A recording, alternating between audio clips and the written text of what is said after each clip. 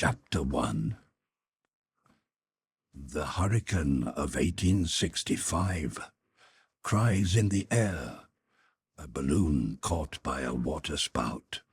Only the sea in sight. 5 passengers. What took place in the basket? Land ahead. The outcome. Are we going up again? No, on the contrary, we're going down. Worse than that, Mr. Smith, we are falling. For God's sake, throw over all the ballast. The last sack is empty. Is the balloon rising? No. I hear the splashing waves. The sea is under us. It is not 500 feet off. Then a strong, clear voice shouted, "Overboard with all we have, and God help us." Such were the words which rang through the air above the vast wilderness of the Pacific towards 4 o'clock in the afternoon of the 23rd of March, 1865. Doubtless no one has forgotten that terrible northeast gale which vented its fury during the equinox of that year.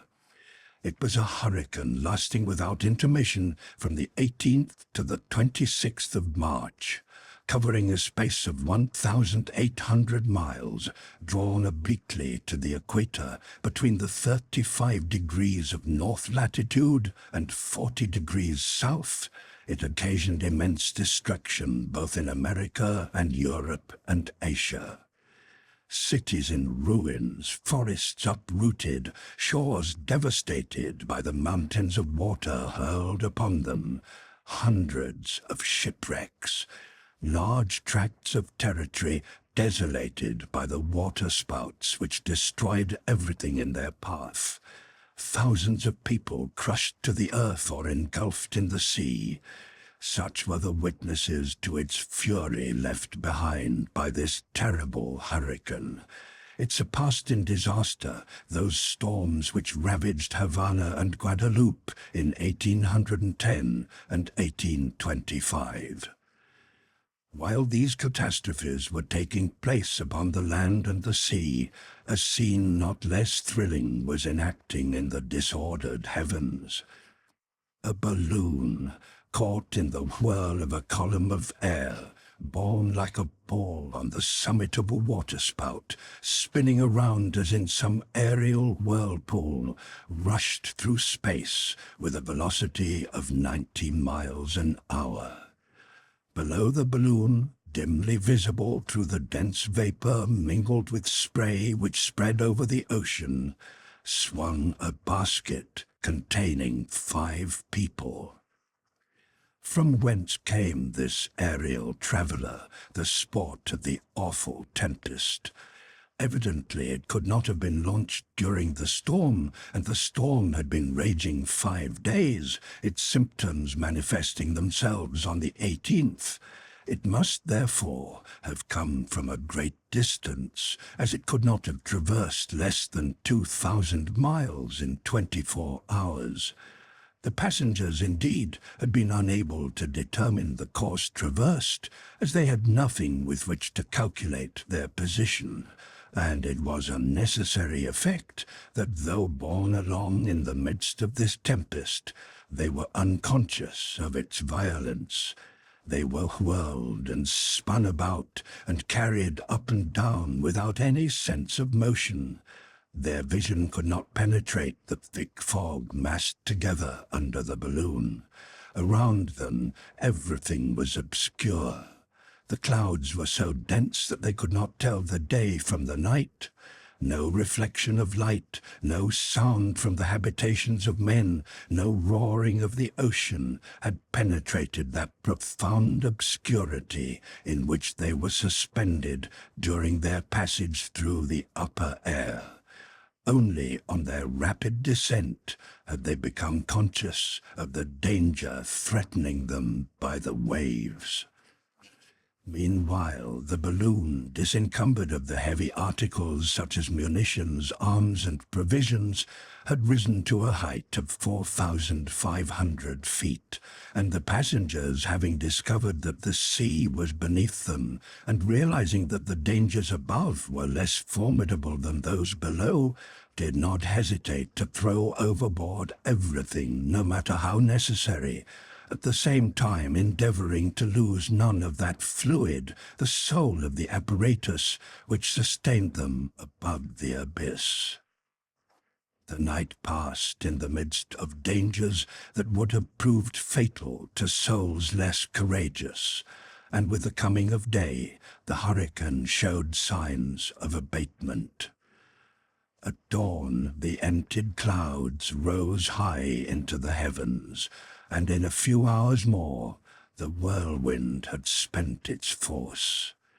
The wind from a hurricane had subsided into what sailors would call a three-reef breeze. Toward 11 o'clock, the lower strata of the air had lightened visibly. The atmosphere exhaled that humidity which is noticeable after the passage of great meteors. It did not seem as if the storm had moved westward, but rather as if it was ended. Perhaps it had flowed off in electric sheets after the whirlwind had spent itself, as is the case with the typhoon in the Indian Ocean. Now, however, it became evident that the balloon was again sinking, slowly but surely. It seemed also as if it was gradually collapsing, and that its envelope was lengthening and passing from a spherical into an oval form. It held 50,000 cubic feet of gas, and therefore, whether soaring to a great height or moving along horizontally, it was able to maintain itself for a long time in the air.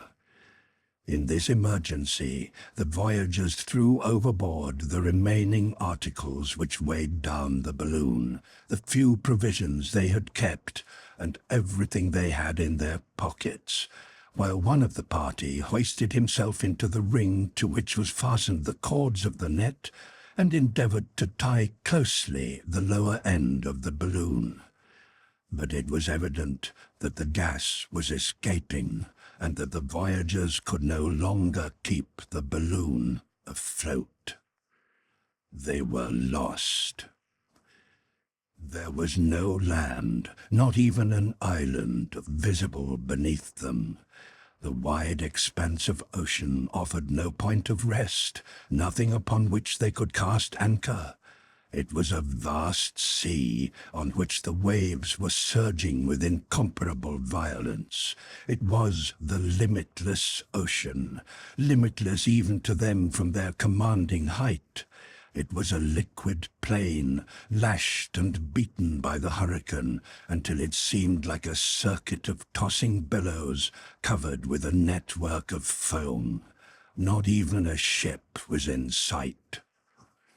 In order, therefore, to save themselves from being swallowed up by the waves, it was necessary to arrest this downward movement, let it cost what it might, and it was evidently to the accomplishment of this that the party were directing their efforts. But in spite of all they could do, the balloon continued to descend, though at the same time moving rapidly along with the wind toward the southwest. It was a terrible situation, this, of these unfortunate men. No longer masters of the balloon, their efforts availed them nothing.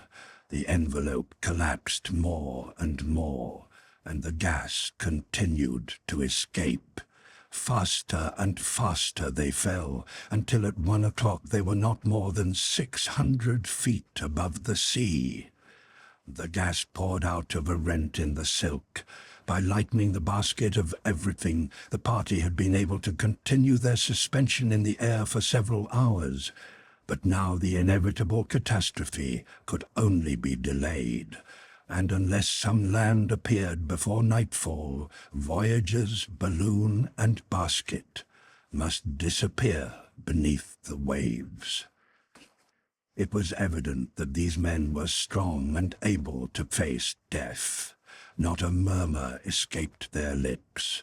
They were determined to struggle to the last second to retard their fall, and they tried their last expedient. The basket, constructed of willow osiers, could not float, and they had no means of supporting it on the surface of the water. It was 2 o'clock, and the balloon was only 400 feet above the waves.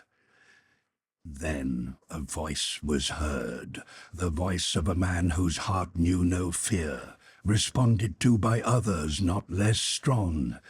"Everything is thrown out? No, we yet have 10,000 francs in gold." A heavy bag fell into the sea. "Is the balloon rising?" "A little, but it will soon fall again." "Is there nothing else we can get rid of?" "Not a thing." "Yes, there is. There's the basket." "Catch hold of the net, then, and let it go." The cords which attached the basket to the hoop were cut, and the balloon, as the former fell into the sea, rose again 2,000 feet. This was indeed the last means of lightening the apparatus. The 5 passengers had clambered into the net around the hoop, and clinging to its meshes, looked into the abyss below. Everyone knows the statical sensibility of a balloon. It is only necessary to relieve it of the lightest object in order to have it rise. The apparatus floating in air acts like a mathematical balance. One can readily understand, then, that when disencumbered of every weight relatively great, its upward movement will be sudden and considerable. It was thus in the present instance. But after remaining poised for a moment at its height, the balloon began to descend.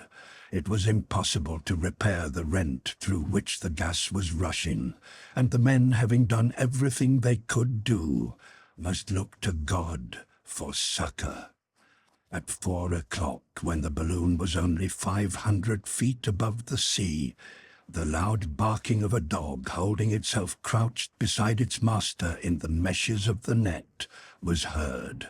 "Top has seen something," cried one, and immediately afterwards another shouted, "Land! Land!" The balloon, which the wind had continued to carry towards the southwest, had since dawn passed over a distance of several 100 miles, and a high land began to be distinguishable in that direction. But it was still 30 miles to leeward, and even supposing they did not drift, it would take a full hour to reach it. An hour! Before that time could pass, would not the balloon be emptied of what gas remained?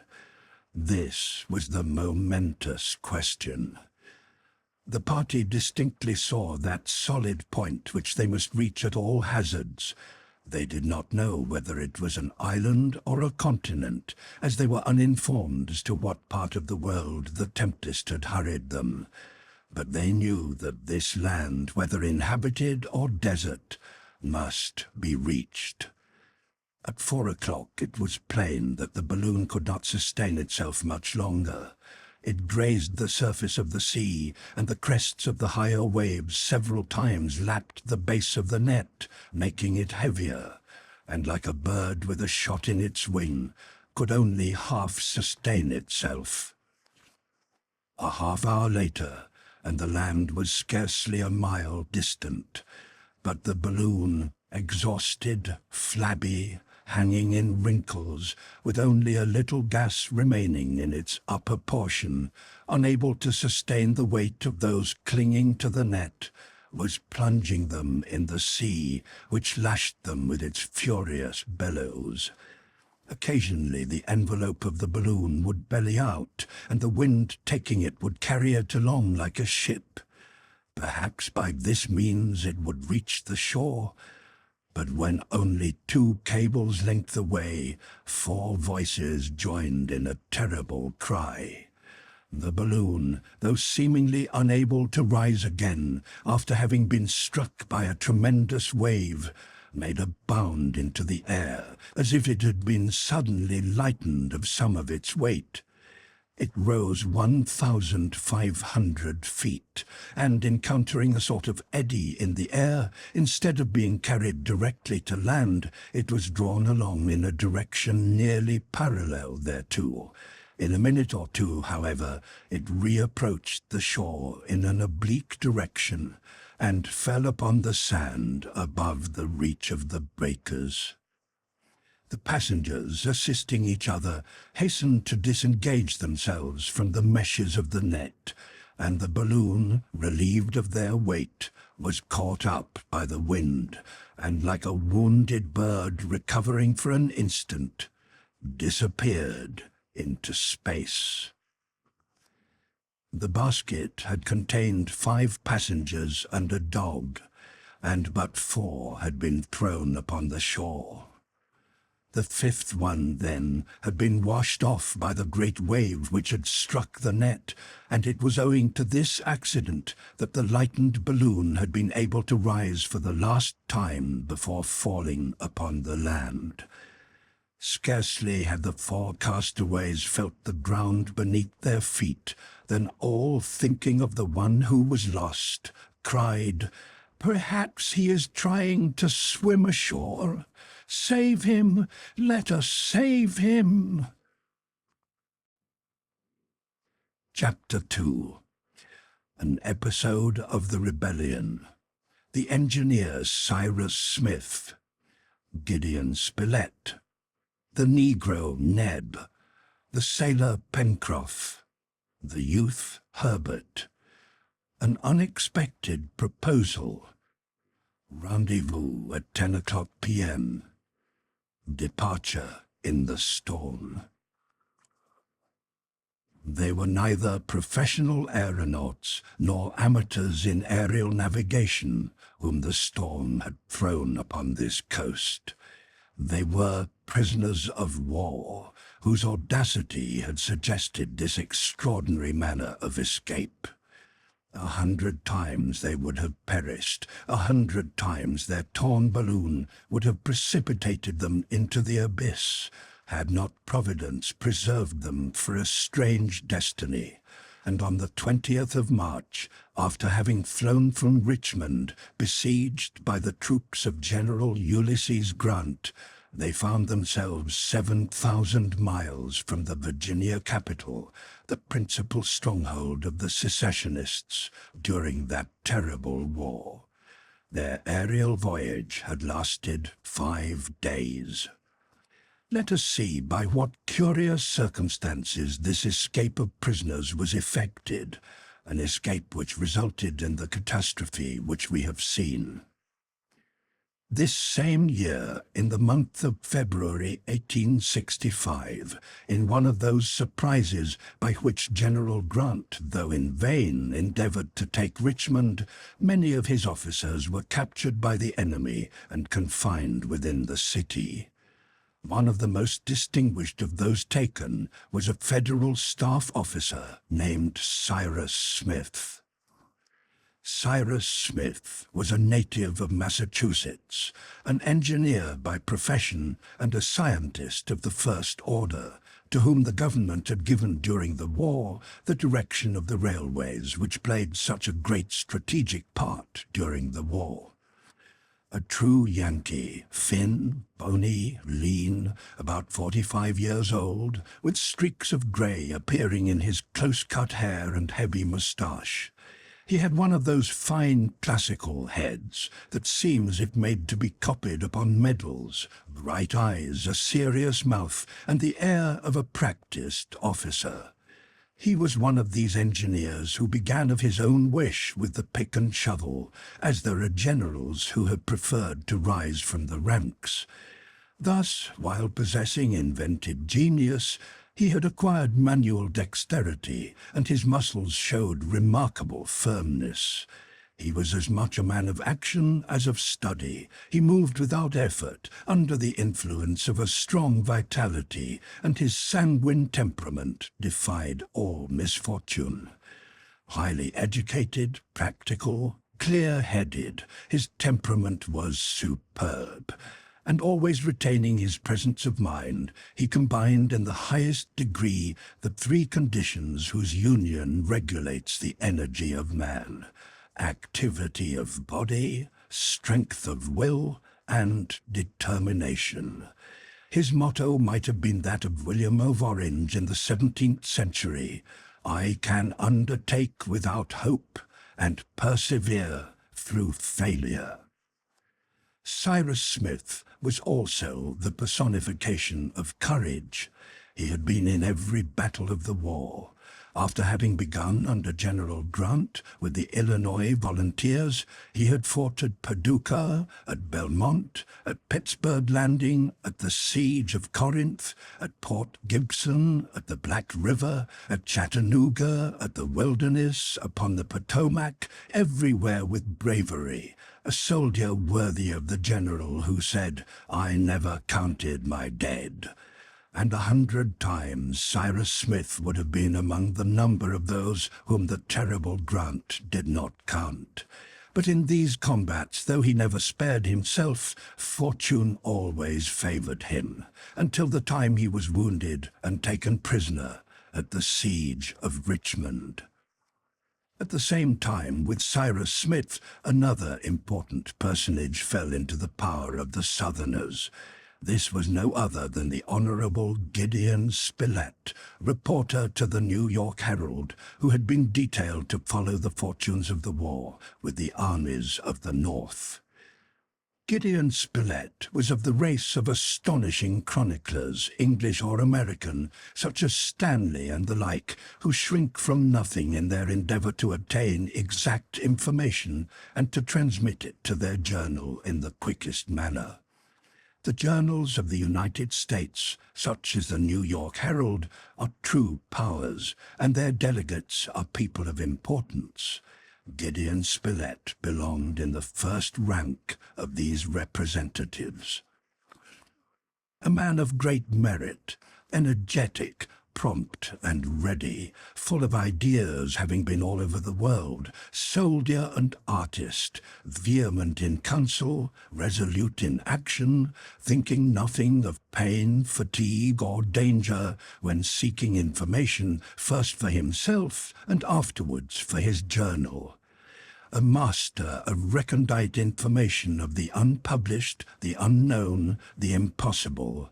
He was one of those cold observers who write amid the cannonballs, reporting under the bullets, and to whom all perils are welcome. He also had been in all the battles, in the front rank, revolver in one hand and notebook in the other, his pencil never trembling in the midst of a cannonade. He did not tire the wires by incessant telegraphing, like those who speak when they have nothing to say, but each of his messages was short, condensed, clear, and to the purpose. For the rest, he did not like humour. It was he who, after the affair of Black River, wishing at any price to keep his place at the telegraph wicket in order to announce the result, kept telegraphing for 2 hours the first chapters of the Bible. It cost the New York Herald $2,000, but the New York Herald had the first news. Gideon Spilett was tall. He was 40 years old or more. Sandy-coloured whiskers encircled his face. His eye was clear, lively, and quick-moving. It was the eye of a man who was accustomed to take in everything at a glance. Strongly built, he was tempered by all climates as a bar of steel is tempered by cold water. For 10 years Gideon Spilett had been connected with the New York Herald, which he had enriched with his notes and his drawings as he wielded the pencil as well as the pen. When captured, he was about making a description and a sketch of the battle. The last words written in his notebook were these: "A Southerner is aiming at me, and Gideon Spilett was missed. So, following his invariable custom, he escaped unscratched. Cyrus Smith and Gideon Spilett, who knew each other only by reputation, were both taken to Richmond. The engineer recovered rapidly from his wound, and it was during his convalescence he met the reporter. The two soon learned to appreciate each other. Soon their one aim was to rejoin the army of Grant and fight again in the ranks for the preservation of the Union.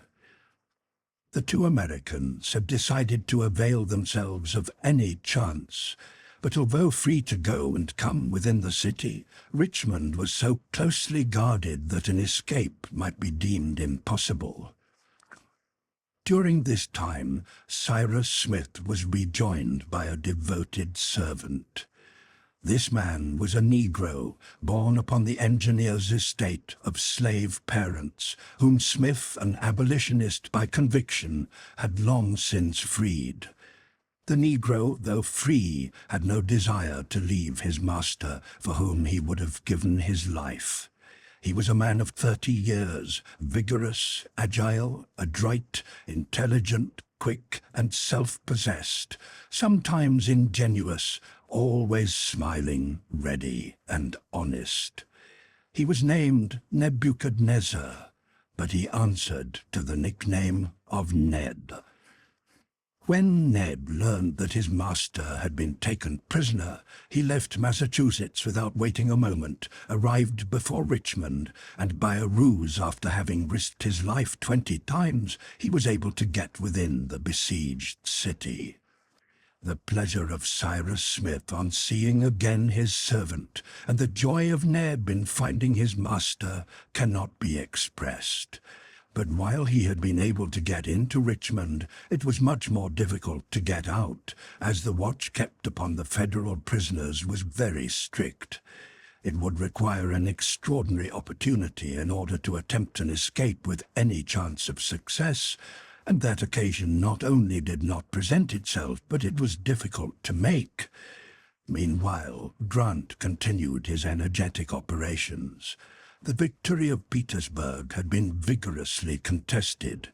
His forces, reunited to those of Butler, had not as yet obtained any result before Richmond, and nothing indicated an early release to the prisoners. The reporter, whose tiresome captivity gave him no item worthy of note, grew impatient. He had but one idea: to get out of Richmond at any risk. Many times indeed he tried the experiment, and was stopped by obstacles insurmountable.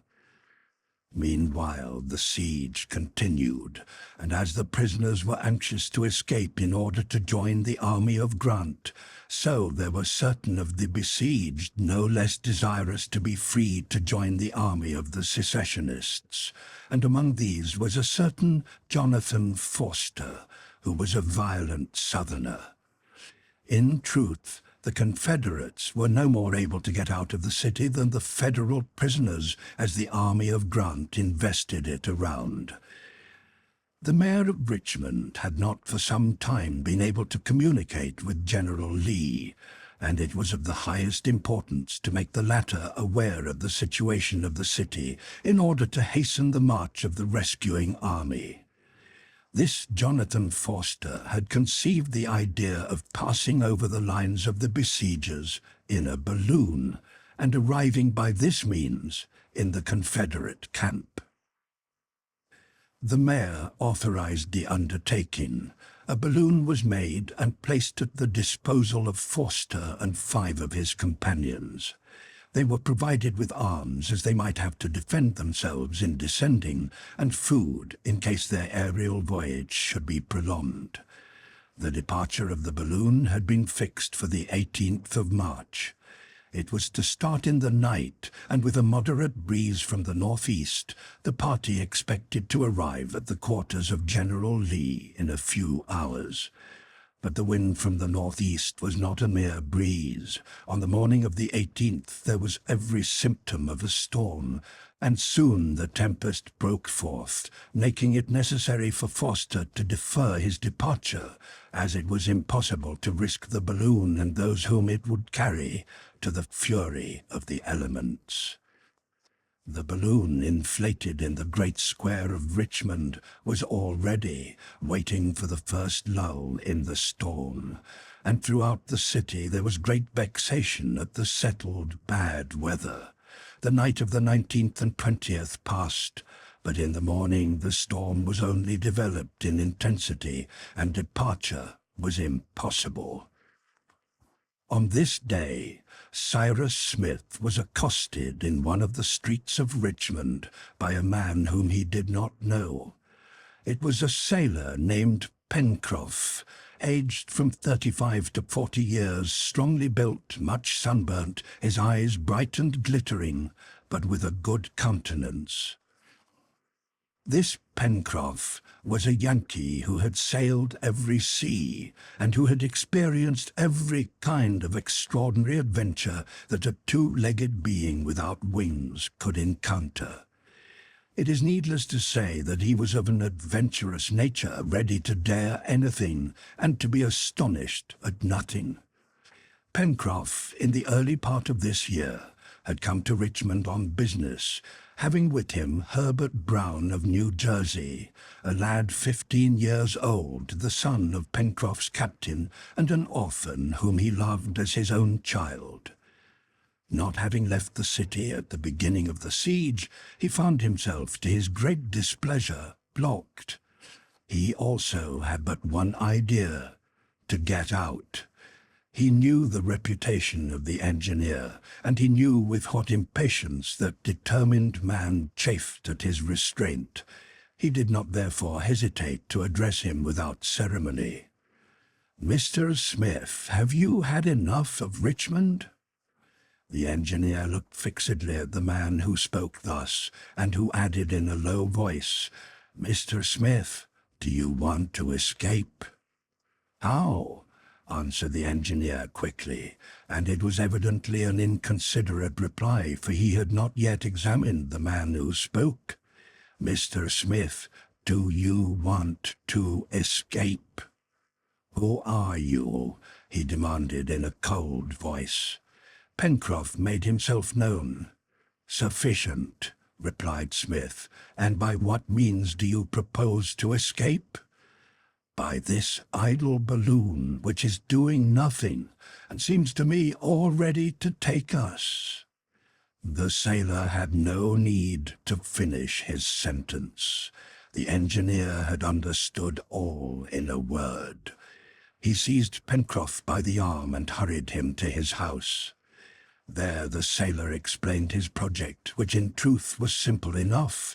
They risked only their lives in carrying it out. The storm was at its height, it is true, but a skilful and daring engineer like Smith would know well how to manage a balloon. He himself would not have hesitated to have started, had he known how, with Harbert, of course. He had seen many storms, and he thought nothing of them. Cyrus Smith listened to the sailor without saying a word, but with glistening eyes. This was the opportunity, and he was not the man to let it escape him. The project was very dangerous, but it could be accomplished. During the night, in spite of the guards, they might reach the balloon, creep into the basket, and then cut the lines which held it. Certainly they risked being shot, but on the other hand they might succeed, and but without this tempest the balloon would have been gone, and the long-sought opportunity would not have been present. "I am not alone," said Smith at length. "How many would you want to take?" demanded the sailor. "Two, my friend Spilett and my man Ned." "That would be 3, replied Pencroff, "and with Harbert and myself, 5. "Well, the balloon can carry 6. "Very well, we will go," said the engineer. This "we" pledged the reporter, who was not a man to retreat, and who, when the project was told him, approved of it heartily. What astonished him was that so simple a plan had not already occurred to himself. As to Neb, he followed his master wherever his master wanted to go. "Tonight, then," said Pencroff. "Tonight at 10 o'clock," replied Smith, "and pray heaven that this storm does not abate before we get off." Pencroff took leave of the engineer and returned to his lodging, where he found young Herbert Brown. This brave boy knew the plans of the sailor, and he was not without a certain anxiety as to the result of the proposal to the engineer. We see, therefore, 5 people determined to throw themselves into the vortex of the storm. The storm did not abate, and neither Jonathan Forster nor his companion dreamed of confronting it in that frail basket. The journey would be terrible. The engineer feared but one thing, that the balloon, held to the ground and beaten down under the wind, would be torn into 1,000 pieces. During many hours he wandered about the nearly deserted square, watching the apparatus. Pencroff, his hands in his pockets, yawning like a man who is unable to kill time, did the same. But in reality, he also feared that the balloon would be torn to pieces or break from its moorings and be carried off. Evening arrived, and the night closed in, dark and threatening. Thick masses of fog passed like clouds low down over the earth. Rain mingled with snow fell. The weather was cold. A sort of mist enveloped Richmond. It seemed as if in the face of this terrible tempest a truce had been agreed upon between the besiegers and the besieged, and the cannon were silent before the heavy detonations of the storm. The streets of the city were deserted. It had not even seemed necessary in such weather to guard the square in which swung the balloon. Everything favored the departure of the prisoners, but this voyage, in the midst of the excited elements— "Bad weather," said Pencroff, holding his hat, which the wind was trying to take off, firmly to his head, "but sure, it can't last all the same." At 9:30, Cyrus Smith and his companions glided by different routes to the square, which the gaslights, extinguished by the wind, left in profound darkness. They could not see even the huge balloon as it lay pressed over against the ground. Beside the bags of ballast which held the cords of the net, the basket was held down by a strong cable passed through a ring fastened in the pavement, and the ends brought back on board. The 5 prisoners came together at the basket. They had not been discovered, and such was the darkness that they could not see each other. Without saying a word, 4 of them took their places in the basket, while Pencroff, under the direction of the engineer, unfastened successively the bundles of ballast.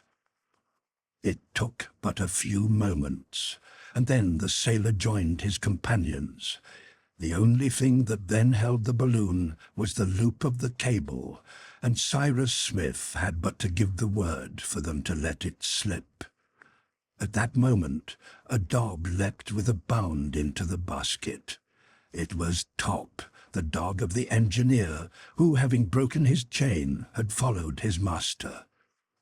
Cyrus Smith, fearing to add to the weight, wanted to send the poor brute back, but Pencroff said, "Sure, it is but one more," and at the same time threw overboard 2 bags of sand. Then, slipping the cable, the balloon, shooting off in an oblique direction, disappeared after having dashed its basket against 2 chimneys which it demolished in its rush. Then the storm burst upon them with frightful violence. The engineer did not dare to descend during the night, and when day dawned, all sight of the earth was hidden by the mists.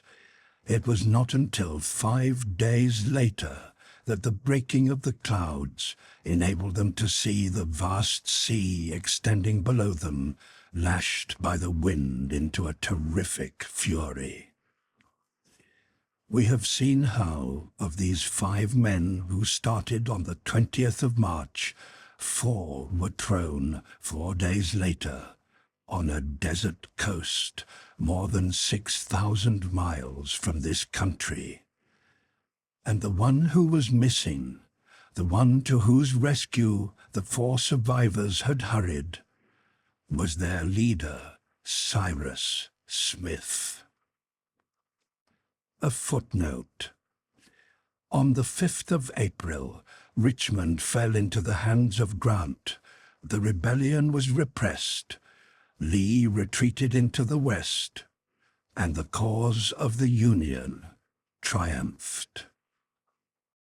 Chapter 3. 5 o'clock in the afternoon.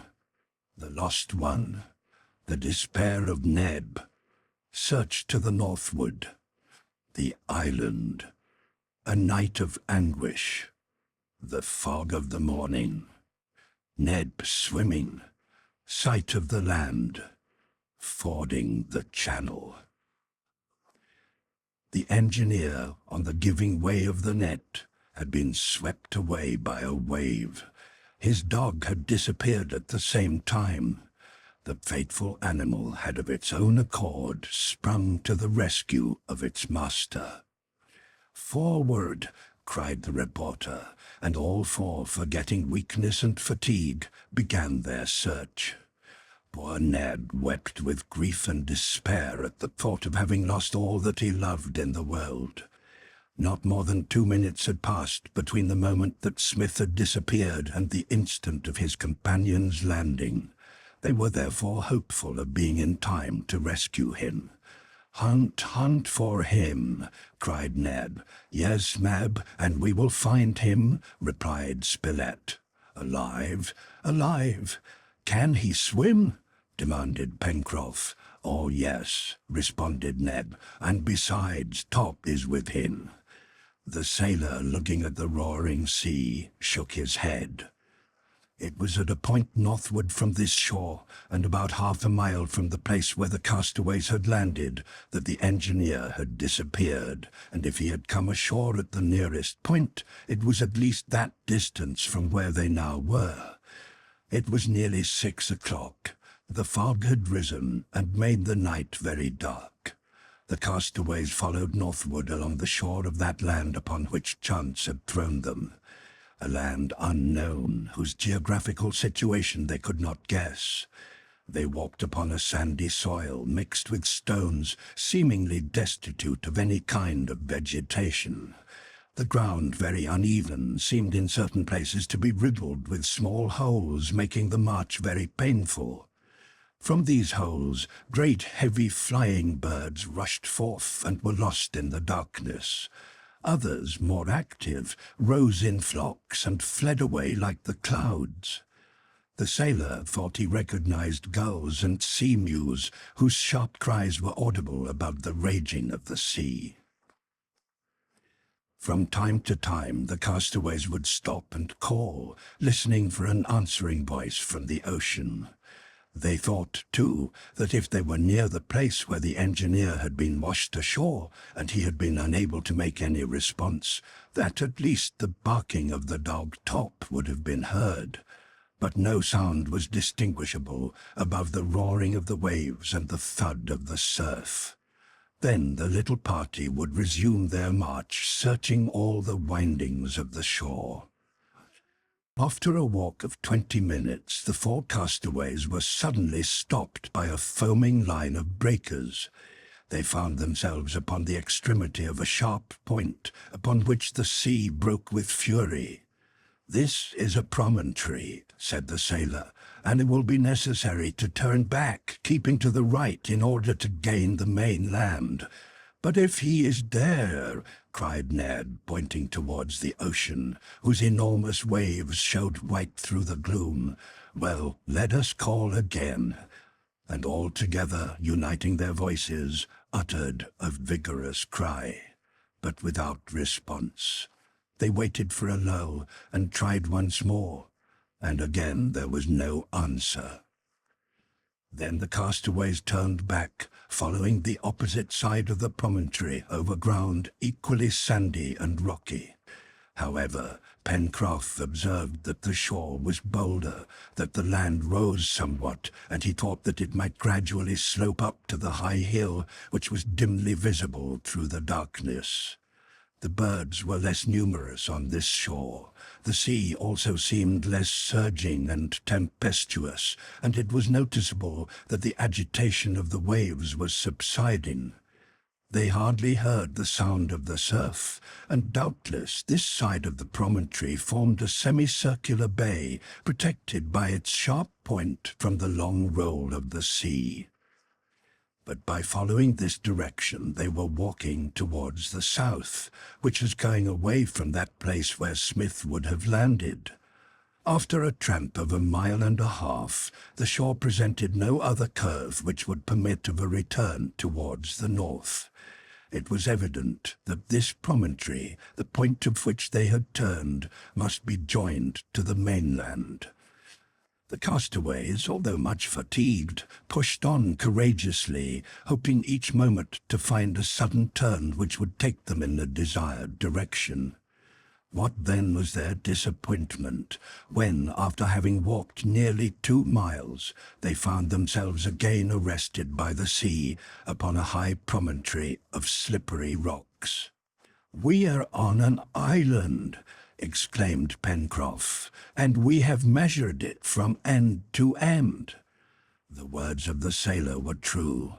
The castaways had been thrown not upon a continent, but upon an island not more than 2 miles long, and of inconsiderable breadth.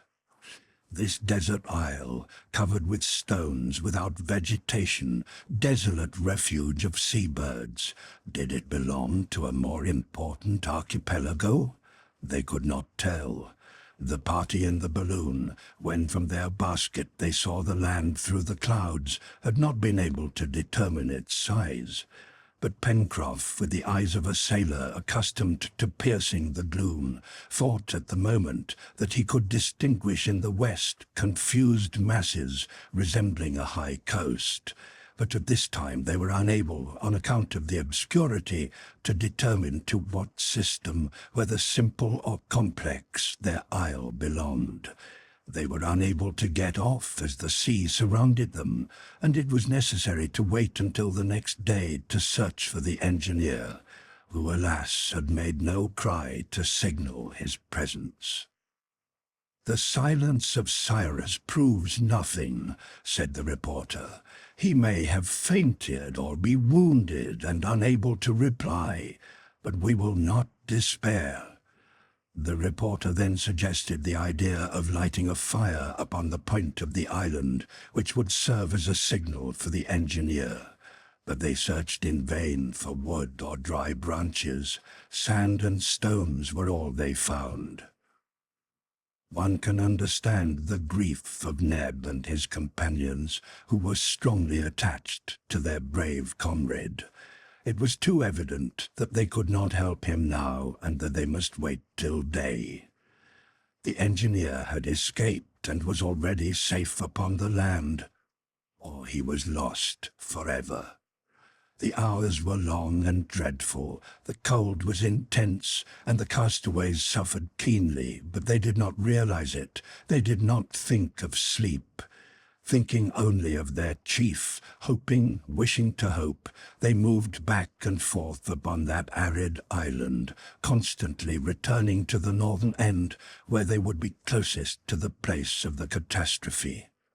They listened, they shouted, they tried to catch some call, and as a lull would come or the roar of the surf fall with the waves, their halloos must have sounded far into the distance. Once the cry of Neb was answered by an echo, and Harbert made Pencroff notice it, saying, "That proves that there is land not far to the west." The sailor nodded. He knew his eyes could not deceive him. He thought he had seen land, and it must be there. But this distant echo was the only answer to the cries of Neb, and the silence about the island remained unbroken. Meanwhile, the sky was clearing slowly. Towards midnight, some stars shone out, and had the engineer been there with his companions, he would have noticed that these stars did not belong to the northern hemisphere. The pole star was not visible in this new horizon. The constellations in the zenith were not such as they had been accustomed to see from North America, and the Southern Cross shone resplendent in the heavens. The night passed, and towards 5 o'clock in the morning the middle heavens began to brighten, though the horizon remained obscure, until with the first rays of day a fog rose from the sea, so dense that the eye could scarcely penetrate 20 paces into its depths, and separated into great heavy-moving masses. This was unfortunate, as the castaways were unable to distinguish anything about them. While the gaze of Neb and the reporter was directed towards the sea, the sailor and Harbert searched for the land in the west, but they could see nothing. "Never mind," said Pencroff, "if I do not see the land. I feel that it is there, just as sure as that we are not in Richmond." But the fog, which was nothing more than a morning mist, soon rose. A clear sun warmed the upper air, its heat penetrating to the surface of the island. At 6:30, 3/4 of an hour after sunrise, the mist was nearly gone. Though still thick overhead, it dissolved below, and soon all the island appeared as from a cloud. Then the sea appeared, limitless towards the east, but bounded on the west by a high and abrupt coast. Yes, the land was there. There safety was at least provisionally assured. The island and the mainland were separated by a channel 1/2 a mile wide, through which rushed a strong current. Into this current, one of the party, without saying a word or consulting with his companions, precipitated himself. It was Neb. He was anxious to be upon that coast and to be pushing forward towards the north. No one could keep him back. Pencroff called to him in vain. The reporter prepared to follow, but the sailor ran to him, exclaiming, "Are you determined to cross this channel?" "I am," replied Spilett. "Well then, listen to me a moment. Neb can rescue his master alone. If we throw ourselves into the channel, we are in danger of being carried out to sea by this strong current. Now, if I am not mistaken, it is caused by the ebb. You see, the tide is going out. Have patience until low water, and then we may ford it." "You are right," answered the reporter. "We will keep together as much as possible." Meanwhile, Neb was swimming vigorously in a diagonal direction against the current. His black shoulders were seen rising with each stroke. He was drawn backward with swiftness, but he was gaining towards the other shore. It took him more than 1/2 an hour to cross the 1/2 mile which separated the isle from the mainland, and when he reached the other side, it was at a place a long distance from the point opposite to that which he had left.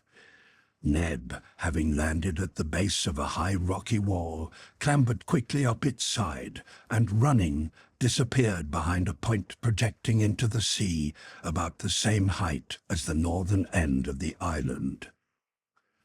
Neb's companions had watched with anxiety his daring attempt, and when he was out of sight, they fixed their eyes upon that land from which they were going to demand refuge. They ate some of the shellfish which they found upon the sands. It was a poor meal, but then it was better than nothing. The opposite coast formed an immense bay, terminated to the south by a sharp point bare of all vegetation and having a most forbidding aspect. This point, at its junction with the shore, was abutted by high granite rocks. Towards the north, on the contrary, the bay widened, with a shore more rounded, extending from the southwest to the northeast and ending in a narrow cape. Between these 2 points, the distance must have been about 8 miles. A half-mile from the shore, the island, like an enormous whale, lay upon the sea. Its width could not have been greater than 1/4 of a mile. Before the island, the shore began with a sandy beach strewn with black rocks, at this moment beginning to appear above the receding tide. Beyond this rose like a curtain a perpendicular granite wall, at least 300 feet high and terminated by a ragged edge. This extended for about 3 miles, ending abruptly on the right in a smooth face, as if cut by the hand of man. To the left, on the contrary, above the promontory, this kind of irregular cliff, composed of heaped-up rocks and glistening in the light, sank and gradually mingled with the rocks of the southern point. Upon the upper level of the coast, not a tree was visible.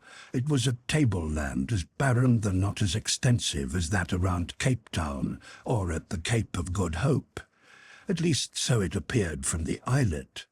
To the right, however, and back of the smooth face of rock, some verdure appeared. The confused massing of large trees was easily distinguishable, extending far as the eye could reach. This verdure gladdened the sight tired by the rough face of granite. Finally, back of and above the plateau, distant towards the northwest about 7 miles, shone a white summit, reflecting the sun's rays. It was the snowy cap of some lofty mountain. It was not possible at present to say whether this land was an island or part of a continent, but the sight of the broken rocks heaped together on the left would have proved to a geologist their volcanic origin, as they were incontestably the result of igneous action. Gideon Spilett, Pencroff, and Harbert looked earnestly upon this land where they were to live, perhaps for long years, upon which, if out of the track of ships, they might have to die. "Well," demanded Harbert, "what do you think of it, Pencroff?" "Well," replied the sailor, "there's good and bad in it, as with everything else. But we shall soon see, for look, what I told you. In 3 hours we can cross, and once over there we will see what we can do towards finding Mr. Smith."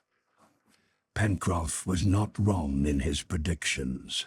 3 hours later, at low tide, the greater part of the sandy bed of the channel was bare. A narrow strip of water, easily crossed, was all that separated the island from the shore. And at 10 o'clock, Spilett and his 2 companions, stripped of their clothing, which they carried in packages on their heads, waded through the water, which was nowhere more than 5 feet deep. Harbert, where the water was too deep, swam like a fish, acquitting himself well, and all arrived without difficulty at the other shore. There, having dried themselves in the sun, they put on their clothes, which had not touched the water, and took counsel together. Chapter 4.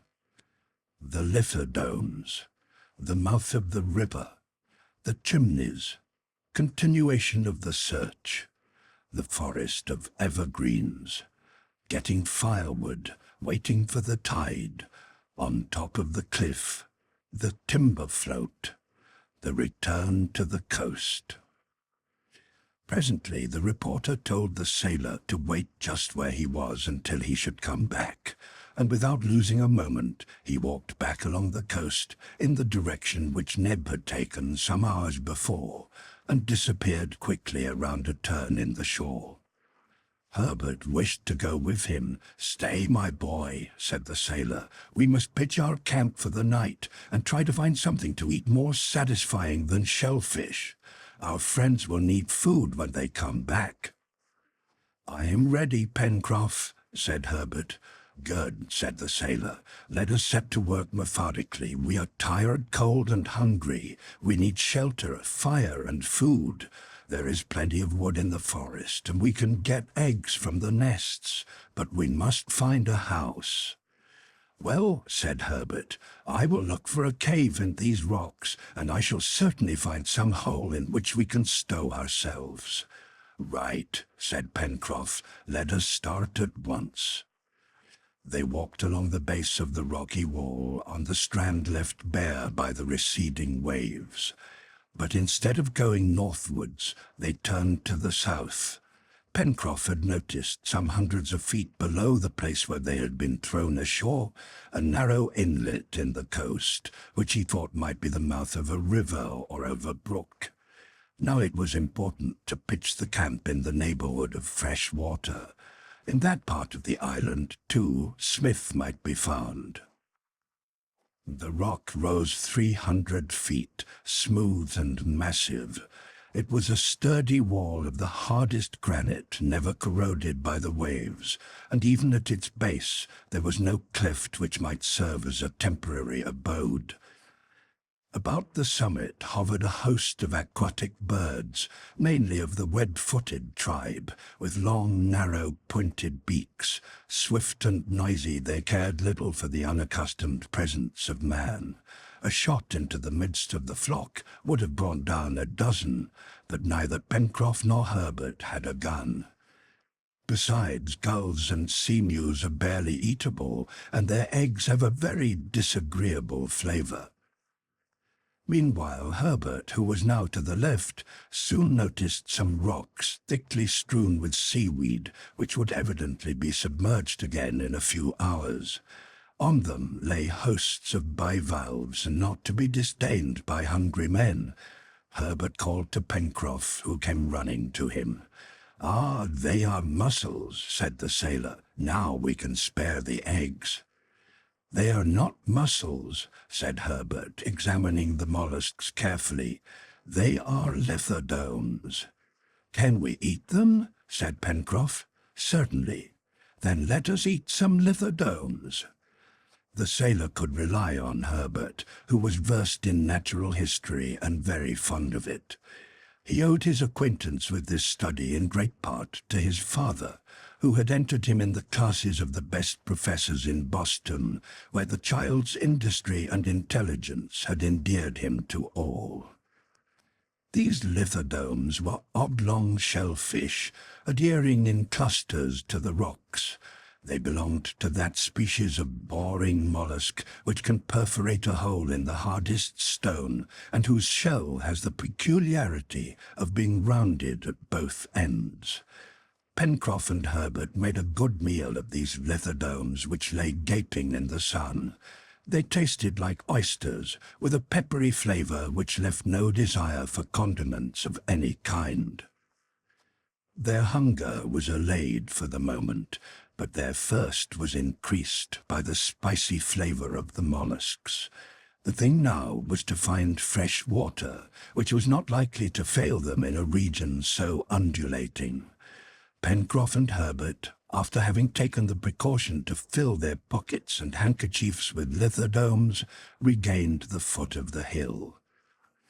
200 feet further on they reached the inlet, through which, as Pencroff had surmised, a little river was flowing with full current.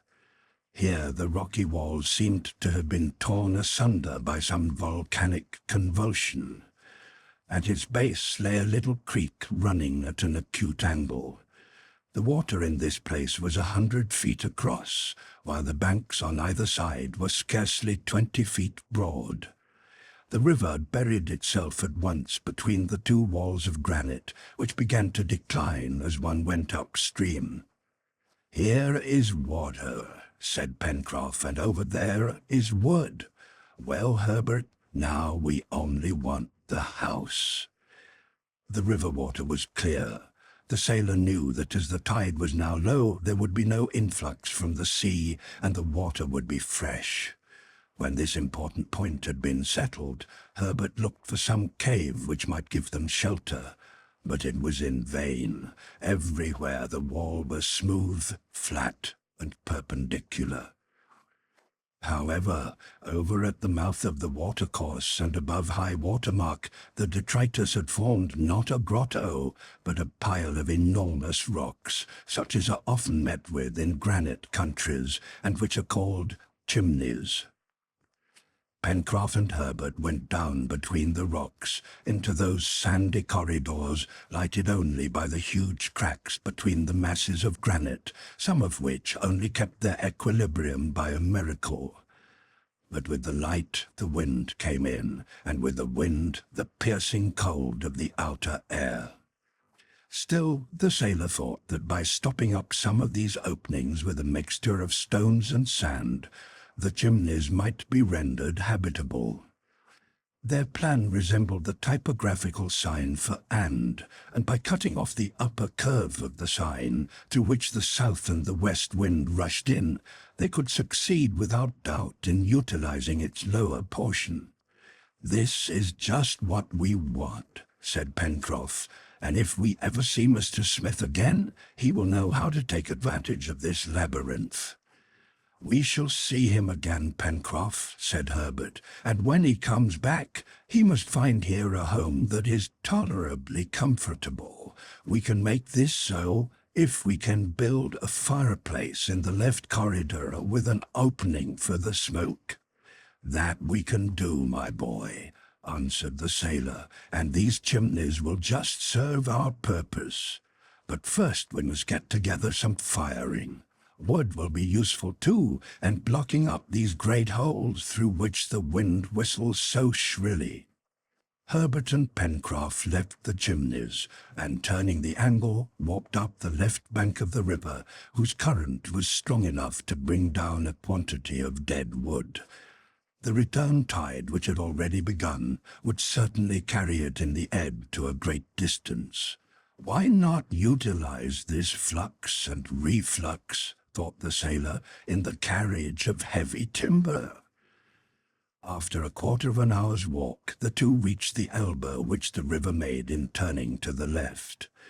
From this point onward it flowed through a forest of magnificent trees, which had preserved their verdure in spite of the season, for they belonged to that great cone-bearing family indigenous everywhere, from the poles to the tropics. Especially conspicuous were the deodora, so numerous in the Himalayas with their pungent perfume. Among them were clusters of pines with tall trunks and spreading parasols of green. The ground was strewn with fallen branches, so dry as to crackle under their feet. "Good," said the sailor. "I may not know the name of these trees, but I know they belong to the Janus firewood, and that's the main thing for us." It was an easy matter to gather the firewood. They did not need even to strip the trees. Plenty of dead branches lay at their feet. This dry wood would burn rapidly, and they would need a large supply. How could two men carry such a load to the chimneys? Herbert asked the question. "My boy," said the sailor, "there's a way to do everything. If we had a car or a boat, it would be too easy." "We have the river," suggested Herbert. "Exactly," said Pencroff. "The river shall be our road and our carrier too. Timber floats were not invented for nothing." "But our carrier is going in the wrong direction," said Herbert, "since the tide is coming up from the sea." "We have only to wait for the turn of tide," answered the sailor. "Let us get our float ready." They walked towards the river, each carrying a heavy load of wood tied up in faggots. On the bank, too, lay quantities of dead boughs, among grass which the foot of man had probably never pressed before. Pencroff began to get ready his float. In an eddy caused by an angle of the shore, which broke the flow of the current, they set afloat the larger pieces of wood, bound together by liana stems so as to form a sort of raft. On this raft they piled the rest of the wood, which would have been a load for 20 men. In an hour their work was finished, and the float was moored to the bank to wait for the turn of the tide. Pencroff and Harbert resolved to spend the meantime in gaining a more extended view of the country from the higher plateau. 200 feet behind the angle of the river, the wall, terminating in irregular masses of rocks, sloped away gently to the edge of the forest. The two easily climbed this natural staircase, soon attained the summit, and posted themselves at the angle overlooking the mouth of the river. Their first look was at that ocean over which they had been so frightfully swept. They beheld with emotion the northern part of the coast, the scene of the catastrophe and of Smith's disappearance. They hoped to see on the surface some wreck of the balloon to which a man might cling. But the sea was a watery desert. The coast, too, was desolate. Neither Ned nor the reporter could be seen. "Something tells me," said Harbert, "that a person so energetic as Mr. Smith would not let himself be drowned like an ordinary man. He must have got to shore. Don't you think so, Pencroff?" The sailor shook his head sadly. He never thought to see Smith again, but he left Harbert a hope. "No doubt," said he, "our engineer could save himself where anyone else would perish." Meanwhile, he took a careful observation of the coast. Beneath his eyes stretched out the sandy beach, bounded upon the right of the river mouth by lines of breakers. The rocks which were still visible above the water were like groups of amphibious monsters lying in the surf. Beyond them the sea sparkled in the rays of the sun. A narrow point terminated the southern horizon, and it was impossible to tell whether the land stretched further in that direction, or whether it trended southeast and southwest so as to make an elongated peninsula. At the northern end of the bay, the outline of the coast was continued to a great distance. There the shore was low and flat, without rocks, but covered by great sandbanks left by the receding tide. When Pencroff and Harbert walked back towards the west, their looks fell on the snow-capped mountain, which rose 6 or 7 miles away. Masses of tree trunks with patches of evergreens extended from its first declivities to within 2 miles of the coast. Then from the edge of this forest to the coast stretched a plateau strewn at random with clumps of trees. On the left shore, through the glades, the waters of the little river, which seemed to have returned in its sinuous course to the mountains which gave it birth. "Are we upon an island?" muttered the sailor. "It is big enough, at all events," said the boy. "An island's an island, and no matter how big," said Pencroff.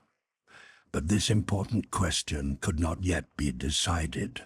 The country itself, isle or continent, seemed fertile, picturesque, and diversified in its products.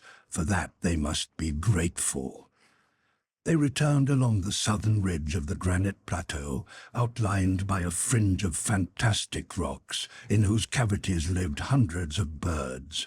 A whole flock of them soared aloft as Harbert jumped over the rocks. "Ah," cried he, "these are neither gulls nor sea-mews." "What are they?" said Pencroff. "They look for all the world like pigeons." "So they are," said Harbert, "but they are wild pigeons or rock pigeons. I know them by the 2 black bands on the wing, the white rump and the ash-blue feathers. The rock pigeon is good to eat, and its eggs ought to be delicious, and if they have left a few in their nests, we will let them hatch in an omelette," said Pencroff gaily. "But what will you make your omelette in?" asked Harbert. "In your hat?" "I am not quite conjurer enough for that," said the sailor. "We must fall back on eggs in the shell, and I will undertake to dispatch the hardest." Pencroff and the boy examined carefully the cavities of the granite, and succeeded in discovering eggs in some of them. Some dozens were collected in the sailor's handkerchief, and high tide approaching, the two went down again to the watercourse. It was 1 o'clock when they arrived at the elbow of the river, and the tide was already on the turn.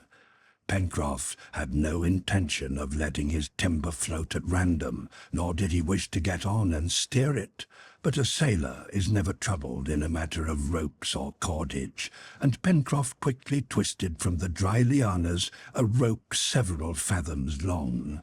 This was fastened behind the raft, and the sailor held it in his hand, while Harbert kept the float in the current by pushing it off from the shore with a long pole. This expedient proved an entire success. The enormous load of wood kept well in the current. The banks were sheer, and there was no fear lest the float should ground. Before 2 o'clock, they reached the mouth of the stream, a few feet from the Chimneys. Chapter 5. Arranging the Chimneys. The important question of fire. The matchbox. Search over the shore, return of the reporter and Neb, one match, the crackling fire, the fish supper, the first night on land. The first care of Pencroff, after the raft had been unloaded, was to make the Chimneys habitable by stopping up those passages traversed by the draughts of air. Sand, stones, twisted branches, and mud hermetically sealed the galleries of the typographical and open to the southerly winds, and shut out its upper curve. One narrow winding passage opening on the side was arranged to carry out the smoke and to quicken the draught of the fire. The Chimneys were thus divided into 3 or 4 chambers, if these dark dens, which would hardly have contained a beast, might be so called. But they were dry, and one could stand up in them, or at least in the principal one, which was in the centre. The floor was covered with sand, and everything considered, they could establish themselves in this place while waiting for one better. While working, Harbert and Pencroff chatted together. "Perhaps," said the boy, "our companions will have found a better place than ours." "It is possible," answered the sailor, "but until we know, don't let us stop. Better have 2 strings to one's bow than none at all." "Oh," repeated Harbert, "if they can only find Mr. Smith and bring him back with them, how thankful we will be." "Yes," murmured Pencroff, "he was a good man." "Was," said Harbert. "Do you think we shall not see him again?" "Heaven forbid," replied the sailor. The work of division was rapidly accomplished, and Pencroff declared himself satisfied. "Now," said he, "our friends may return, and they will find a good enough shelter." Nothing remained but to fix the fireplace and to prepare the meal, which in truth was a task easy and simple enough. Large flat stones were placed at the mouth of the first gallery to the left, where the smoke passage had been made, and this chimney was made so narrow that but little heat would escape up the flue, and the cavern would be comfortably warmed. The stock of wood was piled up in one of the chambers, and the sailor placed some logs and broken branches upon the stones. He was occupied in arranging them when Harbert asked him if he had some matches. "Certainly," replied Pencroff, "and moreover, fortunately, for without matches or tinder, we would indeed be in trouble." "Could not we always make fire as the savages do?" replied Harbert, "by rubbing 2 bits of dry wood together?" "Just try it, my boy, some time, and see if you do anything more than put your arms out of joint. Nevertheless, it is often done in the islands of the Pacific." "I don't say that it is not," replied Pencroff, "but the savages must have a way of their own, or use a certain kind of wood, as more than once I have wanted to get fire in that way and have never yet been able to. For my part, I prefer matches. And by the way, where are mine?" Pencroff, who was an habitual smoker, felt in his vest for the box, which he was never without, but not finding it, he searched the pockets of his trousers, and to his profound amazement it was not there. "This is an awkward business," said he, looking at Herbert. "My box must have fallen from my pocket, and I can't find it. But you, Herbert, have you nothing, no steel, not anything with which we can make fire?" "Not a thing, Pencroff." The sailor, followed by the boy, walked out, rubbing his forehead. On the sand among the rocks by the bank of the river, both of them searched with the utmost care, but without result. The box was of copper, and had it been there, they must have seen it. "Pencroff," asked Herbert, "did not you throw it out of the basket?" "I took good care not to," said the sailor, "but when one has been knocked around as we have been, so small a thing could easily have been lost. Even my pipe is gone. The confounded box! Where can it be?" "Well, the tide is out. Let us run to the place where we landed," said Herbert. It was little likely that they would find this box, which the sea would have rolled among the pebbles at high water. Nevertheless, it would do no harm to search. They therefore went quickly to the place where they had first landed, some 200 paces from the Chimneys. There, among the pebbles and the hollows of the rocks, they made minute search, but in vain. If the box had fallen here, it must have been carried out by the waves. As the tide went down, the sailor peered into every crevice, but without success. It was a serious loss, and for the time irreparable. Pencroff did not conceal his chagrin. He frowned, but did not speak, and Herbert tried to console him by saying that most probably the matches would have been so wetted as to be useless. "No, my boy," answered the sailor, "they were in a tightly closing metal box. But now what are we to do?" "We will certainly find means of procuring fire," said Herbert. "Mr. Smith or Mr. Spilett will not be as helpless as we are." "Yes, but in the meantime we are without it," said Pencroff, "and our companions will find but a very sorry meal on their return." "But," said Herbert hopefully, "it is not possible that they will have neither tinder nor matches." "I doubt it," answered the sailor, shaking his head. "In the first place, neither Neb nor Mr. Smith smoke, and then I'm afraid Mr. Spilett has more likely kept his notebook than his matchbox." Herbert did not answer. This loss was evidently serious. Nevertheless, the lad thought surely they could make a fire in some way or other, but Pencroff, more experienced, although a man not easily discouraged, knew differently. At any rate, there was but one thing to do, to wait until the return of Neb and the reporter. It was necessary to give up the repast of cooked eggs which they had wished to prepare, and a diet of raw flesh did not seem to be, either for themselves or for the others, an agreeable prospect. Before returning to the Chimneys, the companions, in case they failed of a fire, gathered a fresh lot of lithodomes, and then silently took the road to their dwelling. Pencroff, his eyes fixed upon the ground, still searched in every direction for the lost box. They followed again up the left bank of the river, from its mouth to the angle where the raft had been built. They returned to the upper plateau and went in every direction, searching in the tall grass on the edge of the forest, but in vain. It was 5 o'clock when they returned again to the Chimneys, and it is needless to say that the passages were searched in their darkest recesses before all hope was given up.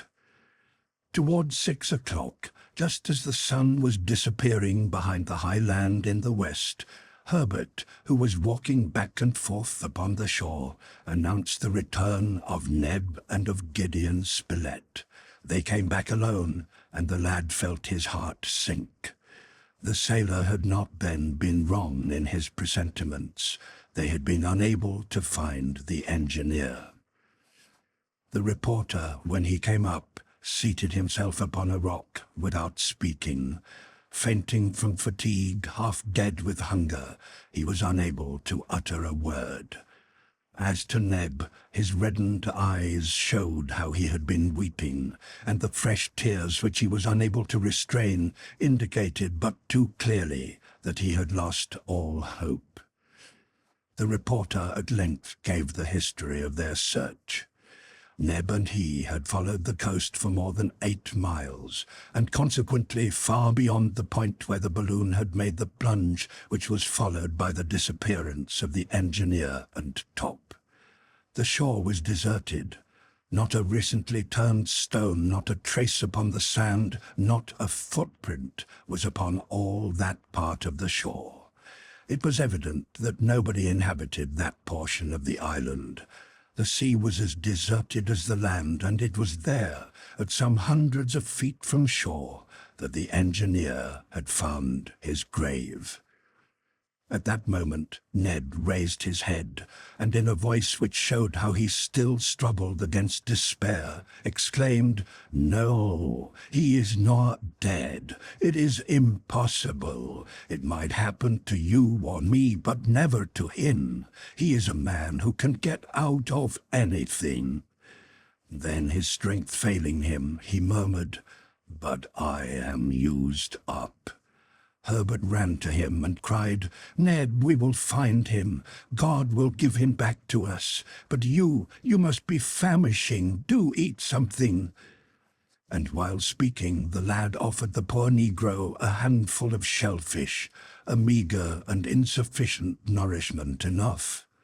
But Neb, though he had eaten nothing for hours, refused them. Poor fellow, deprived of his master, he wished no longer to live. As to Gideon Spilett, he devoured the mollusks and then laid down upon the sand at the foot of a rock. He was exhausted, but calm. Harbert, approaching him, took his hand. "Mr. Spilett," said he, "we have discovered a shelter where you will be more comfortable. The night is coming on, so come and rest there. Tomorrow we will see." The reporter rose, and, guided by the lad, proceeded towards the chimneys. As he did so, Pencroff came up to him, and in an off-hand way asked him if by chance he had a match with him. The reporter stopped, felt in his pockets, and finding none, said, "I had some, but I must have thrown them all away." Then the sailor called Neb and asked him the same question, receiving a like answer. "Curse it!" cried the sailor, unable to restrain the word. The reporter heard it, and going to him said, "Have you no matches?" "Not one, and of course no fire." "Ah," cried Neb, "if he was here, my master, he could soon make one." The 4 castaways stood still and looked anxiously at each other. Harbert was the first to break the silence by saying, "Mr. Spilett, you are a smoker. You always have matches about you. Perhaps you have not searched thoroughly. Look again. A single match will be enough." The reporter rummaged the pockets of his trousers, his vest and coat, and to the great joy of Pencroff, as well as to his own surprise, felt a little sliver of wood caught in the lining of his vest. He could feel it from the outside, but his fingers were unable to disengage it. If this should prove a match, and only one, it was extremely necessary not to rub off the phosphorus. "Let me try," said the lad, and very adroitly, without breaking it, he drew out this little bit of wood, this precious trifle, which to these poor men was of such great importance. It was uninjured. "One match!" cried Pencroff. "Why, it is as good as if we had a whole shipload." He took it, and, followed by his companions, regained the chimneys. This tiny bit of wood, which in civilized lands is wasted with indifference as valueless, it was necessary here to use with the utmost care. The sailor, having assured himself that it was dry, said, "We must have some paper." "Here is some," answered Spilett, who, after a little hesitation, had torn a leaf from his notebook. Pencroff took the bit of paper and knelt down before the fireplace, where some handfuls of grass, leaves, and dry moss had been placed under the faggots in such a way that the air could freely circulate and make the dry wood readily ignite. Then Pencroff, shaping the paper into a cone, as pipe smokers do in the wind, placed it among the moss. Taking then a slightly rough stone and wiping it carefully, with beating heart and suspended breath, he gave the match a little rub. The first stroke produced no effect, as Pencroff, fearing to break off the phosphorus, had not rubbed hard enough. "Oh, I won't be able to do it," said he. "My hand shakes. The match will miss. I can't do it. I don't want to try." And rising, he besought Harbert to undertake it. Certainly the boy had never in his life been so affected. His heart beat furiously. Prometheus, about to steal the fire from heaven, could not have been more excited. Nevertheless, he did not hesitate, but rubbed the stone with a quick stroke. A little sputtering was heard, and a light blue flame sprung out and produced a pungent smoke. Herbert gently turned the match so as to feed the flame, and then slid it under the paper cone. In a few seconds the paper took fire, and then the moss kindled. An instant later the dry wood crackled, and a joyous blaze, fanned by the breath of the sailor, shone out from the darkness. "At length," cried Pencroff, rising, "I never was so excited in my life." It was evident that the fire did well in the fireplace of flat stones. The smoke readily ascended through its passage, the chimney drew, and an agreeable warmth quickly made itself felt. As to the fire, it would be necessary to take care that it should not go out, and always to keep some embers among the cinders. But it was only a matter of care and attention, as the wood was plenty, and the supply could always be renewed in good time. Pencroff began at once to utilize the fire by preparing something more nourishing than a dish of lithodomes. 24 eggs were brought by Harbert, and the reporter, seated in a corner, watched these proceedings without speaking. A triple thought held possession of his mind. Did Cyrus still live? If alive, where was he? If he had survived his plunge, why was it he had found no means of making his existence known? As to Neb, he roamed the sand like one distracted. Pencroff, who knew 52 ways of cooking eggs, had no choice at this time. He contented himself with placing them in the hot cinders and letting them cook slowly. In a few minutes the operation was finished, and the sailor invited the reporter to take part in the supper. This was the first meal of the castaways upon this unknown coast.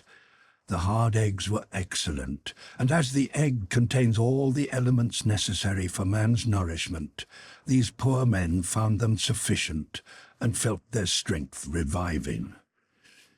Unfortunately, one was absent from this repast. If the 5 prisoners who had escaped from Richmond had all been there, under those piled-up rocks, before that bright and crackling fire upon that dry sand, their happiness would have been complete.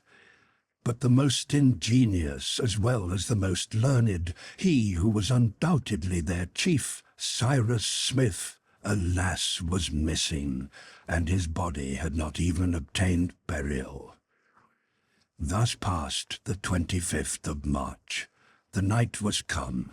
Outside they heard the whistling of the wind, the monotonous thud of the surf, and the grinding of the pebbles on the beach.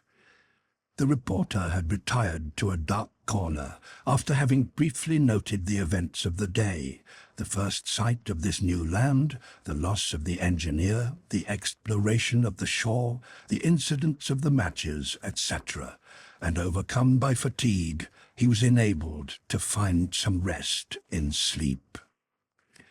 Harbert fell asleep at once. The sailor, dozing with one eye open, passed the night by the fire, on which he kept heaping fuel. One only of the castaways did not rest in the chimneys. It was the inconsolable, the despairing Neb, who during the whole night, and in spite of his companions' efforts to make him take some rest, wandered upon the sands, calling his master. Chapter 6. The Castaways' Inventory. No Effects. The Charred Linen. An Expedition into the Forest. The Flora of the Woods. The Flight of the Jacamar. Tracks of Wild Beasts. The Coracoos. The Heathcock. Line Fishing Extraordinary. The inventory of the castaways can be promptly taken. Thrown upon a desert coast, they had nothing but the clothes they wore in the balloon. We must add Spilett's watch and notebook, which he had kept by some inadvertence. But there were no firearms and no tools, not even a pocket knife. Everything had been thrown overboard to lighten the balloon. Every necessary of life was wanting. Yet if Cyrus Smith had been with them, his practical science and inventive genius would have saved them from despair. But alas, they could hope to see him no more. The castaways could rely on Providence only, and on their own right hands. And first, should they settle down on this strip of coast without an effort to discover whether it was island or continent, inhabited or desert? It was an urgent question, for all their measures would depend upon its solution. However, it seemed to Pencroff better to wait a few days before undertaking an exploration. They must try to procure more satisfying food than eggs and shellfish, and repair their strength, exhausted by fatigue and by the inclemency of the weather. The chimneys would serve as a house for a while. Their fire was lit, and it would be easy to keep alive some embers. For the time being, there were plenty of eggs and shellfish. They might even be able to kill with a stick or a stone some of the numerous pigeons which fluttered among the rocks. They might find fruit trees in the neighboring forest, and they had plenty of fresh water. It was decided then to wait a few days at the chimneys and to prepare for an expedition either along the coast or into the interior of the country. This plan was especially agreeable to Neb, who was in no hurry to abandon that part of the coast which had been the scene of the catastrophe. He could not and would not believe that Smith was dead. Until the waves should have thrown up the engineer's body, until Neb should have seen with his eyes and handled with his hands his master's corpse, he believed him alive. It was an illusion which the sailor had not the heart to destroy, and there was no use in talking to Neb. He was like the dog who would not leave his master's tomb, and his grief was such that he would probably soon follow him. Upon the morning of the 26th of March at daybreak, Neb started along the coast northward to the spot where the sea had doubtless closed over the unfortunate engineer.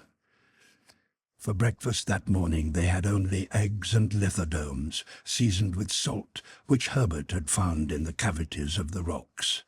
When the meal was over, they divided forces. The reporter stayed behind to keep up the fire, and in the very improbable case of Neb's needing him to go to his assistance, Harbert and Pencroff went into the forest. "We will go hunting, Harbert," said the sailor. "We shall find ammunition on our way, and we will cut our guns in the forest." But before starting, Harbert suggested that as they had no tinder, they must replace it by burnt linen. They were sorry to sacrifice a piece of handkerchief, but the need was urgent, and a piece of Pencroff's large check handkerchief was soon converted into a charred rag and put away in the central chamber in a little cavity of the rock, sheltered from wind and dampness. By this time it was 9 o'clock. The weather was threatening, and the breeze blew from the southeast. Harbert and Pencroff, as they left the chimneys, cast a glance at the smoke which curled upwards from amid the rocks. Then they walked up the left bank of the river. When they reached the forest, Pencroff broke from the first tree 2 thick branches which he made into cudgels, and whose points Harbert blunted against a rock. What would he not have given for a knife? Then the hunters walked on in the high grass along the bank of the river, which, after its turn to the southwest, gradually narrowed, running between high banks and overarched by interlacing trees. Pencroff, not to lose his way, determined to follow the course of the stream, which would bring him back to his point of departure. But the bank offered many obstacles. Here trees whose flexible branches bent over to the brink of the current, there thorns and lianas which they had to break with their sticks. Herbert often glided between the broken stumps with the agility of a young cat and disappeared in the copse, but Pencroff called him back at once, begging him not to wander away. Meanwhile, the sailor carefully observed the character and peculiarities of the region. On this left bank, the surface was flat, rising insensibly towards the interior. Sometimes it was moist and swampy, indicating the existence of a subterranean network of little streams emptying themselves into the river. Sometimes, too, a brook ran across the copse, which they crossed without trouble.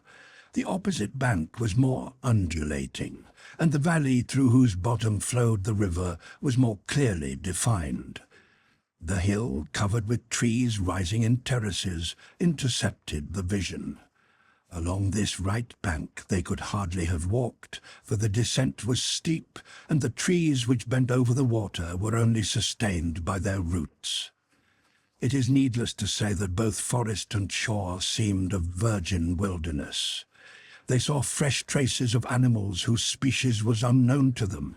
Some seemed to them the tracks of dangerous wild beasts, but nowhere was there the mark of an axe on a tree trunk, or the ashes of a fire, or the imprint of a foot. They should no doubt have been glad that it was so, for on this land in the mid-Pacific, the presence of man was a thing more to be dreaded than desired. They hardly spoke, so great were the difficulties of the route. After an hour's walk, they had but just compassed a mile. Hitherto their hunting had been fruitless. Birds were singing and flying to and fro under the trees, but they showed an instinctive fear of their enemy man. Herbert descried among them, in a swampy part of the forest, a bird with narrow and elongated beak, in shape something like a kingfisher, from which it was distinguished by its harsh and lustrous plumage. "That must be a jacamar," said Herbert, trying to get within range of the bird. "It would be a good chance to taste jacamar," answered the sailor, "if that fellow would only let himself be roasted." In a moment, a stone, adroitly aimed by the boy, struck the bird on the wing, but the jacamar took to his legs and disappeared in a minute. "What a muff I am," said Herbert. "Not at all," said the sailor. "It was a good shot. A great many would have missed the bird. Don't be discouraged. We'll catch him again some day." The wood opened as the hunters went on, and the trees grew to a vast height, but none had edible fruits. Pencroff sought in vain for some of those precious palm trees which lend themselves so wonderfully to the needs of mankind, and which grow from 40 degrees north latitude to 35 degrees south. But this forest was composed only of conifers, such as the deodars already recognized by Herbert, the Douglas pines which grow on the northeast coast of America, and magnificent fir trees 150 feet high. Among their branches was fluttering a flock of birds with small bodies and long glittering tails. Herbert picked up some of the feathers which lay scattered on the ground and looked at them carefully. "These are currucoes," said he. "I would rather have a guinea hen or a heathcock," said Pencroff, "but still, if they're good to eat—" "They are good to eat," said Herbert. "Their meat is delicious. Besides, I think we can easily get at them with our sticks." Slipping through the grass, they reached the foot of a tree whose lower branches were covered with the little birds, who were snapping at the flying insects. Their feathered claws clutched tight the twigs on which they were sitting. Then the hunters rose to their feet, and using their sticks like a scythe, they mowed down whole rows of the coracos, of whom 105 were knocked over before the stupid birds thought of escape. "Good," said Pencroff. "This is just the sort of game for hunters like us. We could catch them in our hands." They skewered the coracos on a switch like field larks, and continued to explore. The object of the expedition was, of course, to bring back as much game as possible to the Chimneys. So far it had not been altogether attained. They looked about everywhere, and were enraged to see animals escaping through the high grass. If they had only had Top, but Top, most likely, had perished with his master. About 3 o'clock they entered a wood full of juniper trees, at whose aromatic berries flocks of birds were pecking. Suddenly they heard a sound like the blast of a trumpet. It was the note of those gallinaceae called tetras in the United States. Soon they saw several pairs of them, with brownish-yellow plumage and brown tails. Pencroff determined to capture one of these birds, for they were as big as hens, and their meat as delicious as a pullet, but they would not let him come near them. At last, after several unsuccessful attempts, he said, "Well, since we can't kill them on a wing, we must take them with a line." "Like a carp?" cried the wondering Harbert. "Like a carp," answered the sailor gravely. Pencroff had found in the grass 6 tetras nests, with 2 or 3 eggs in each. He was very careful not to touch these nests, whose owners would certainly return to them. Around these he purposed to draw his lines, not as a snare, but with hook and bait. He took Harbert to some distance from the nests, and there made ready his singular apparatus with the care of a true disciple of Isaac Walton. Harbert watched the work with a natural interest, but without much faith in its success. The lines were made of small lianas tied together from 15 to 20 feet long, and stout thorns with bent points, broken from a thicket of dwarf acacias, and fastened to the ends of the lianas, served as hooks, and the great red worms which crawled at their feet made excellent bait. This done, Pencroff, walking stealthily through the grass, placed one end of his hook and line close to the nests of the tetras. Then he stole back, took the other end in his hand, and hid himself with Harbert behind a large tree. Harbert, it must be said, was not sanguine of success. A good half-hour passed, but as the sailor had foreseen, several pairs of tetras returned to their nests. They hopped about, pecking the ground, and little suspecting the presence of the hunters, who had taken great care to station themselves to leeward of the gallinaceae. Harbert held his breath with excitement, while Pencroff, with dilated eyes, open mouth, and lips parted as if to taste a morsel of tetras, scarcely breathed. Meanwhile the gallinaceae walked heedlessly among the hooks. Pencroff then gave little jerks, which moved the bait up and down as if the worms were still alive. How much more intense was his excitement than the fisherman's who cannot see the approach of his prey. The jerks soon aroused the attention of the gallinaceae, who began to peck at the bait. 3 of the greediest swallowed hook and bait together. Suddenly, with a quick jerk, Pencroff pulled in his line, and the flapping of wings showed that the birds were taken. "Hurrah!" cried he, springing upon the game, of which he was master in a moment. Harbert clapped his hands. It was the first time he had seen birds taken with a line, but the modest sailor said it was not his first attempt, and, moreover, that the merit of the invention was not his. "And at any rate," said he, "in our present situation we must hope for many such contrivances." The tetras were tied together by the feet, and Pencroff, happy that they were not returning empty-handed, and perceiving that the day was ending, thought it best to return home. Their route was indicated by the river, and following it downward by 6 o'clock, tired out by their excursion, Harbert and Pencroff re-entered the Chimneys. Chapter 7. Neb has not yet returned. The reflections of the reporter. The supper. Prospect of a bad night. The storm is frightful. They go out into the night.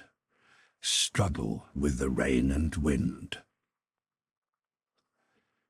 Gideon Spilett stood motionless upon the shore, his arms crossed, gazing on the sea, whose horizon was darkened towards the east by a huge black cloud mounting rapidly into the zenith. The wind, already strong, was freshening. The heavens had an angry look, and the first symptoms of a heavy blow were manifesting themselves. Harbert went into the Chimneys, and Pencroff walked towards the reporter, who was too absorbed to notice his approach. "We will have a bad night, Mr. Spilett," said the sailor. "Wind and rain enough for Mother Carey's chickens." The reporter, turning and perceiving Pencroff, asked this question: "How far off from the shore do you think was the basket when it was struck by the sea that carried away our companion?" The sailor had not expected this question. He reflected an instant before answering. 2 cables' lengths or more." "How much is a cable's length?" demanded Spilett. "About 120 fathoms or 600 feet. "Then," said the reporter, "Cyrus Smith would have disappeared not more than 1,200 feet from the shore?" "Not more than that." "And his dog too?" "Yes." "What astonishes me," said the reporter, "admitting that our companion and Top have perished, is the fact that neither the body of the dog nor of his master has been cast upon the shore." "That is not astonishing with so heavy a sea," replied the sailor. "Moreover, it is quite possible that there are currents which have carried them farther up the coast." "Then it is really your opinion that our companion has been drowned?" asked once more the reporter. "That is my opinion." "And my opinion, Pencroff," said Spilett, "with all respect for your experience, is that in this absolute disappearance of both Cyrus and Top, living or dead, there is something inexplicable and incredible." "I wish I could think as you do, sir," responded Pencroff, "but unhappily I cannot." After thus speaking, the sailor returned to the Chimneys. A good fire was burning in the fireplace. Harbert had just thrown on a fresh armful of wood, and its flames lit up the dark recesses of the corridor. Pencroff began at once to busy himself about dinner. It seemed expedient to provide something substantial, as all stood in need of nourishment, so 2 tetras were quickly plucked, spitted upon a stick, and placed to roast before a blazing fire. The couroucous were reserved for the next day. At 7 o'clock, Ned was still absent, and Pencroff began to be alarmed about him. He feared that he might have met with some accident in this unknown land, or that the poor fellow had been drawn by despair to some rash act. Harbert, on the contrary, argued that Neb's absence was owing to some fresh discovery which had induced him to prolong his researches, and anything new must be to Cyrus Smith's advantage. Why had not Neb come back, if some hope was not detaining him? Perhaps he had found some sign or footprint which had put him upon the track. Perhaps at this moment he was following the trail. Perhaps already he was beside his master. Thus the lad spoke and reasoned, unchecked by his companions. The reporter nodded approval, but Pencroff thought it more probable that Neb in his search had pushed on so far that he had not been able to return. Meanwhile, Harbert, excited by vague presentiments, manifested a desire to go to meet Ned, but Pencroff showed him that it would be useless in the darkness and storm to attempt to find traces of the negro, and that the better course was to wait. If by morning Ned had not returned, Pencroff would not hesitate joining the lad in a search for him. Gideon Spilett concurred with the sailor in his opinion that they had better remain together, and Harbert, though tearfully, gave up the project. The reporter could not help embracing the generous lad. The storm began. A furious gust of wind passed over the coast from the southeast. They heard the sea, which was out, roaring upon the reef. The whirlwind drove the rain in clouds along the shore. The sand, stirred up by the wind, mingled with the rain, and the air was filled with mineral as well as aqueous dust. Between the mouth of the river and the cliff's face, the wind whirled about as in a maelstrom, and finding no other outlet than the narrow valley through which ran the stream, it rushed through this with irresistible violence. Often, too, the smoke from the chimney, driven back down its narrow vent, filled the corridors and rendered them uninhabitable. Therefore, when the tatras were cooked, Pencroff let the fire smoulder, only preserving some clear embers among the ashes. At 8 o'clock, Neb had not returned, but they could not help admitting that now the tempest alone was sufficient to account for his non-appearance, and that probably he had sought refuge in some cavern, waiting the end of the storm, or at least daybreak. As to going to meet him under present circumstances, that was simply impossible. The birds were all they had for supper, but the party found them excellent eating. Pencroff and Harbert, their appetites sharpened by their long walk, devoured them. Then each one retired to his corner, and Harbert, lying beside the sailor, extended before the fireplace, was soon asleep. Outside, as the night advanced, the storm developed formidable proportions. It was a hurricane equal to that which had carried the prisoners from Richmond. Such tempests, pregnant with catastrophes, spreading terror over a vast area, their fury withstood by no obstacle, are frequent during the equinox. We can understand how a coast facing the east and exposed to the full fury of the storm was attacked with a violence perfectly indescribable. Happily, the heap of rocks forming the chimneys was composed of solid, enormous blocks of granite, though some of them, imperfectly balanced, seemed to tremble upon their foundations. Pencroff, placing his hand against the walls, could feel their rapid vibrations, but he said to himself with reason that there was no real danger, and that the improvised retreat would not tumble about their ears. Nevertheless, he heard the sound of rocks torn from the top of the plateau by the gusts, crashing upon the shore, and some falling perpendicularly struck the chimneys and flew off into fragments. Twice the sailor rose and went to the opening of the corridor to look abroad, but there was no danger from these inconsiderable showers of stones, and he returned to his place before the fire, where the embers glowed among the ashes. In spite of the fury and fracas of the tempest, Harbert slept profoundly, and at length sleep took possession of Pencroff, whose sailor life had accustomed him to such demonstrations. Gideon Spilett, who was kept awake by anxiety, reproached himself for not having accompanied Ned. We have seen that he had not given up all hope, and the presentiments which had disturbed Herbert had affected him also. His thoughts were fixed upon Ned. Why had not the negro returned? He tossed about on his sandy couch, unheeding the warfare of the elements.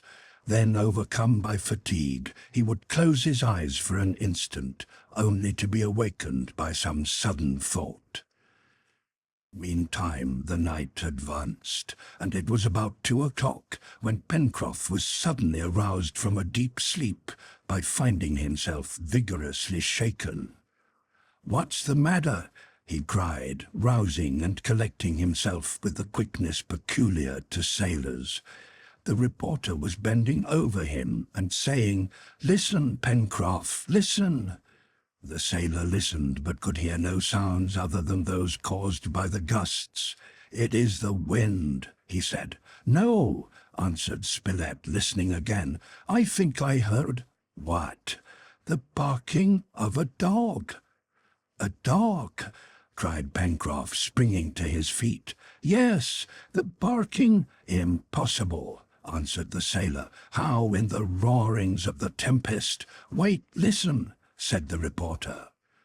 Pencroff listened most attentively, and at length, during a lull, he thought he caught the sound of distant barking. "Is it?"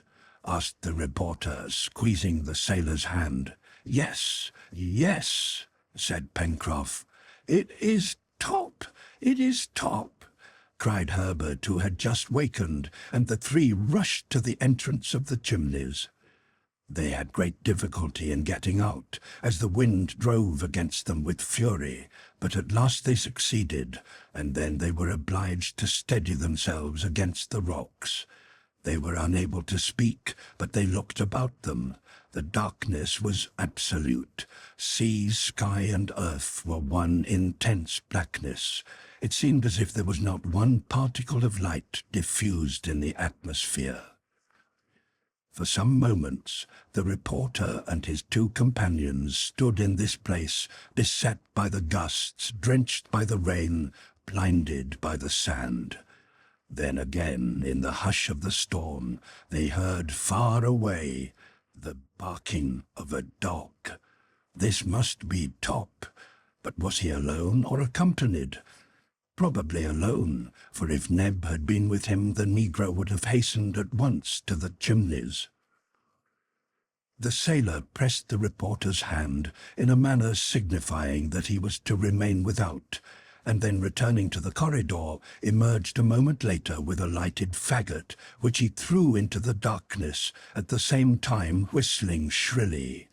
At this signal, which seemed to have been looked for, the answering barks came nearer, and soon a dog bounded into the corridor, followed by the 3 companions. An armful of wood was thrown upon the coals, brightly lighting up the passage. "It is Top!" cried Herbert. It was indeed Top, a magnificent Anglo-Norman, uniting in the cross of the 2 breeds those qualities, swiftness of foot and keenness of scent, indispensable in coursing dogs. But he was alone. Neither his master nor Neb accompanied him. It seemed inexplicable how, through the darkness and storm, the dog's instinct had directed him to the Chimneys, a place he was unacquainted with. But still more unaccountable was the fact that he was neither fatigued nor exhausted, nor soiled with mud or sand.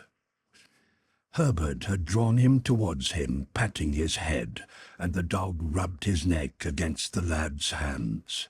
"If the dog is found, the master will be found also," said the reporter. "God grant it," responded Herbert. "Come, let us set out. Top will guide us." Pencroff made no objection. He saw that the dog's cunning had disproved his conjectures. "Let us set out at once," he said, and covering the fire so that it could be relighted on their return, and preceded by the dog who seemed to invite their departure, the sailor, having gathered up the remnants of the supper, followed by the reporter and Herbert, rushed into the darkness. The tempest, then in all its violence, was perhaps at its maximum intensity.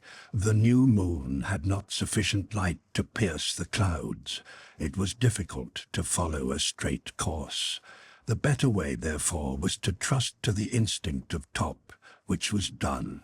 The reporter and the lad walked behind the dog, and the sailor followed after. To speak was impossible. The rain dispersed by the wind was not heavy, but the strength of the storm was terrible. Fortunately, as it came from the southeast, the wind was at the back of the party, and the sand hurled from behind did not prevent their march. Indeed, they were often blown along so rapidly as nearly to be overthrown. But they were sustained by a great hope. This time, at least, they were not wandering at random. They felt, no doubt, that Neb had found his master and had sent the faithful dog to them. But was the engineer living, or had Neb summoned his companions only to render the last services to the dead? After having passed the smooth face of rock, which they carefully avoided, the party stopped to take breath. The angle of the cliff sheltered them from the wind, and they could breathe freely after this tramp, or rather race, of a quarter of an hour. They were now able to hear themselves speak, and the lad having pronounced the name of Smith, the dog seemed to say by his glad barking that his master was safe. "Saved! He is saved, isn't he, Top?" repeated the boy, and the dog barked his answer. It was 2:30 when the march was resumed. The sea began to rise, and this, which was a spring tide backed up by the wind, threatened to be very high. The tremendous breakers thundered against the reef, assailing it so violently as probably to pass completely over the islet, which was invisible. The coast was no longer sheltered by this long breakwater, but was exposed to the full fury of the open sea. After the party were clear of the precipice, the storm attacked them again with fury. Crouching with backs still to the wind, they followed Top, who never hesitated in his course. Mounting towards the north, they had upon their right the endless line of breakers deafening them with its thunders, and upon their left a region buried in darkness. One thing was certain, that they were upon an open plain, as the wind rushed over them without rebounding as it had done from the granite cliffs. By 4 o'clock they estimated the distance travelled as 8 miles. The clouds had risen a little, and the wind was drier and colder. Insufficiently clad, the 3 companions suffered cruelly, but no murmur passed their lips. They were determined to follow Top wherever he wished to lead them. Towards 5 o'clock the day began to break. At first overhead, where some grey shadowings bordered the clouds, and presently under a dark band, a bright streak of light sharply defined the sea horizon. The crests of the billows shone with a yellow light, and the foam revealed its whiteness. At the same time, on the left, the hilly parts of the shore were confusedly defined in grey outlines upon the blackness of the night. At 6 o'clock it was daylight. The clouds sped rapidly overhead. The sailor and his companions were some 6 miles from the Chimneys, following a very flat shore, bordered in the offing by a reef of rocks whose surface only was visible above the high tide. On the left, the country sloped up into downs bristling with thistles, giving a forbidding aspect to the vast sandy region. The shore was low and offered no other resistance to the ocean than an irregular chain of hillocks. Here and there was a tree leaning its trunks and branches towards the west. Far behind, to the southwest, extended the borders of the forest. At this moment, Top gave unequivocal signs of excitement. He ran ahead, returned, and seemed to try to hurry them on. The dog had left the coast, and guided by his wonderful instinct, without any hesitation, had gone among the downs. They followed him through a region absolutely devoid of life. The border of the Downs, itself large, was composed of hills and hillocks, unevenly scattered here and there. It was like a little Switzerland of sand, and nothing but a dog's astonishing instinct could find the way. 5 minutes after leaving the shore, the reporter and his companions reached a sort of hollow formed in the back of a high down, before which Top stopped with a loud bark. The three entered the cave. Neb was there, kneeling beside a body extended upon a bed of grass. It was the body of Cyrus Smith. Chapter 8. Is Cyrus Smith alive? Neb's story. Footprints. An insoluble question. The first words of Smith. Comparing the footprints. Return to the chimneys. Pencroff dejected. Neb did not move. The sailor uttered one word. "Living!" he cried. The negro did not answer. Spilett and Pencroff turned pale. Harbert, clasping his hands, stood motionless. But it was evident that the poor negro, overcome by grief, had neither seen his companions nor heard the voice of the sailor. The reporter knelt down beside the motionless body, and having opened the clothing, pressed his ear to the chest of the engineer. A minute, which seemed an age, passed, during which he tried to detect some movement of the heart. Ned raised up a little and looked on as if in a trance. Overcome by exhaustion, prostrated by grief, the poor fellow was hardly recognizable. He believed his master dead. Gideon Spilett, after a long and attentive examination, rose up. "He lives," he said. Pencroff, in his turn, knelt down beside Cyrus Smith. He also detected some heartbeats and a slight breath issuing from the lips of the engineer.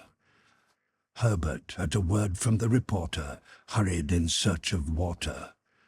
100 paces off, he found a clear brook swollen by the late rains and filtered by the sand, but there was nothing, not even a shell, in which to carry the water, so the lad had to content himself with soaking his handkerchief in the stream and hastened back with it to the cave. Happily, the handkerchief held sufficient for Spilett's purpose, which was simply to moisten the lips of the engineer. The drops of fresh water produced an instantaneous effect. A sigh escaped from the breast of Smith, and it seemed as if he attempted to speak. "We shall save him," said the reporter. Neb took heart at these words. He removed the clothing from his master to see if his body was anywhere wounded, but neither on his head nor body nor limbs was there a bruise or even a scratch, an astonishing circumstance, since he must have been tossed about among the rocks. Even his hands were uninjured, and it was difficult to explain how the engineer should exhibit no mark of the efforts which he must have made in getting over the reef. But the explanation of this circumstance would come later, when Cyrus Smith could speak.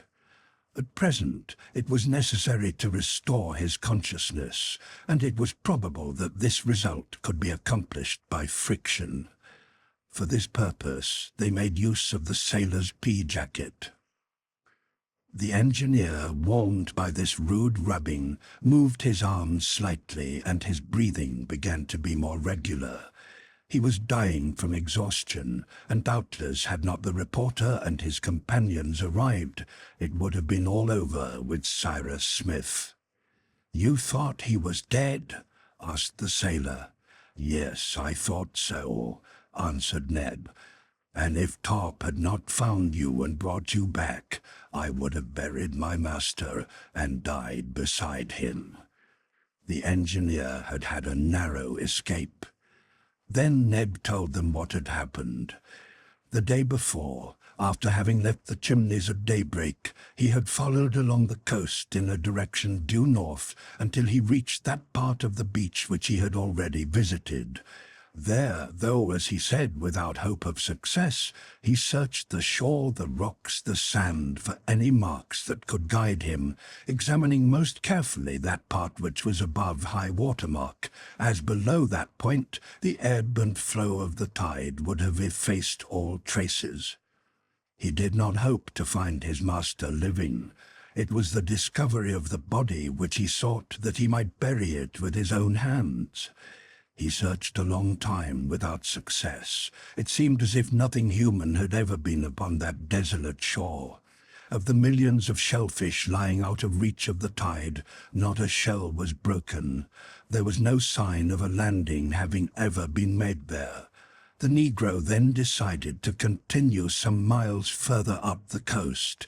It was possible that the currents had carried the body to some distant point, for Ned knew that a corpse, floating a little distance from a low shore, was almost certain sooner or later to be thrown upon the strand, and he was desirous to look upon his master one last time. I followed the shore 2 miles further, looking at it at low and high water, hardly hoping to find anything, when yesterday evening, about 5 o'clock, I discovered footprints upon the sand. "Footprints?" cried Pencroff. "Yes, sir," replied Ned. "And did they begin at the water?"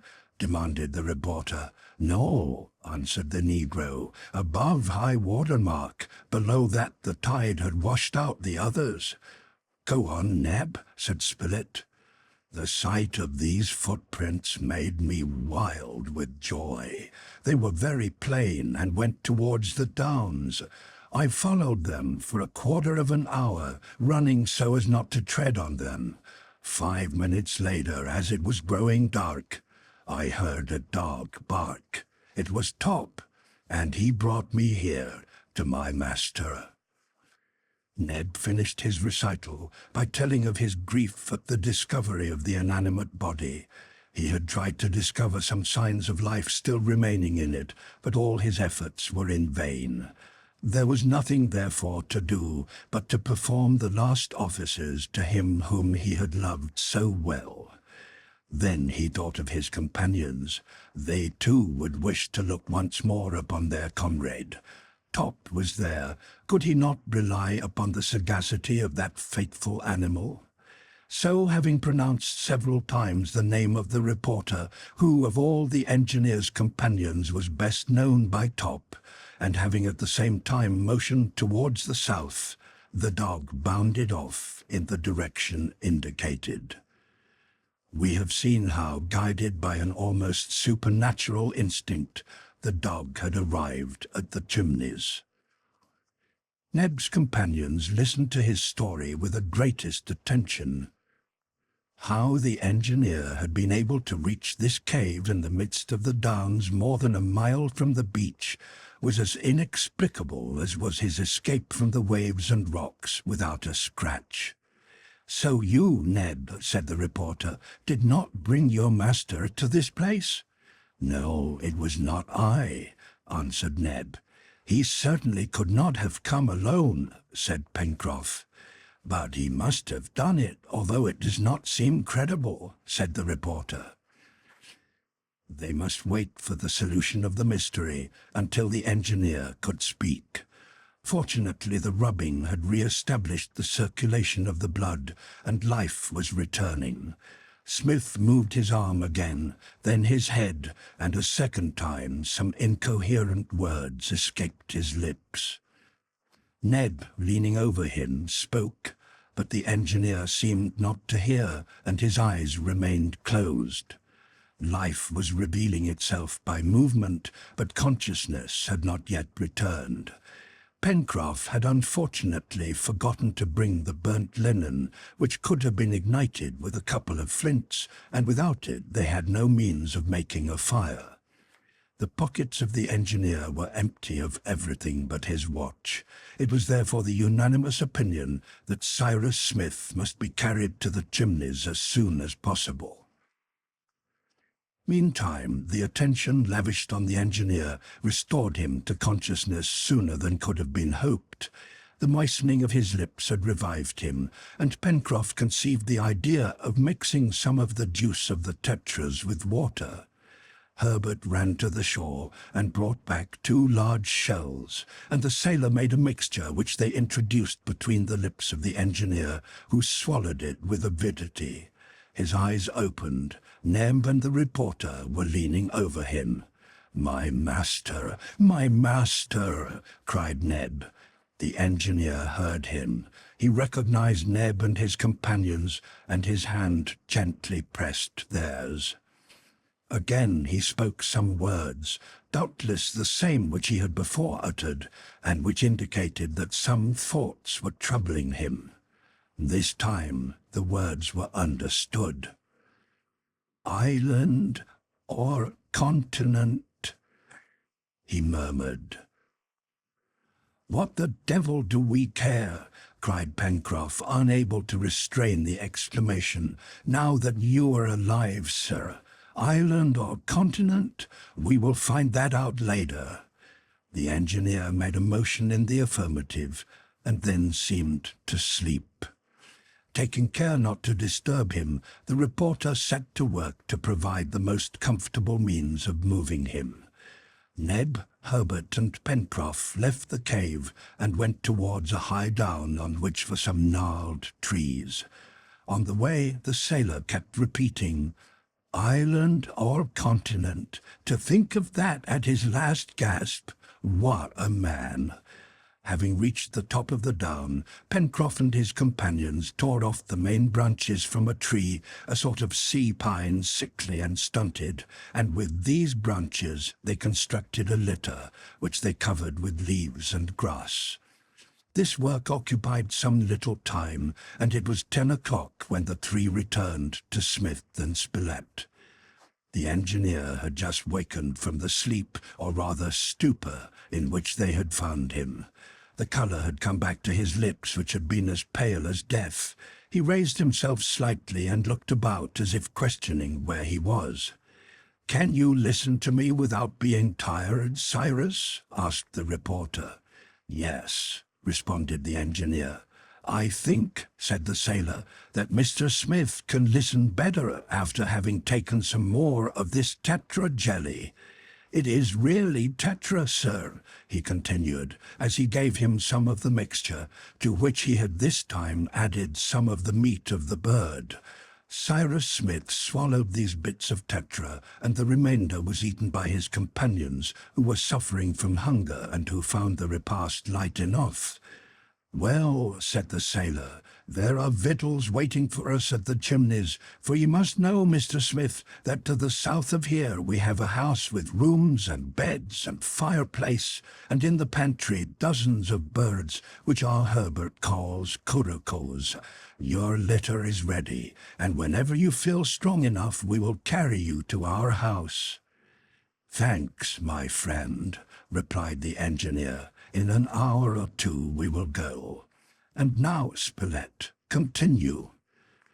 The reporter related everything that had happened, recounting the events unknown to Smith, the last plunge of the balloon, the landing upon this unknown shore, its deserted appearance, the discovery of the Chimneys, the search for the engineer, the devotion of Neb, and what they owed to Top's intelligence, etc.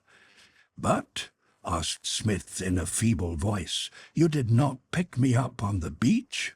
"No," replied the reporter. "And it was not you who brought me to this hollow?" "No." "How far is this place from the reef?" "At least half a mile," replied Pencroff. "And if you are astonished, we are equally surprised to find you here." "It is indeed singular," said the engineer, who was gradually reviving and taking interest in these details. "But," asked the sailor, "cannot you remember anything that happened after you were washed away by that heavy sea?" Cyrus Smith tried to think, but he remembered little. The wave had swept him from the net of the balloon, and at first he had sunk several fathoms. Coming up to the surface, he was conscious in the half-light of something struggling beside him. It was Top, who had sprung to his rescue. Looking up, he could see nothing of the balloon, which, lightened by his and the dog's weight, had sped away like an arrow. He found himself in the midst of the tumultuous sea, more than half a mile from shore. He swam vigorously against the waves, and Top sustained him by his garments. But a strong current seized him, carrying him to the north, and after struggling for half an hour, he sank, dragging the dog with him into the abyss. From that moment to the instant of his finding himself in the arms of his friends, he remembered nothing. "Nevertheless," said Pencroff, "you must have been cast upon the shore, and had strength enough to walk to this place, since Neb found your tracks." "Yes, that must be so," answered the engineer reflectively. "And you have not seen any traces of inhabitants upon the shore?" "Not a sign," answered the reporter. "Moreover, if by chance someone had rescued you from the waves, why should he then have abandoned you?" "You are right, my dear Spilett." "Tell me, Neb," inquired the engineer, turning towards his servant, "it was not you. You could not have been in a trance, during which—" "No, that's absurd. Do any of the footprints still remain?" "Yes, master," replied Neb. "There are some at the entrance, back of this mound, in a place sheltered from the wind and rain, but the others have been obliterated by the storm." "Pencroff," said Cyrus, "will you take my shoes and see if they fit those footprints exactly?" The sailor did as he had been asked. He and Harbert, guided by Neb, went to where the marks were, and in their absence, Smith said to the reporter, "That is a thing passing belief." "Inexplicable indeed," answered the other. "But do not dwell upon it at present, my dear Spilett. We will talk of it hereafter." At this moment the others returned. All doubt was set at rest. The shoes of the engineer fitted the tracks exactly. Therefore it must have been Smith himself who had walked over the sand. "So," he said, "I was the one in a trance, and not Neb. I must have walked like a somnambulist, without consciousness, and Top's instinct brought me here, after he rescued me from the waves. Here, Top, come here, dog." The splendid animal sprang barking to his master, and caresses were lavished upon him. It was agreed that there was no other way to account for the rescue than by giving Top the credit of it. Towards noon, Pencroff having asked Smith if he felt strong enough to be carried, the latter, for answer by an effort which showed his strength of will, rose to his feet. But if he had not leaned upon the sailor, he would have fallen. "Capital," said Pencroff. "Summon the engineer's carriage." The litter was brought. The cross branches had been covered with moss and grass, and when Smith was laid upon it, they walked towards the coast, Neb and the sailor carrying him. 8 miles had to be travelled, and as they could move but slowly and would probably have to make frequent rests, it would take 6 hours or more to reach the Chimneys. The wind was still strong, but fortunately it had ceased raining. From his couch, the engineer, leaning upon his arm, observed the coast, especially the part opposite the sea. He examined it without comment, but undoubtedly the aspect of the country, its contour, its forests and diverse products, were noted in his mind. But after 2 hours, fatigue overcame him, and he slept upon the litter.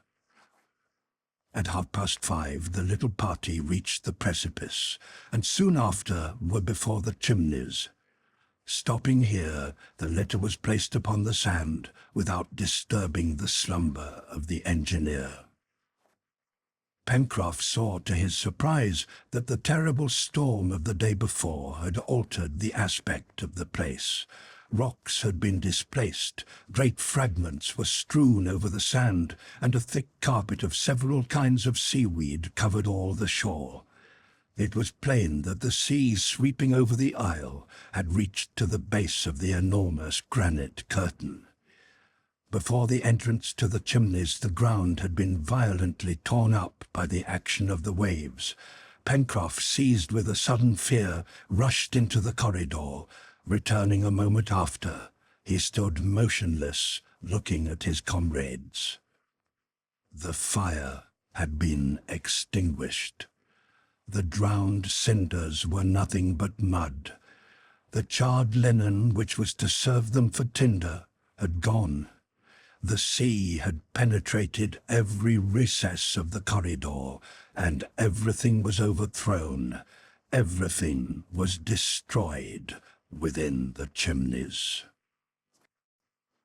Chapter 9. Cyrus is here. Pencroff's attempts. Rubbing wood. Island or continent. The plans of the engineer. Whereabouts in the Pacific. In the depths of the forest. The pistachio pine. A pig chase. A smoke of good omen. In a few words, the others were informed of what had happened. This accident, which portended serious results, at least Pencroff foresaw such, affected each one differently. Neb, overjoyed in having recovered his master, did not listen or did not wish to think of what Pencroff said.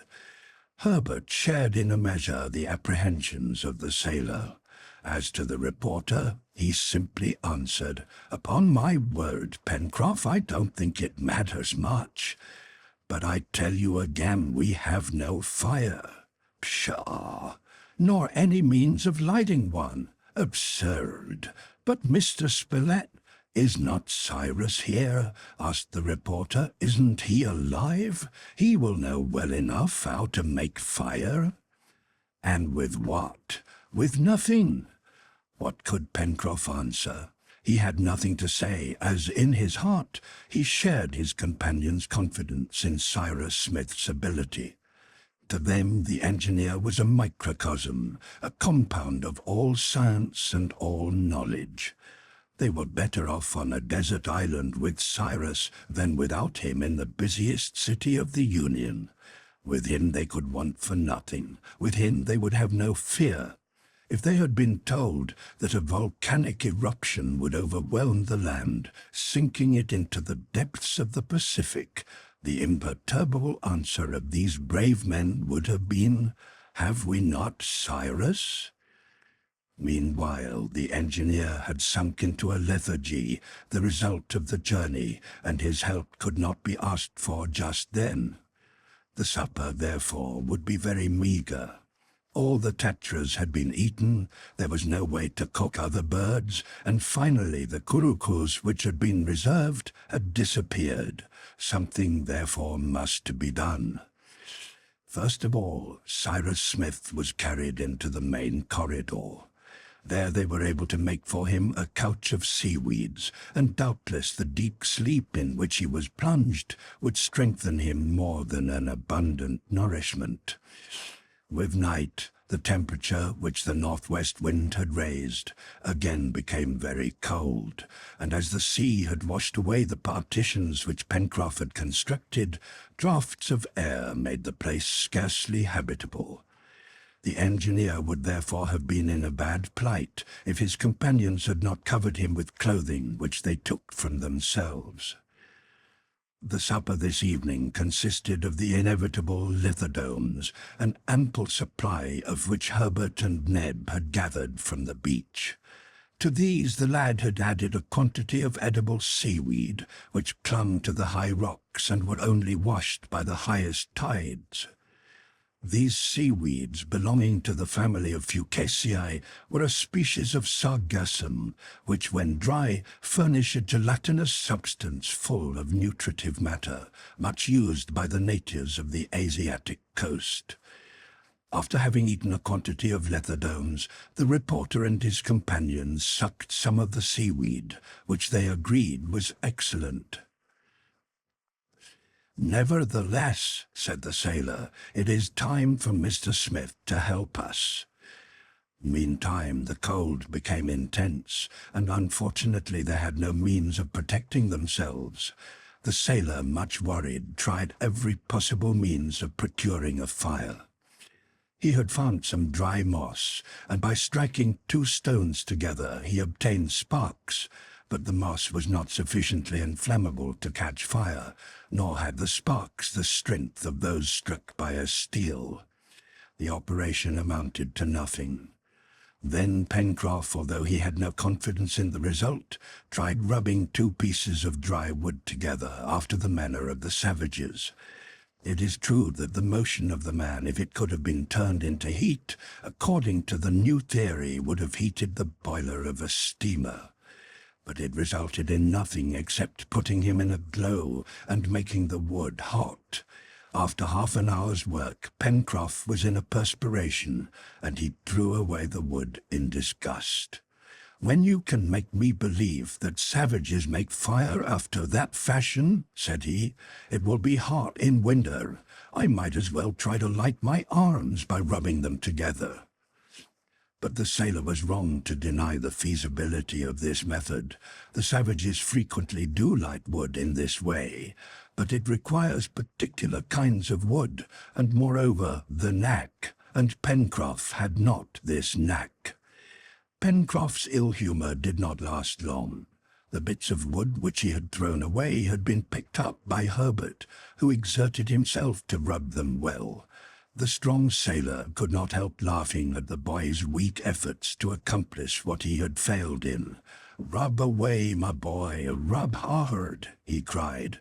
"I am rubbing them," answered Harbert, laughing, "but only to take my turn at getting warm, instead of sitting here shivering, and pretty soon I will be as hot as you are, Pencroff."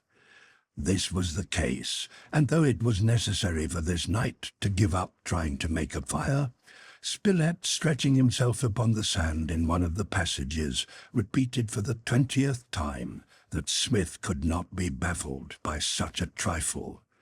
The others followed his example, and Top slept at the feet of his master.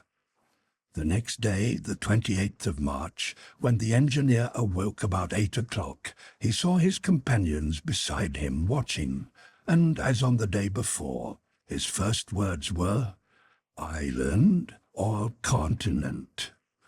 It was his one fault. "Well, Mr. Smith," answered Pencroff, "we don't know." "You haven't found out yet?" "But we will," affirmed Pencroff, "when you are able to guide us in this country." "I believe that I am able to do that now," answered the engineer, who without much effort rose up and stood erect. "That is good," exclaimed the sailor. "I am dying of hunger," responded Smith. "Give me some food, my friend, and I will feel better. You've fire, haven't you?"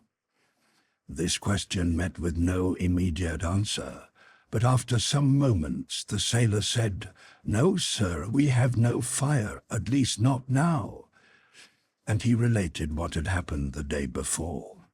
He amused the engineer by recounting the history of their solitary match and their fruitless efforts to procure fire like the savages.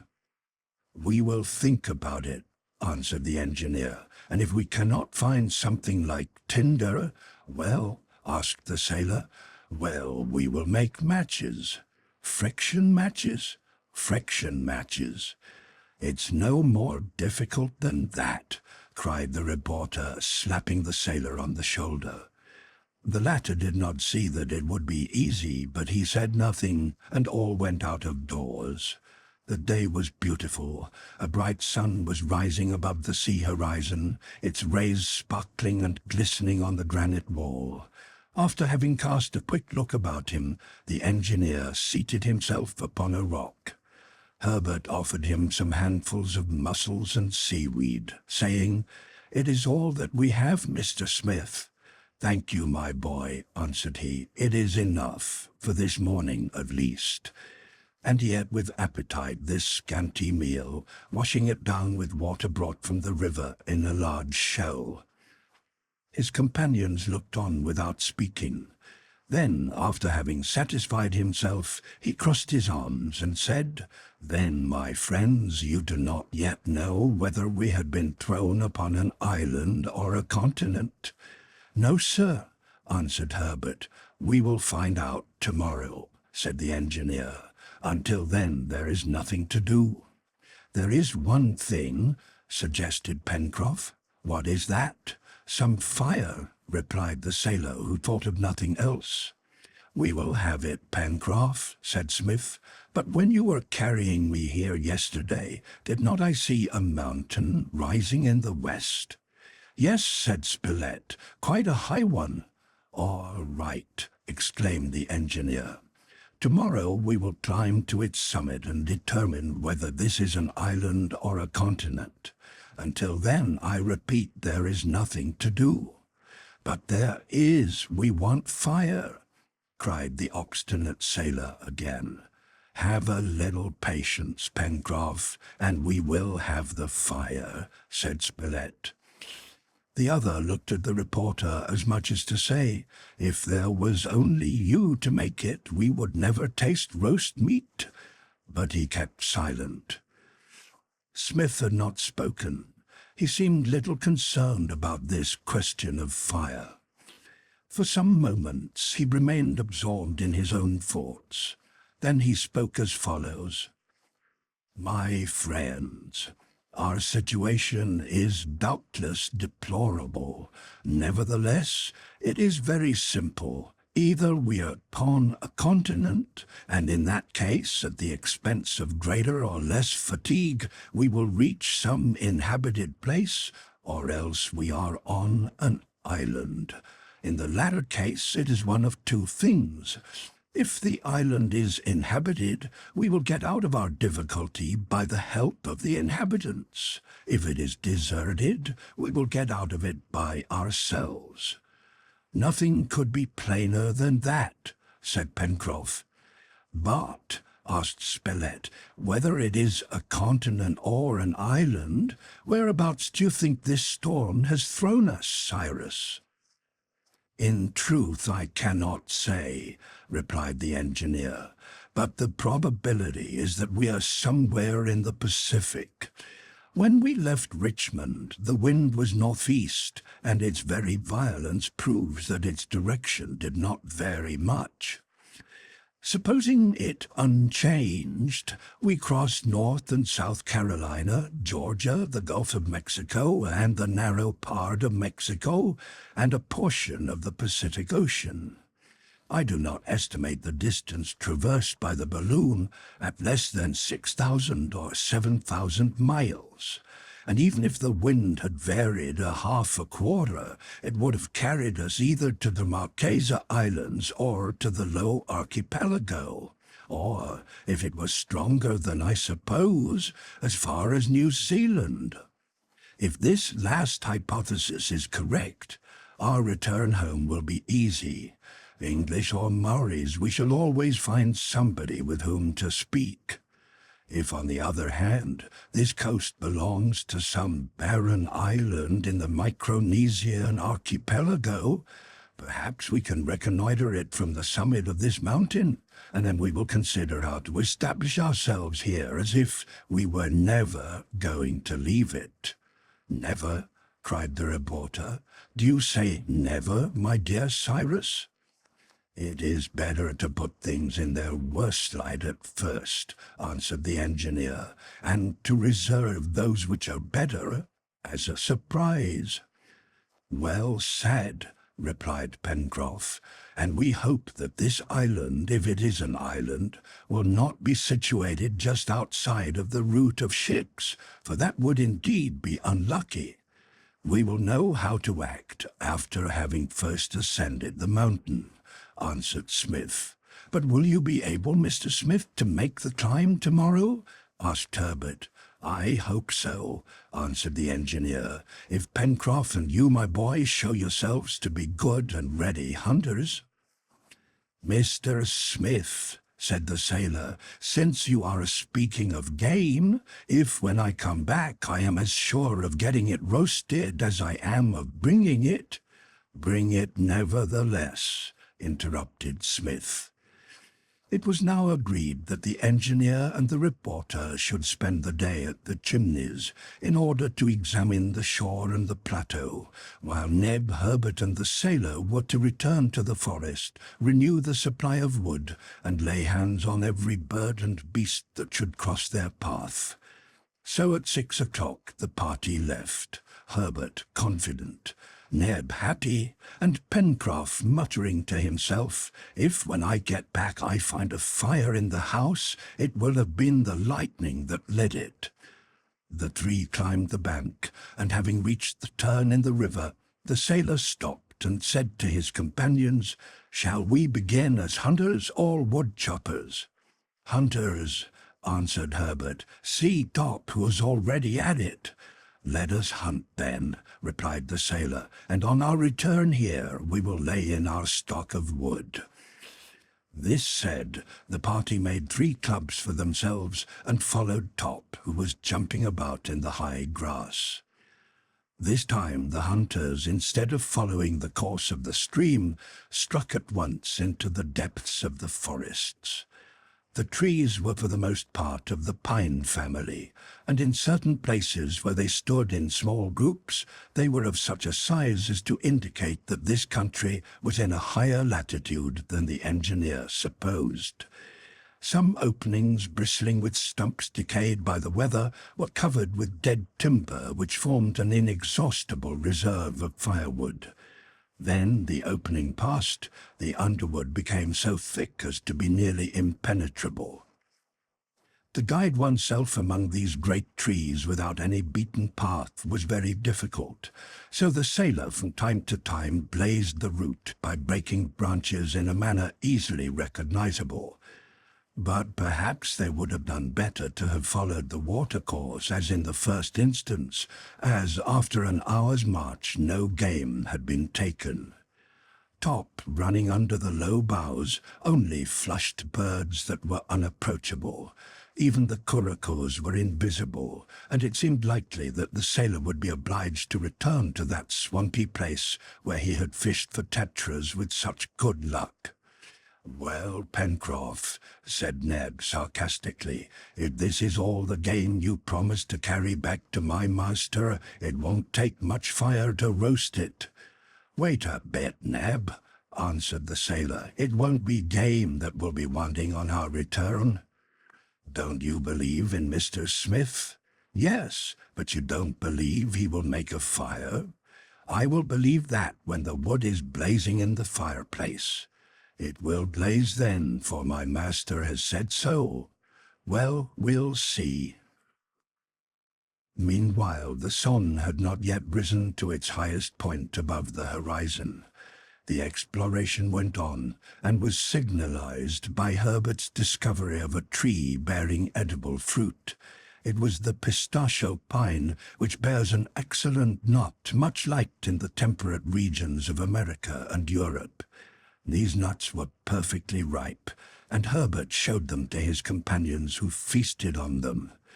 "Well," said Pencroff, "seaweed for bread, raw mussels for meat, and nuts for dessert. That's the sort of dinner for men who haven't a match in their pocket." "It's not worth while complaining," replied Herbert. "I don't complain, my boy. I simply repeat that the meat is a little too scant in this sort of meal." "Top has seen something," cried Neb, running toward a thicket into which the dog had disappeared barking. With the dog's barks were mingled singular gruntings. The sailor and Herbert had followed the negro. If it was game, this was not the time to discuss how to cook it, but rather how to secure it. The hunters, on entering the brush, saw Top struggling with an animal which he held by the ear.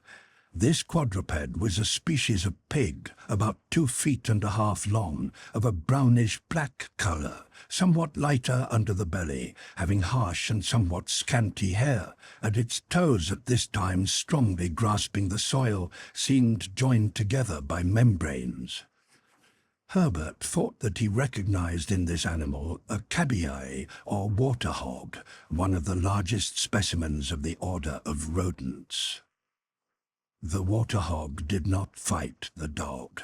Its great eyes, deep sank in thick layers of fat, rolled stupidly from side to side, and Neb, grasping his club firmly, was about to knock the beast down, when the latter tore loose from Top, leaving a piece of his ear in the dog's mouth, and uttering a vigorous grunt, rushed against and oversat Harbert, and disappeared in the wood. "That beggar!" cried Pencroff, as they all three darted after the hog. But just as they had come up to it again, the water hog disappeared under the surface of a large pond, overshadowed by tall, ancient pines. The three companions stopped, motionless. Top had plunged into the water, but the cabiai hidden at the bottom of the pond did not appear. "Wait," said the boy. "He will have to come to the surface to breathe." "Won't he drown?" asked Neb. "No," answered Harbert, "since he is fin-toed and almost amphibious, but watch for him." Top remained in the water, and Pencroff and his companions took stations upon the bank to cut off the animal's retreat, while the dog swam to and fro looking for him. Harbert was not mistaken. In a few minutes the animal came again to the surface. Top was upon him at once, keeping him from diving again, and a moment later the cabiai, dragged to the shore, was struck down by a blow from Neb's club. "Hurrah!" cried Pencroff with all his heart. "Nothing but a clear fire, and this gnawer shall be gnawed to the bone." Pencroff lifted the carcass to his shoulder, and judging by the sun that it must be near 2 o'clock, he gave the signal to return. Top's instinct was useful to the hunters, as, thanks to that intelligent animal, they were enabled to return upon their steps. In half an hour they had reached the bend of the river. There, as before, Pencroff quickly constructed a raft. Although lacking fire, this seemed to him a useless job, and with a raft keeping the current, they returned towards the Chimneys. But the sailor had not gone 50 paces when he stopped and gave utterance anew to a tremendous hurrah, and extending his hand towards the angle of the cliff, "Harbert! Neb! See!" he cried. Smoke was escaping and curling above the rocks. Chapter 10. The Engineer's Invention. Island or Continent. Departure for the Mountain. The Forest. Volcanic Soil. The Tragopans. The Mouflons. The First Plateau. Encamping for the Night. The Summit of the Cone. A few minutes afterwards, the three hunters were seated before a sparkling fire. Beside them sat Cyrus Smith and the reporter. Pencroff looked from one to the other without saying a word, his cabiai in his hand. "Yes, my good fellow," said the reporter, "a fire, a real fire. That will roast your game to a turn." "But who lighted it?" said the sailor. "The sun." The sailor could not believe his eyes, and was too stupefied to question the engineer. "Had you a burning glass, sir?" asked Harbert of Cyrus Smith. "No, my boy," said he, "but I made one." And he showed him his extemporized lens. It was simply the 2 glasses from his own watch and the reporter's, which he had taken out, filled with water, and stuck together at the edges with a little clay. Thus he had made a veritable burning glass, and by concentrating the solar rays on some dry moss, had set it on fire. The sailor examined the lens. Then he looked at the engineer without saying a word, But his face spoke for him. If Smith was not a magician to him, he was certainly more than a man. At last his speech returned, and he said, "Put that down, Mr. Spilett. Put that down in your book." "I have it down," said the reporter. Then, with the help of Ned, the sailor arranged the spit and dressed the cabiai for roasting, like a suckling pig before the sparkling fire, by whose warmth and by the restoration of the partitions the chimneys had been rendered habitable. The engineer and his companion had made good use of their day. Smith had almost entirely recovered his strength, which he had tested by climbing the plateau above. From thence his eye, accustomed to measure heights and distances, had attentively examined the cone whose summit he proposed to reach on the morrow. The mountain, situated about 6 miles to the northwest, seemed to him to reach about 3,500 feet above the level of the sea, so that an observer posted at its summit could command a horizon of 50 miles at least. He hoped, therefore, for an easy solution of the urgent question, island or continent. They had a pleasant supper, and the meat of the cabiai was proclaimed excellent. The sargassum and pistachio nuts completed the repast, but the engineer said little. He was planning for the next day. Once or twice Pencroff talked of some project for the future, but Smith shook his head. "Tomorrow," he said, "we will know how we are situated, and we can act accordingly." After supper, more armfuls of wood were thrown on the fire, and the party lay down to sleep. The morning found them fresh and eager for the expedition which was to settle their fate. Everything was ready. Enough was left of the cabiai for 24 hours' provisions, and they hoped to replenish their stock on the way. They charred a little linen for tinder, as the watch-glasses had been replaced, and flint abounded in this volcanic region. At 7:30 they left the chimneys, each with a stout cudgel. By Pencroff's advice, they took the route of the previous day, which was the shortest way to the mountain. They turned the southern angle and followed the left bank of the river, leaving it where it bent to the southwest. They took the beaten path under the evergreens and soon reached the northern border of the forest. The soil, flat and swampy, then dry and sandy, rose by a gradual slope towards the interior. Among the trees appeared a few shy animals which rapidly took flight before Top. The engineer called his dog back. Later perhaps they might hunt, but now nothing could distract him from his great object. He observed neither the character of the ground nor its products. He was going straight for the top of the mountain. At 10 o'clock they were clear of the forest, and they halted for a while to observe the country. The mountain was composed of 2 cones. The first was truncated about 2,500 feet up and supported by fantastic spurs, branching out like the talons of an immense claw laid upon the ground. Between these spurs were narrow valleys thick-set with trees whose topmost foliage was level with the flat summit of the first cone. On the northeast side of the mountain, vegetation was more scanty, and the ground was seamed here and there, apparently with currents of lava. On the first cone lay a second, slightly rounded towards the summit. It lay somewhat across the other, like a huge hat cocked over the ear. The surface seemed utterly bare, with reddish rocks often protruding. The object of the expedition was to reach the top of this cone, and their best way was along the edge of the spurs. "We are in a volcanic country," said Cyrus Smith as they began to climb little by little up the side of the spurs, whose winding summit would most readily bring them out upon the lower plateau. The ground was strewn with traces of igneous convulsion. Here and there lay blocks, debris of basalt, pumice stone, and obsidian. In isolated clumps rose some few of those conifers which, some hundreds of feet lower in the narrow gorges, formed a gigantic thicket impenetrable to the sun. As they climbed these lower slopes, Harbert called attention to the recent marks of huge paws and hoofs on the ground. "These brutes will make a fight to their territory," said Pencroff. "Oh, well," said the reporter who had hunted tigers in India and lions in Africa, "we shall contrive to get rid of them. In the meanwhile, we must be on our guard." While talking, they were gradually ascending.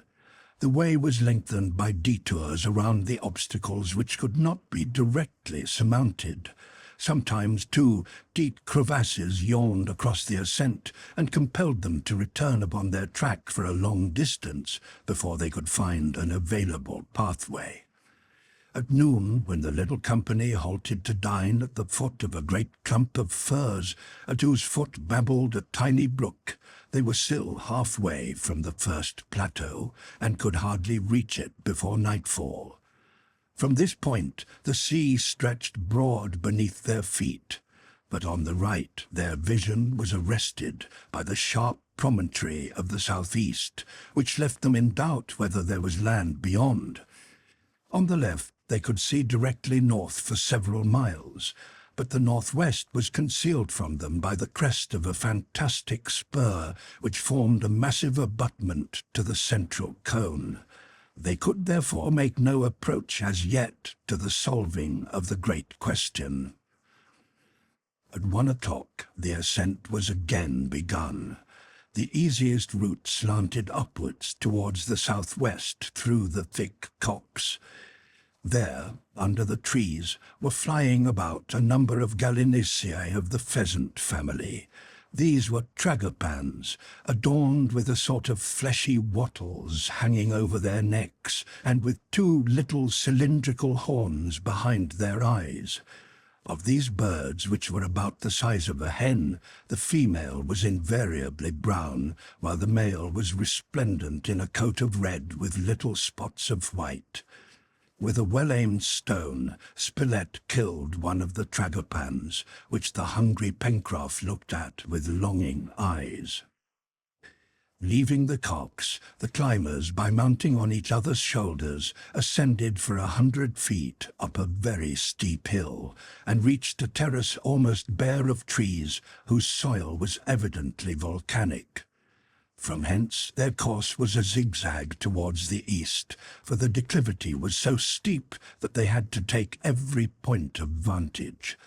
Neb and Harbert led the way, then came Smith and the reporter. Pencroff was lost. The animals who lived among these heights, and whose traces were not wanting, must have the sure foot and the supple spine of a chamois or an izzard. They saw some to whom Pencroff gave a name of his own.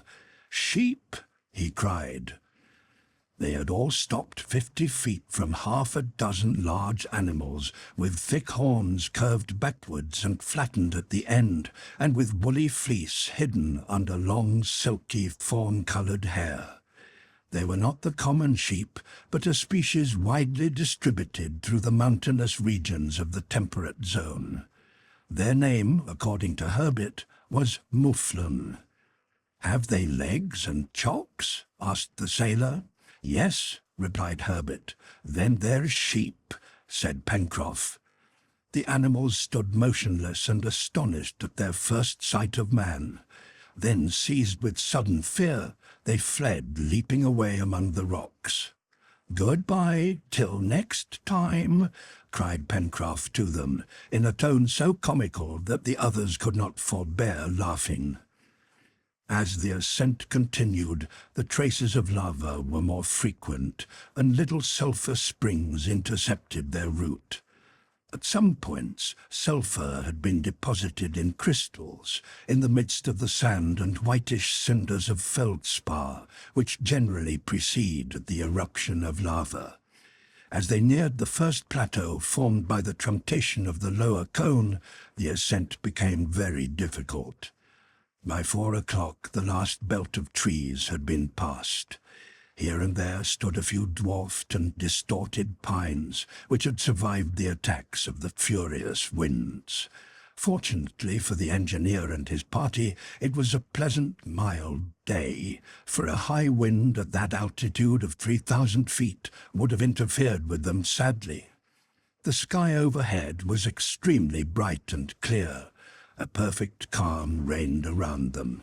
The sun was hidden by the upper mountain, which cast its shadow like a vast screen westward to the edge of the sea. A thin haze began to appear in the east, colored with all the rays of the solar spectrum. There were only 500 feet between the explorers and the plateau where they meant to encamp for the night, but these 500 were increased to 2,000 and more by the tortuous route. The ground, so to speak, gave way under their feet. The angle of ascent was often so obtuse that they slipped upon the smooth-worn lava. Little by little, the evening set in, and it was almost night when the party, tired out by a 7 hours' climb, arrived at the top of the first cone. Now they must pitch their camp and think of supper and sleep. The upper terrace of the mountain rose upon a base of rocks, amid which they could soon find a shelter. Firewood was not plenty, yet the moss and dry thistles so abundant on the plateau would serve their turn. The sailor built up a fireplace with huge stones, while Neb and Harbert went after the combustibles. They soon came back with a load of thistles, and with flint and steel, the charred linen for tinder, and Ned to blow the fire. A bright blaze was soon sparkling behind the rocks. It was for warmth only, for they kept the pheasant for the next day, and supped off the rest of the cabiai and a few dozen pistachio nuts. It was only 6:30 when the meal was ended. Cyrus Smith resolved to explore in the semi-obscurity the great circular pediment which upheld the topmost cone of the mountain. Before taking rest, he was anxious to know whether the base of the cone could be passed, in case its flanks should prove too steep for ascent. So, regardless of fatigue, he left Pencroff and Ned to make the sleeping arrangements, and Spilett to note down the incidents of the day, and taking Harbert with him, began to walk around the base of the plateau towards the north. The night was beautiful and still, and not yet very dark. They walked together in silence. Sometimes the plateau was wide and easy, sometimes so encumbered with rubbish that the two could not walk abreast. Finally, after 20 minutes' tramp, they were brought to a halt. From this point, the slant of the two cones was equal. To walk around the mountain upon an acclivity whose angle was nearly 75 degrees was impossible. But though they had to give up their flank movement, the chance of a direct ascent was suddenly offered to them. Before them opened an immense chasm in the solid rock. It was the mouth of the upper crater, the gullet, so to speak, through which, when the volcano was active, the eruption took place. Inside, hardened lava and scoriae formed a sort of natural staircase with enormous steps by which they might possibly reach the summit. Smith saw the opportunity at a glance, and followed by the boy, he walked unhesitatingly into the huge crevasse in the midst of the gathering darkness. There were yet 1,000 feet to climb. Could they scale the interior wall of the crater? They would try at all events. Fortunately, the long and sinuous declivities described a winding staircase, and greatly helped their ascent. The crater was evidently exhausted. Not a puff of smoke, not a glimmer of fire escaped, not a sound or motion in the dark abyss, reaching down perhaps to the center of the globe. The air within retained no taint of sulfur. The volcano was not only quiet, but extinct. Evidently, the attempt was to succeed. Gradually, as the two mounted the inner walls, they saw the crater grow larger over their heads. The light from the outer sky visibly increased. At each step, so to speak, which they made, new stars entered the field of their vision. The magnificent constellations of the southern sky shone resplendent. In the zenith glittered the splendid Antares of the Scorpion, and not far off that Beta of the Centaur, which is believed to be the nearest star to our terrestrial globe. Then, as the crater opened, appeared Fomalhaut of the Fish, the Triangle, and at last, almost at the Antarctic pole, the glowing Southern Cross. It was nearly 8 o'clock when they set foot on the summit of the cone. The darkness was by this time complete, and they could hardly see a couple of miles around them. Was the land an island, or the eastern extremity of a continent? They could not yet discover. Towards the west, a band of cloud clearly defined against the horizon deepened the obscurity and confounded sea with sky. But at one point of the horizon suddenly appeared a vague light, which slowly sank as the clouds mounted to the zenith. It was the slender crescent of the moon, just about to disappear. But the line of the horizon was now cloudless, and as the moon touched it, the engineer could see her face mirrored for an instant on a liquid surface. He seized the boy's hand. "An island," said he, as the lunar crescent disappeared behind the waves. Chapter 11. At the summit of the cone, the interior of the crater, sea everywhere, no land in sight, a bird's-eye view of the coast, hydrography and orography. Is the island inhabited? A geographical baptism. Lincoln Island. A half-hour later, they walked back to the camp. The engineer contented himself with saying to his comrades that the country was an island and that tomorrow they would consider what to do. Then each disposed himself to sleep, and in this basalt cave, 2,500 feet above sea level, they passed a quiet night in profound repose. The next day, March the 30th, after a hurried breakfast on roast tragopan, they started out for the summit of the volcano. All desired to see the isle on which perhaps they were to spend their lives, and to ascertain how far it lay from other land, and how near the course of vessels bound for the archipelagos of the Pacific. It was about 7 o'clock in the morning when they left the camp. No one seemed dismayed by the situation. They had faith in themselves, no doubt, but the source of that faith was not the same with Smith as with his companions. They trusted in him, he in his ability to extort from the wilderness around them all the necessaries of life. As for Pencroff, he would not have despaired since the rekindling of the fire by the engineer's lens if he had found himself upon a barren rock, if only Smith was with him. "Bah," said he, "we got out of Richmond without the permission of the authorities, and it will be strange if we can't get away some time from a place where no one wants to keep us."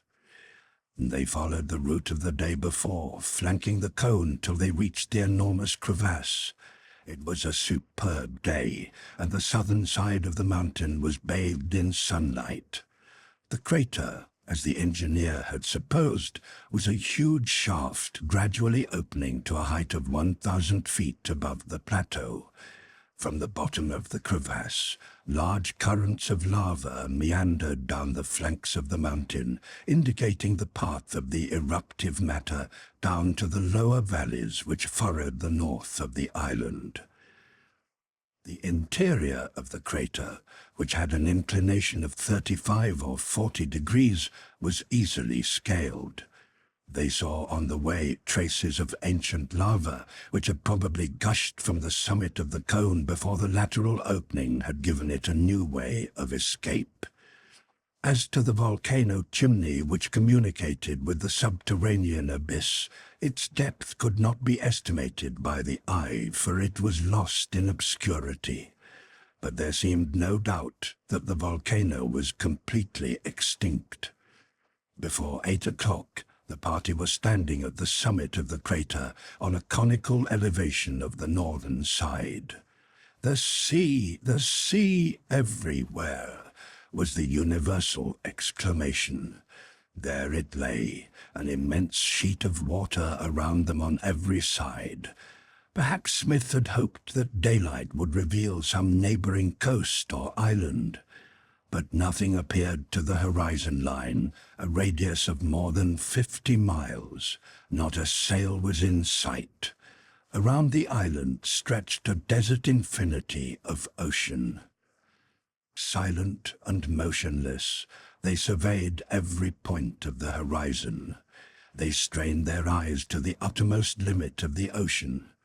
But even Pencroff, to whom nature had given a pair of telescopes instead of eyes, and who could have detected land even in the faintest haze upon the sea line, could see nothing. Then they looked down upon their island, and the silence was broken by Spilett. "How large do you think this island is?" It seemed small enough in the midst of the infinite ocean. Smith thought a while, noticed the circumference of the island, and allowed for the elevation. "My friends," he said, "if I am not mistaken, the coast of the island is more than 100 miles around. Then its surface will be— that is hard to estimate. The outline is so irregular." If Smith was right, the island would be about the size of Malta or Zante in the Mediterranean, but it was more irregular than they, and at the same time had fewer capes, promontories, points, bays, and creeks. Its form was very striking. When Spilett drew it, they declared it was like some fantastic sea beast, some monstrous pteropod asleep on the surface of the Pacific. The exact configuration of the island may thus be described. The eastern coast, upon which the castaways had landed, was a decided curve embracing a large bay, terminating at the southeast in a sharp promontory, which the shape of the land had hidden from Pencroff on his first exploration. On the northeast, 2 other capes shut in the bay, and between them lay a narrow gulf like the half-opened jaws of some formidable dogfish. From northeast to northwest, the coast was round and flat, like the skull of a wild beast. Then came a sort of indeterminate hump, whose center was occupied by the volcanic mountain. From this point, the coast ran directly north and south. For 2/3 of its length it was bordered by a narrow creek, and then it finished in a long queue like the tail of a gigantic alligator. This queue formed a veritable peninsula, which extended more than 30 miles into the sea, reckoning from the southeastern cape before mentioned. These 30 miles, the southern coast of the island, described an open bay. The narrowest part of the island, between the Chimneys and the creek on the west, was 10 miles wide, but its greatest length from the jaw in the northeast to the extremity of the southwestern peninsula was not less than 30 miles. The general aspect of the interior was as follows. The southern part, from the shore to the mountain, was covered with woods. The northern part was arid and sandy. Between the volcano and the eastern coast, the party was surprised to see a lake surrounded by evergreens whose existence they had not suspected. Viewed from such a height, it seemed to be on the same level with the sea, but on reflection, the engineer explained to his companions that it must be at least 300 feet higher, for the plateau on which it lay was as high as that of the coast. "So, then, it is a fresh-water lake?" asked Pencroff. "Yes," said the engineer, "for it must be fed by the mountain streams."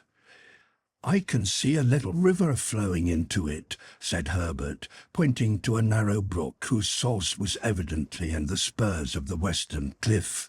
"True," said Smith, "and since this brook flows into the lake, there is probably some outlet towards the sea for the overflow. We will see about that when we go back." This little winding stream and the river so familiar to them were all the watercourses they could see. Nevertheless, it was possible that under those masses of trees which covered 2/3 of the island, other streams flowed towards the sea. This seemed the more probable from the fertility of the country and its magnificent display of the flora of the temperate zone. In the northern section there was no indication of running water. Perhaps there might be stagnant pools in the swampy part of the northeast, but that was all. In the main, this region was composed of arid sandhills and downs, contrasting strongly with the fertility of the larger portion. The volcano did not occupy the center of the island. It rose in the northwest and seemed to indicate the dividing line of the two zones. On the southwest, south, and southeast, the beginnings of the spurs were lost in masses of verdure. To the north, on the contrary, these ramifications were plainly visible, subsiding gradually to the level of the sandy plain. On this side, too, when the volcano was active, the eruptions had taken place, and a great bed of lava extended as far as the narrow jaw which formed the northeastern gulf. They remained for an hour at the summit of the mountain.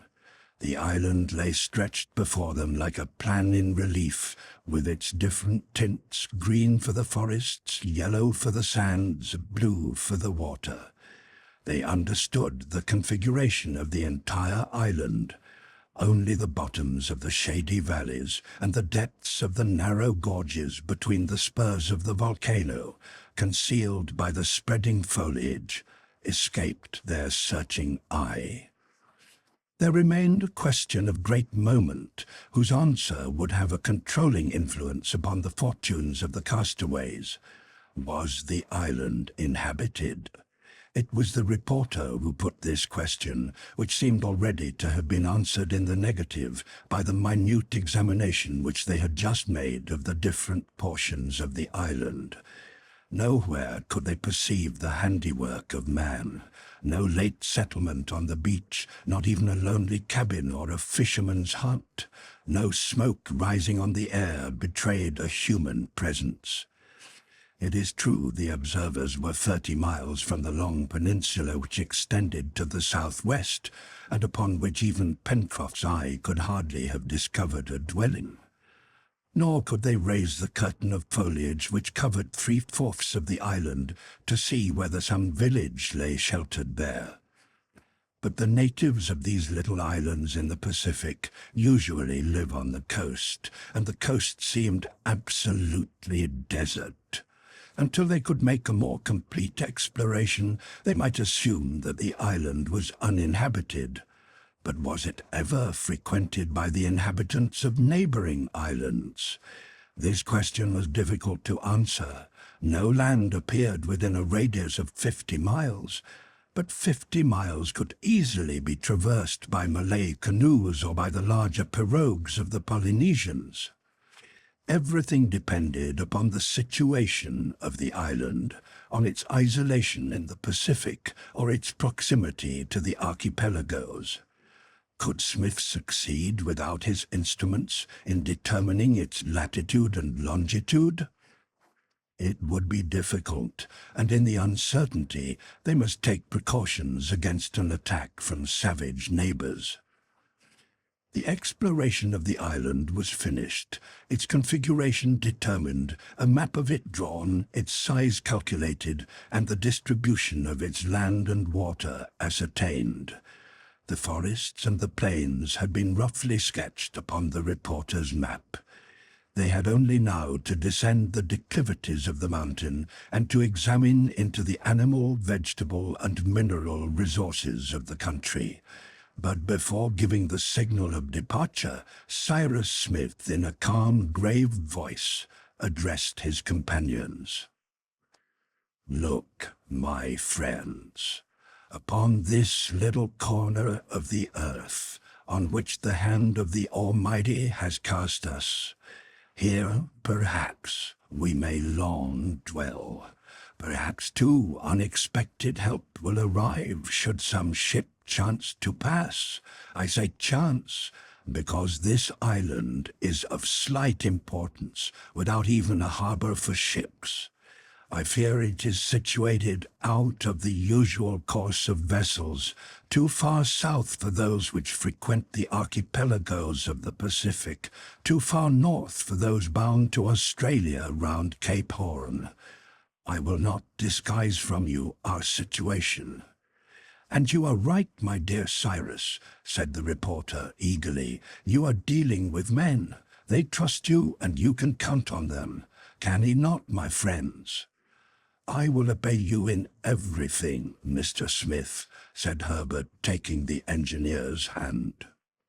"May I lose my name," said the sailor, "if I shirk my part. If you choose, Mr. Smith, we will make a little America here. We will build cities, lay railroads, establish telegraphs, and some day, when the island is transformed and civilized, offer her to the United States. But one thing I should like to ask." "What is that?" said the reporter. "That we should not consider ourselves any longer as castaways, but as colonists." Cyrus Smith could not help smiling, and the motion was adopted. Then Smith thanked his companions, and added that he counted upon their energy and upon the help of heaven. "Well, let's start for the chimneys," said Pencroff. "1 minute, my friends," answered the engineer. "Would it not be well to name the island as well as the capes, promontories, and watercourses which we see before us?" "Good," said the reporter. "That will simplify for the future the instructions which we may have to give or to take." "Yes," added the sailor, "it will be something gained to be able to say whence we are coming and where we are going. We shall seem to be somewhere." "At the chimneys, for instance," said Harbert. "Exactly," said the sailor. "That name has been quite convenient already, and I was the author of it. Shall we keep that name for our first encampment, Mr. Smith?" "Yes, Pencroff, since you baptized it so." "Good. The others will be easy enough," resumed the sailor, who was now in the vein. "Let us give them names like those of the Swiss Family Robinson, whose story Harbert has read me more than once. Providence Bay, Cochonot Point, Cape Disappointment. Or rather Mr. Smith's name, Mr. Spilett's, or Neb's," said Harbert. "My name?" cried Neb, showing his white teeth. "Why not?" replied Pencroff. "Port Neb would sound first-rate, and Cape Gideon." "I would rather have names taken from our country," said the reporter, "which will recall America to us." "Yes," said Smith, "the principal features, the bays and seas, should be so named. For instance, let us call the great bay to the east Union Bay, the southern indentation Washington Bay, the mountain on which we are standing Mount Franklin, the lake beneath our feet Lake Grant. These names will recall our country and the great citizens who have honored it. But for the smaller features, let us choose names which will suggest their especial configuration. These will remain in our memory and be more convenient at the same time. The shape of the island is so peculiar that we shall have no trouble in finding appropriate names. The streams, the creeks, and the forest regions yet to be discovered, we will baptize as they come. What say you, my friends?" The engineer's proposal was unanimously applauded. The inland bay unrolled like a map before their eyes, and they had only to name the features of its contour and relief. Spilett would put down the names over the proper places, and the geographical nomenclature of the island would be complete. First, they named the two bays and the mountain, as the engineer had suggested. "Now," said the reporter, "to that peninsula projecting from the southwest, I propose to give the name of Serpentine Peninsula, and to call the twisted curve at the termination of it Reptile End, for it is just like a snake's tail." "Motion carried," said the engineer. "And the other extremity of the island," said Harbert, "the gulf so like an open pair of jaws, let us call it Shark Gulf." "Good enough," said Pencroff, "and we may complete the figure by calling the two sides of the gulf Mandible Cape." "But there are two capes," observed the reporter. "Well, we will have them North Mandible and South Mandible." "I've put them down," said Spilett. "Now we must name the southwestern extremity of the island," said Pencroff. "You mean the end of Union Bay?" asked Harbert. "Claw Cape," suggested Neb, who wished to have his turn as godfather, and he had chosen an excellent name, for this cape was very like the powerful claw of the fantastic animal to which they had compared the island. Pencroff was enchanted with the turn things were taking, and their active imaginations soon supplied other names. The river which furnished them with fresh water, and near which the balloon had cast them on shore, they called the Mercy, in gratitude to Providence. The islet on which they first set foot was Safety Island. The plateau at the top of the high granite wall above the chimneys, from which the whole sweep of the bay was visible, Prospect Plateau. And finally, that mass of impenetrable woods which covered Serpentine Peninsula, the forests of the far west. The engineer had approximately determined by the height and position of the sun the situation of the island with reference to the cardinal points, and had put Union Bay and Prospect Plateau to the east. But on the morrow, by taking the exact time of the sun's rising and setting, and noting its situation at the time exactly intermediate, he expected to ascertain precisely the northern point of the island. For on account of its situation on the southern hemisphere, the sun at the moment of its culmination would pass to the north and not to the south as it does in the northern hemisphere. All was settled, and the colonists were about to descend the mountain, when Pencroff cried, "Why, what idiots we are!" "Why so?" said Spilett, who had gotten up and closed his notebook. "We have forgotten to baptize our island."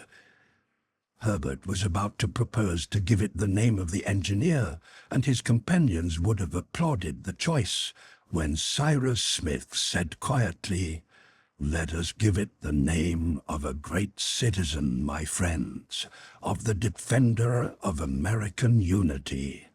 Let us call it Lincoln Island." They greeted the proposal with 3 hurrahs. Chapter 12. Regulation of Watches.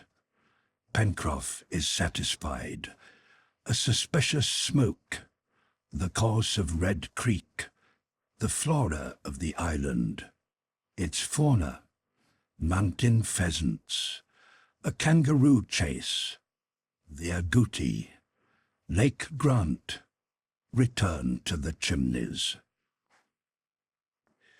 The colonists of Lincoln Island cast a last look about them and walked once around the verge of the crater.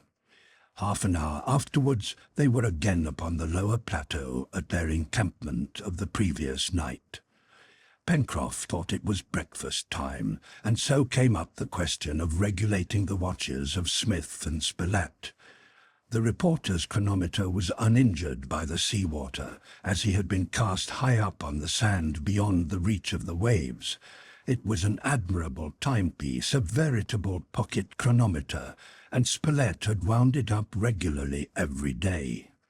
The engineer's watch, of course, had stopped while he lay upon the downs. He now wound it up and set it at 9 o'clock, estimating the time approximately by the height of the sun. Spilett was about to do the same when the engineer stopped him. "Wait, my dear Spilett," said he. "You have the Richmond time, have you not?" "Yes." "Your watch, then, is regulated by the meridian of that city, which is very nearly that of Washington." "Certainly." "Well, keep it so. Wind it up carefully, but do not touch the hands. This may be of use to us." "What's the use of that?" thought the sailor. They made such a hearty meal that little was left of the meat and pistachio nuts. But Pencroff did not trouble himself about that.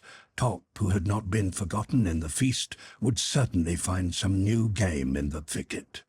Besides, the sailor had made up his mind to ask Smith to make some powder and 1 or 2 shotguns, which he thought would be an easy matter. As they were leaving the plateau, Smith proposed to his companions to take a new road back to the Chimneys. He wished to explore Lake Grant, which lay surrounded so beautifully with trees. They followed the crest of one of the spurs in which the creek which fed the lake probably had its source. The colonists employed in conversation only the proper names which they had just devised, and found that they could express themselves much more easily. Harbert and Pencroff, one of whom was young and the other something of a child, were delighted, and the sailor said as they walked along, "Well, Harbert, this is jolly. We can't lose ourselves now, my boy, since, whether we follow Lake Grant or get to the Mersey through the woods of the far west, we must come to Prospect Plateau, and so to Union Bay." It had been agreed that, without marching in a squad, the colonists should not keep too far apart. Dangerous wild beasts surely inhabited the forest recesses, and they must be on their guard. Usually Pencroff, Harbert, and Ned walked in front, preceded by Top, who poked his nose into every corner.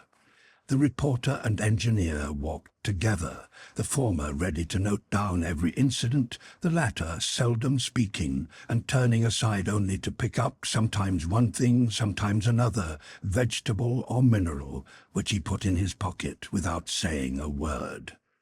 "What the mischief is he picking up?" muttered Pencroff. "There's no use in looking. I can see nothing worth the trouble of stooping for." About 10 o'clock, the little company descended the last declivities of Mount Franklin. A few bushes and trees were scattered over the ground. They were walking on a yellowish calcined soil, forming a plain about 1 mile long, which extended to the border of the wood. Large fragments of that basalt which, according to Bischoff's theory, had taken 350 million years to cool, strewed the uneven surface of the plain. Yet there was no trace of lava, which had especially found an exit down the northern declivities. Smith thought they should soon reach the creek, which he expected to find flowing under the trees by the plain, when he saw Harbert running back, and Ned and the sailor hiding themselves behind the rocks. "What's the matter, my boy?" said Spilett. "Smoke," answered Harbert. "We saw smoke ascending from among the rocks 100 steps in front." "Then, in this region?" cried the reporter. "We must not show ourselves till we know with whom we have to deal," answered Smith. "I have more fear than hope of the natives, if there are any such on the island. Where is Top?" "Top is on ahead." "And has not barked?" "No." "That is strange. Still, let us try to call him back." In a few moments the three had rejoined their companions, and had hidden themselves like Neb and Pencroff behind the basalt rubbish. Thence they saw very evidently a yellowish smoke curling into the air. Top was recalled by a low whistle from his master, who motioned to his comrades to wait, and stole forward under cover of the rocks. In perfect stillness the party awaited the result. when a call from Smith summoned them forward. In a moment they were by his side, and were struck at once by the disagreeable smell which pervaded the atmosphere. This odour, unmistakable as it was, had been sufficient to reassure the engineer. "Nature is responsible for that fire," he said, "or rather for that smoke. It is nothing but a sulphur spring, which will be good for our sore throats." "Good," said Pencroff. "What a pity I have not a cold." The colonists walked towards the smoke. There they beheld a spring of sulphate of soda, which flowed in currents among the rocks, and whose waters, absorbing the oxygen of the air, gave off a lively odour of sulphohydric acid. Smith dipped his hand into the spring and found it oily. He tasted it and perceived a sweetish savour. Its temperature he estimated at 95 degrees Fahrenheit, and when Harbert asked him on what he based his estimate, "Simply, my boy," said he, "because when I put my hand into this water, I have no sensation either of heat or of cold. Therefore it is at the same temperature as the human body, that is, about 95 degrees. Then, as the spring of sulphur could be put to no present use, the colonists walked towards the thick border of the forest a few hundred paces distant. There, as they had thought, the brook rolled its bright limpid waters between high reddish banks whose colour betrayed the presence of oxide of iron. On account of this colour, they instantly named the watercourse Red Creek. It was nothing but a large mountain brook, deep and clear here, flowing quietly over the lands there, gurgling amid rocks or falling in a cascade, but always flowing towards the lake. It was 1.5 miles long. Its breadth varied from 30 to 40 feet. Its water was fresh, which argued that those of the lake would be found the same, a fortunate occurrence in case they should find upon its banks a more comfortable dwelling than the Chimneys. The trees which a few hundred paces downstream overshadowed the banks of the creek belonged principally to the species which abound in the temperate zone of Australia or of Tasmania, and belonged to those conifers which clothed the portion of the island already explored, some miles around Prospect Plateau. It was now the beginning of April, a month which corresponds in that hemisphere to our October, yet their leaves had not begun to fall. They were especially casuarinae and eucalypti, some of which in the ensuing spring would furnish a sweetish manner like that of the East. Clumps of Australian cedars rose in the glades, covered high with that sort of moss which the New Hollanders call tussocks, but the cocoa palm, so abundant in the archipelagos of the Pacific, was conspicuous by its absence. Probably the latitude of the island was too low. "What a pity," said Harbert, "such a useful tree and such splendid nuts."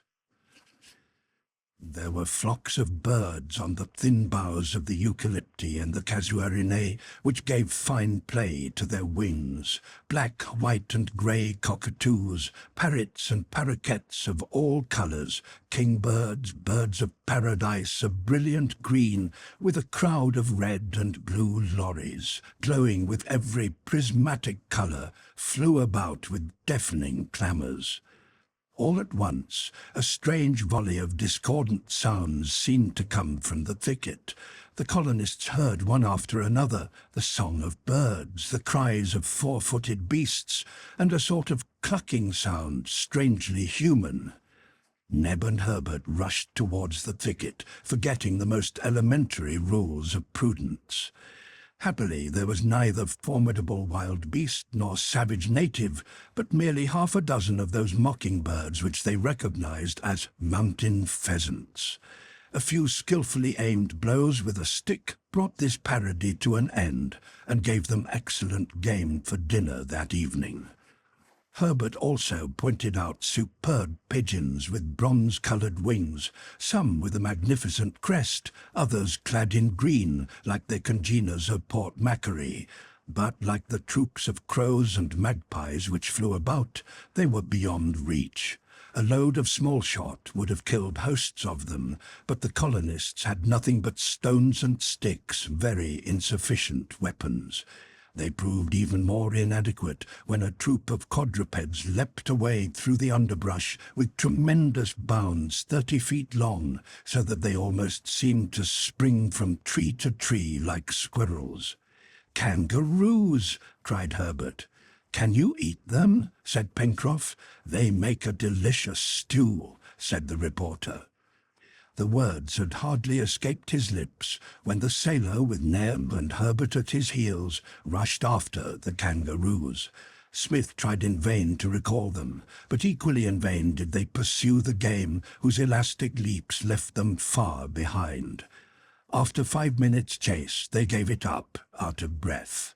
"You see, Mr. Smith," said Pencroff, "that guns are a necessity. Will it be possible to make them?" "Perhaps," replied the engineer, "but we will begin by making bows and arrows, and you will soon use them as skilfully as the Australian hunters." "Bows and arrows?" said Pencroff with a contemptuous look. "They are for children." "Don't be so proud, my friend," said the reporter. "Bows and arrows were sufficient for many centuries for the warfare of mankind. Powder is an invention of yesterday, while war, unhappily, is as old as the race." "That's true, Mr. Spilett," said the sailor. "I always speak before I think. Forgive me." Meanwhile Herbert, with his natural history always uppermost in his thoughts, returned to the subject of kangaroos. "Those which escaped us," he said, "belong to the species most difficult to capture, very large with long grey hair. But I am sure there are black and red kangaroos, rock kangaroos, kangaroo rats." "Herbert," said the sailor, "for me there is only one kind, the kangaroo on the spit, and that is just what we haven't got." They could not help laughing at Professor Pencroff's new classification. He was much cast down at the prospect of dining on mountain pheasants, but chance was once more kind to him. Top, who felt his dinner at stake, rushed hither and thither, his instinct quickened by sharp appetite. In fact, he would have left very little of what he might catch for anyone else, had not Neb watched him shrewdly. About 3 o'clock he disappeared into the rushes, from which came grunts and growls which indicated a deadly tussle. Ned rushed in and found Top greedily devouring an animal which in 10 seconds more would have totally disappeared. But the dog had luckily fallen on a litter, and 2 more rodents, for to this species did the beasts belong, lay strangled on the ground. Ned reappeared in triumph with a rodent in each hand. They had yellow hair with patches of green and the rudiments of a tail. They were a sort of agouti, a little larger than their tropical congeners, true American hares, with long ears and 5 molar teeth on either side. "Hurrah!" cried Pencroff. "The roast is here. Now we can go back to the house." The journey was resumed. Red Creek still rolled its limpid waters under the arching boughs of casuarents, bankseas, and gigantic gum trees. Superb liliaceae rose to a height of 20 feet, and other arborescent trees of species unknown to the young naturalist bent over the brook, which murmured gently beneath its leafy cradle. It widened sensibly, nevertheless, and the mouth was evidently near. As the party emerged from a massive thicket of fine trees, the lake suddenly appeared before them. They were now on its left bank, and a picturesque region opened to their view. The smooth sheet of water, about 7 miles in circumference and 250 acres in extent, lay sleeping among the trees. Towards the east, across the intermittent screen of verdure, appeared a shining horizon of sea. To the north, the curve of the lake was concave, contrasting with the sharp outline of its lower extremity. numerous aquatic birds frequented the banks of this little Ontario, in which the 1,000 isles of its American original were represented by a rock emerging from its surface some hundreds of feet from the southern bank. There lived in harmony several couples of kingfishers perched upon rocks, grave and motionless, watching for fish. Then they would plunge into the water and dive with a shrill cry, reappearing with the prey in their beaks. Upon the banks of the lake and the island were constantly strutting wild ducks, pelicans, water hens, and red beaks. The waters of the lake were fresh and limpid, somewhat dark, and from the concentric circles on its surface were evidently full of fish. "How beautiful this lake is," said Spilett. "We could live on its banks." "We will live there," answered Smith. The colonists, desiring to get back to the Chimneys by the shortest route, went down towards the angle formed at the south by the junction of the banks. They broke a path with much labour through the thickets and brushwood, hitherto untouched by the hand of man, and walked towards the seashore so as to strike it to the north of Prospect Plateau. After a 2 miles' walk, they came upon the thick turf of the plateau and saw before them the infinite ocean. To get back to the Chimneys, they had to walk across the plateau for a mile to the elbow formed by the first bend of the Mersey. But the engineer was anxious to know how and where the overflow of the lake escaped. It was probable that a river existed somewhere, pouring through a gorge in the granite. In fine, the lake was an immense receptacle, gradually filled at the expense of the creek, and its overflow must somehow find a way down to the sea. Why should they not utilize this wasted store of water power? So they walked up the plateau, following the banks of Lake Grant, but after a tramp of a mile, they could find no outlet. It was now 4:30, and dinner had yet to be prepared. The party returned upon its track and reached the Chimneys by the left bank of the Mersey. Then the fire was lighted, and Neb and Pencroff, on whom devolved the cooking in their respective characters of negro and sailor, skilfully broiled the agouti, to which the hungry explorers did great honour. When the meal was over, and just as they were settling themselves to sleep, Smith drew from his pocket little specimens of various kinds of minerals, and said quietly, "My friends, this is iron ore, this pyrites, this clay, this limestone, this charcoal. Nature gives us these as her part in the common task. Tomorrow, we must do our share." Chapter 13. Top's contribution. Making bows and arrows. A brick kiln. A pottery. Different cooking utensils. The first boiled meat. Mugwort. The Southern Cross. An important astronomical observation. "Now then, Mr. Smith, where shall we begin?" asked Pencroff the next morning. "At the beginning," answered the engineer. And this indeed was necessary, as the colonists did not even possess implements with which to make implements. Neither were they in that condition of nature in which having time economizes effort.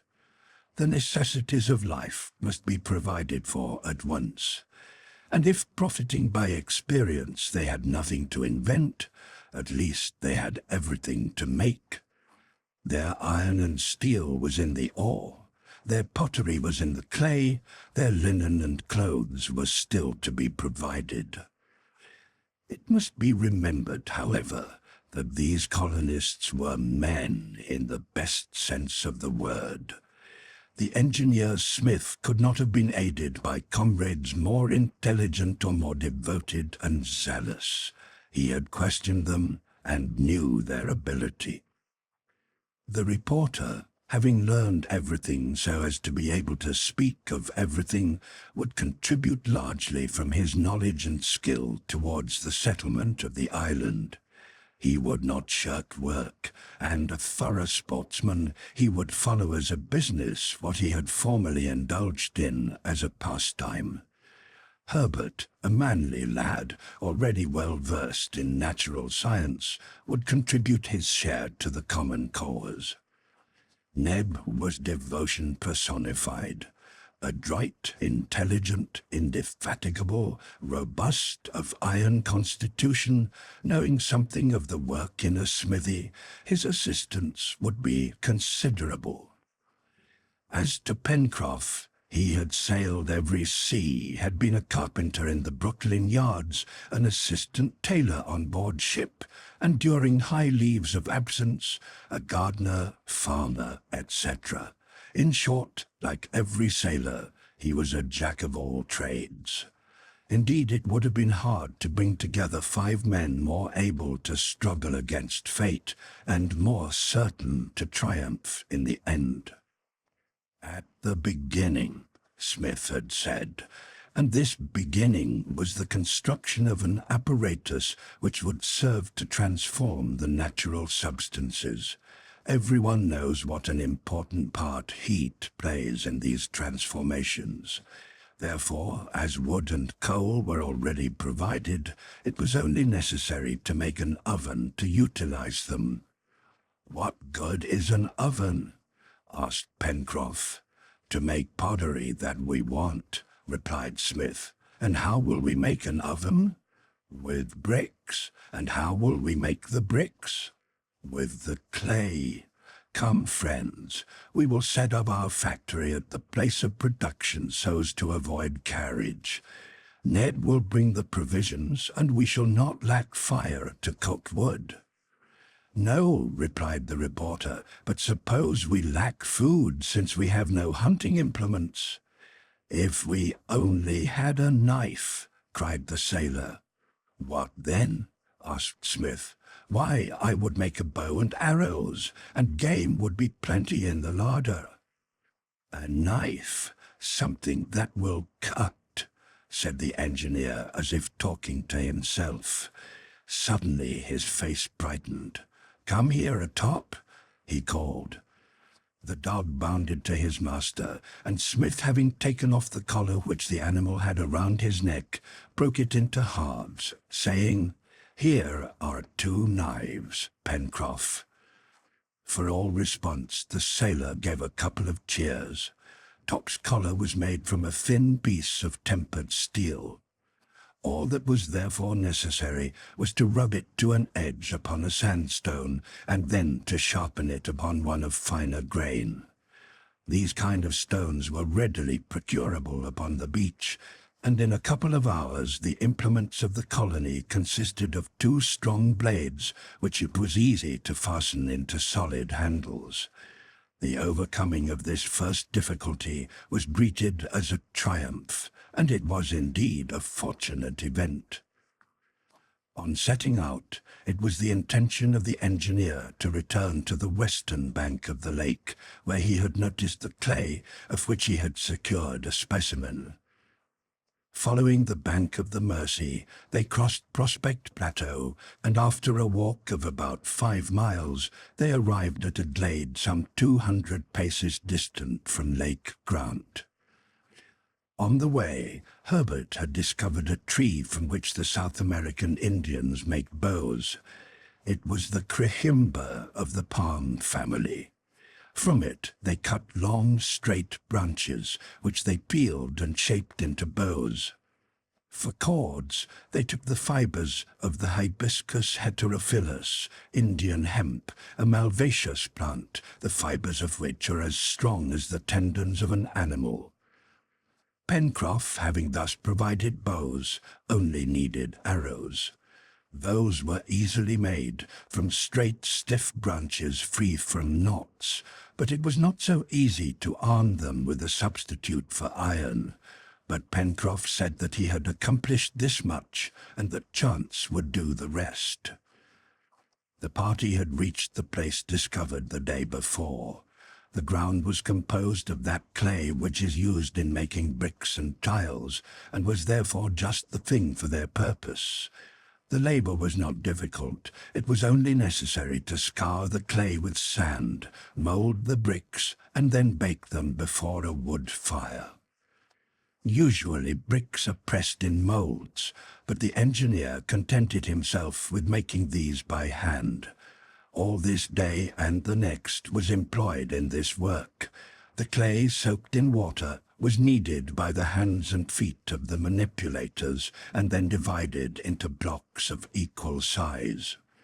A skilled workman can make without machinery as many as 10,000 bricks in 12 hours. But in the 2 days, the brickmakers of Lincoln Island had made but 3,000, which were piled one upon the other to await the time when they would be dry enough to bake, which would be in 3 or 4 days. On the 2nd of April, Smith occupied himself in determining the position of the island. The day before, he had noted the precise minute at which the sun had set, allowing for the refraction. On this morning, he ascertained with equal precision the time of its rising. The intervening time was 12 hours and 24 minutes. Therefore, 6 hours and 12 minutes after rising, the sun would pass the meridian, and the point in the sky which it would occupy at that instant would be north. At the proper hour, Smith marked this point, and by getting 2 trees in line, obtained a meridian for his future operations. During the 2 days preceding the baking, they occupied themselves by laying in a supply of firewood. Branches were cut from the edge of the clearing, and all the dead wood under the trees was picked up. And now and then they hunted in the neighborhood, the more successfully as Pencroff had some dozens of arrows with very sharp points.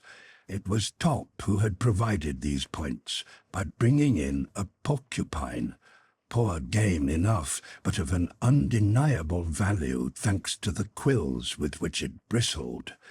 These quills were firmly fastened to the ends of the arrows, and their flight was guided by feathering them with the cockatoo's feathers.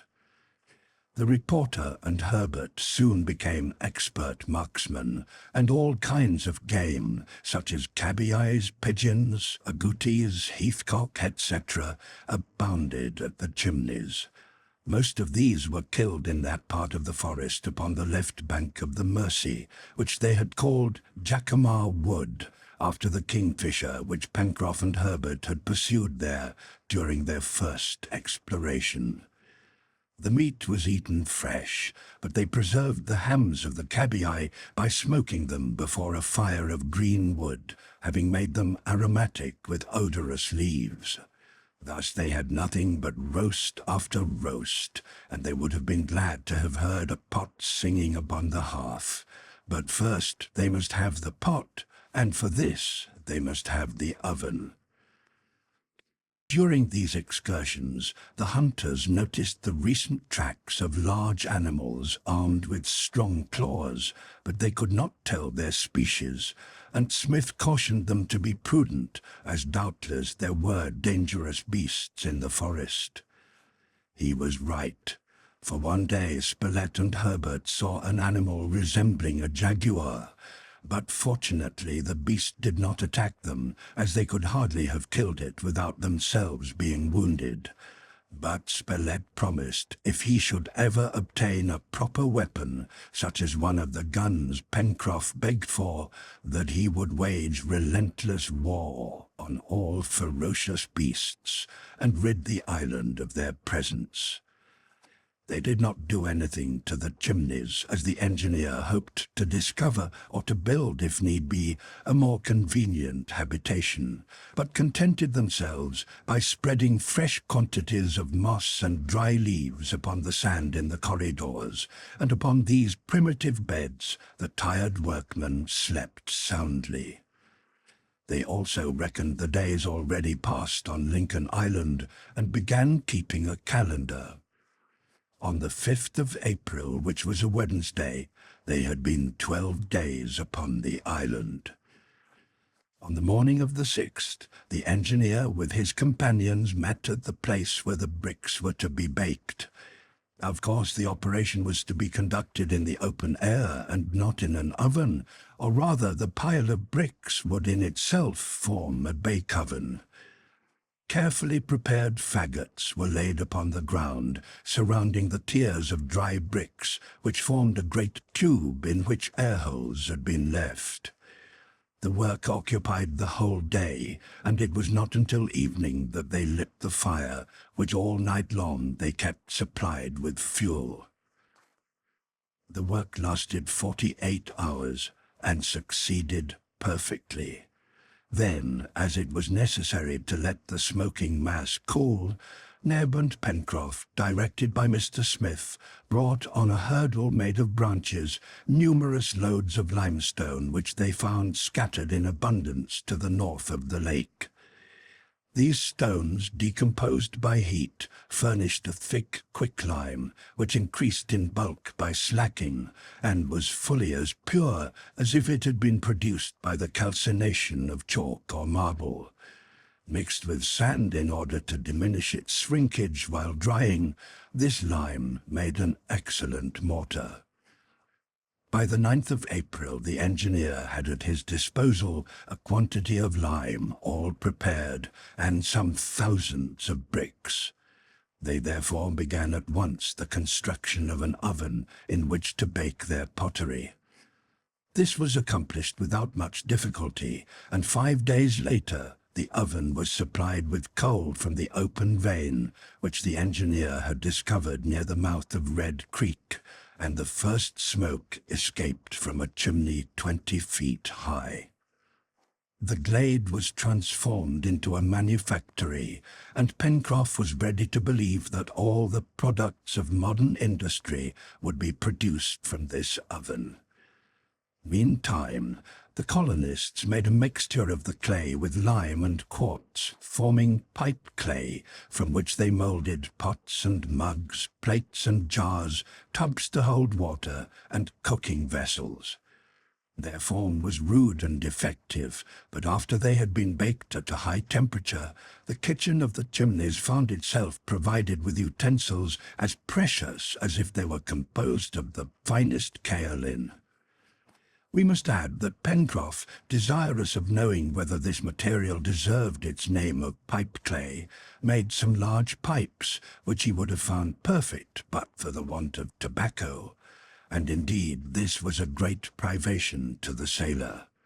But the tobacco will come like everything else, he would say in his hopeful moments. The work lasted until the 15th of April, and the time was well spent. The colonists, having become potters, made nothing but pottery. When it would suit the engineer to make them smiths, they would be smiths. But as the morrow would be Sunday, and moreover Easter Sunday, all agreed to observe the day by rest. These Americans were religious men, scrupulous observers of the precepts of the Bible, and their situation could only develop their trust in the author of all things. On the evening of the 15th, they returned permanently to the Chimneys, bringing the rest of the pottery back with them, and putting out the oven fire until there should be use for it again. This return was marked by the fortunate discovery by the engineer of a substance that would answer for tinder, which we know is the spongy, velvety pulp of a mushroom of the polypore family. Properly prepared, it is extremely inflammable, especially when previously saturated with gunpowder or nitrate or chlorate of potash. But until then they had found no polypores, nor any fungi that would answer instead. Now the engineer, having found a certain plant belonging to the mugwort family, to which belong wormwood, mint, etc., broke off some tufts, and handing them to the sailor, said, "Here, Pencroff, is something for you." Pencroff examined the plant with its long silky threads and leaves covered with a cotton-like down. "What is it, Mr. Smith?" he asked. Ah, I know. It's tobacco. No, answered Smith, it is Artemisia wormwood, known to science as Chinese mugwort, but to us it will be tinder. This mugwort, properly dried, furnished a very inflammable substance, especially after the engineer had impregnated it with nitrate of potash, which is the same as saltpeter, a mineral very plenty on the island. This evening the colonists, seated in the central chamber, supped with comfort. Ned had prepared some agouti soup, a spiced ham, and the boiled corns of the Caladium macrorhizum, an herbaceous plant of the arad family, which under the tropics takes a tree form. These corns, which are very nutritious, had an excellent flavour, something like that of Portland sago, and measurably supplied the place of bread, which the colonists were still without. Supper finished, before going to sleep, the party took a stroll upon the beach. It was 8 o'clock, and the night was magnificent. The moon, which had been full 5 days before, was about rising, and in the zenith, shining resplendent above the circumpolar constellations, rode the Southern Cross. For some moments the engineer gazed at it attentively.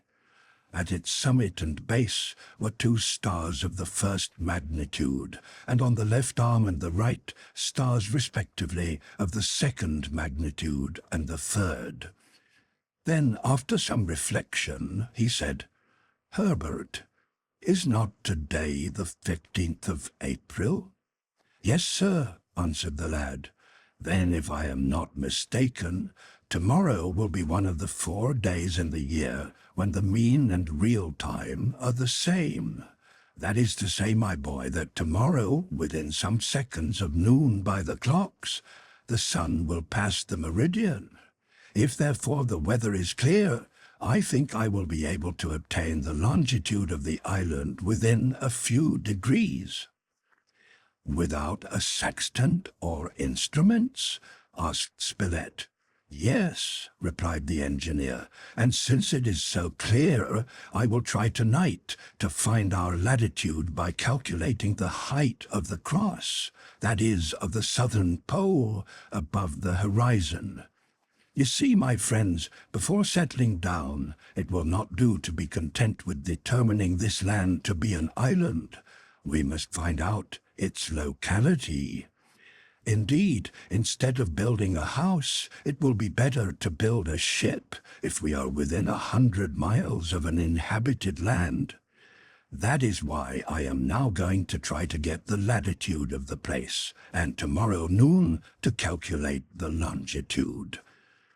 If the engineer had possessed a sextant, the work would have been easy, as this evening by taking the height of the pole, and tomorrow by the sun's passage of the meridian, he would have the coordinates of the island. But having no instruments, he must devise something. So, returning to the chimneys, he made, by the light of the fire, 2 little flat sticks which he fastened together with a thorn, in a way that they could be opened and shut like compasses, and returned with them to the beach.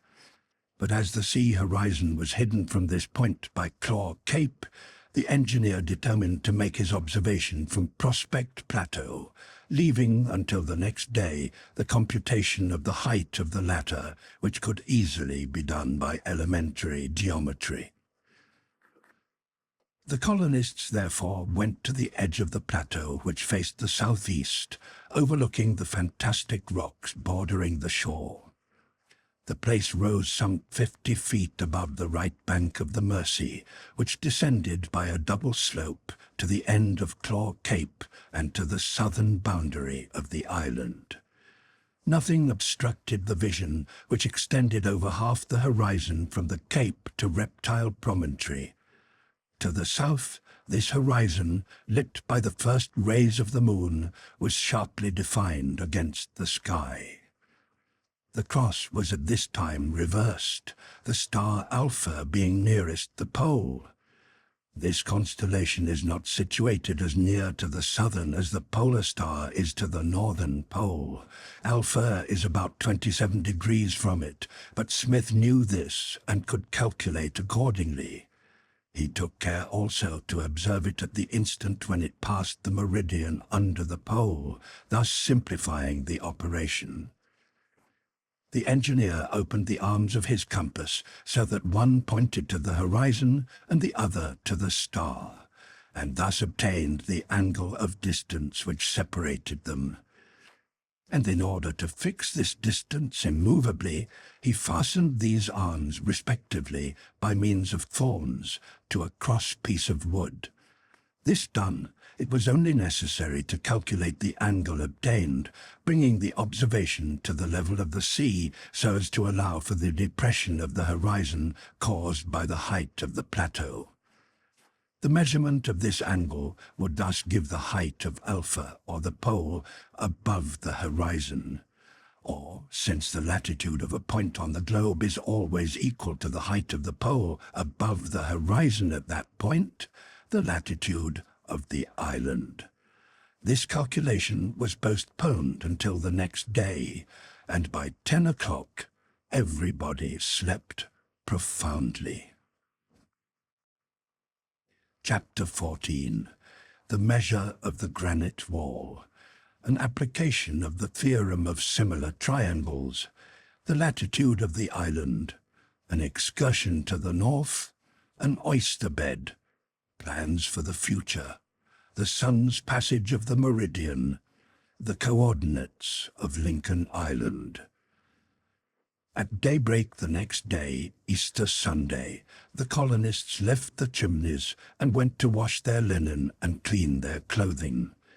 The engineer intended to make some soap as soon as he could obtain some soda or potash and grease or oil. The important question of renewing their wardrobes would be considered in due time.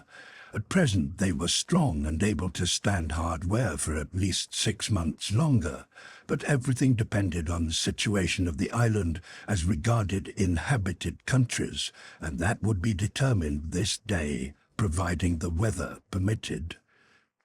The sun rising above the horizon ushered in one of those glorious days which seemed like the farewell of summer. The first thing to be done was to measure the height of Prospect Plateau above the sea. "Do you not need another pair of compasses?" asked Harbert of the engineer. "No, my boy," responded the latter. "This time we will try another and nearly as precise method." Pencroff, Neb, and the reporter were busy at other things, but Harbert, who desired to learn, followed the engineer, who proceeded along the beach to the base of the granite wall.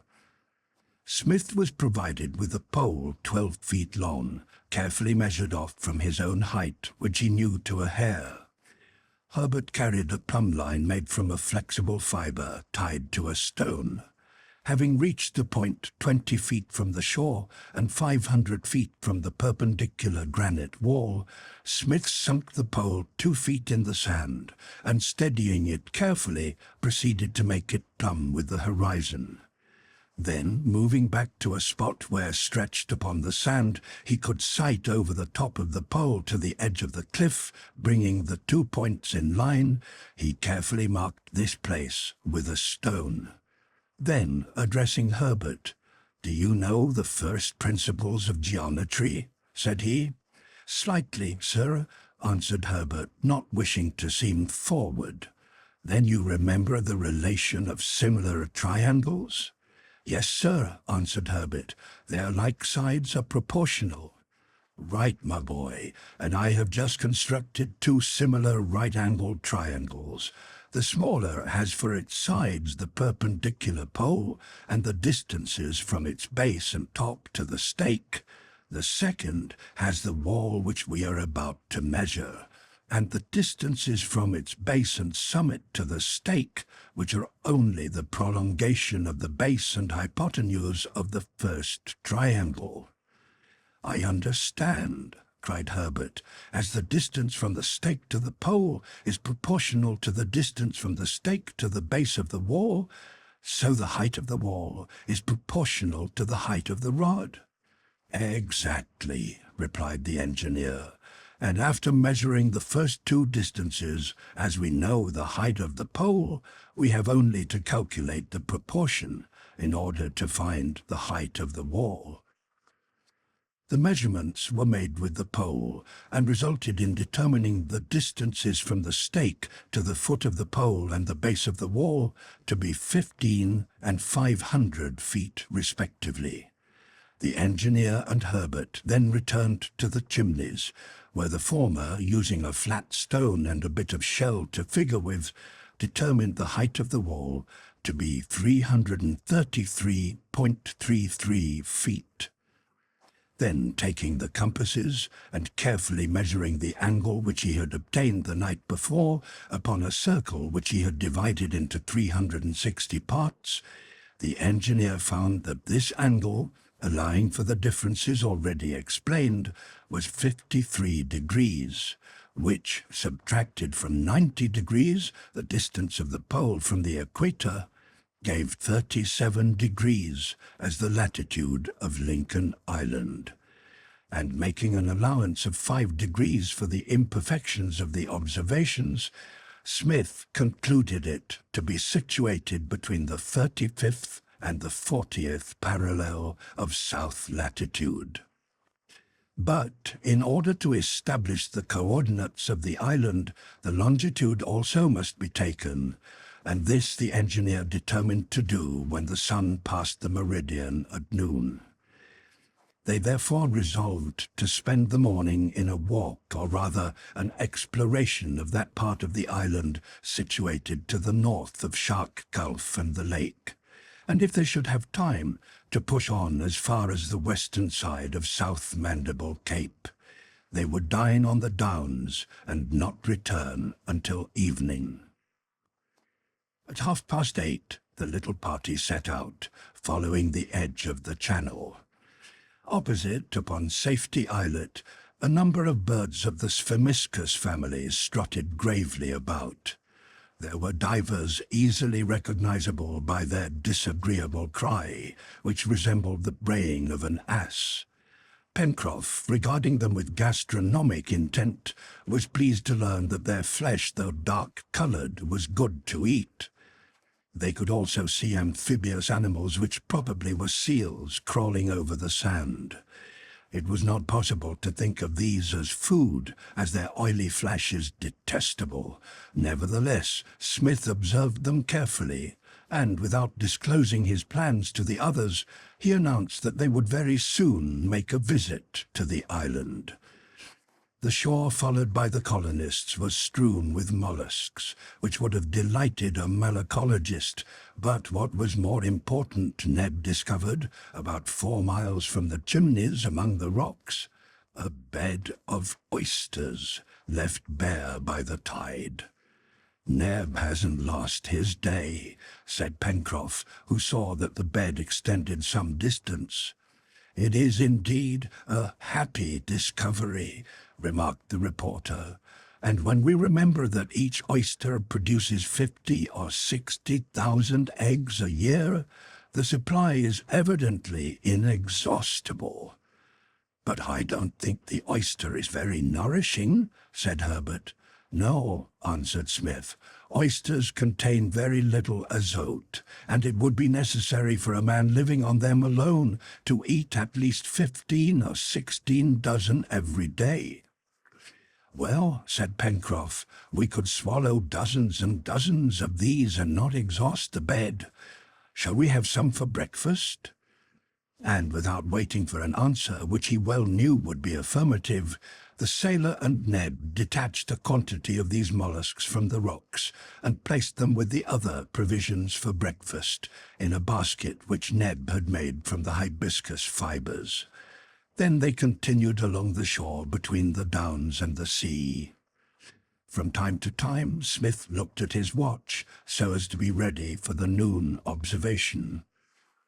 All this portion of the island as far as South Mandible Cape was desert, composed of nothing but sand and shells mixed with the debris of lava. A few seabirds, such as the seagulls and albatross, frequented the shore, and some wild ducks excited the covetousness of Pencroff. He tried to shoot some, but unsuccessfully, as they seldom lit, and he could not hit them flying. This made the sailor say to the engineer, "You see, Mr. Smith, how much we need guns?"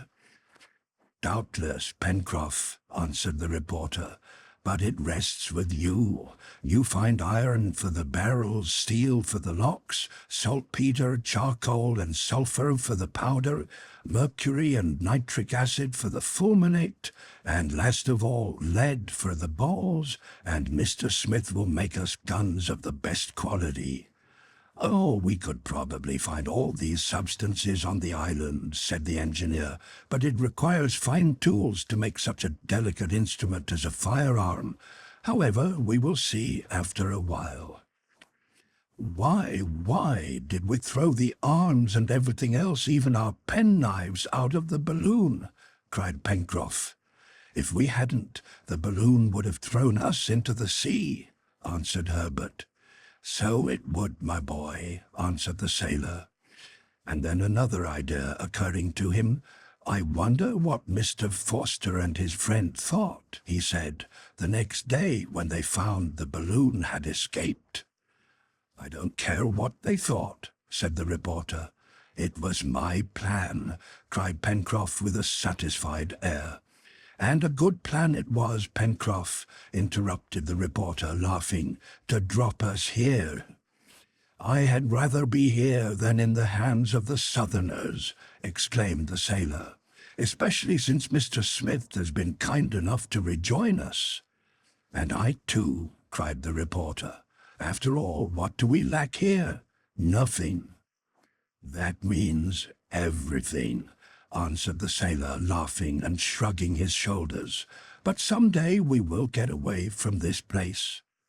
"Sooner, perhaps, than you think, my friends," said the engineer, "if Lincoln Island is not very far from an inhabited archipelago or a continent, and we will find that out within an hour. I have no map of the Pacific, but I have a distinct recollection of its southern portion. Yesterday's observation places the island in the latitude of New Zealand and Chile, but the distance between these two countries is at least 6,000 miles. We must therefore determine what point in this space the island occupies, and that I hope to get pretty soon from the longitude." "Is not the low archipelago nearest to us in latitude?" asked Harbert. "Yes," replied the engineer, "but it is more than 1,200 miles distant." "And that way?" inquired Neb, who followed the conversation with great interest, pointing towards the south. "Nothing," answered Pencroff. "Nothing indeed," added the engineer. "Well, Cyrus," demanded the reporter, "if we find Lincoln Island to be only 200 or 300 miles from New Zealand or Chile, we will build a ship instead of a house, and Pencroff shall command it." "All right, Mr. Smith," cried the sailor, "I am all ready to be captain, provided you build something seaworthy." "We will, if it is necessary," answered Smith. While these men whom nothing could discourage were talking, the hour for taking the observation approached.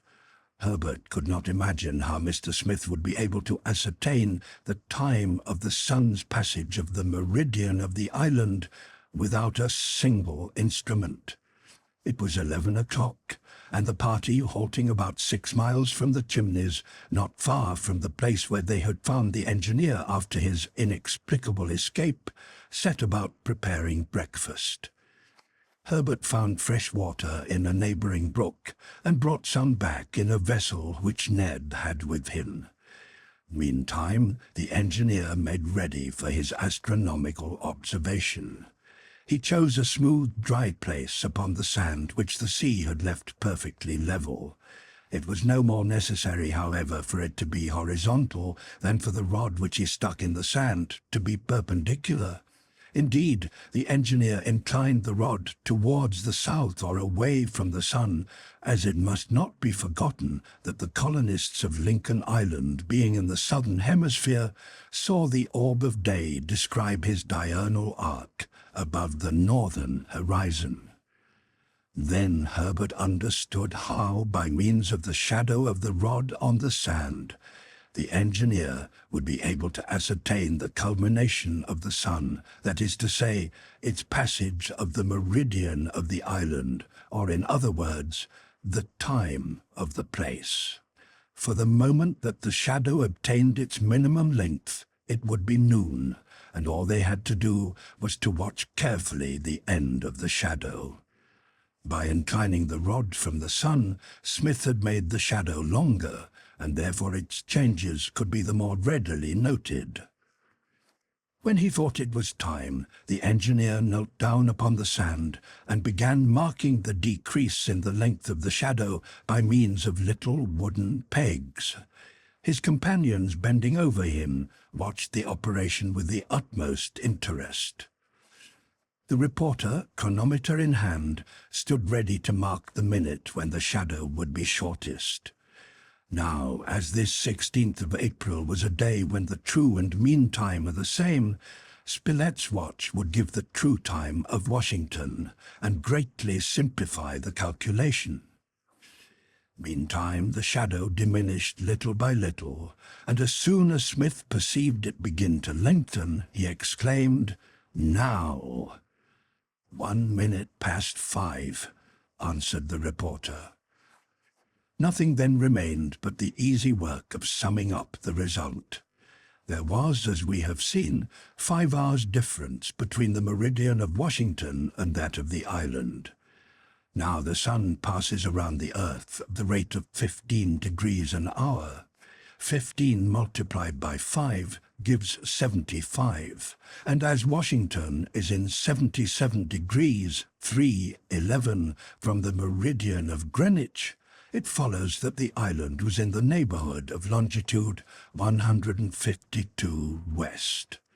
Smith announced this result to his companions, and making the same allowance as before, he was able to affirm that the bearing of the island was between the 35 degrees and 37 degrees of south latitude, and between the 150 degrees and 155 degrees of west longitude.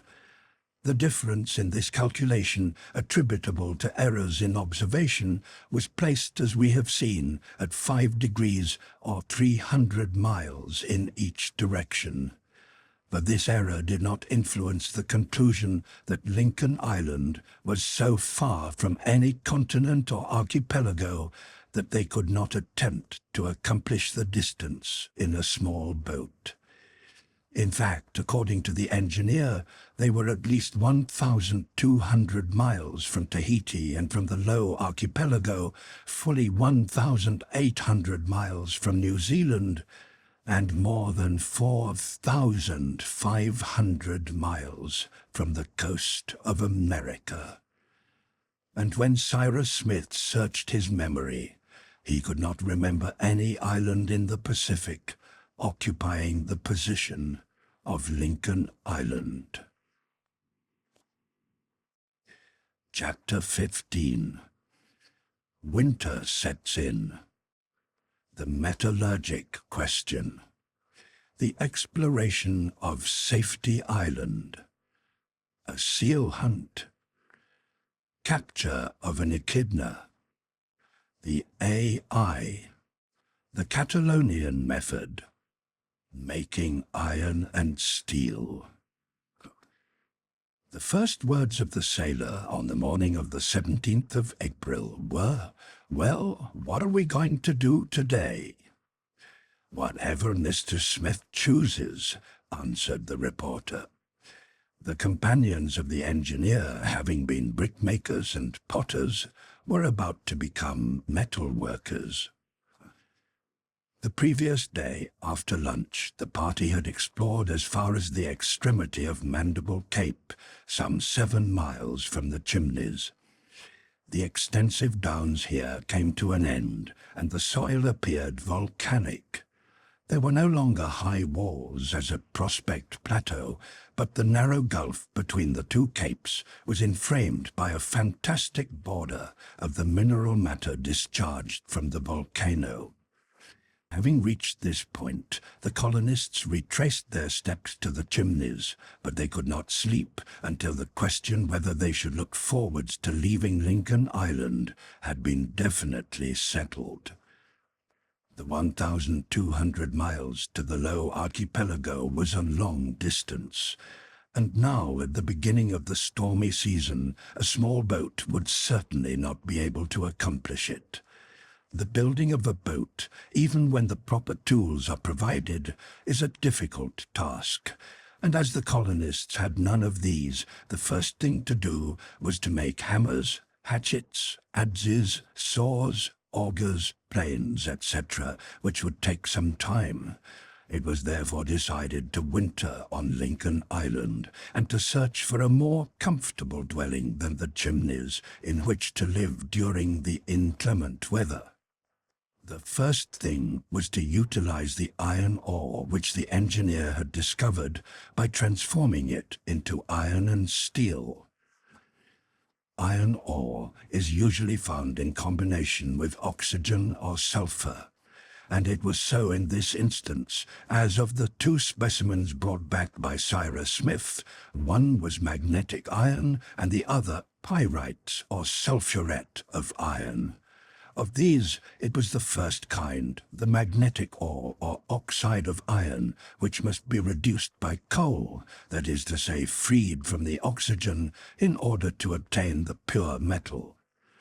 This reduction is performed by submitting the ore to a great heat, either by the Catalonian method, which has the advantage of producing the metal at one operation, or by means of blast furnaces which first smelt the ore and then the iron, carrying off the 3 or 4% of coal combined with it.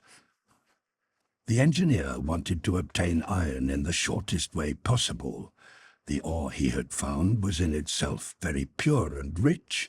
Such ore is found in rich grey masses, yielding a black dust crystallized in regular octahedrons, highly magnetic, and in Europe the best quality of iron is made from it.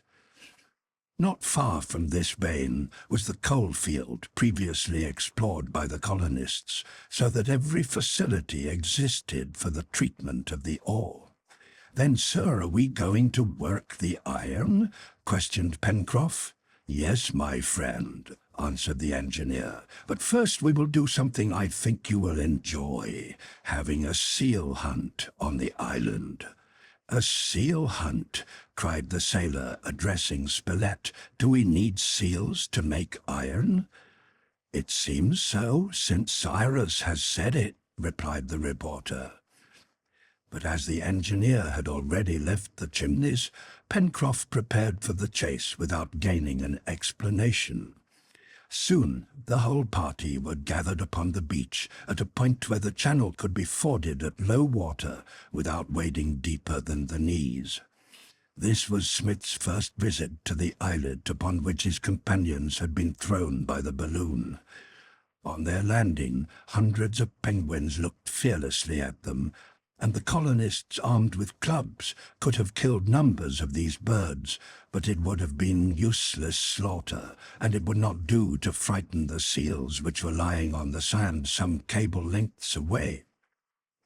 They respected also certain innocent-looking sphemiscus, with flattened side appendages, mere apologies for wings, and covered with scale-like vestiges of feathers. The colonists marched stealthily forward over ground riddled with holes which formed the nests of aquatic birds. Towards the end of the island, black objects like moving rocks appeared above the surface of the water. They were the seals the hunters wished to capture.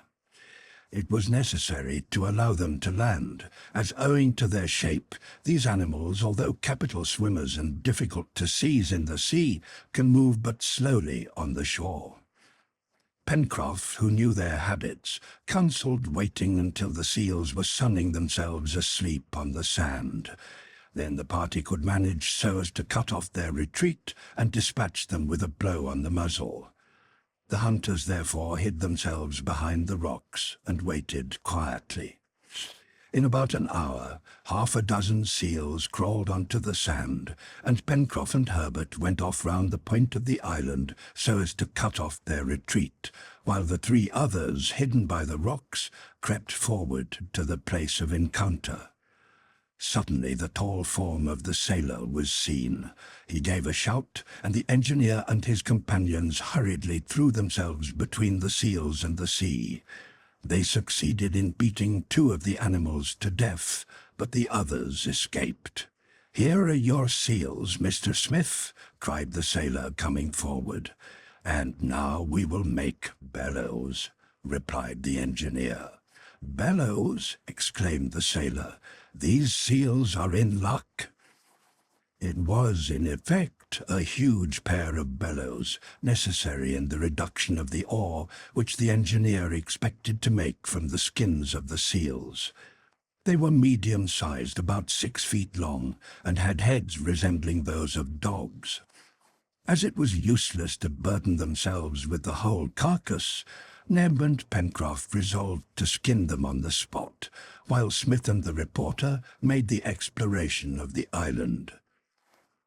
The sailor and the negro acquitted themselves well, and 3 hours later Smith had at his disposal 2 seal skins, which he intended to use just as they were, without tanning.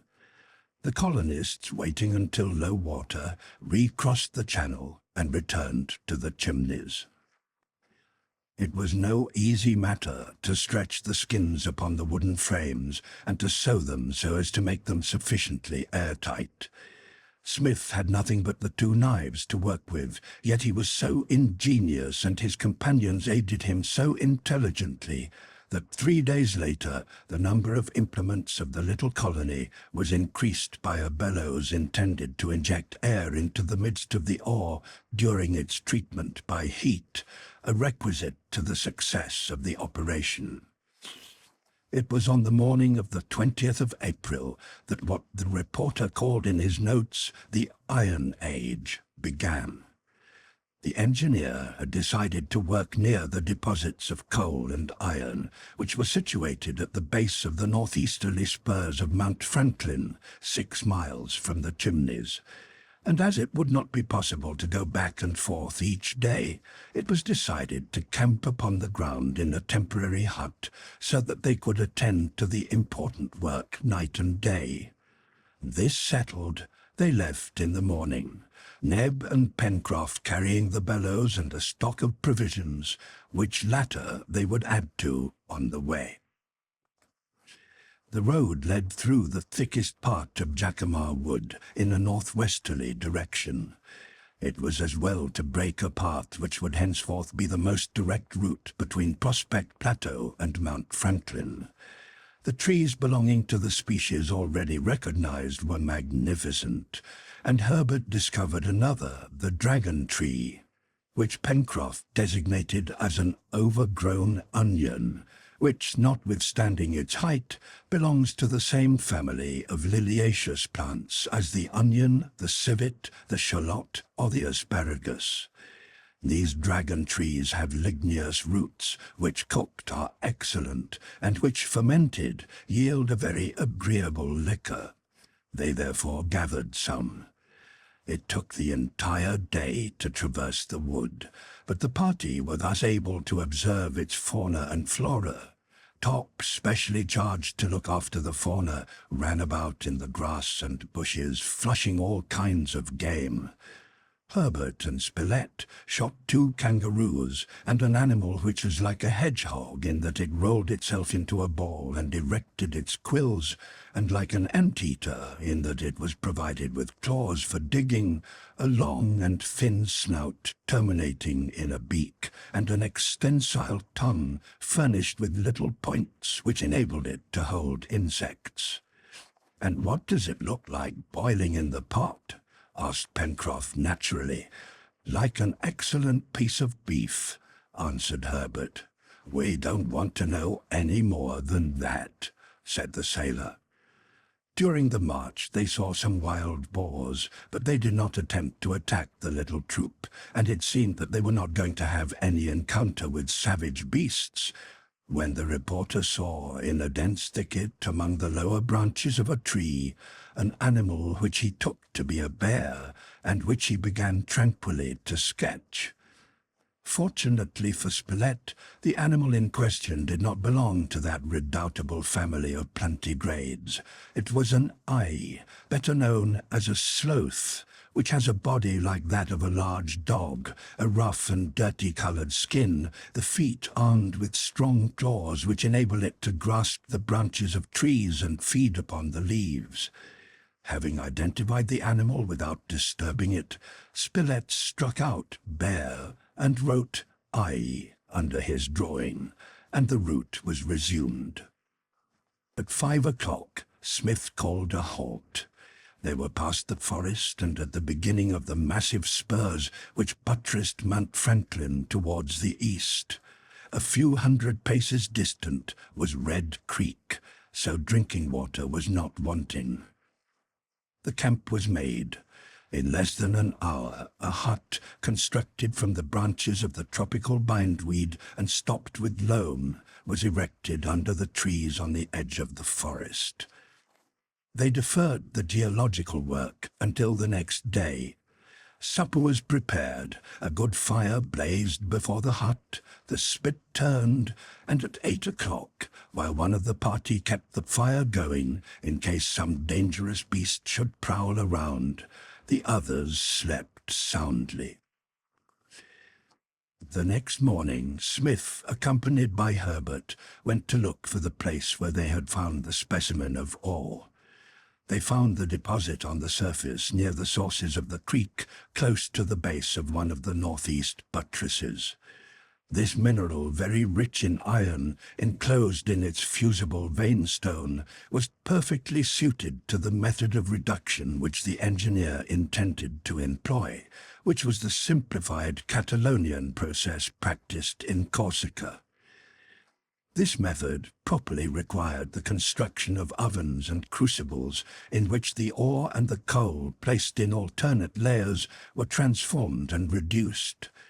But Smith proposed to simplify matters by simply making a huge cube of coal and ore, into the center of which the air from the bellows would be introduced. This was probably what Tubal-Cain did, and a process which gave such good results to Adam's grandson would doubtless succeed with the colonists of Lincoln Island. The coal was collected with the same facility as the ore, and the latter was broken into little pieces and the impurities picked from it. Then the coal and ore were heaped together in successive layers, just as a charcoal burner arranges his wood.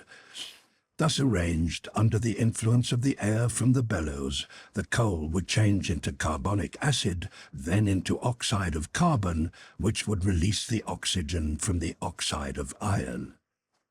The engineer proceeded in this manner.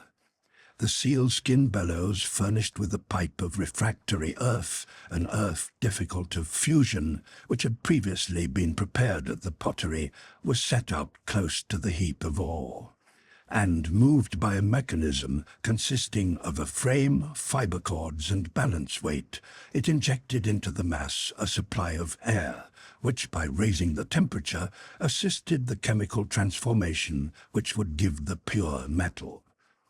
The operation was difficult. It took all the patience and ingenuity of the colonists to conduct it properly. But finally it succeeded, and the result was a peg of iron in a spongy state, which must be cut and forged in order to expel the liquefied gann.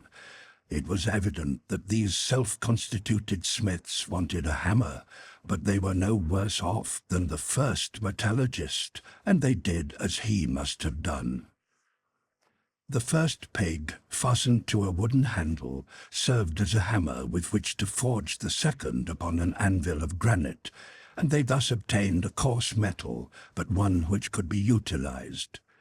At length, after much trouble and labour, on the 25th of April, many bars of iron had been forged and turned into crowbars, pincers, pickaxes, mattocks, etc., which Pencroff and Ned declared to be real jewels. But in order to be in its most serviceable state, iron must be turned into steel. Now steel, which is a combination of iron and carbon, is made in two ways. First, from cast iron by decarburetting the molten metal, which gives natural or puddled steel. And second, by the method of cementation, which consists in carburetting malleable iron. As the engineer had iron in a pure state, he chose the latter method and heated the metal with powdered charcoal in a crucible made from refractory earth. This steel, which was malleable, hot and cold, he worked with the hammer, and Neb and Pencroff, skilfully directed, made axe heads, which, heated red-hot and quickly plunged in cold water, took an excellent temper. Other instruments, such as planes and hatchets, were rudely fashioned, and bands of steel were made into saws and chisels, and from the iron, mattocks, shovels, pickaxes, hammers, nails, etc., were manufactured. By the 5th of May, the first metallurgic period was ended. The smiths returned to the chimneys, and new work would soon authorize their assumption of a new title. Chapter 16. The question of a dwelling discussed again. Pencroff's ideas. An exploration to the north of the lake. The western boundary of the plateau. The serpents. The outlet of the lake. Top's alarm. Top swimming. A fight underwater. The dugong. It was the 6th of May, corresponding to the 6th of November in the northern hemisphere. For some days the sky had been cloudy, and it was important to make provision against winter. However, the temperature had not lessened much, and a centigrade thermometer transported to Lincoln Island would have averaged 10 degrees or 12 degrees above zero. This would not be surprising, since Lincoln Island, from its probable situation in the southern hemisphere, was subject to the same climatic influences as Greece or Sicily in the northern. But just as the intense cold in Greece and Sicily sometimes produces snow and ice, so in the height of winter, this island would probably experience sudden changes in the temperature against which it would be well to provide. At any rate, if the cold was not threatening, the rainy season was at hand, and upon this desolate island in the wide Pacific, exposed to all the inclemency of the elements, the storms would be frequent and probably terrible. The question of a more comfortable habitation than the chimneys ought, therefore, to be seriously considered and promptly acted upon. Pencroff, having discovered the chimneys, naturally had a predilection for them, but he understood very well that another place must be found. This refuge had already been visited by the sea, and it would not do to expose themselves to a like accident.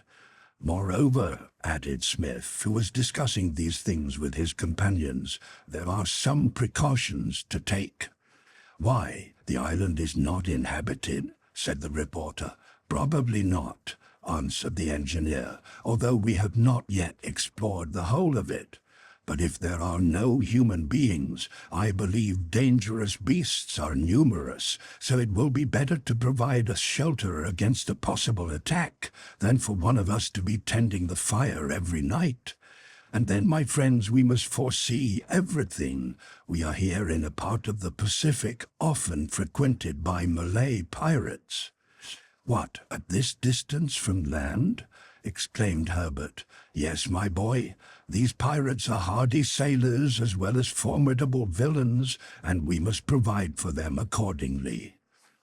Well, said Pencroff, we will fortify ourselves against 2- and 4-footed savages. But, sir, Wouldn't it be as well to explore the island thoroughly before doing anything else? It would be better, added Spilett. Who knows but we may find on the opposite coast one or more of those caves which we have looked for here in vain. Very true, answered the engineer. But you forget, my friends, that we must be somewhere near running water, and that from Mount Franklin we were unable to see either brook or river in that direction. Here, on the contrary, we are between the Mersey and Lake Grant, which is an advantage not to be neglected. And moreover, as this coast faces the east, it is not as exposed to the trade winds, which blow from the northwest in this hemisphere. "Well then, Mr. Smith," replied the sailor, "let us build a house on the edge of the lake. We are no longer without bricks and tools. After having been brickmakers, potters, founders, and smiths, we ought to be masons easily enough." "Yes, my friend, but before deciding it will be well to look about. A habitation already made would save us a great deal of work, and would doubtless offer a surer retreat, in which we would be safe from enemies, native as well as foreign." "But, Cyrus," answered the reporter, "have we not already examined the whole of this great granite wall without finding even a hole?" "No, not one," added Pencroff. "If we could only dig a place in it high out of reach, that would be the thing. I can see it now on the part overlooking the sea. 5 or 6 chambers, with windows," said Harbert, laughing. "And a staircase," added Neb. "Why'd you laugh?" cried the sailor. "Haven't we picks and mattocks? Cannot Mr. Smith make powder to blow up the mine? You will be able, won't you, sir, to make powder when we want it?" The engineer had listened to the enthusiastic sailor developing these imaginative projects. To attack this mass of granite, even by mining, was an Herculean task, and it was truly vexing that nature had not helped them in their necessity.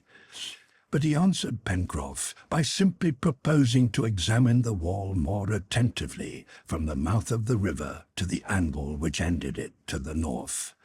They therefore went out and examined it most carefully for about 2 miles, but everywhere it rose uniform and upright without any visible cavity.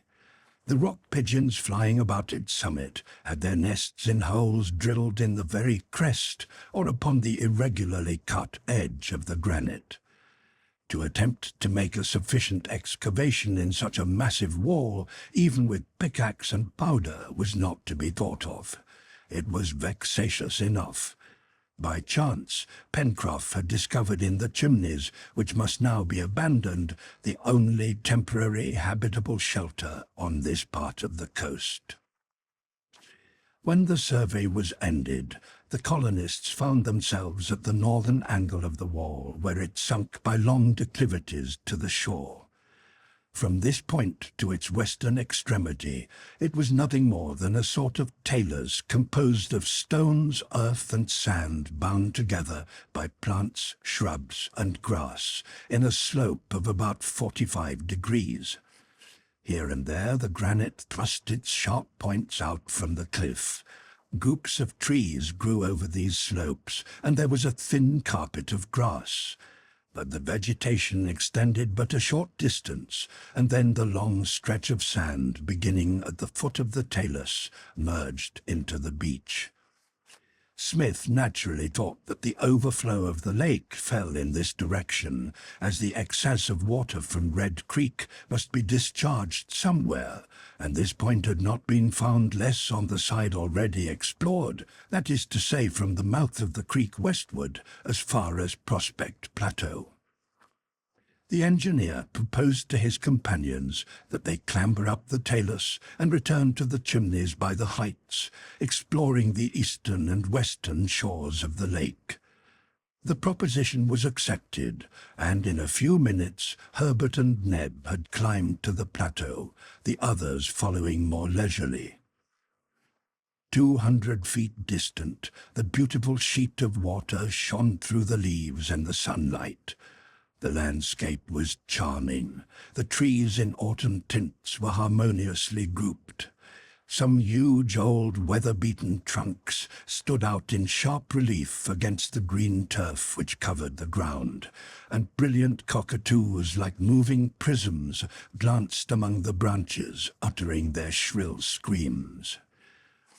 The colonists, instead of proceeding directly to the north bank of the lake, bore along the edge of the plateau so as to come back to the mouth of the creek on its left bank. It was a circuit of about 1.5 miles. The walk was easy, as the trees set wide apart left free passage between them. They could see that the fertile zone stopped at this point, and that the vegetation here was less vigorous than anywhere between the creek and the Mersey. Smith and his companions moved cautiously over this unexplored neighborhood. Bows and arrows and iron-pointed sticks were their sole weapons. But no beast showed itself, and it was probable that the animals kept to the thicker forests in the south. The colonists, however, experienced a disagreeable sensation in seeing Top stop before a huge serpent 14 or 15 feet long. Neb killed it at a blow. Smith examined the reptile and pronounced it to belong to the species of diamond serpents eaten by the natives of New South Wales and not venomous, but it was possible others existed whose bite was mortal, such as the forked-tailed deaf viper, which rise up under the foot, or the winged serpents furnished with 2 ear-like appendages which enable them to shoot forward with extreme rapidity. Top, having gotten over his surprise, pursued these reptiles with reckless fierceness, and his master was constantly obliged to call him in. The mouth of Red Creek, where it emptied into the lake, was soon reached. The party recognized on the opposite bank the point visited on their descent from Mount Franklin. Smith ascertained that the supply of water from the creek was considerable. There therefore must be an outlet for the overflow somewhere. It was this place which must be found, as doubtless it made a fall which could be utilized as a motive power. The colonists, strolling along without, however, straying too far from each other, began to follow round the bank of the lake, which was very abrupt. The water was full of fishes, and Pencroff promised himself soon to manufacture some apparatus with which to capture them. It was necessary first to double the point at the northeast. They had thought that the discharge would be here, as the water flowed close to the edge of the plateau. But as it was not here, the colonists continued along the bank, which, after a slight curve, followed parallel with the seashore. On this side the bank was less wooded, but clumps of trees here and there made a picturesque landscape. The whole extent of the lake, unmoved by a single ripple, was visible before them. Top, beating the bush, flushed many coveys of birds, which Spilett and Harbert saluted with their arrows. One of these birds, cleverly hit by the lad, dropped in the rushes. Top, rushing after it, brought back a beautiful slate-coloured waterfowl. It was a coot as large as a big partridge, belonging to the group of Machiodactyls, which form the division between the waders and the Parmipides. Poor game and bad tasting, but as Top was not as difficult to please as his masters, it was agreed that the bird would answer for his supper. Then the colonists, following the southern bank of the lake, soon came to the place they had previously visited. The engineer was very much surprised, as he had seen no indication of an outlet to the surplus water. In talking with the reporter and the sailor, he did not conceal his astonishment. At this moment, Top, who had been behaving himself quietly, showed signs of alarm.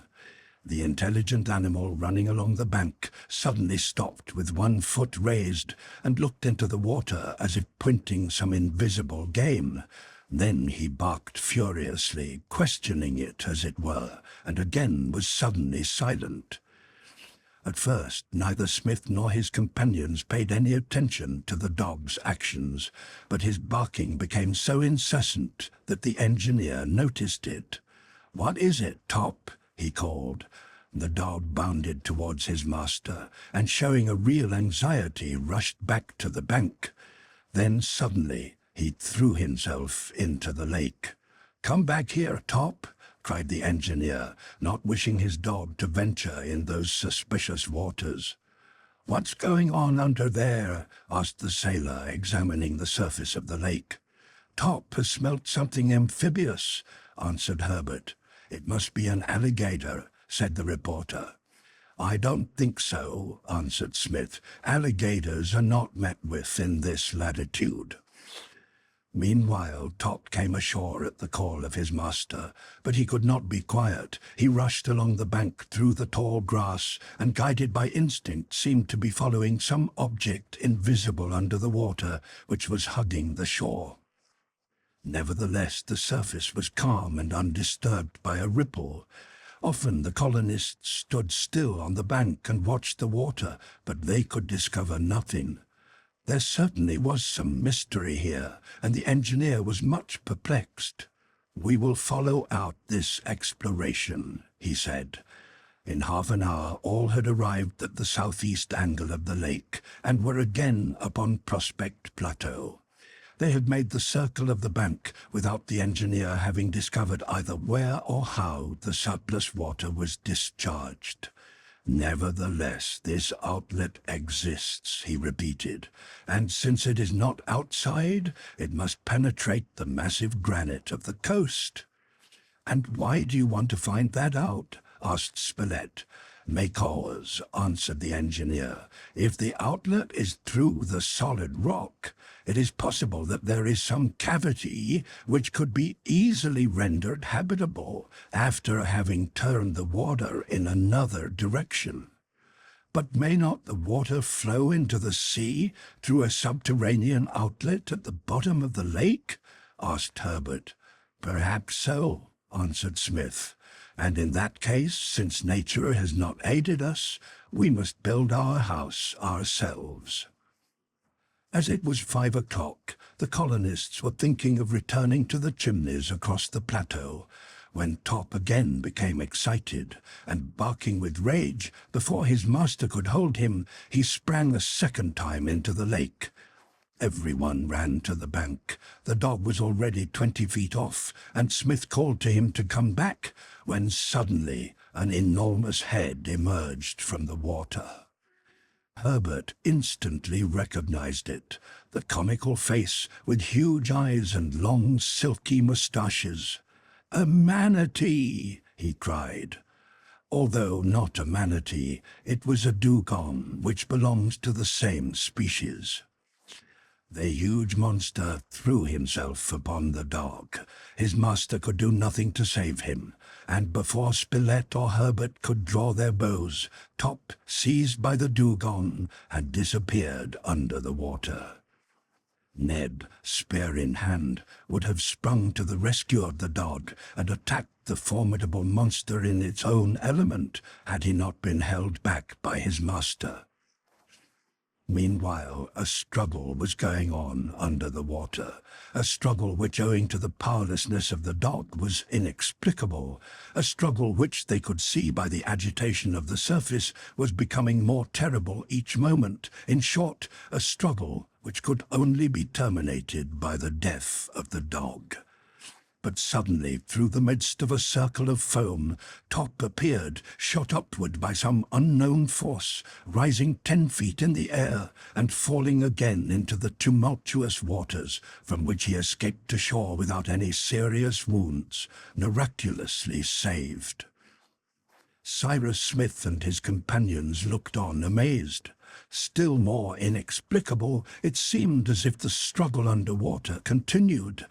Doubtless the dugong, after having seized the dog, had been attacked by some more formidable animal and had been obliged to defend itself.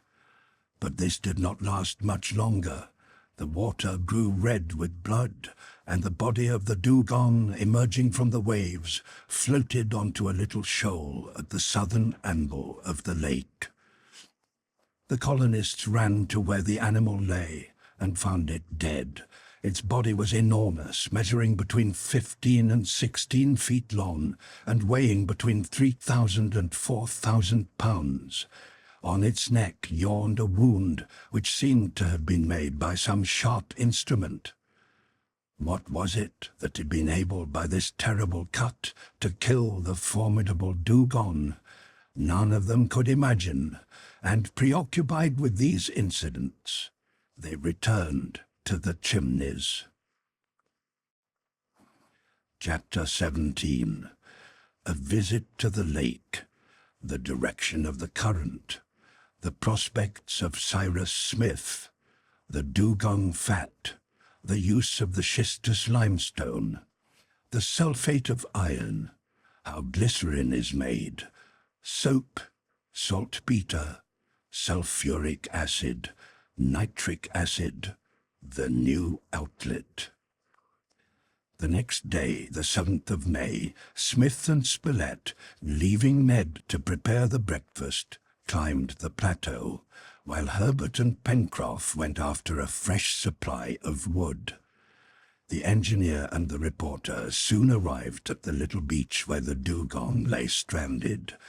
Already flocks of birds had gathered about the carcass, and it was necessary to drive them off with stones, as the engineer wished to preserve the fat for the use of the colony. As to the flesh of the dugong, it would undoubtedly furnish excellent food, as in certain portions of the Malay archipelago it is reserved for the table of the native princes. But it was Ned's affair to look after that. Just now, Cyrus Smith was thinking of other things. The incident of the day before was constantly presenting itself. He wanted to solve the mystery of that unseen combat, and to know what congener of the mastodons or other marine monster had given the dugong this strange wound. He stood upon the border of the lake, looking upon its tranquil surface sparkling under the rays of the rising sun. From the little beach where the dugong lay, the waters deepened slowly towards the center, and the lake might be likened to a large basin filled by the supply from Red Creek. "Well, Cyrus?" questioned the reporter. "I don't see anything suspicious in this." "No, my dear fellow, and I am at a loss how to explain yesterday's affair. The wound on this beast is strange enough, and I can't understand how Top could have been thrown out of the water in that way. One would suppose that it had been done by a strong arm, and that that same arm wielding a poignard had given the dugong his death wound." "It would seem so," answered the engineer, who had become thoughtful. "There is something here which I cannot understand. But neither can we explain how I myself was saved, how I was snatched from the waves and borne to the downs. Therefore I am sure there is some mystery which we will some day discover. In the meantime, let us take care not to discuss these singular incidents before our companions, but to keep our thoughts for each other and continue our work." It will be remembered that Smith had not yet discovered what became of the surplus water of the lake, and as there was no indication of its ever overflowing, an outlet must exist somewhere. He was surprised, therefore, on noticing a slight current just at this place. Throwing in some leaves and bits of wood and observing their drift, he followed this current, which brought him to the southern end of the lake. Here he detected a slight depression in the waters, as if they were suddenly lost in some opening below. Smith listened, placing his ear to the surface of the lake, and distinctly heard the sound of a subterranean fall. "It is there," said he, rising. "There that the water is discharged. There, doubtless, through a passage in the massive granite, that it goes to join the sea, through cavities which we will be able to utilize to our profit. Well, I will find out." The engineer cut a long branch, stripped off its leaves, and plunging it down at the angle of the two banks, he found that there was a large open hole a foot below the surface. This was the long-sought-for outlet, and such was the force of the current that the branch was snatched from his hands and disappeared. "There can be no doubt of it now," repeated the engineer. "It is the mouth of the outlet, and I am going to work to uncover it." "How?" inquired Spilett.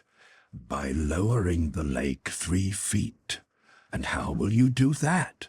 "By opening another vent larger than this." "Whereabouts, Cyrus?" "Where the bank is nearest the coast."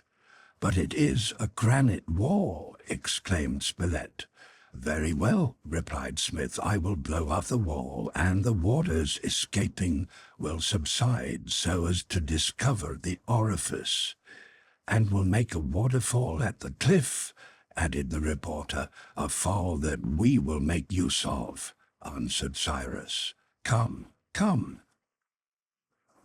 The engineer hurried off with his companion, whose confidence in Smith was such that he doubted not the success of the undertaking. And yet this wall of granite, how would they begin? How, without powder, with but imperfect tools, could they blast the rock? Had not the engineer undertaken a work beyond his skill to accomplish? When Smith and the reporter re-entered the Chimneys, they found Harbert and Pencroff occupied in unloading their raft. "The woodchoppers have finished, sir," said the sailor, laughing, "and when you want masons—" "Not masons, but chemists," interrupted the engineer. "Yes," added Spilett, "we are going to blow up the island." "Blow up the island?" cried the sailor. "A part of it, at least," answered the reporter. "Listen to me, my friends," said the engineer, who thereupon made known the result of his observations. His theory was that a cavity more or less considerable existed in the mass of granite which upheld Prospect Plateau, and he undertook to penetrate to it. To do this, it was first necessary to free the present opening, in other words, to lower the level of the lake by giving the water a larger issue. To do this, they must manufacture an explosive with which to make a drain in another part of the bank. It was this Smith was going to attempt to do with the minerals nature had placed at his disposal. All entered into the proposal with enthusiasm. Neb and Pencroff were at once detailed to extract the fat from the dugong and to preserve the flesh for food, and soon after their departure, the others, carrying the hurdle, went up the shore to the vein of coal, where were to be found the schistous pyrites of which Smith had procured a specimen. The whole day was employed in bringing a quantity of these pyrites to the Chimneys, and by evening they had several tons. On the next day, the 8th of May, the engineer began his manipulations. The schistous pyrites were principally composed of carbon, of silica, of alumina, and sulphuret of iron. These were in excess. It was necessary to separate the sulphuret and change it into sulfate by the quickest means. The sulfate obtained, they would extract the sulfuric acid, which was what they wanted. Sulfuric acid is one of the agents in most general use, and the industrial importance of a nation can be measured by its consumption. In the future, this acid would be of use to the colonists in making candles, tanning skins, etc., but at present the engineer reserved it for another purpose. Smith chose, behind the Chimneys, a place upon which the earth was carefully levelled. On this he made a pile of branches and cut wood, on which were placed pieces of schistous pyrites leaning against each other, and then all was covered over with a thin layer of pyrites previously reduced to the size of nuts. This done, they set the wood on fire, which in turn inflamed the schist, as it contained carbon and sulfur. Then new layers of pyrites were arranged so as to form an immense heap surrounded with earth and grass, with air holes left here and there, just as is done in reducing a pile of wood to charcoal. Then they left the transformation to complete itself. It would take 10 or 12 days for the sulphuret of iron and the alumina to change into sulfates, which substances were equally soluble. The others, silica, burnt carbon, and cinders, were not so. While this chemical process was accomplishing itself, Smith employed his companions upon other branches of the work, which they undertook with the utmost zeal. Neb and Pencroff had taken the fat from the dugong, which had been placed in large earthen jars. It was necessary to separate the glycerine from this fat by saponifying it. It was sufficient in order to do this to treat it with chalk or soda. Chalk was not wanting, but by this treatment the soap would be calcareous and useless, while using soda, a soluble soap which could be employed for domestic purposes, would produce the result. Cyrus Smith, being a practical man, preferred to try to get the soda. Was this difficult? No, since many kinds of marine plants abounded on the shore, and all those fucaceae which form wrack. They therefore gathered a great quantity of these seaweed, which were first dried and afterwards burnt in trenches in the open air. The combustion of these plants was continued for many days, so that the heat penetrated throughout, and the result was the greyish compact mass, long known as natural soda. This accomplished, the engineer treated the fat with the soda, which gave both a soluble soap and the neutral substance glycerine. But this was not all. Smith wanted, in view of his future operations, another substance, nitrate of potash, better known as saltpeter. He could make this by treating carbonate of potash, which is easily extracted from vegetable ashes, with nitric acid. But this acid, which was precisely what he wanted in order to complete his undertaking successfully, he did not have. Fortunately, in this emergency, nature furnished him with saltpeter, without any labor other than picking it up. Harbert had found a vein of this mineral at the foot of Mount Franklin, and all they had to do was to purify the salt. These different undertakings, which occupied 8 days, were finished before the sulfate of iron was ready. During the interval, the colonists made some refractory pottery in plastic clay and constructed a brick furnace of a peculiar shape in which to distill the sulfate of iron. All was finished on the 18th of May, the very day the chemical work was completed. The result of this latter operation, consisting of sulfate of iron, sulfate of alumina, silica, and a residue of charcoal and cinders, was placed in a basin full of water. Having stirred up the mixture, they let it settle, and at length poured off a clear liquid holding the sulfates of iron and alumina in solution. Finally, this liquid was partly evaporated, the sulfate of iron crystallized, and the mother water was thrown away. Smith had now a quantity of crystals from which the sulfuric acid was to be extracted. In commerce, this acid is manufactured in large quantities and by elaborate processes. The engineer had no such means at his command, but he knew that in Bohemia an acid known as Nordhausen is made by simpler means, which has moreover the advantage of being non-concentrated. For obtaining the acid in this way, all the engineer had to do was to calcinize the crystals in a closed jar in such a manner that the sulfuric acid distilled in vapor, which would in turn produce the acid by condensation. It was for this that the refractory jars and the furnace had been made. The operation was a success, and on the 20th of May, 12 days after having begun, Smith was the possessor of the agent which he expected to use later in different ways. What did he want with it now? Simply to produce nitric acid, which was perfectly easy, since the saltpeter, attacked by the sulfuric acid, would give it by distillation. That how would he use this acid? None of the others knew, as he had spoken no word on the subject.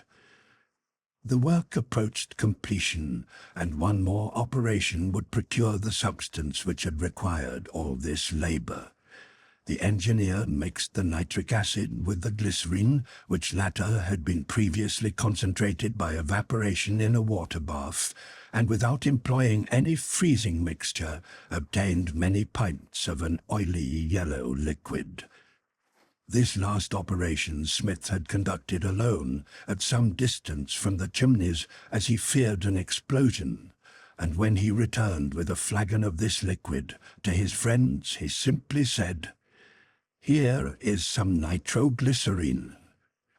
It was in truth that terrible product, whose explosive power is perhaps 10 times as great as that of gunpowder, and which has caused so many accidents. Although since means have been found of transforming it into dynamite, that is, of mixing it with clay or sugar or some solid substance sufficiently porous to hold it, the dangerous liquid can be used with more safety.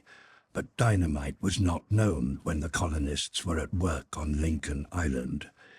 "And is that stuff going to blow up the rocks?" asked Pencroff incredulously. "Yes, my friend," answered the engineer, "and it will do all the better since the granite is very hard and will oppose more resistance to the explosion." "And when will we see all this, sir?" "Tomorrow, when we have drilled the hole," answered the engineer. Early the next morning, the 21st of May, the miners betook themselves to a point which formed the east bank of Lake Grant, not more than 500 feet from the coast. At this place the plateau was lower than the lake, which was upheld by the coping of granite. It was plain that could they break this, the waters would escape by this vent, and forming a stream, flow over the inclined surface of the plateau, and be precipitated in a waterfall over the cliff onto the shore. Consequently, there would be a general lowering of the lake, and the orifice of the water would be uncovered. This was to be the result. The coping must be broken. Pencroff, directed by the engineer, attacked its outer facing vigorously. The hole which he made with his pick began under a horizontal edge of the bank, and penetrated obliquely so as to reach a level lower than the lake's surface. Thus the blowing up of the rocks would permit the water to escape freely, and consequently lower the lake sufficiently. The work was tedious, as the engineer, wishing to produce a violent shock, had determined to use not less than 2 gallons of nitroglycerine in the operation. But Pencroff and Neb, taking turns at the work, did so well that by 4 o'clock in the afternoon it was achieved. Now came the question of igniting the explosive. Ordinarily, nitroglycerine is ignited by the explosion of fulminated caps. As if lighted without percussion, this substance burns and does not explode. Smith could doubtless make a cap. Lacking fulminate, he could easily obtain a substance analogous to gun cotton, since he had nitric acid at hand. This substance, pressed in a cartridge and introduced into the nitroglycerine, could be lighted with a slow match and produce the explosion. But Smith knew that their liquid had the property of exploding under a blow.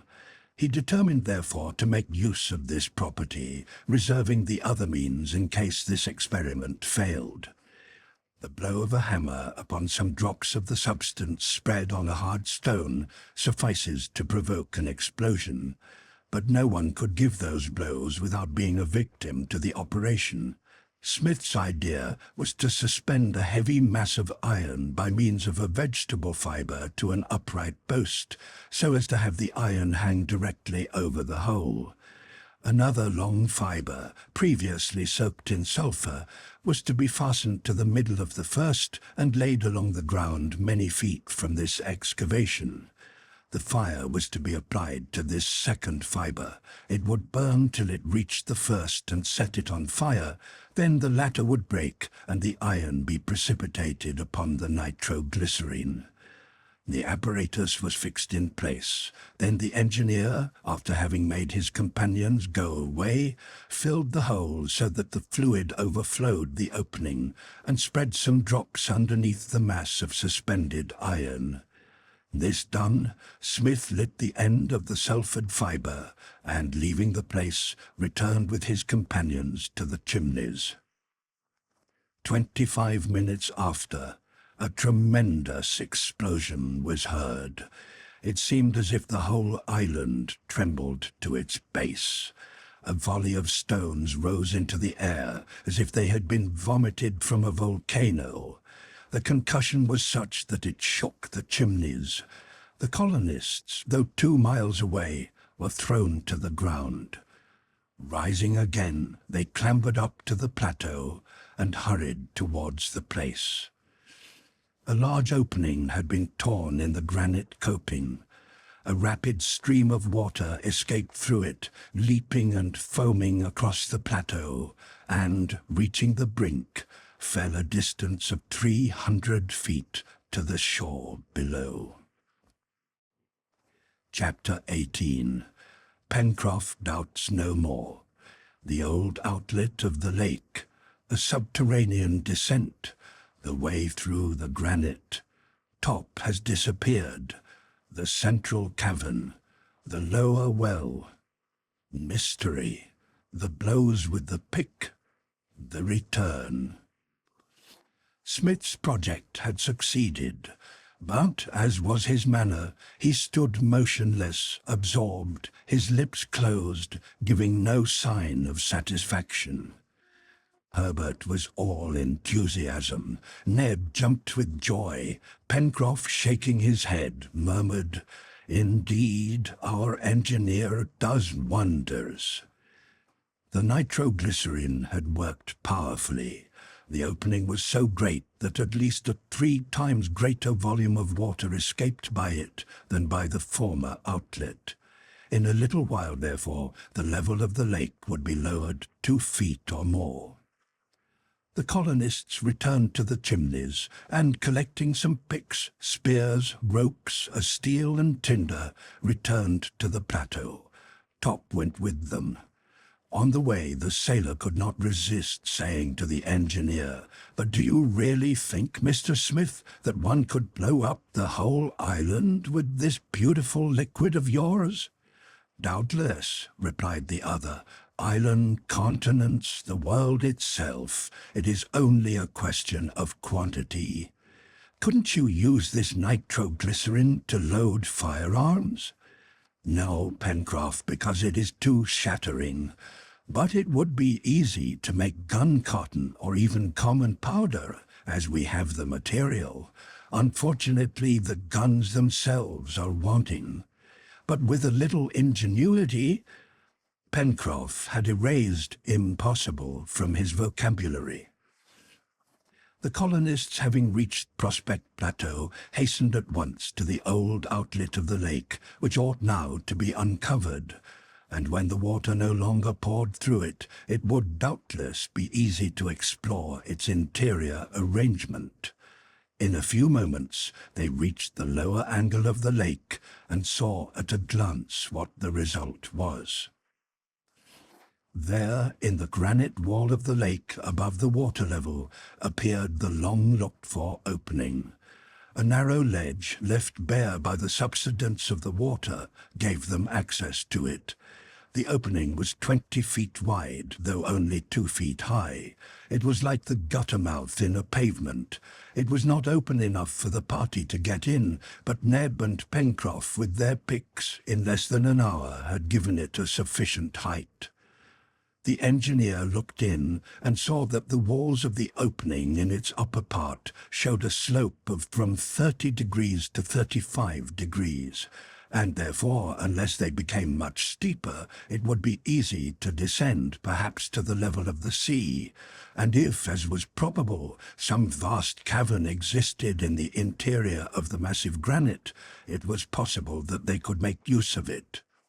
"What are we waiting for, Mr. Smith?" cried the sailor, all impatience to begin the exploration. "Top, you see, has gone ahead." "We must have some light," said the engineer. "Go, Neb, and cut some resinous branches." The negro and Harbert ran to some pine and evergreens growing upon the bank, and soon returned with branches which were made into torches. Having lit them, the colonists, with Smith leading, entered the dark passage but recently filled with water. Contrary to their expectation, the passage grew higher as they advanced, until soon they were able to walk upright. The granite walls, worn by the water, were very slippery, and the party had to look out for falls. They therefore fastened themselves together with a cord like mountain climbers. Fortunately, some granite steps made the descent less perilous. Drops of water, still clinging to the rocks, glistened like stalactites in the torchlight. The engineer looked carefully at this black granite. He could not see a stratum or a flaw. The mass was compact and of fine grain, and the passage must have been coeval with the island. It had not been worn little by little by the constant action of water. Pluto, and not Neptune, had shaped it, and the traces of igneous action were still visible upon its surface. The colonists descended but slowly. They experienced some emotion in thus adventuring into the depths of the earth, in being its first human visitants.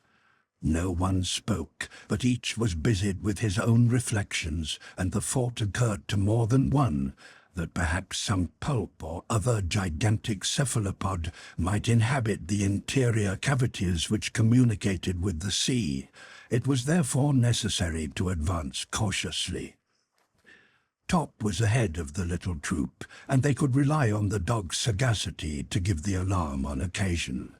After having descended 100 feet, Smith halted, and the others came up with him. They were standing in a cavern of moderate size. Drops of water fell from the roof, but they did not ooze through the rocks. They were simply the last traces of the torrent which had so long roared through this place, and the air, though humid, emitted no mephitic vapor. "Well, Cyrus," said Spilett, "here is a retreat sufficiently unknown and hidden in the depths, but it is uninhabitable." "How uninhabitable?" asked the sailor. "Why, it is too small and too dark." "Cannot we make it bigger, blast it out, and make openings for the light and air?" answered Pencroff, who now thought nothing impracticable. "Let us push on," said Smith. "Perhaps lower down nature will have spared us this work." "We are only a third of the way down," observed Harbert. "But 100 feet?" responded Cyrus, "and it is possible that 100 feet lower—" "Where is Top?" asked Neb, interrupting his master. They looked about the cavern. The dog was not there. "Let us overtake him," said Smith, resuming the march. The engineer noted carefully all the deviations of the route, and easily kept a general idea of their direction, which was towards the sea. The party had not descended more than 50 feet further when their attention was arrested by distant sounds coming from the depths of the rock. They stopped and listened. These sounds, borne along the passage as the voice through an acoustic tube, were distinctly heard. "It's Top's barking," cried Harbert. "Yes, and the brave dog is barking furiously," added Pencroff. "We have our spears," said Smith. "Come on and be ready." "It is becoming more and more interesting," whispered Spilett to the sailor, who nodded assent. They hurried to the rescue of the dog. His barks grew more distinct. They could hear that he was in a strange rage. Had he been captured by some animal whom he had disturbed? Without thinking of the danger, the colonists felt themselves drawn on by an irresistible curiosity, and slipped rather than ran down the passage. 16 feet lower, they came up with the dog. There, the corridor opened out into a vast and magnificent cavern. Top, rushing about, was barking furiously. Pencroff and Neb, shaking their torches, lit up all the inequalities of the granite, and the others, with their spears ready, held themselves prepared for any emergency. But the enormous cavern was empty. The colonists searched everywhere. They could find no living thing. Nevertheless, Top continued barking, and neither threats nor caresses could stop him. "There must be some place where the water escaped to the sea," said the engineer. "Yes, and look out for a hole," answered Pencroff. "On, Top, on," cried Smith, and the dog, encouraged by his master, ran towards the end of the cavern and redoubled his barking. Following him, they saw by the light of the torches the opening of what looked like a well in the granite. Here, undoubtedly, was the place where the water had found its way out of the cavern, but this time, instead of being a corridor sloping and accessible, it was a perpendicular well, impossible to descend. The torches were waved above the opening. They saw nothing. Smith broke off a burning branch and dropped it into the abyss. The resin, fanned by the wind of its fall, burned brightly and illuminated the interior of the pit, but showed nothing else. Then the flame was extinguished with a slight hiss, which indicated that it had reached the water, which must be the sea level. The engineer calculated from the time taken in the fall that the depth was about 90 feet. The floor of the cavern was therefore that distance above the sea. "Here is our house," said Smith. "But it was preoccupied," said Spilett, whose curiosity was unsatisfied. "Well, the thing that had it, whether amphibious or not, has fled by this outlet and vacated in our favor," replied the engineer. "Anyhow, I should like to have been Top a quarter of an hour ago," said the sailor, "for he does not bark at nothing." Smith looked at his dog, and those who were near him heard him murmur, "Yes, I am convinced that Top knows more than we do about many things." However, the wishes of the colonists had been in a great measure realized. Chance, aided by the marvelous acuteness of their chief, had done them good service. Here they had at their disposal a vast cavern, whose extent could not be estimated in the insufficient light of the torches, but which could certainly be easily partitioned off with bricks into chambers, and arranged, if not as a house, at least as a spacious suite of rooms. The water, having left it, could not return. The place was free. But two difficulties remained: the possibility of lighting the cavern and the necessity of rendering it easier of access. The first could not be done from above, as the enormous mass of granite was over them, but perhaps they would be able to pierce the outer wall which faced the sea. Smith, who during the descent had kept account of the slope and therefore of the length of the passage, believed that this part of the wall could not be very thick. If light could be thus obtained, so could entrance, as it was as easy to pierce a door as windows and to fix a ladder on the outside. Smith communicated his ideas to his companions. "Then let us set to work," answered Pencroff. "I have my pick, and I will soon make daylight in the granite. Where shall I begin?" "Here," answered the engineer, showing the strong sailor a considerable hollow in the wall, which greatly diminished its thickness. Pencroff attacked the granite, and for half an hour by the light of the torches made the splinters fly about him. Then Neb took his place, and Spilett after Ned. The work continued 2 hours longer, and when it seemed as if the wall could not be thicker than the length of the pick, at the last stroke of Spilett, the implement passing through fell on the outside. "Hurrah forever!" cried Pencroff. The wall was but 3 feet thick. Smith looked through the opening, which was 80 feet above the ground. Before him extended the coast, the islet, and beyond, the boundless sea. Through the hole the light entered in floods, inundating the splendid cavern and producing a magical effect. While on the left hand it measured only 30 feet in height and 100 in length, to the right it was enormous, and its vault rose to a height of more than 80 feet. In some places granite pillars irregularly disposed supported the arches as in the nave of a cathedral. Resting upon a sort of lateral piers here, sinking into elliptic arches there, rising in ogive mouldings, losing itself in the dark bays, half seen in the shadow through the fantastic arches, ornamented by a profusion of projections which seemed like pendants. This vaulted roof afforded a picturesque blending of all the architectures, Byzantine, Roman, Gothic, that the hand of man has produced. And this was the work of nature.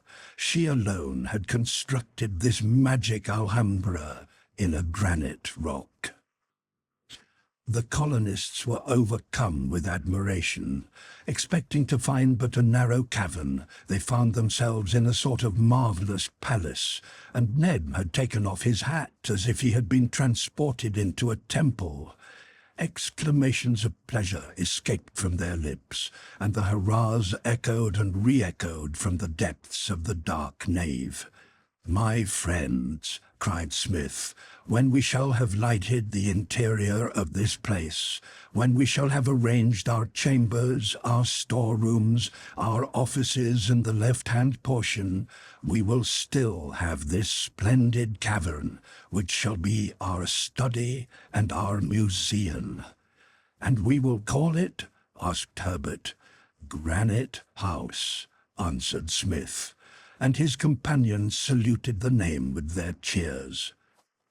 By this time the torches were nearly consumed, and as in order to return it was necessary to regain the summit of the plateau and to remount the corridor, it was decided to postpone until the morrow the work of arranging their new home.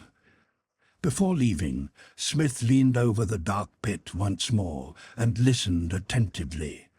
But there was no sound from these depths, save that of the water agitated by the undulations of the surge. A resinous torch was again thrown in, lighting up anew for an instant the walls of the well, but nothing suspicious was revealed.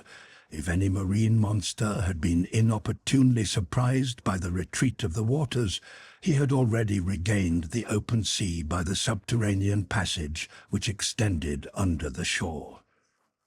Nevertheless, the engineer stood motionless, listening attentively, his gaze plunged in the abyss, without speaking. Then the sailor approached him, and, touching his arm, "Mr. Smith," he said. "What is it, my friend?" responded the engineer, like one returning from the land of dreams. "The torches are nearly out." "Forward," said Smith, and the little troop left the cavern and began the ascent through the dark weir. Top walked behind, still growling in an odd way. The ascension was sufficiently laborious, and the colonists stopped for a few minutes at the upper grotto, which formed a sort of landing halfway up the long granite stairway. Then they began again to mount, and pretty soon they felt the fresh air. The drops, already evaporated, no longer shone on the walls. The light of the torches diminished. Nebs went out, and they had to hasten in order to avoid having to grope their way through the profound darkness. A little before 4 o'clock, just as the torch of the sailor was burnt out, Smith and his companions emerged from the mouth of the passage. Chapter 19. Smith's Plan. The Front of Granite House. The Rope Ladder. Pencroff's Ideas. The Aromatic Herbs. A Natural Warren. Getting Water. The View from the Windows of Granite House. On the next day, May the 22nd, the colonists proceeded to take possession of their new abode. They longed to exchange their insufficient shelter for the vast retreat in the rock, impenetrable to wind and wave. Still, they did not intend altogether to abandon the Chimneys, but to make a workshop of it. Smith's first care was to ascertain exactly over what point rose the face of Granite House. He went down on the shore to the foot of the immense wall, and as the pickaxe which slipped from the reporter's hands must have fallen perpendicularly, he could ascertain by finding this pickaxe the place where the granite had been pierced. And in fact, when the implement was found half buried in the sand, the hole in the rock could be seen 80 feet above it in a straight line.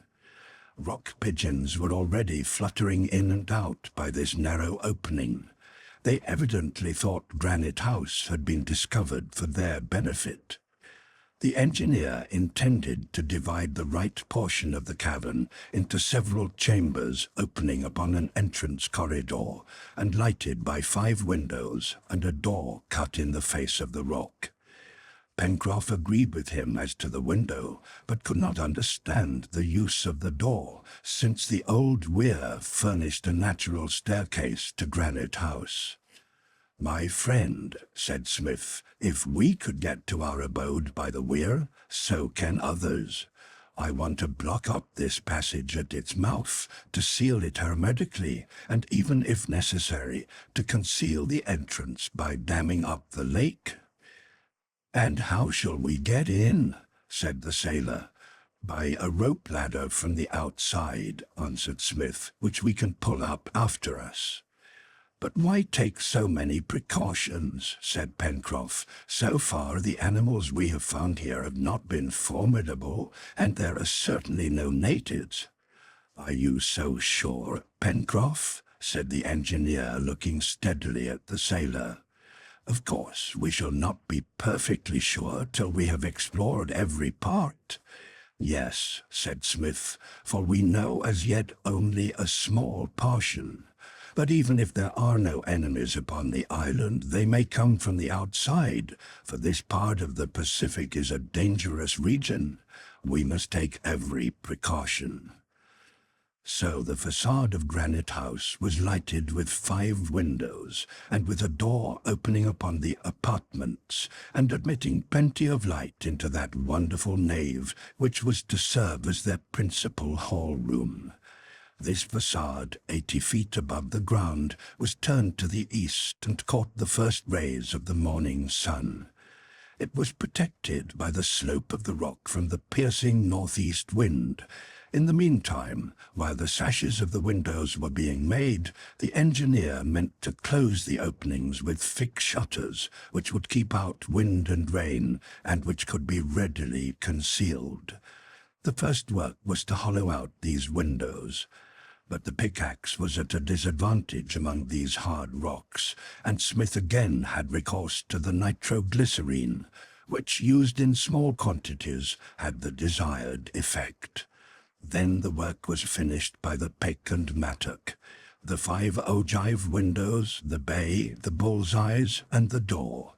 And some days after the work was begun, the sun shone in upon the innermost recesses of Granite House. According to Smith's plan, the space had been divided into 5 compartments looking out upon the sea. Upon the right was the hall, opposite to the door from which the ladder was to hang. Then a kitchen 30 feet long, a dining room 40 feet long, a sleeping room of the same size, and last, a guest chamber, claimed by Pencroff, and bordering on the great hall. These rooms, or rather this suite of rooms in which they were to live, did not occupy the full depth of the cave. They opened upon a corridor which ran between them and a long storehouse where were kept their utensils and provisions. All the products of the island, animal and vegetable, could be kept there in good condition and free from damp. They had room enough, and there was a place for everything. Moreover, the colonists still had at their disposal the little grotto above the large cavern, which would serve them as a sort of attic. This plan agreed upon, they became brickmakers again, and brought their bricks to the foot of Granite House. Until that time, the colonists had had access to the cavern only by the old weir. This mode of communication compelled them first to climb up Prospect Plateau, going round by the river, to descend 200 feet through the passage, and then to ascend the same distance when they wanted to regain the plateau. This involved fatigue and loss of time. Smith resolved to begin at once the construction of a strong rope ladder, which, once drawn up after them, would render the entrance to Granite House absolutely inaccessible. This ladder was made with the greatest care, and its sides were twisted of fibres by means of a shuttle. Thus constructed, it had the strength of a cable. The rungs were made of a kind of red cedar with light and durable branches, and the whole was put together by the practised hand of Pencroff. Another kind of tackle was made of vegetable fibre, and a sort of derrick was set up at the door of Granite House. In this way the bricks could easily be carried to the level of Granite House, and when some thousands of them were on the spot with abundance of lime, they began work on the interior. They easily set up the wood partitions, and in a short time the space was divided into chambers and a storehouse, according to the plan agreed upon. These labours went on quickly under the direction of the engineer, who himself wielded hammer and trowel. They worked confidently and gaily. Pencroff, whether carpenter, rope-maker, or mason, always had a joke ready, and all shared in his good humour. His confidence in the engineer was absolute. All their wants would be supplied in Smith's own time. He dreamed of canals, of quarries, of mines, of machinery, even of railroads one day to cover the island. The engineer let Pencroff talk. He knew how contagious is confidence. He smiled to hear him, and said nothing of his own inquietude. But in his heart he feared that no help could come from the outside. In that part of the Pacific, out of the track of ships, and at such a distance from other land that no boat could dare put out to sea, they had only themselves to rely upon. But, as the sailor said, they were far ahead of the Swiss Family Robinson, for whom miracles were always being wrought. In truth, they knew nature, and he who knows nature will succeed when others would lie down to die. Harbert especially distinguished himself in the work. He understood at a word and was prompt in execution. Smith grew fonder of him every day, and Harbert was devoted to the engineer. Pencroff saw the growing friendship, but the honest sailor was not jealous. Neb was courage, zeal, and self-denial in person. He relied on his master as absolutely as Pencroff, but his enthusiasm was not so noisy. The sailor and he were great friends. As to Spilett, his skill and efficiency were a daily wonder to Pencroff. He was the model of a newspaper man, quick alike to understand and to perform. The ladder was put in place on May the 28th. It was 80 feet high and consisted of 100 rungs. and, profiting by a projection in the face of the cliff about 40 feet up, Smith had divided it into two parts.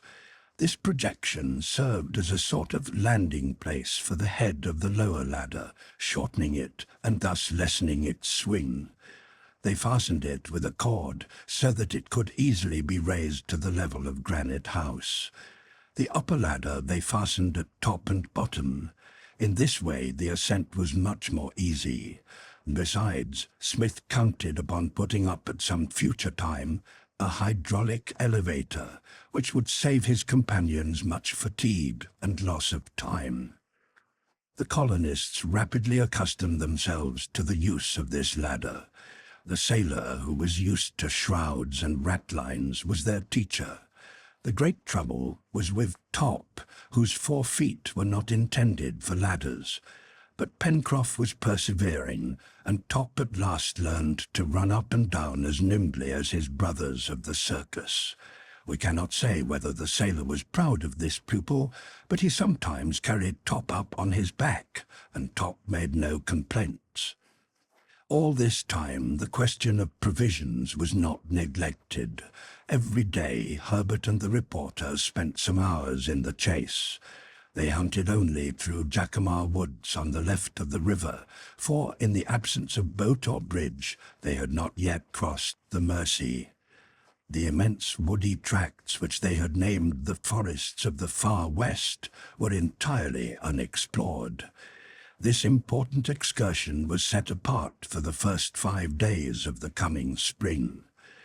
But Jacamar Woods were not wanting in game. Kangaroos and boars were plenty there, and the iron-tipped spears, the bows and arrows of the hunters did wonders. More than this, Harbert discovered at the southwest corner of the lagoon a natural warren, a sort of moist meadow covered with willows and aromatic herbs, which perfumed the air, such as thyme, basil, and all sorts of mint, of which rabbits are so fond.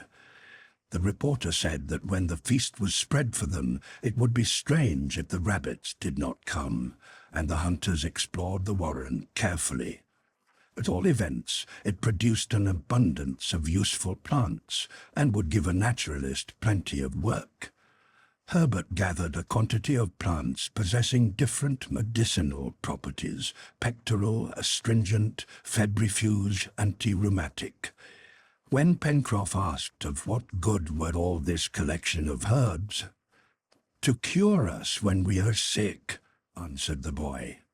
"Why should we be sick, since there are no doctors on the island?" said Pencroff quite seriously. To this no reply could be made, but the lad went on gathering his bundle, which was warmly welcomed at Granite House, especially as he had found some mountain mint, known in North America as Oswego tea, which produces a pleasant beverage. That day the hunters in their search reached the site of the warren. The ground was perforated with little holes like a colander. "Burrows," said Harbert, "but are they inhabited? That is the question." A question which was quickly resolved. Almost immediately hundreds of little animals like rabbits took to flight in every direction, with such rapidity that Top himself was distanced. But the reporter was determined not to quit the place till he had captured 6 of the little beasts. He wanted them now for the kitchen. Domestication would come later. With a few snares laid at the mouth of the burrows, the affair would be easy. But there were no snares nor materials for snares, so they patiently rummaged every form with their sticks until 4 rodents were taken. They were rabbits much like their European congeners and commonly known as American hares. They were brought back to Granite House and figured in that evening's meal. Delicious eating they were, and the warren bade fair to be a most valuable reserve for the colonists. On May the 31st, the partitions were finished, and nothing remained but to furnish the rooms which would occupy the long days of winter. A chimney was built in the room which served as a kitchen. The construction of the stovepipe gave them a good deal of trouble. The simplest material was clay, and as they did not wish to have any outlet on the upper plateau, they pierced a hole above the kitchen window and conducted the pipe obliquely to this hole. No doubt during an eastern gale the pipe would smoke, but the wind rarely blew from that quarter, and head cook Ned was not particular. When these domestic arrangements had been made, the engineer proceeded to block up the mouth of the old weir by the lake so as to prevent any approach from that quarter. Great square blocks were rolled to the opening and strongly cemented together. Smith did not yet attempt to put in execution his project of damming up the waters of the lake so as to conceal this weir. He was satisfied with concealing the obstruction he had placed there by means of grass, shrubs, and thistles, which were planted in the interstices of the rocks, and which by the next spring would sprout up luxuriantly. Meanwhile, he utilized the weir in conducting to their new abode a little stream of fresh water from the lake. A little drain constructed just below its level had the effect of supplying them with 25 or 30 gallons a day, so there was likely to be no want of water at Granite House. At last all was finished, just in time for the tempestuous season. They closed the windows with thick shutters till Smith should have time to make glass from the sand. In the rocky projections around the windows, Spilett had arranged very artistically plants of various kinds and long floating grasses, and thus the windows were framed picturesquely in green. The denizens of this safe and solid dwelling could but be delighted with their work. The windows opened upon a limitless horizon, shut in only by the two Mandible Capes on the north and by Claw Cape at the south. Union Bays spread magnificently before them. They had reason enough to be satisfied, and Pencroff did not spare his praises of what he called his suite on the 5th floor. Chapter 20. The rainy season. What to wear. A seal hunt. Candle making. Work in the Granite House. The 2 causeways. Return from a visit to the oyster bed. What Harbert found in his pocket. The winter season began in earnest with the month of June, which corresponded with December in our northern hemisphere. Showers and storms succeeded each other without an intermission, and the inmates of the Granite House could appreciate the advantages of a dwelling impervious to the weather. The chimneys would indeed have proved a miserable shelter against the inclemency of the winter. They feared even lest the high tides driven by the sea wind should pour in and destroy their furnaces and their foundry. All this month of June was occupied with various labours, which left plenty of time for hunting and fishing, so that the reserve stock of food was constantly kept up. Pencroff intended, as soon as he had time, to set traps from which he expected great results. He had made snares of ligneous fibre, and not a day passed but some rodent was captured from the warren. Ned spent all his time in smoking and salting meat. The question of clothes now came up for serious discussion.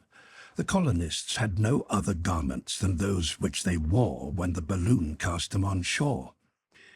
These, fortunately, were warm and substantial, and by dint of extreme care, even their linen had been kept clean and whole, but everything would soon wear out, and moreover, during a vigorous winter, they would suffer severely from cold. Here Smith was fairly baffled. He had been occupied in providing for their most urgent wants, food and shelter, and the winter was upon them before the clothes problem could be solved.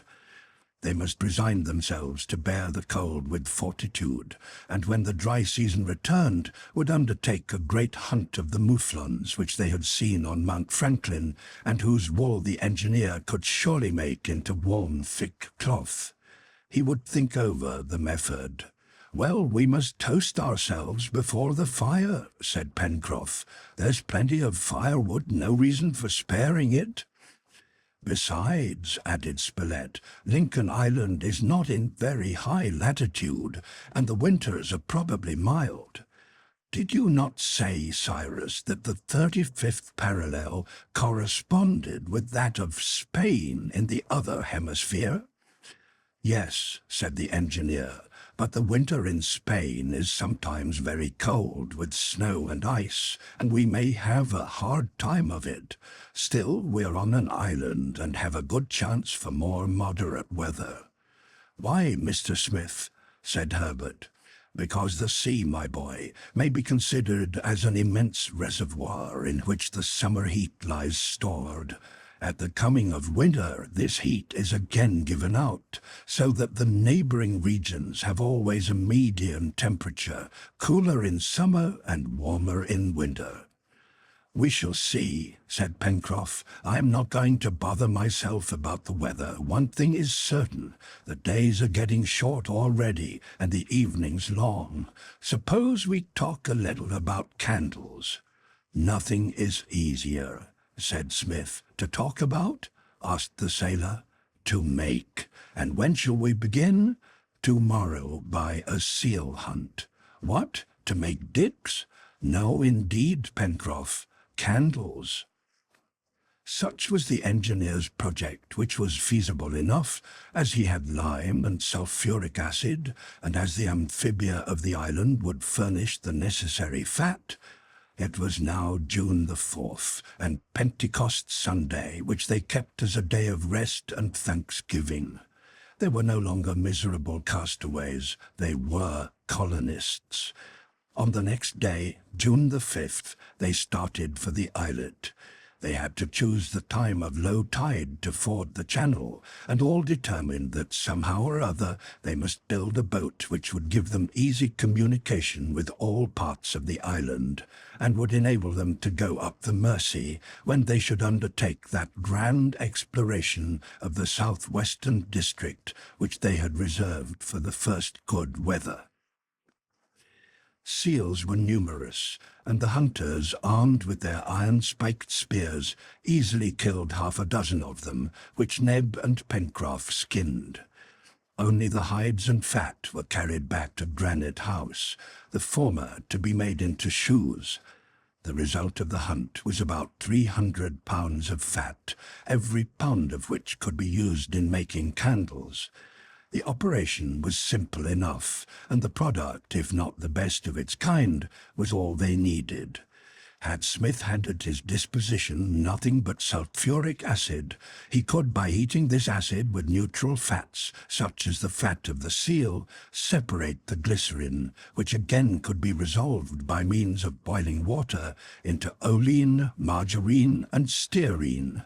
But to simplify the operation, he preferred to saponify the fat by lime. He thus obtained a calcareous soap, easily decomposed by sulphuric acid, which precipitated the lime as a sulphate and freed the fatty acids. The first of these three acids, oleine, margarine, and stearine, was a liquid which he expelled by pressure. The other two formed the raw material of the candles. In 24 hours the work was done.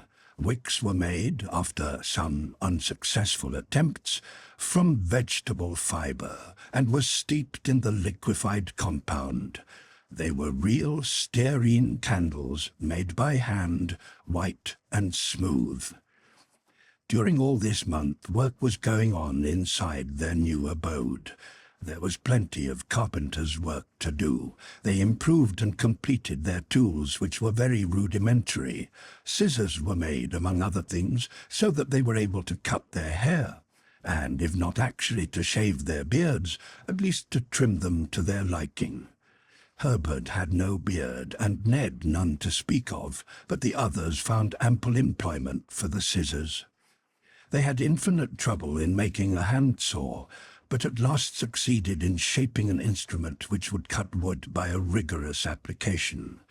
Then they made tables, chairs, and cupboards to furnish the principal rooms, and the frames of beds whose only bedding was mattresses of rack grass. The kitchen, with its shelves on which lay the terracotta utensils, its brick furnace and its washing stone, looked very comfortable, and Ned cooked with the gravity of a chemist in his laboratory.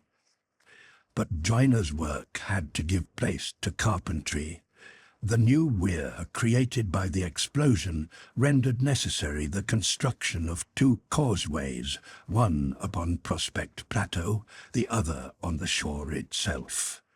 Now the plateau and the coast were transversely cut by a watercourse which the colonists had to cross whenever they wished to reach the northern part of the island.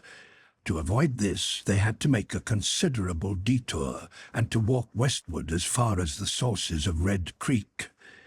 Their best plan, therefore, was to build two causeways, one on the plateau and one on the shore, 20 to 25 feet long, simply constructed of trees squared by the axe. This was the work of some days. When these bridges had been built, Neb and Pencroff profited by them to go to the oyster bed which had been discovered off the down. They dragged after them a sort of rough cart which had taken the place of the inconvenient hurdle, and they brought back several thousand oysters, which were readily acclimated among the rocks, and formed a natural preserve at the mouth of the Mersey. They were excellent of their kind and formed an almost daily article of diet. In fact, Lincoln Island, though the colonists had explored but a small portion of it, already supplied nearly all their wants, while it seemed likely that a minute exploration of the western forests would reveal a world of new treasures. Only one privation still distressed the colonists. Azotic food they had in plenty, and the vegetables which corrected it. From the ligneous roots of the dragon trees submitted to fermentation, they obtained a sort of acidulated beer. They had even made sugar, without sugar cane or beetroot, by collecting the juice which distills from the Acer saccharinum, a sort of maple which flourishes in all parts of the temperate zone, and which abounded on the island. They made a very pleasant tea from the plant brought from the warren, and finally they had plenty of salt, the only mineral component necessary to food. But bread was still to seek. Perhaps at some future time they would have been able to replace this aliment by some equivalent, sago flower or the breadfruit tree, which they might possibly have discovered in the woods of the southwest, but so far they had not met with them.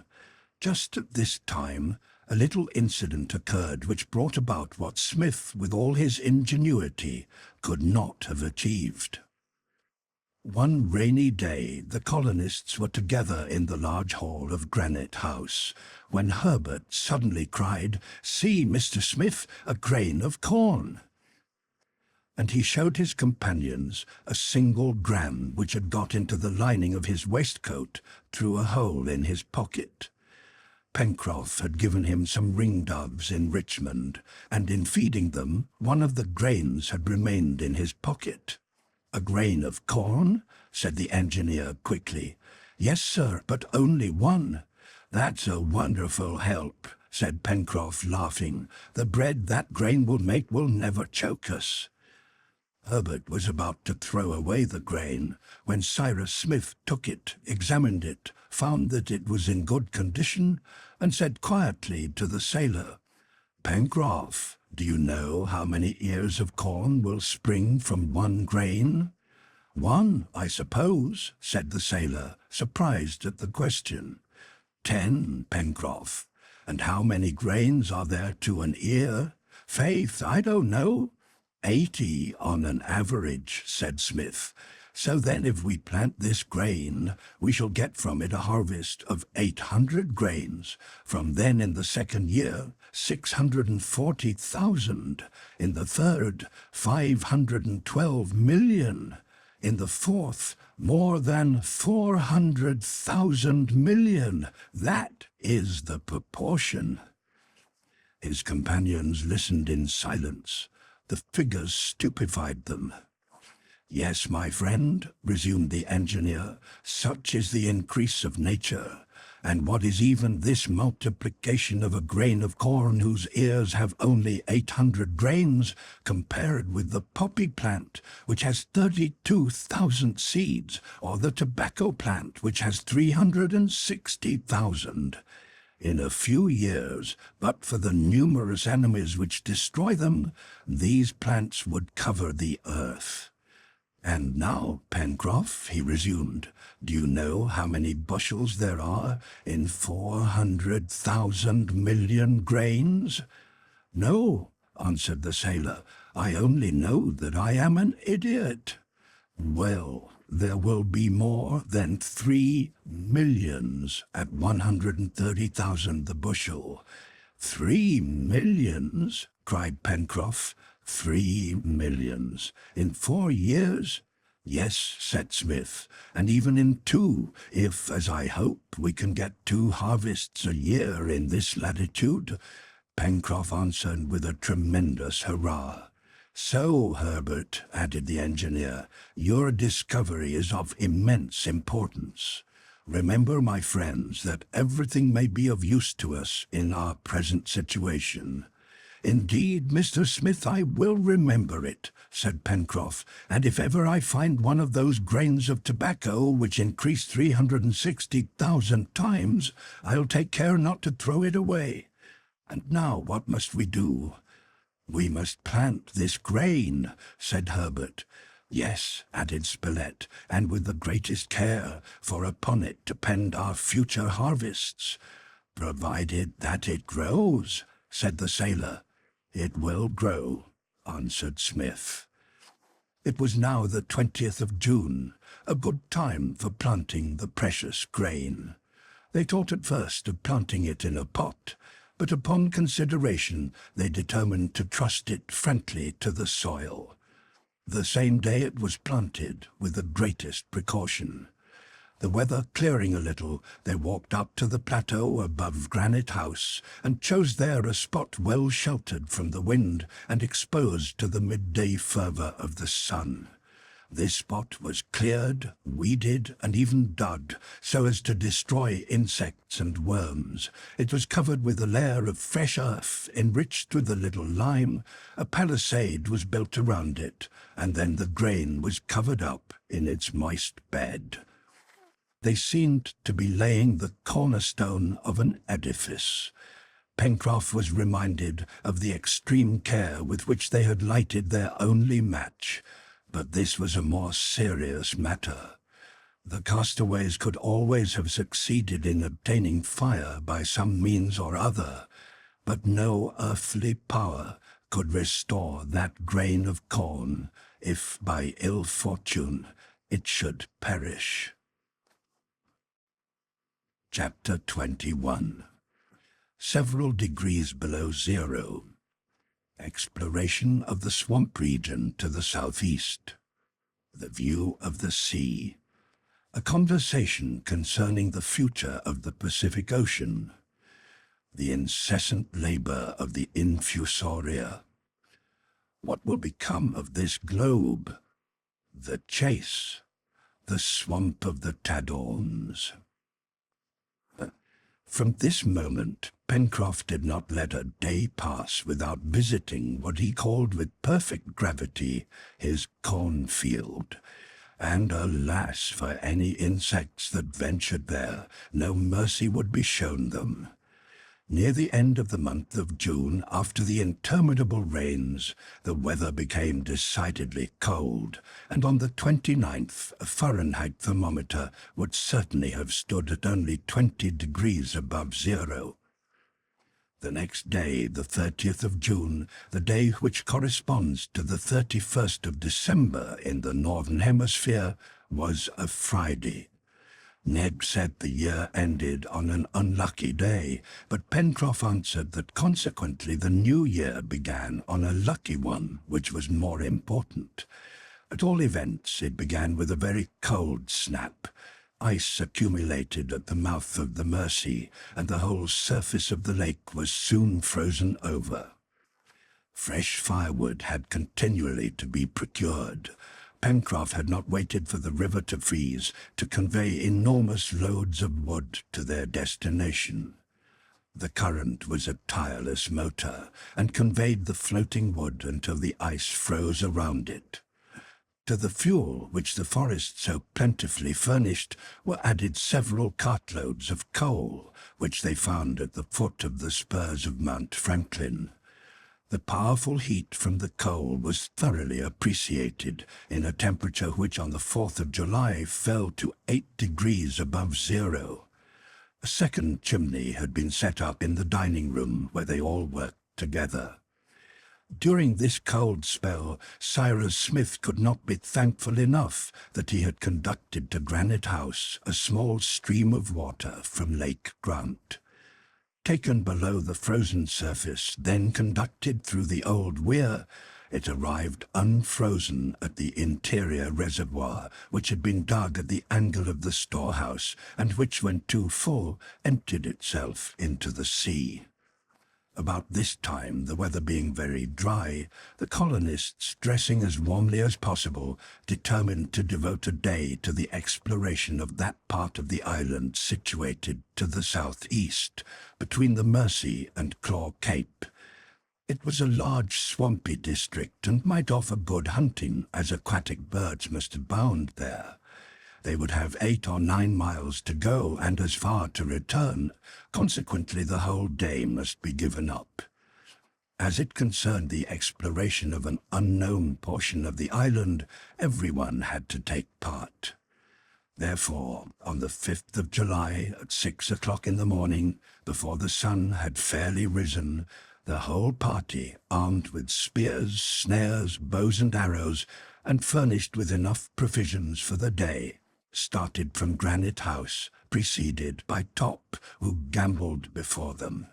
They took the shortest route, which was to cross the Mersey on the blocks of ice which then obstructed it. But, as the reporter very truly observed, this cannot supply the place of a real bridge. So the construction of a real bridge was set down as work for the future. This was the first time that the colonists had set foot on the right bank of the Mersey and had plunged into the forest of large and magnificent firs, then covered with snow. But they had not gone half a mile when the barking of Top frightened from a dense thicket where they had taken up their abode a whole family of quadrupeds. "Why, they look like foxes," said Harbert when he saw them scampering quickly away. And they were foxes, but foxes of enormous size. They made a sort of bark which seemed to astonish Top, for he stopped in his chase and gave these swift animals time to escape. The dog had a right to be surprised, for he knew nothing of natural history, but by this barking, the greyish-red colour of their hair and their black tails, which ended in a white tuft, these foxes had betrayed their origin. So Harbert gave them without hesitation their true name of colperks. These colperks are often met with in Chile in the San Malo group, and in all those parts of America lying between the 30th and 40th parallels. Harbert was very sorry that Top had not caught one of these carnivora. "Can we eat, then?" asked Pencroff, who always considered the fauna of the island from that special point of view. "No," said Harbert, "but zoologists have not yet ascertained whether the pupil of the eye of this fox is diurnal or nocturnal, or whether the animal would come under the genus canine." Smith could not help smiling at this remark of the boy, which showed thoughtfulness beyond his years. As for the sailor, from the moment these foxes ceased to belong to the edible species, they ceased to interest him. Ever since the kitchen had been established at Granite House, he had been saying that precautions ought to be taken against these four-footed plunderers, a fact which no one denied. Having turned Jetsam Point, the party came upon a long reach washed by the sea. It was then 8 o'clock in the morning. The sky was very clear, as is usual in prolonged cold weather, but warmed by their work, Smith and his companions did not suffer from the sharpness of the atmosphere. Besides, there was no wind, the absence of which always renders a low temperature more endurable. The sun, bright but cold, rose from the ocean, and his enormous disk was poised in the horizon. The sea was a calm blue sheet of water, like a landlocked sea under a clear sky. Claw Cape, bent in the shape of an ataghan, was clearly defined about 4 miles to the southeast. To the left, the border of the swamp was abruptly intercepted by a little point which shone brightly against the sun. Certainly in that part of Union Bay which was not protected from the open sea, even by a sandbank, ships beaten by an east wind could not have found shelter.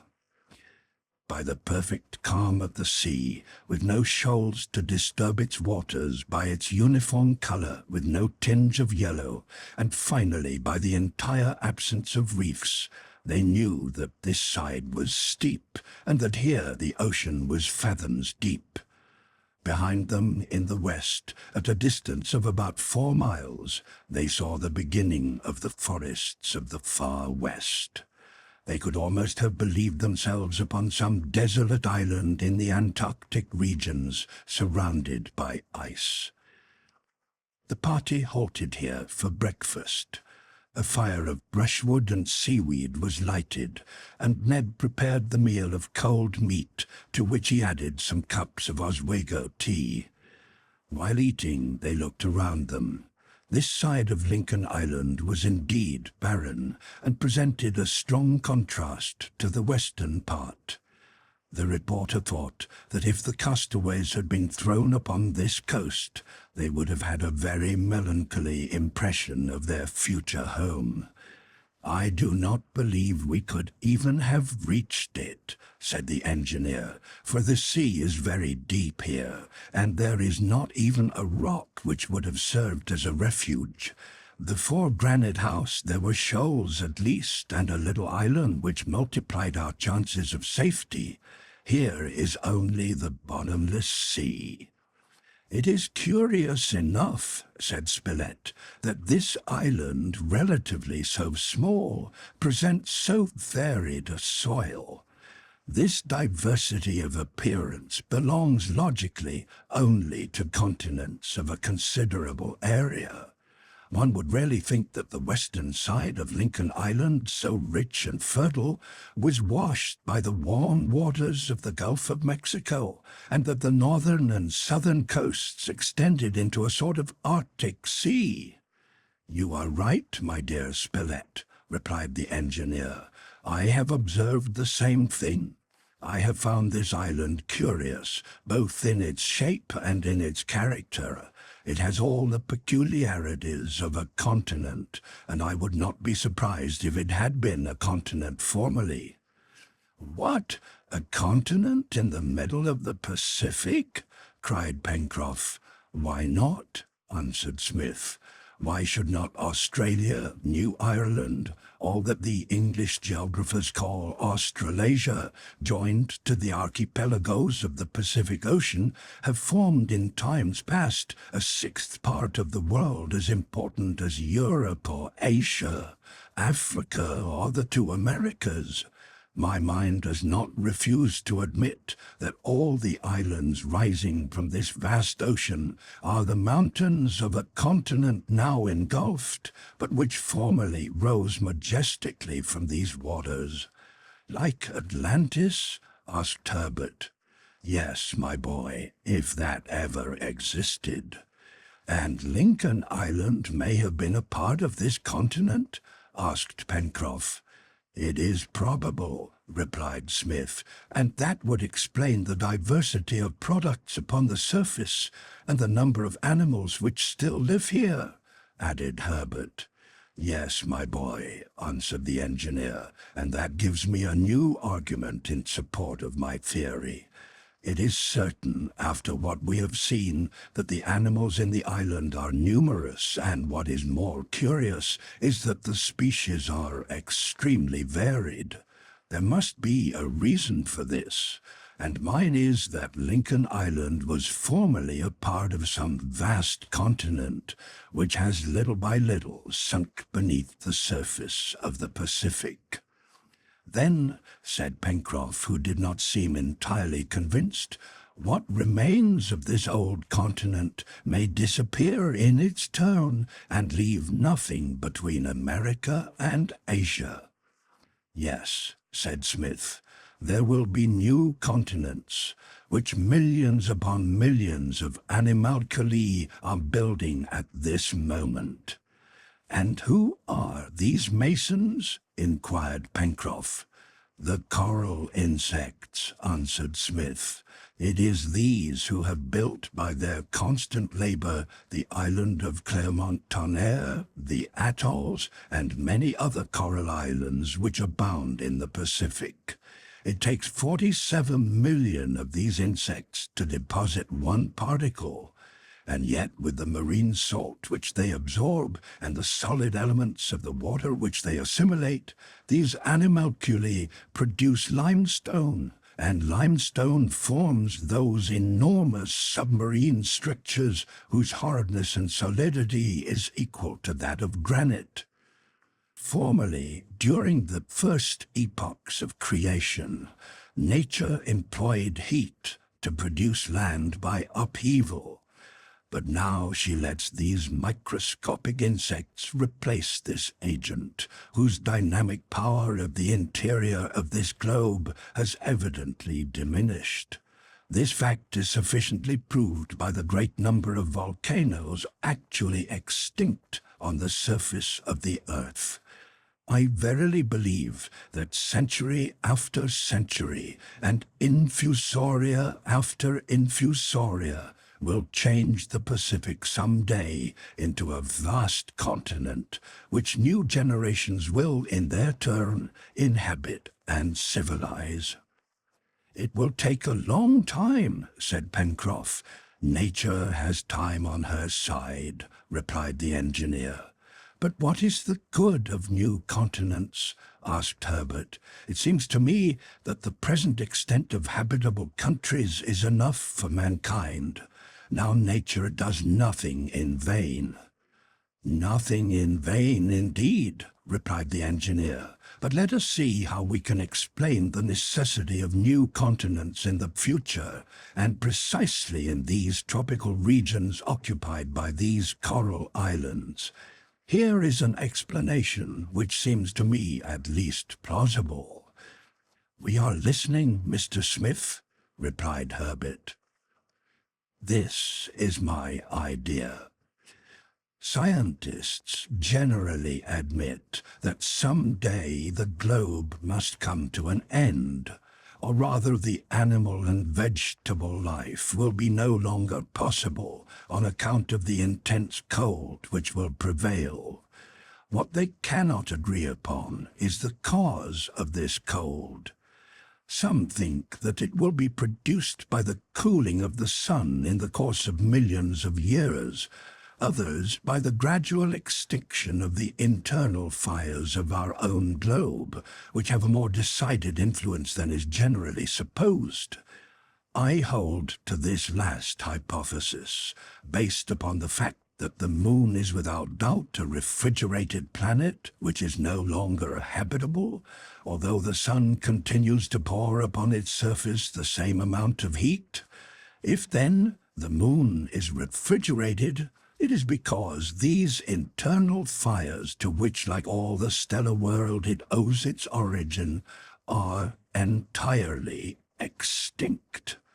In short, whatever be the cause, our world will certainly some day cool.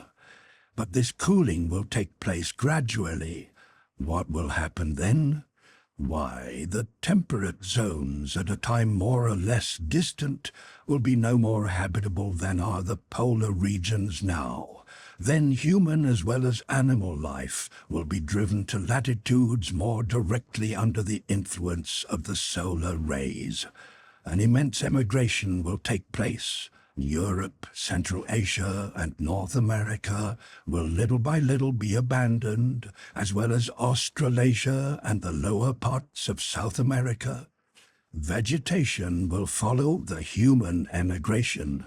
The flora will move towards the equator at the same time with the fauna.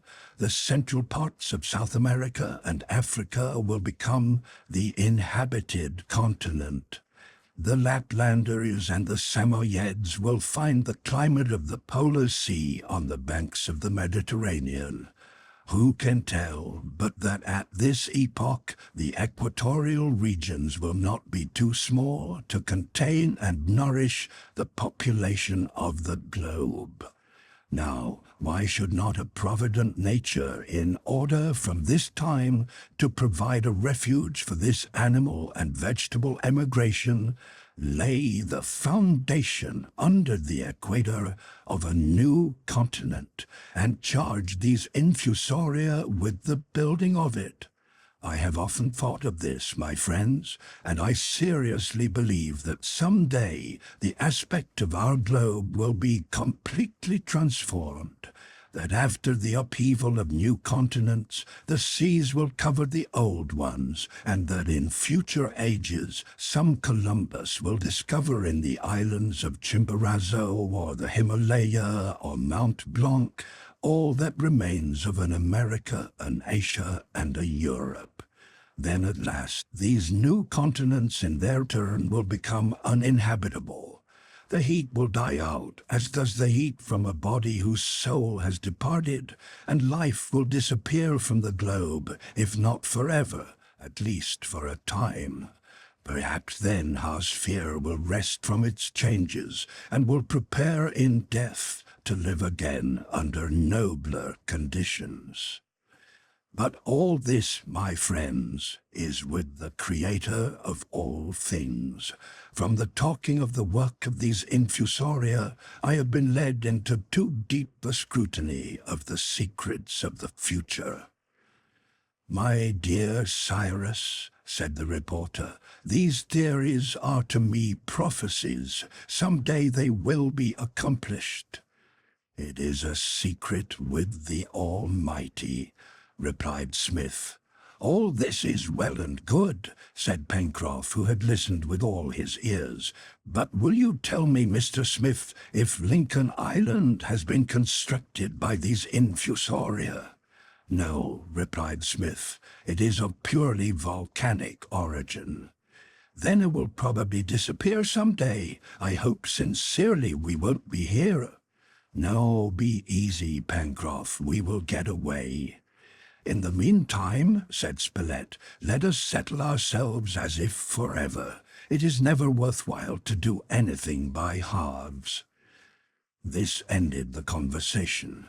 Breakfast was over, the exploration continued, and the party soon arrived at the beginning of the swampy district.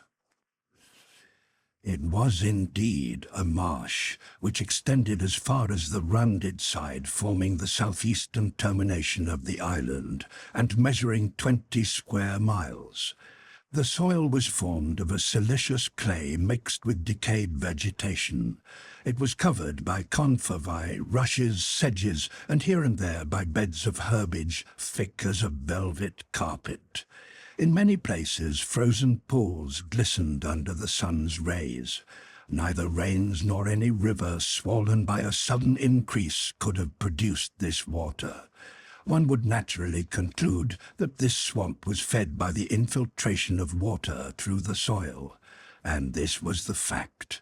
It was even to be feared that the air here during hot weather was laden with that miasma which engenders the marsh fever.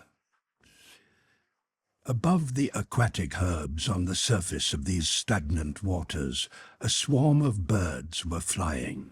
A hunter would not have lost a single shot. Wild ducks, teal and snipe lived there in flocks, and it was easy to approach these fearless creatures. So thick were these birds that a charge of shot would certainly have brought down a dozen of them. But our friends had to content themselves with their bows and arrows. The slaughter was less, but the quiet arrow had the advantage of not frightening the birds, while the sound of firearms would have scattered them to every corner of the swamp. The hunters contented themselves this time with a dozen ducks, with white bodies, cinnamon-coloured belts, green heads, wings black, white and red, and feathered beaks.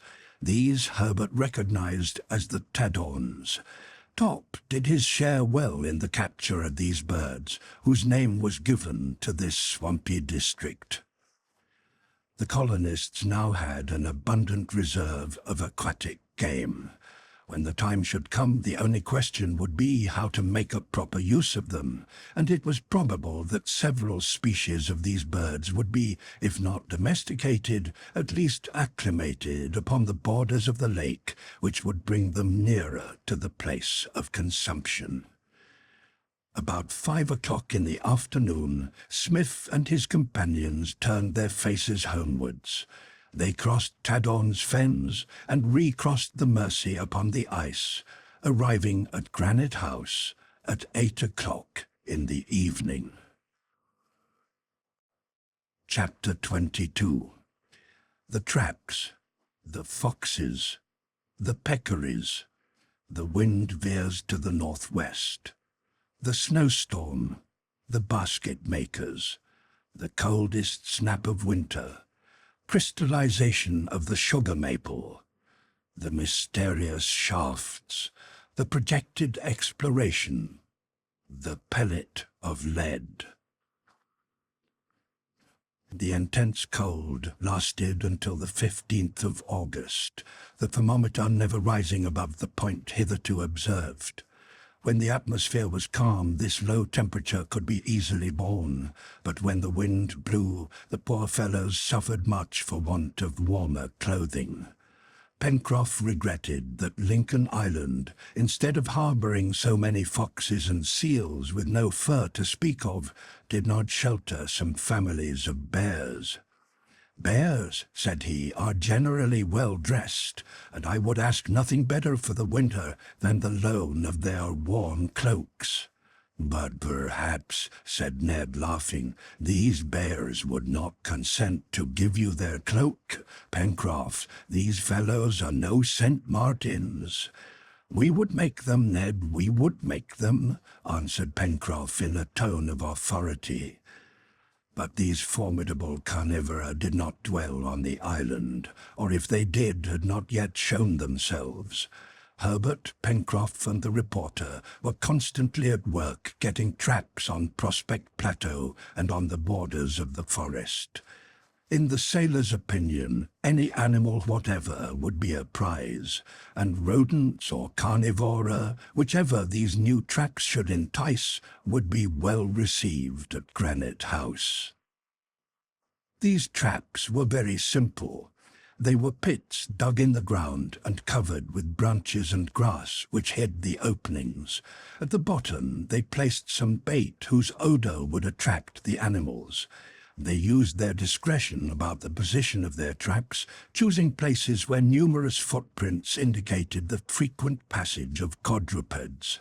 Every day they went to look at them, and at 3 different times during the first few days they found in them specimens of those foxes which had been already seen on the right bank of the Mersey. "Sure, there are nothing but foxes in this part of the world," said Pencroff, as for the 3rd time he drew one of these animals out of the pit. "Good-for-nothing beasts." "Stop," said Spilett, "they're good for something." "For what?" "To serve as bait to attract others." The reporter was right, and from this time the traps were baited with the dead bodies of foxes. The sailor had made snares out of the threads of curry junk, and these snares were more profitable than the traps. It was a rare thing for a day to pass without some rabbit from the warren being captured. It was always a rabbit, but Ned knew how to vary his sources, and his companions did not complain. However, once or twice in the second week in August, the traps contained other and more useful animals than the foxes. There were some of those wild boars which had been already noticed at the north of the lake. Pencroff had no need to ask if these animals were edible. That was evident from their resemblance to the hog of America and Europe. "But these are not hogs, let me tell you," said Harbert. "My boy," replied the sailor, handing over the trap and drawing out one of these representatives of the swine family by the little appendage which served for a tail, "do let me believe them to be hogs." "Why?" "Because it pleases me." "You're fond of hogs, then, Pencroff?" "I am very fond of them," replied the sailor, "especially of their feet, and if any had 8 instead of 4, I would like them twice as much." These animals were peccaries, belonging to one of the 4 genera which make up that family. This particular species were the Tajassans, known by their dark color and the absence of those long fangs which belong to the others of their race. Peccaries generally live in herds, and it was likely that these animals abounded in the woody parts of the island. At all events, they were edible from head to foot, and Pencroff asked nothing more. About the 15th of August, the weather moderated suddenly by a change of wind to the northwest. The temperature rose several degrees higher, and the vapors accumulated in the air were soon resolved into snow. The whole island was covered with a white mantle, and presented a new aspect to its inhabitants. It snowed hard for several days, and the ground was covered 2 feet deep. The wind soon rose with great violence, and from the top of Granite House they could hear the sea roaring against the reefs. At certain angles the wind made eddies in the air, and the snow, forming itself into high, whirling columns, looked like those twisting waterspouts which vessels attack with cannon.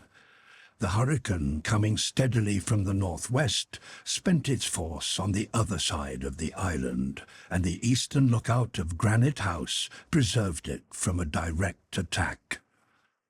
During this snowstorm, as terrible as those of the polar regions, neither Smith nor his companions could venture outside. They were completely housed for 5 days, from the 20th to the 25th of August. They heard the tempest roar through Jacamar Woods, which must have suffered sadly. Doubtless numbers of trees were uprooted, but Pencroff comforted himself with the reflection that there would be fewer to cut down. "The wind will be woodcutter, let it alone," said he.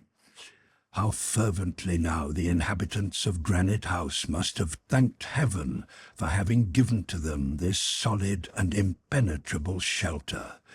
Smith had his share of their gratitude, but after all it was nature which had hollowed out this enormous cave, and he had only discovered it.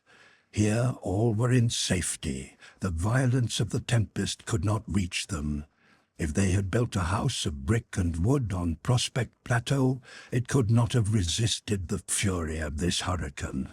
As for the chimneys, they heard the billows strike them with such violence that they knew they must be uninhabitable, for the sea, having entirely covered their islet, beat upon them with all its force. But here at Granite House, between these solid walls which neither wind nor water could affect, they had nothing to fear. During this confinement, the colonists were not idle. There was plenty of wood in the storehouse cut into planks, and little by little they completed their stock of furniture. As far as tables and chairs went, they were certainly solid enough, for the material was not spared. This furniture was a little too heavy to fulfill its essential purpose of being easily moved, but it was the pride of Neb and Pencroff, who would not have exchanged it for the handsomest bull. Then the carpenters turned basket-makers, and succeeded remarkably well at this new occupation. They had discovered at the northern part of the lake a thick growth of purple osiers. Before the rainy season, Pencroff and Harbert had gathered a good many of these useful shrubs, and their branches, being now well seasoned, could be used to advantage. Their first specimens were rough, but thanks to the skill and intelligence of the workmen consulting together, recalling the models they had seen, and rivaling each other in their efforts, hampers and baskets of different sizes here soon added to the stock of the colony. The storehouse was filled with them, and Ned set away in special baskets his stock of pistachio nuts and roots of the dragon tree. During the last week in August, the weather changed again, the temperature fell a little, and the storm was over. The colonists at once started out. There must have been at least 2 feet of snow on the shore, but it was frozen over the top, which made it easy to walk over. Smith and his companions climbed up Prospect Plateau. What a change they beheld! The woods which they had left in bloom, especially the part nearest to them where the conifers were plenty, were now one uniform colour. Everything was white, from the top of Mount Franklin to the coast, forests, prairie, lake, river, beach. The waters of the Mersey ran under a vault of ice, which cracked and broke with a loud noise at every change of tide. Thousands of birds, ducks and woodpeckers flew over the surface of the lake. The rocks between which the cascade plunged to the borders of the plateau were blocked up with ice. One would have said that the water leapt out of a huge gargoyle, cut by some fantastic artist of the Renaissance.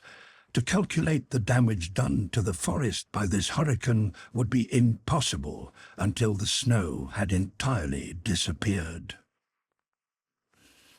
Spilett, Pencroff and Harbert took this opportunity to look after their traps, and had hard work finding them under their bed of snow. There was danger of their falling in themselves, a humiliating thing to be caught in one's own trap. They were spared this annoyance, however, and found the traps had been untouched. Not an animal had been caught, although there were a great many footprints in the neighbourhood, among others very clearly impressed marks of claws. Harbert at once classified these carnivora among the cat tribe, a circumstance which justified the engineer's belief in the existence of dangerous beasts on Lincoln Island. Doubtless these beasts dwelt in the dense forests of the far west, but driven by hunger they had ventured as far as Prospect Plateau. Perhaps they scented the inhabitants of Granite House. "What exactly are these carnivora?" asked Pencroff. "They are tigers," replied Harbert. "I thought those animals were only found in warm countries." "In the New World," replied the lad, "they are to be found from Mexico to the pampas of Buenos Aires. Now, as Lincoln Island is in almost the same latitude as La Plata, it is not surprising that tigers are found here." "All right, we will be on our guard," replied Pencroff.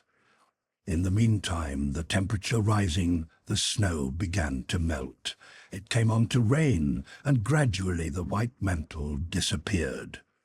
Notwithstanding the bad weather, the colonists renewed their stock of provisions, both animal and vegetable. This necessitated excursions into the forest, and thus they discovered how many trees had been beaten down by the hurricane. The sailor and Neb pushed forward with their wagon as far as the coal deposit in order to carry back some fuel. They saw on their way that the chimney of the pottery oven had been much damaged by the storm. At least 6 feet had been blown down. They also renewed their stock of wood as well as that of coal, and the Mersey having become free once more, they employed the current to draw several loads to Granite House. It might be that the cold season was not yet over. A visit had been made to the Chimneys also, and the colonists could not be sufficiently grateful that this had not been their home during the tempest. The sea had left undoubted signs of its ravages.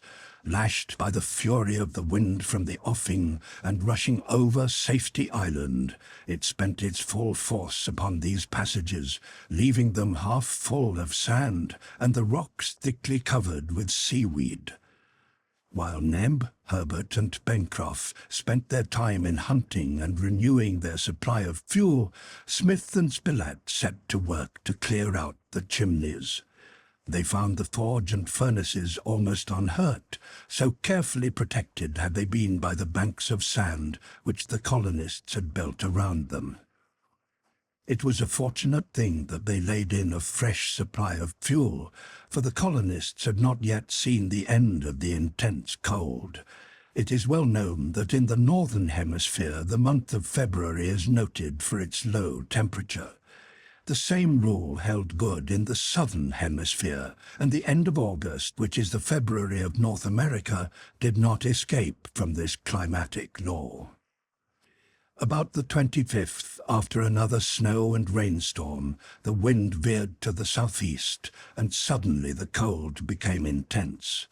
In the engineer's opinion, a Fahrenheit thermometer would have indicated about 8 degrees below zero, and the cold was rendered more severe by a cutting wind which lasted for several days. The colonists were completely housed again, and as they were obliged to block up all their windows, only leaving one narrow opening for ventilation, the consumption of candles was considerable. In order to economize them, the colonists often contented themselves with only the light from the fire, for fuel was plenty. Once or twice some of them ventured to the beach among the blocks of ice which were heaped up there by every fresh tide. But they soon climbed up the granite house again. This ascent was very painful, as their hands were frostbitten by holding on to the frozen sides of the ladder. There were still many leisure hours to be filled up during this long confinement, so Smith undertook another indoor occupation. The only sugar which they had had up to this time was a liquid substance which they had procured by making deep cuts in the bark of the maple tree. They collected this liquid in jars and used it in this condition for cooking purposes. It improved with age, becoming whiter and more like a syrup in consistency. But they could do better than this, and one day Cyrus Smith announced to his companions that he was going to turn them into refiners. "Refiners? I believe that's a warm trade," said Pencroff. "Very warm," replied the engineer. "Then it will suit this season," answered the sailor. Refining did not necessitate a stock of complicated tools or skilled workmen. It was a very simple operation. To crystallize this liquid, they first clarified it by putting it on the fire in earthenware jars and submitting it to evaporation. Soon a scum rose to the surface, which, when it began to thicken, Ned removed carefully with a wooden ladle. This hastened the evaporation and at the same time prevented it from scorching. After several hours boiling over a good fire, which did as much good to the cooks as it did to the boiling liquid, it turned into a thick syrup. This syrup was poured into clay molds which they had made beforehand, in various shapes in the same kitchen furnace. The next day the syrup hardened, forming cakes and loaves. It was sugar of a reddish color, but almost transparent, and of a delicious taste.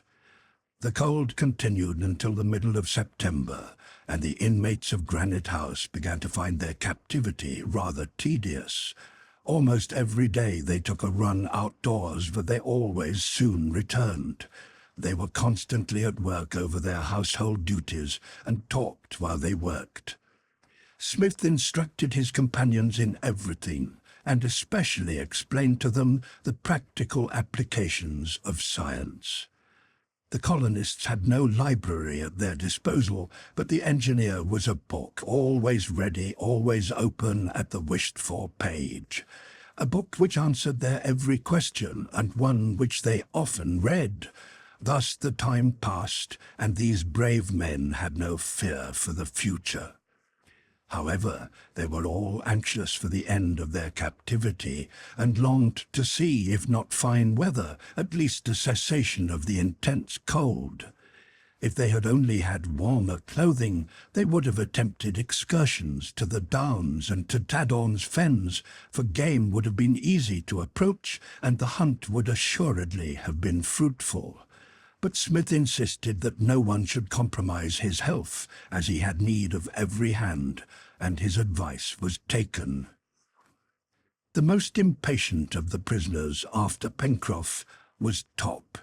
The poor dog found himself in close quarters in Granite House, and ran from room to room, showing plainly the uneasiness he felt at this confinement. Smith often noticed that whenever he approached the dark well communicating with the sea, which had its opening in the rear of the storehouse, Top whined in a most curious manner, and ran around and around the opening, which had been covered over with planks of wood. Sometimes he even tried to slip his paws under the planks, as if trying to raise them up, and yelped in a way which indicated at the same time anger and uneasiness. The engineer several times noticed this strange behaviour, and wondered what there could be in the abyss to have such a peculiar effect upon this intelligent dog. This well, of course, communicated with the sea. Did it then branch off into narrow passages through the rockwork of the island? Was it in communication with other caves? Did any sea monsters come into it from time to time from the bottom of these pits? The engineer did not know what to think, and strange thoughts passed through his mind. Accustomed to investigate scientific truths, he could not pardon himself for being drawn into the region of the mysterious and supernatural. But how explain why Top, the most sensible of dogs, who never lost his time in barking at the moon, should insist upon exploring this abyss with nose and ear, if there was nothing there to arouse his suspicions? Top's conduct perplexed Smith more than he cared to own to himself. However, the engineer did not mention this to anyone but Spilett, thinking it useless to worry his companions with what might be, after all, only a freak of the dog. At last the cold spell was over. They had rain, snow squalls, hailstorms, and gales of wind, but none of these lasted long. The ice thawed and the snow melted. The beach, plateau, banks of the Mersey, and the forest were again accessible. The return of spring rejoiced the inmates of Granite House, and they soon passed all their time in the open air, only returning to eat and sleep. They hunted a good deal during the latter part of September, which led Pencroff to make fresh demands for those firearms which he declared Smith had promised him. Smith always put him off, knowing that without a special stock of tools it would be almost impossible to make a gun which would be of any use to them. Besides, he noticed that Harbert and Spilett had become very clever archers, that all sorts of excellent game, both feathered and furred, agoutis, kangaroos, cabiais, pigeons, bustards, wild ducks, and snipe, fell under their arrows. Consequently, the firearms could wait. But the stubborn sailor did not see it in this light, and constantly reminded the engineer that he had not provided them with guns. And Gideon Spilett supported Pencroff. "If," said he, "the island contains, as we suppose, wild beasts, we must consider how to encounter and exterminate them. The time may come when this will be our first duty." But just now it was not the question of firearms which occupied Smith's mind, but that of clothes. Those which the colonists were wearing had lasted through the winter, but could not hold out till another. What they must have at any price were skins of the carnivora or wool of the ruminants, and as mouflons, mountain goats, were plenty, they must consider how to collect a flock of them which they could keep for the benefit of the colony. They would also lay out a farmyard in a favourable part of the island, where they could have an enclosure for domestic animals and a poultry yard. These important projects must be carried out during the good weather. Consequently, in view of these future arrangements, it was important to undertake a reconnaissance into the unexplored part of Lincoln Island, to wit, the high forests which extended along the right bank of the Mersey from its mouth to the end of Serpentine Peninsula. But they must be sure of their weather, and a month must yet elapse before it would be worthwhile to undertake this exploration.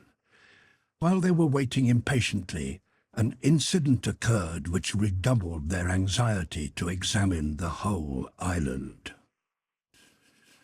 It was now the 24th of October. On this day, Pencroff went to look after his traps, which he always kept duly baited. In one of them he found 3 animals of a sort welcome to the kitchen. It was a female peccary with her 2 little ones. Pencroff returned to Granite House delighted with his prize, and as usual made a great talk about it. "Now we'll have a good meal, Mr. Smith," cried he, "and you too, Mr. Spilett, must have some." "I shall be delighted," said the reporter, "but what is it you want me to eat?" "Suckling pig," said Pencroff. "Oh, a suckling pig! To hear you talk, one would think you had brought back a stuffed partridge." "Humph," said Pencroff, "so you turn up your nose at my suckling pig?" "No," answered Spilett coolly, "provided one does not get too much of them." "Very well, Mr. Reporter," returned the sailor, who did not like to hear his game disparaged. "You are getting fastidious. 7 months ago, when we were cast upon this island, you would have been only too glad to have come across such game." "Well, well," said the reporter, "men are never satisfied." "And now," continued Pencroff, "I hope Neb will distinguish himself. Let us see. These little peccaries are only 3 months old. They will be as tender as quail. Come, Neb, I will superintend the cooking of them myself." The sailor, followed by Neb, hastened to the kitchen, and was soon absorbed over the oven. The two prepared a magnificent repast. The 2 little peccaries, kangaroo soup, smoked ham, pistachio nuts, dragon tree wine, Oswego tea. In a word, everything of the best. But the favourite dish of all was the savoury peccaries made into a stew. At 5 o'clock, dinner was served in the dining-room of Granite House. The kangaroo soup smoked upon the table. It was pronounced excellent. After the soup came the peccaries, which Pencroff begged to be allowed to carve, and of which he gave huge pieces to everyone. These suckling pigs were indeed delicious, and Pencroff plied his knife and fork with intense earnestness, when suddenly a cry and an oath escaped him. "What's the matter?" said Smith. "The matter is that I have just lost a tooth," replied the sailor.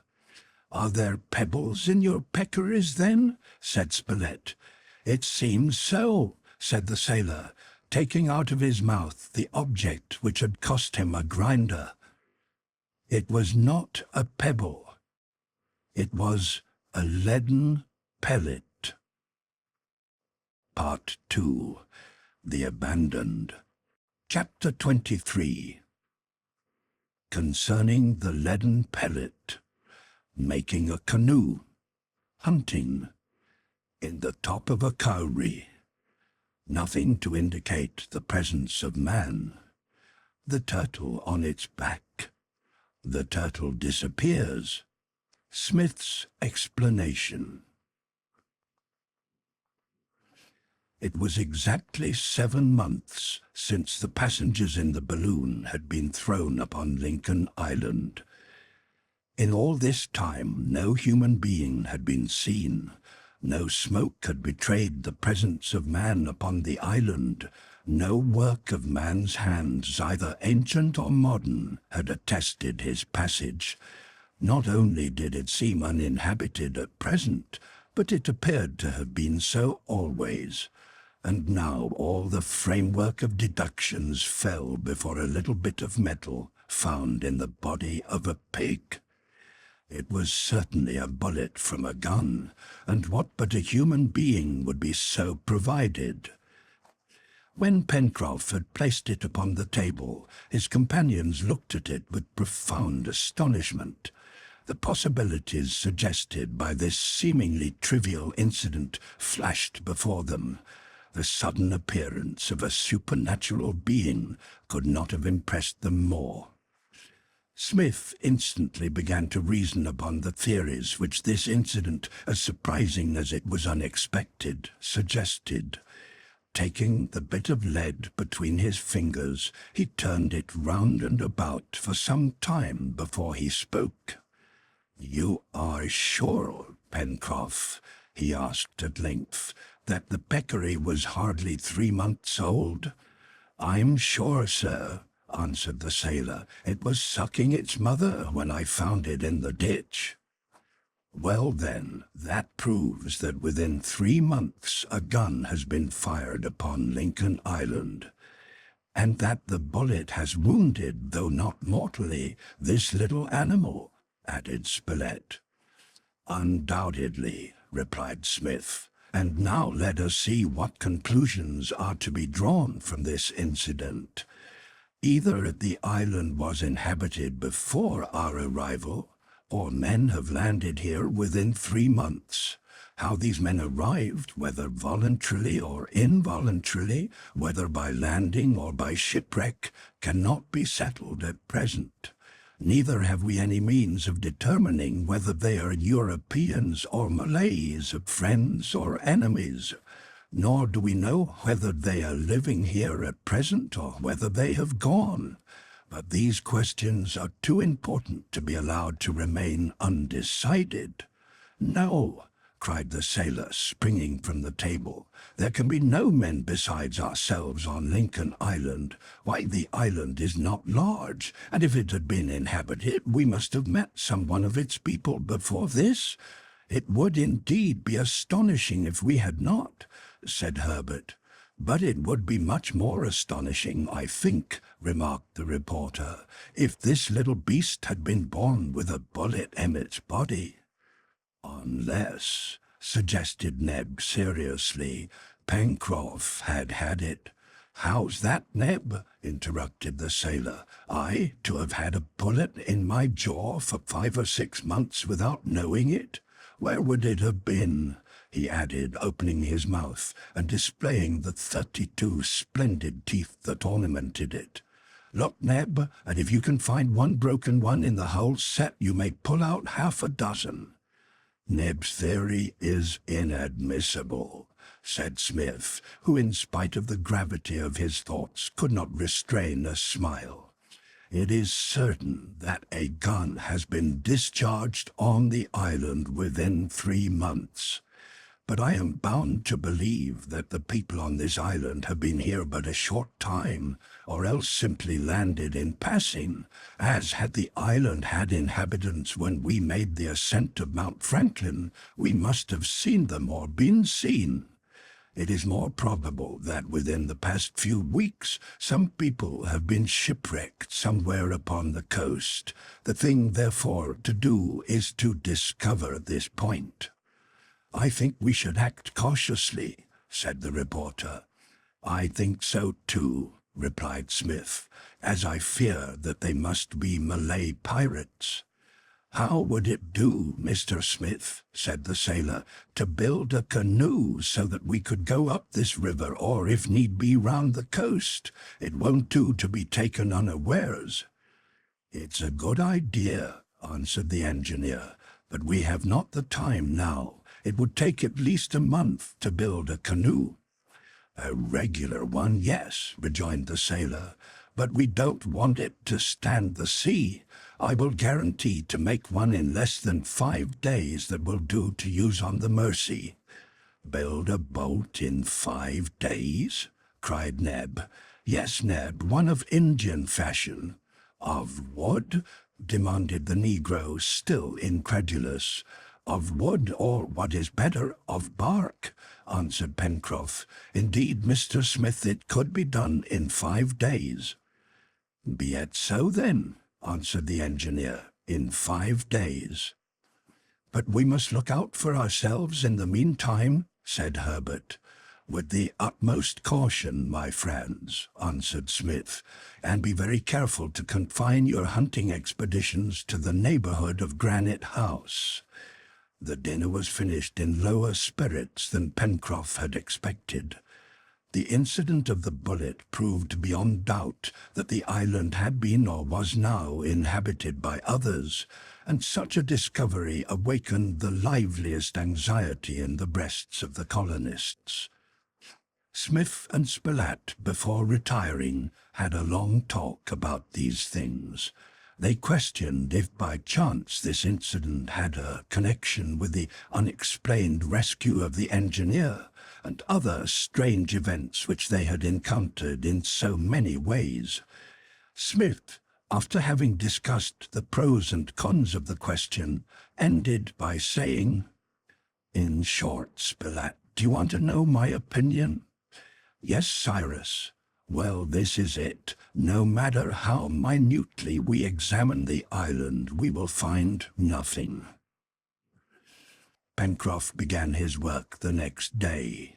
He did not mean to build a boat with ribs and planks, but simply a flat-bottomed float which would do admirably in the Mersey, especially in the shallow water and its sources. Strips of bark fastened together would be sufficient for their purpose, and in places where a portage would be necessary, the affair would be neither heavy nor cumbersome. The sailor's idea was to fasten the strips of bark together with clinched nails, and thus to make the craft staunch. The first thing was to select trees furnishing a supple and tough bark.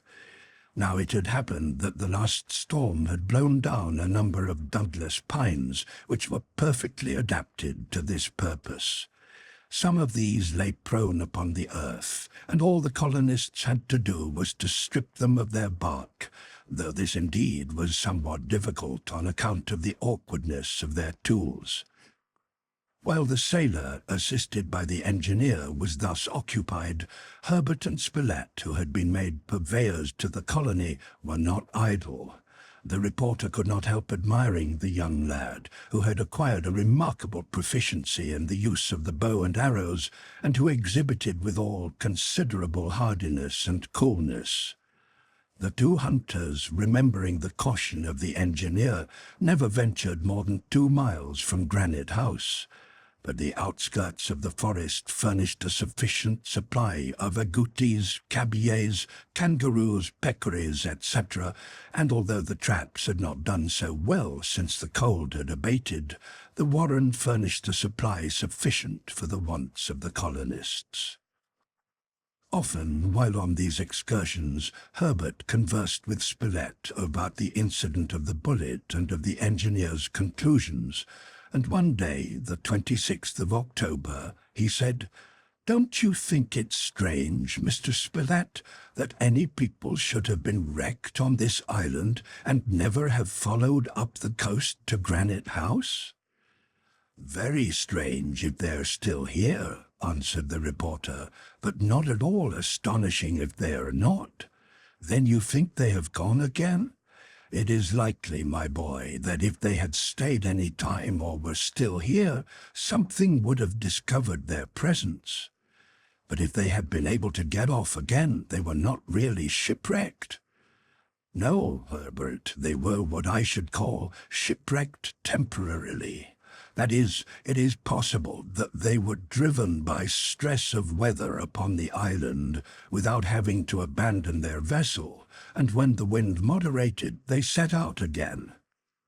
"One thing is certain," said Herbert, "and that is that Mr. Smith has always seemed to dread rather than to desire the presence of human beings on our island. The reason is that he knows that only Malays frequent these seas, and these gentlemen are a kind of rascals that had better be avoided. Is it not possible, sir, that some time we will discover traces of their landing, and perhaps be able to settle this point?" "It is not unlikely, my boy. An abandoned camp or the remains of a fire we would certainly notice, and these are what we will look for on our exploration." The hunters, talking in this way, found themselves in a portion of the forest near the Mersey, remarkable for its splendid trees. Among others were those magnificent conifera called by the New Zealanders kauris, rising more than 200 feet in height. "I have an idea, Mr. Spilett," said Harbert. "Supposing I climbed to the top of one of these kauris, I could see perhaps for a good ways." "It's a good idea," answered the other, "but can you climb one of these giants?" "I'm going to try anyhow," exclaimed the boy, springing upon the lower branches of one, which grew in such a manner as to make the tree easy to mount. In a few minutes he was in its top, high above all the surrounding leafage of the forest. From this height the eye could take in all the southern portion of the island between Claw Cape on the southeast and Reptile Promontory on the southwest. To the northwest rose Mount Franklin, shutting out more than 1/4 of the horizon. But Herbert, from his perch, could overlook the very portion of the island which was giving, or had given, refuge to the strangers whose presence they suspected. The lad looked about him with great attention, first towards the sea, where not a sail was visible, although it was possible that a ship, and especially one dismasted lying close in to shore, would be concealed from view by the trees which hid the coast. In the woods of the far west nothing could be seen. The forest formed a vast impenetrable dome many miles in extent, without an opening or glade. Even the course of the Mersey could not be seen, and it might be that there were other streams flowing westward which were equally invisible. But, other signs failing, could not the lad catch in the air some smoke that would indicate the presence of man? The atmosphere was pure, and the slightest vapour was sharply outlined against the sky. For an instant Herbert thought he saw a thin film rising in the west, but a more careful observation convinced him that he was mistaken. He looked again, however, with all care, and his sight was excellent. No, certainly it was nothing. Herbert climbed down the tree, and he and the reporter returned to Granite House. There Smith listened to the lad's report without comment. It was plain he would not commit himself until after the island had been explored. 2 days later, the 28th of October, another unaccountable incident happened. In strolling along the beach 2 miles from Granite House, Herbert and Neb had been lucky enough to capture a splendid specimen of the Chelonia midas, green turtle, whose carapace shone with emerald reflections. Herbert had caught sight of it moving among the rocks towards the sea. "Stop him, Neb, stop him!" he cried. Neb ran to it. "It's a fine animal," said Neb, "but how are we going to keep it?" "That's easy enough, Neb. All we have to do is to turn it on its back, and then it cannot get away. Take your spear and do as I do." The reptile had shut itself in its shell, so that neither its head nor eyes were visible, and remained motionless as a rock. The lad and the negro placed their spears underneath it, and after some difficulties succeeded in turning it over. It measured 3 feet in length, and must have weighed at least 400 pounds. "There, that will please Pencroff," cried Ned.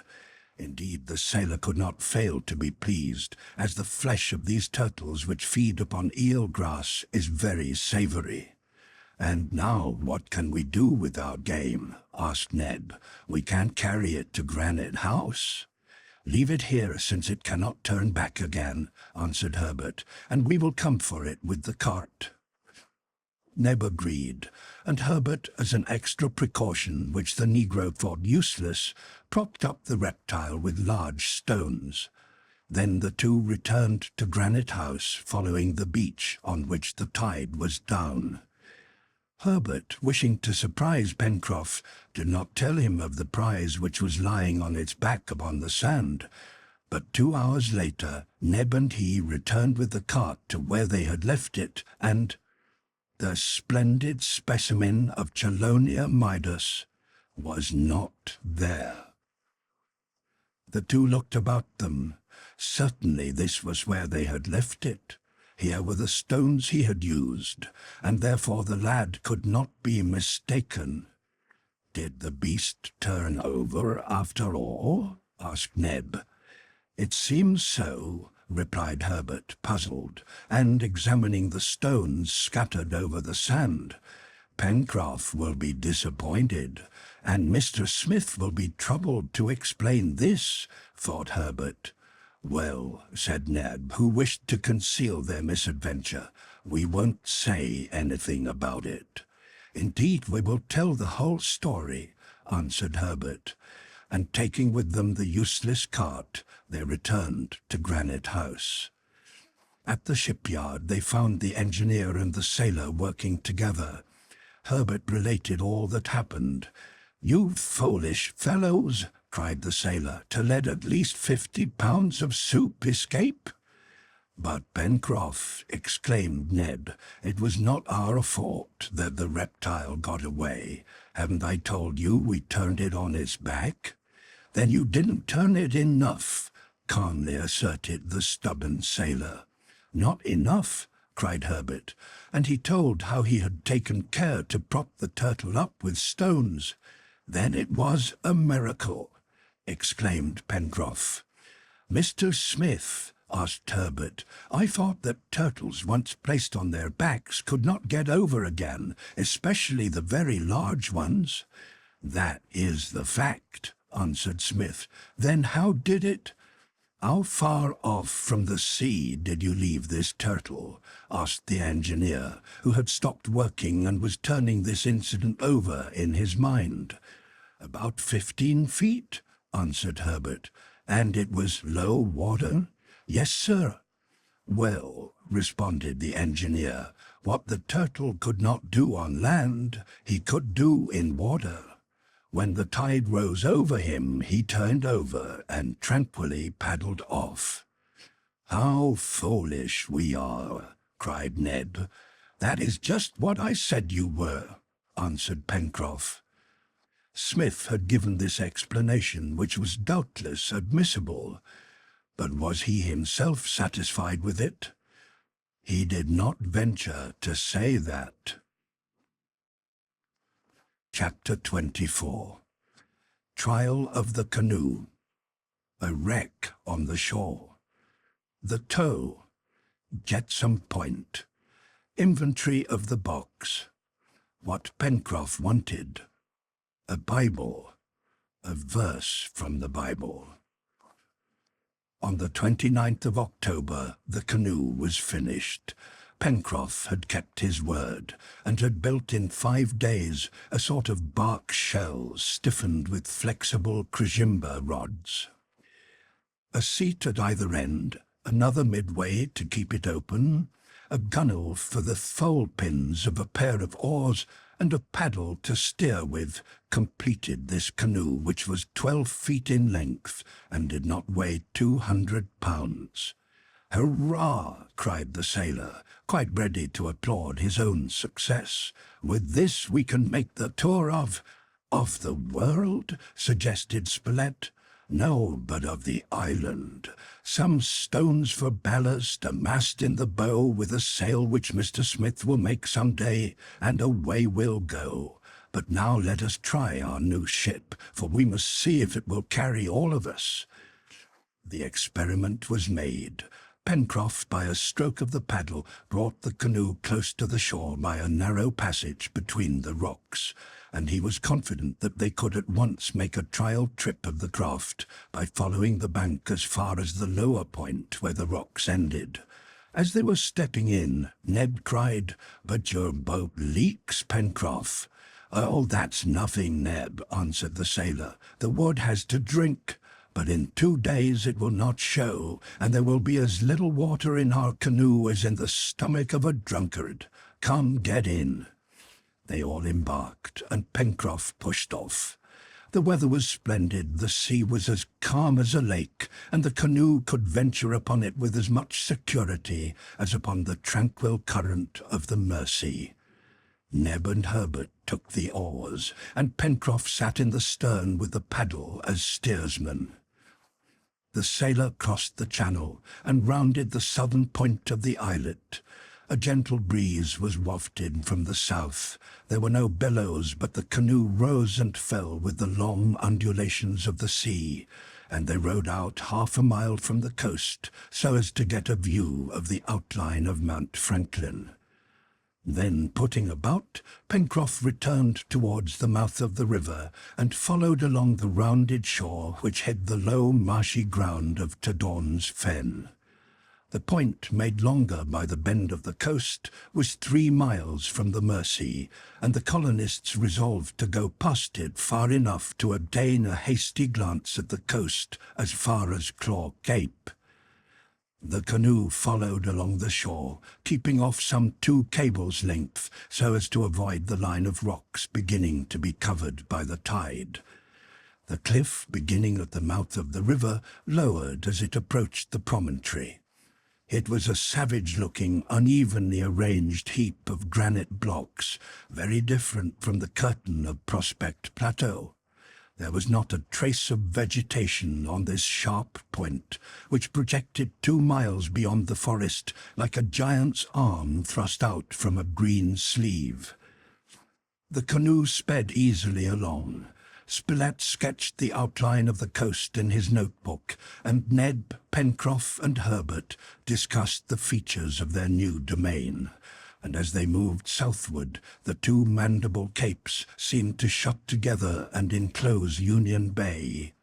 As to Smith, he regarded everything in silence, and from his distrustful expression, it seemed as if he was observing some suspicious land.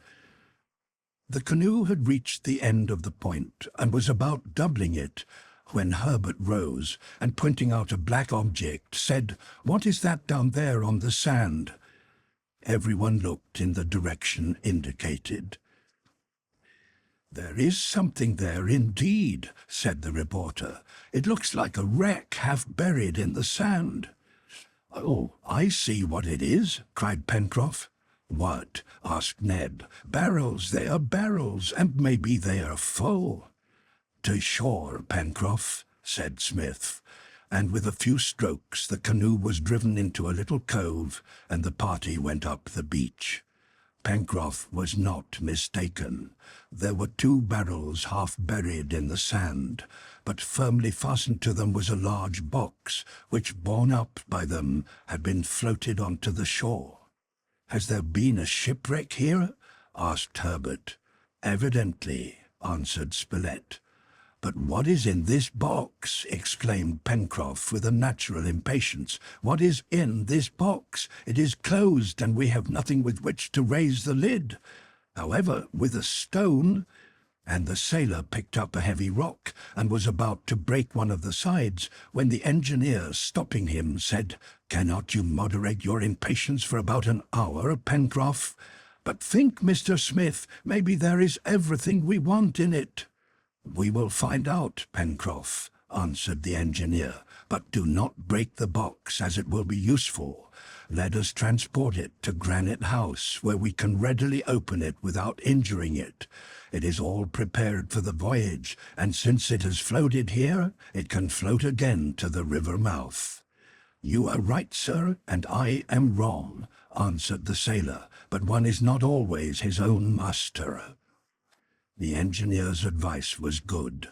It was likely that the canoe could not carry the things probably enclosed in the box, since the latter was so heavy that it had to be buoyed up by 2 empty barrels. It was therefore better to tow it in this condition to the shore at the Granite House. And now the important question was, from whence came this jetsam? Smith and his companions searched the beach for several hundred paces, but there was nothing else to be seen. They scanned the sea, Harbert and Ned climbing up a high rock, but not a sail was visible on the horizon. Nevertheless, there must have been a shipwreck, and perhaps this incident was connected with the incident of the bullet. Perhaps the strangers had landed upon another part of the island. Perhaps they were still there. But the natural conclusion of the colonists was that these strangers could not be Malay pirates, since the jetsam was evidently of European or American production. They all went back to the box, which measured 5 feet by 3. It was made of oak, covered with thick leather studded with copper nails. The 2 large barrels, hermetically sealed but which sounded empty, were fastened to its sides by means of strong ropes, tied in what Pencroff recognized to be sailors' knots. That it was uninjured seemed to be accounted for by the fact of its having been thrown upon the sand instead of the rocks, and it was evident that it had not been long either in the sea or upon the beach. It seemed probable also that the water had not penetrated, and that its contents would be found uninjured. It therefore looked as if this box must have been thrown overboard from a disabled ship making for the island, and in the hope that it would reach the island where they would find it later, the passengers had taken the precaution to buoy it up. "We will tow this box to Granite House," said the engineer, "and take an inventory of its contents. Then, if we discover any of the survivors of this supposed shipwreck, we will return them what is theirs. If we find no one, we will keep the things ourselves," cried the sailor, "that I wish I knew what was in it." The sailor was already working at the prize, which would doubtless float at high water. One of the ropes which was fastened to the barrels was partly untwisted, and served to fasten these latter to the canoe.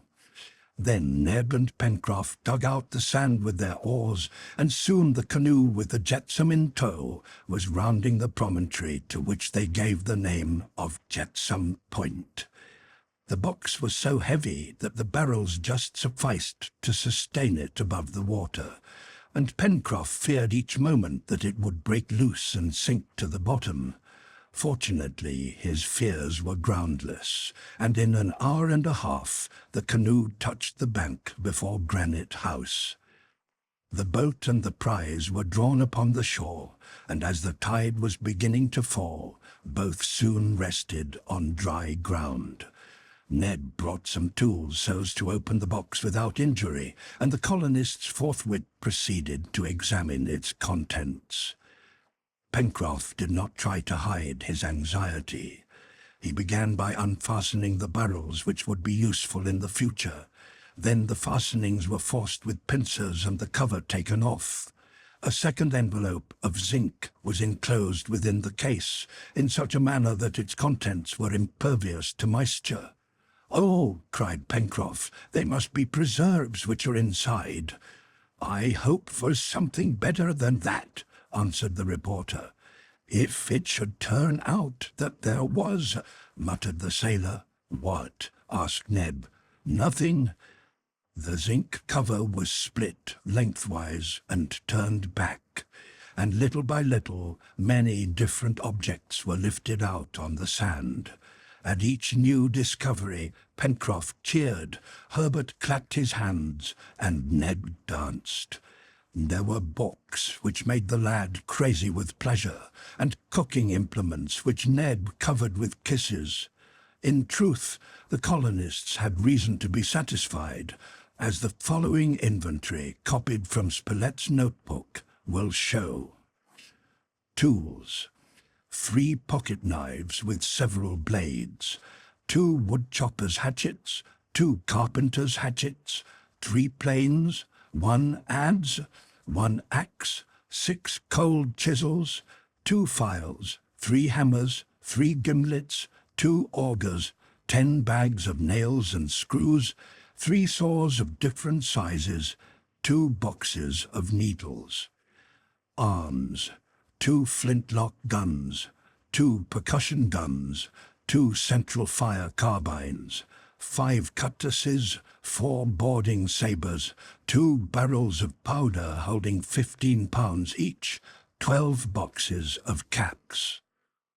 Instruments: 1 sextant, 1 opera glass, 1 spyglass, 1 box compass, 1 pocket compass, 1 Fahrenheit thermometer, 1 aneroid barometer, 1 box containing a photographic apparatus, together with glasses, chemicals, etc. Clothing: 2 dozen shirts of a peculiar material resembling wool, though evidently a vegetable substance, 3 dozen stockings of the same material. Utensils: 1 iron pot, 6 tinned copper stewpans, 3 iron plates, 10 aluminium knives and forks, 2 kettles, 1 small portable stove, 5 table knives.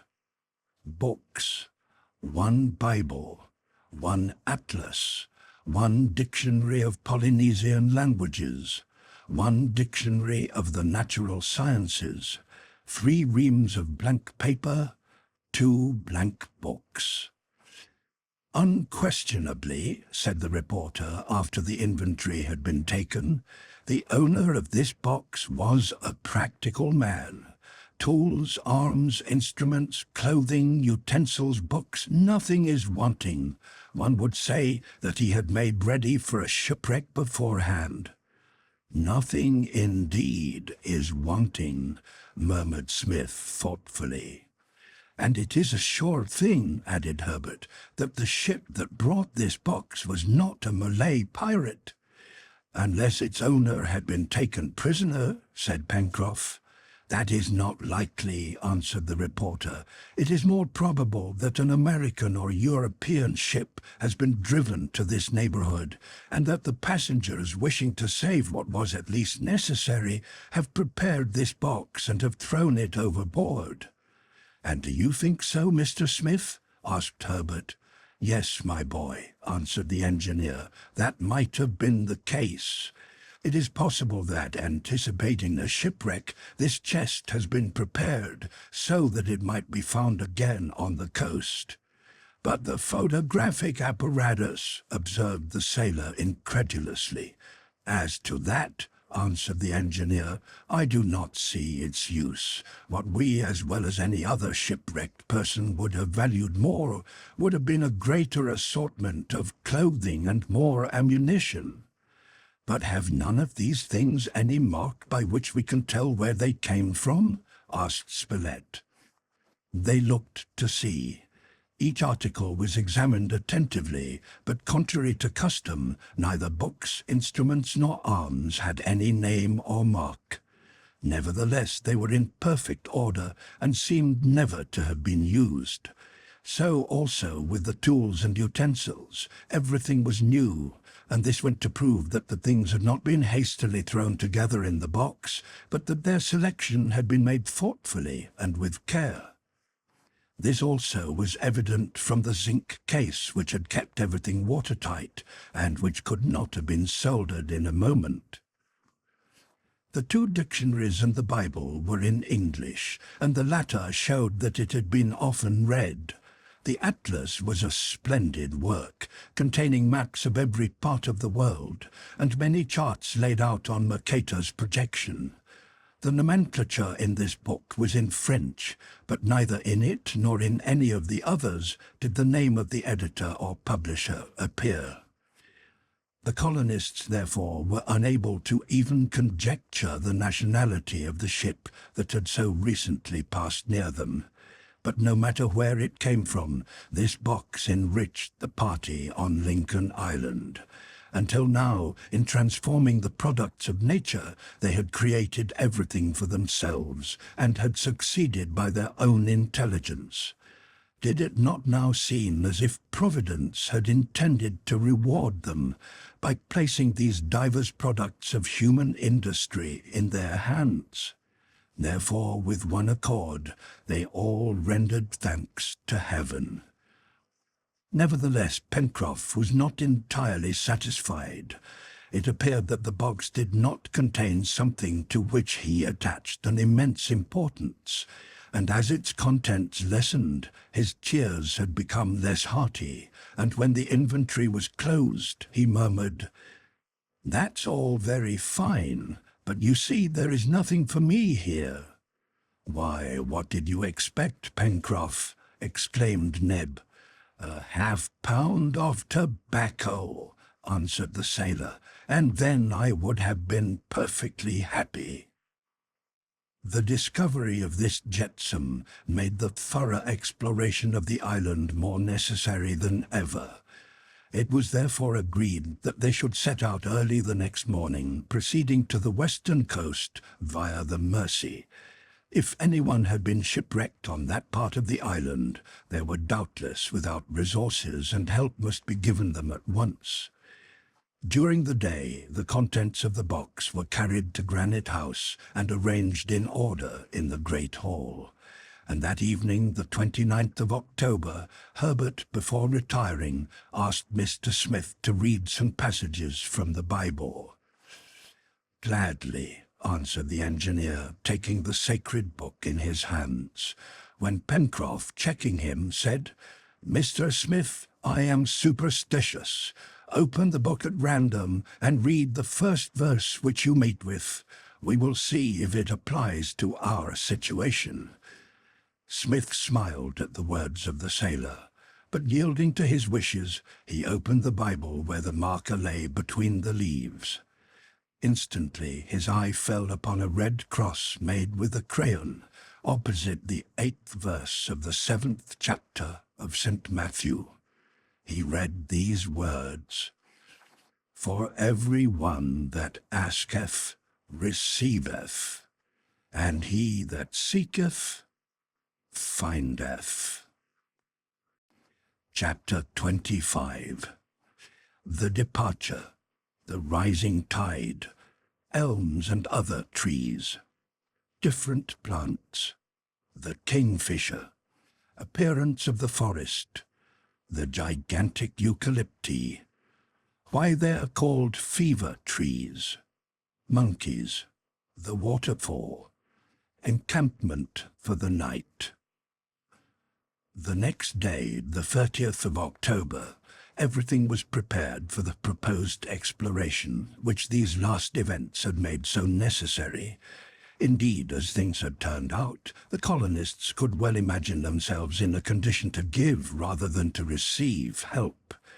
It was agreed that they send the Mersey as far as practicable. They would thus be able to transport their arms and provisions a good part of the way without fatigue. It was also necessary to think not only of what they now carried, but of what they might perhaps bring back to Granite House. If, as all thought, there had been a shipwreck on the coast, they would find many things they wanted on the shore, and the cart would doubtless have proved more convenient than the canoe. But the cart was so heavy and unwieldy that it would have been too hard work to drag it, which fact made Pencroff regret that the box had not only held his half-pound of tobacco, but also a pair of stout New Jersey horses, which would have been so useful to the colony. The provisions already packed by Ned consisted of enough dried meat, beer, and fermented liquor to last them for the 3 days which Smith expected they would be absent. Moreover, they counted on being able to replenish their stock at need along the route, and Ned had taken care not to forget the portable stove. They took the 2 wood-choppers' hatchets to aid in making their way through the thick forest, and also the glass and the pocket compass. Of the arms, they chose the 2 flintlock guns in preference to the others, as the colonists could always renew the flints, whereas the caps could not be replaced. Nevertheless, they took 1 of the carbines and some cartridges. As for the powder, the barrels held 50 pounds, and it was necessary to take a certain amount of that. But the engineer expected to manufacture an explosive substance by which it could be saved in the future. To the firearms they added the 5 cutlasses in leather scabbards. and thus equipped, the party could venture into the forest with some chance of success. Armed in this manner, Pencroff, Harbert, and Neb had all they could desire, although Smith made them promise not to fire a shot unnecessarily. At 6 o'clock, the party, accompanied by Top, started for the mouth of the Mersey. The tide had been rising half an hour, and there were therefore some hours yet of the flood which they could make use of. The current was strong, and they did not need to row to pass rapidly up between the high banks and the river. In a few minutes the explorers had reached the turn where 7 months before Pencroff had made his first raft. Having passed this elbow, the river, flowing from the southwest, widened out under the shadow of the grand evergreen conifers, and Smith and his companions could not but admire the beautiful scenery. As they advanced, the species of forest trees changed. On the right bank rose splendid specimens of Ulmaceae, those valuable elms so much sought after by builders, which have the property of remaining sound for a long time in water. There were also numerous groups belonging to the same family, among them the Mycoculiae, the root of which produces a useful oil. Harbert discovered some Lardizabalaceae, whose flexible branches soaked in water furnish excellent ropes, and 2 or 3 trunks of ebony of a beautiful black colour, curiously veined. From time to time, where a landing was easy, the canoe stopped, and Spilett, Harbert, and Pencroff, accompanied by Top, explored the bank. In addition to the game, Harbert thought that he might meet with some useful little plant which was not to be despised, and the young naturalist was rewarded by discovering a sort of wild spinach and numerous specimens of the genus cabbage, which would doubtless bear transplanting. They were cresses, horseradishes, and a little velvety spreading plant 3 feet high, bearing brownish-coloured seeds. "Do you know what this is?" asked Harbert of the sailor. "Tobacco!" cried Pencroff, who had evidently never seen the plant which he fancied so much. "No, Pencroff," answered Harbert, "it is not tobacco, it is mustard." "Only mustard?" exclaimed the other. "Well, if you happen to come across a tobacco plant, my boy, do not pass it by." "We will find it some day," said Spilett. "All right," cried Pencroff, "and then I will be able to say that the island lacks nothing." These plants were taken up carefully and carried back to the canoe, where Cyrus Smith had remained absorbed in his own thoughts. The reporter, Harbert, and Pencroff made many of these excursions, sometimes on the right bank of the Mersey and sometimes upon the left. The latter was less abrupt, but more wooded. The engineer found, by reference to the pocket compass, that the general direction of the river from its bend was southwest, and that it was nearly straight for about 3 miles. But it was probable that the direction would change further up, and that it would flow from the spurs of Mount Franklin, which fed its waters in the northwest. During one of these excursions, Spilett caught a couple of birds with long, slim beaks, slender necks, short wings, and no tails, which Harbert called tinamoos, and which they resolved should be the first occupants of the future poultry yard. But the first report of a gun that echoed through the forests of the far west was provoked by the sight of a beautiful bird resembling a kingfisher. "I know it," cried Pencroff. "What do you know?" asked the reporter. "That bird. It is the bird which escaped on our first exploration, the one after which we named this part of the forest." "A jacamar!" exclaimed Harbert. It was indeed one of those beautiful birds, whose harsh plumage is covered with a metallic lustre. Some small shot dropped it to the earth, and Top brought it, and also some turricolories, climbing birds the size of pigeons, to the canoe. The honour of this first shot belonged to the lad, who was pleased enough with the result. The turacolories were better game than the jacamar, the flesh of the latter being tough, but it would have been hard to persuade Pencroff that they had not killed the most delicious of birds. It was 10 o'clock when the canoe reached the second bend of the river some 5 miles from the mouth.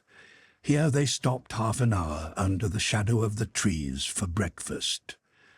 The river measured from 60 to 70 feet in width and was 5 or 6 feet deep. The engineer had remarked its several affluents, but they were simply unnavigable streams. The forests of the far west, or Jacamar Wood, extended farther than they could see, but nowhere could they detect the presence of man. If, therefore, any people had been shipwrecked on the island, they had not yet quitted the shore, and it was not in those thick coverts that search must be made for the survivors. The engineer began to manifest some anxiety to get to the western coast of the island, distant, as he calculated, about 5 miles or less. The journey was resumed, and although the course of the Mersey, sometimes towards the shore, was oftener towards the mountain, it was thought better to follow it as long as possible, on account of the fatigue and loss of time incident to hewing a way through the wood. Soon, the tide having attained its height, Harbert and Neb took the oars and Pencroff the paddle, and they continued the ascent by rowing. It seemed as if the forest of the far west began to grow thinner, but as the trees grew farther apart, they profited by the increased space and attained a splendid growth. "Eucalypti!" cried Harbert, descrying some of these superb plants, the loftiest giants of the extratropical zone, the congeners of the eucalypti of Australia and New Zealand, both of which countries were situated in the same latitude as Lincoln Island. Some rose 200 feet in height and measured 20 feet in circumference, and their bark, 5 fingers in thickness, exuded an aromatic resin. Equally wonderful were the enormous specimens of myrtle, their leaves extending edgewise to the sun and permitting its rays to penetrate and fall upon the ground. "What trees!" exclaimed Neb. "Are they good for anything?" "Pshaw," answered Pencroff, "they're like overgrown men, good for nothing but to show in fairs."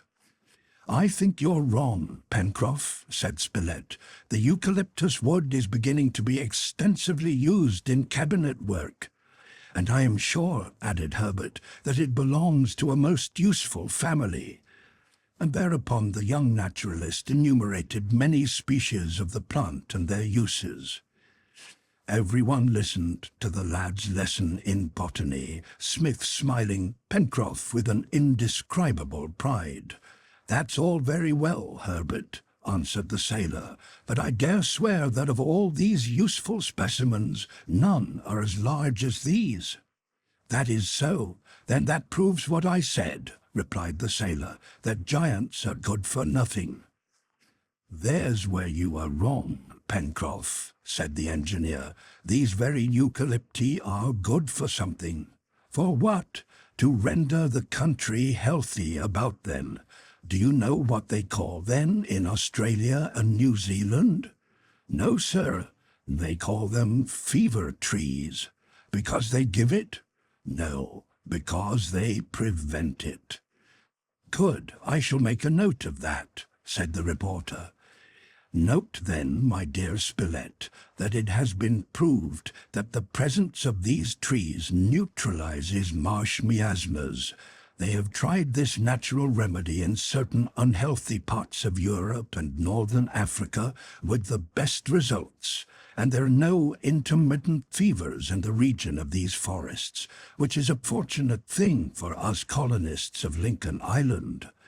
"What a blessed island!" cried Pencroff. "It would lack nothing if it was not." "That will come, Pencroff, we will find it," answered the reporter. but now let us attend to our work and push on as far as we can get with the canoe." They continued on through the woods 2 miles further, the river becoming more winding, shallow, and so narrow that Pencroff pushed along with a pole. The sun was setting, and as it would be impossible to pass in the darkness through the 5 or 6 miles of unknown woods which the engineer estimated lay between them and the coast, it was determined to camp wherever the canoe was obliged to stop. They now pushed on without delay through the forest, which grew more dense and seemed more inhabited, because if the sailor's eyes did not deceive him, he perceived troops of monkeys running among the underbrush. Sometimes 2 or 3 of these animals would halt at a distance from the canoe and regard its occupants, as if seeing men for the first time they had not then learned to fear them. It would have been easy to have shot some of these quadrumanes, but Smith was opposed to the useless slaughter.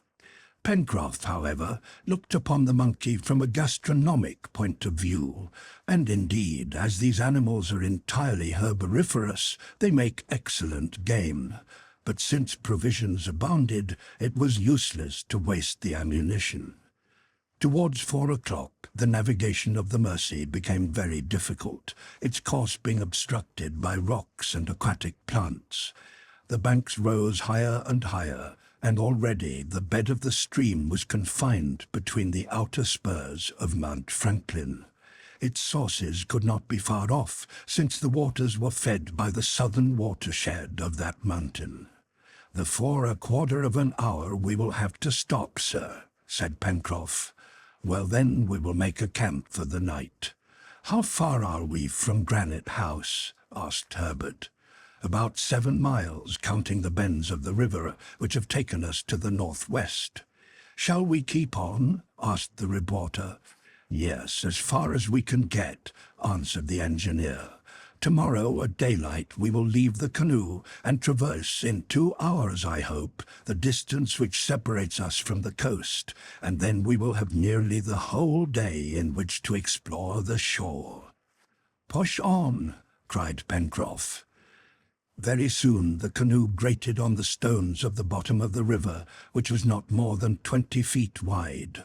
A thick mass of verdure overhung and descended the stream, and they heard the noise of a waterfall, which indicated that some little distance further on there existed a natural barrier.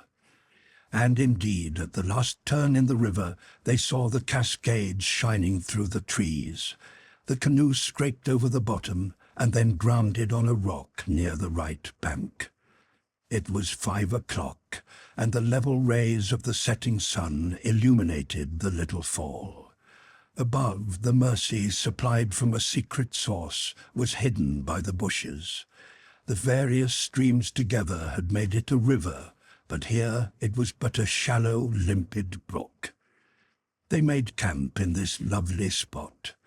Having disembarked, a fire was lighted under a group of micocouliers, in whose branches Smith and his companions could, if need be, find a refuge for the night. Supper was soon finished, as they were very hungry, and then there was nothing to do but to go to sleep.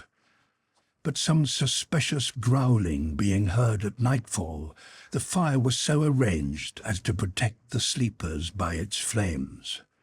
Neb and Pencroff kept it lit, and perhaps they were not mistaken in believing to have seen some moving shadows among the trees and bushes.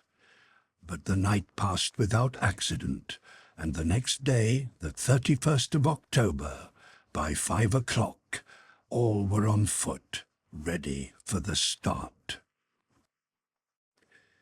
Chapter 26. Going toward the coast. Troops of monkeys. A new watercourse.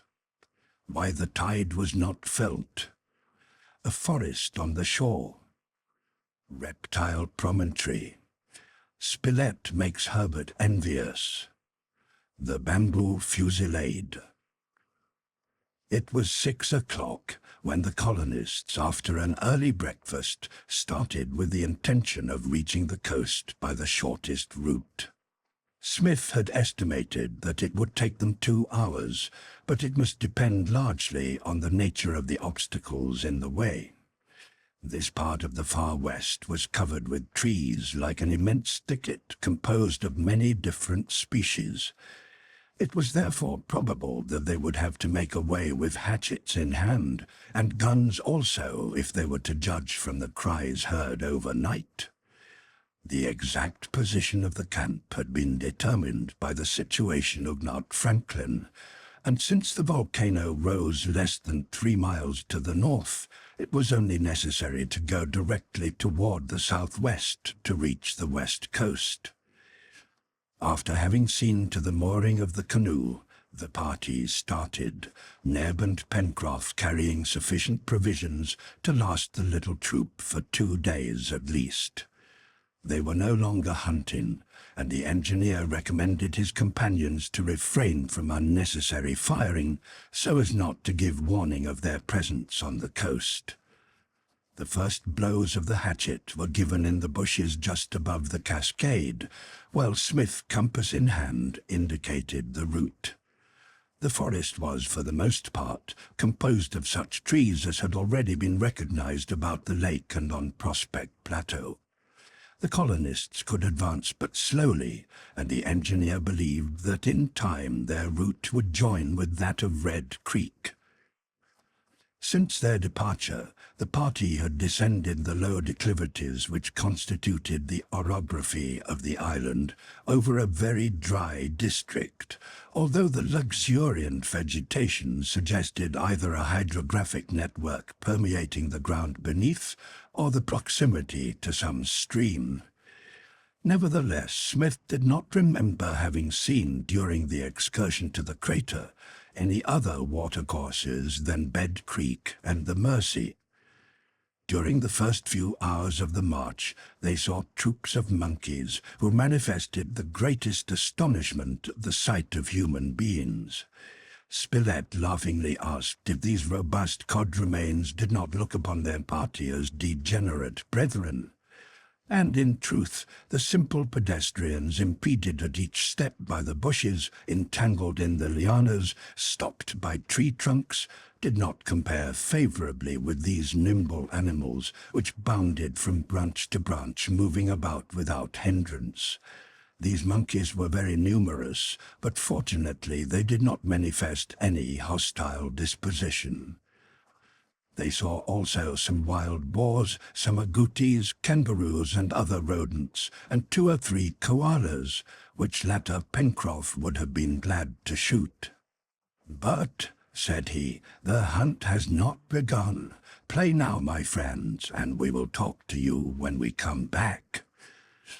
At 5:30, the route, which bore directly southwest, was suddenly interrupted by a rapid stream rushing over rocks and pent in between banks but 30 or 40 feet apart. It was deep and clear, but absolutely unnavigable. "We are stopped," cried Neb.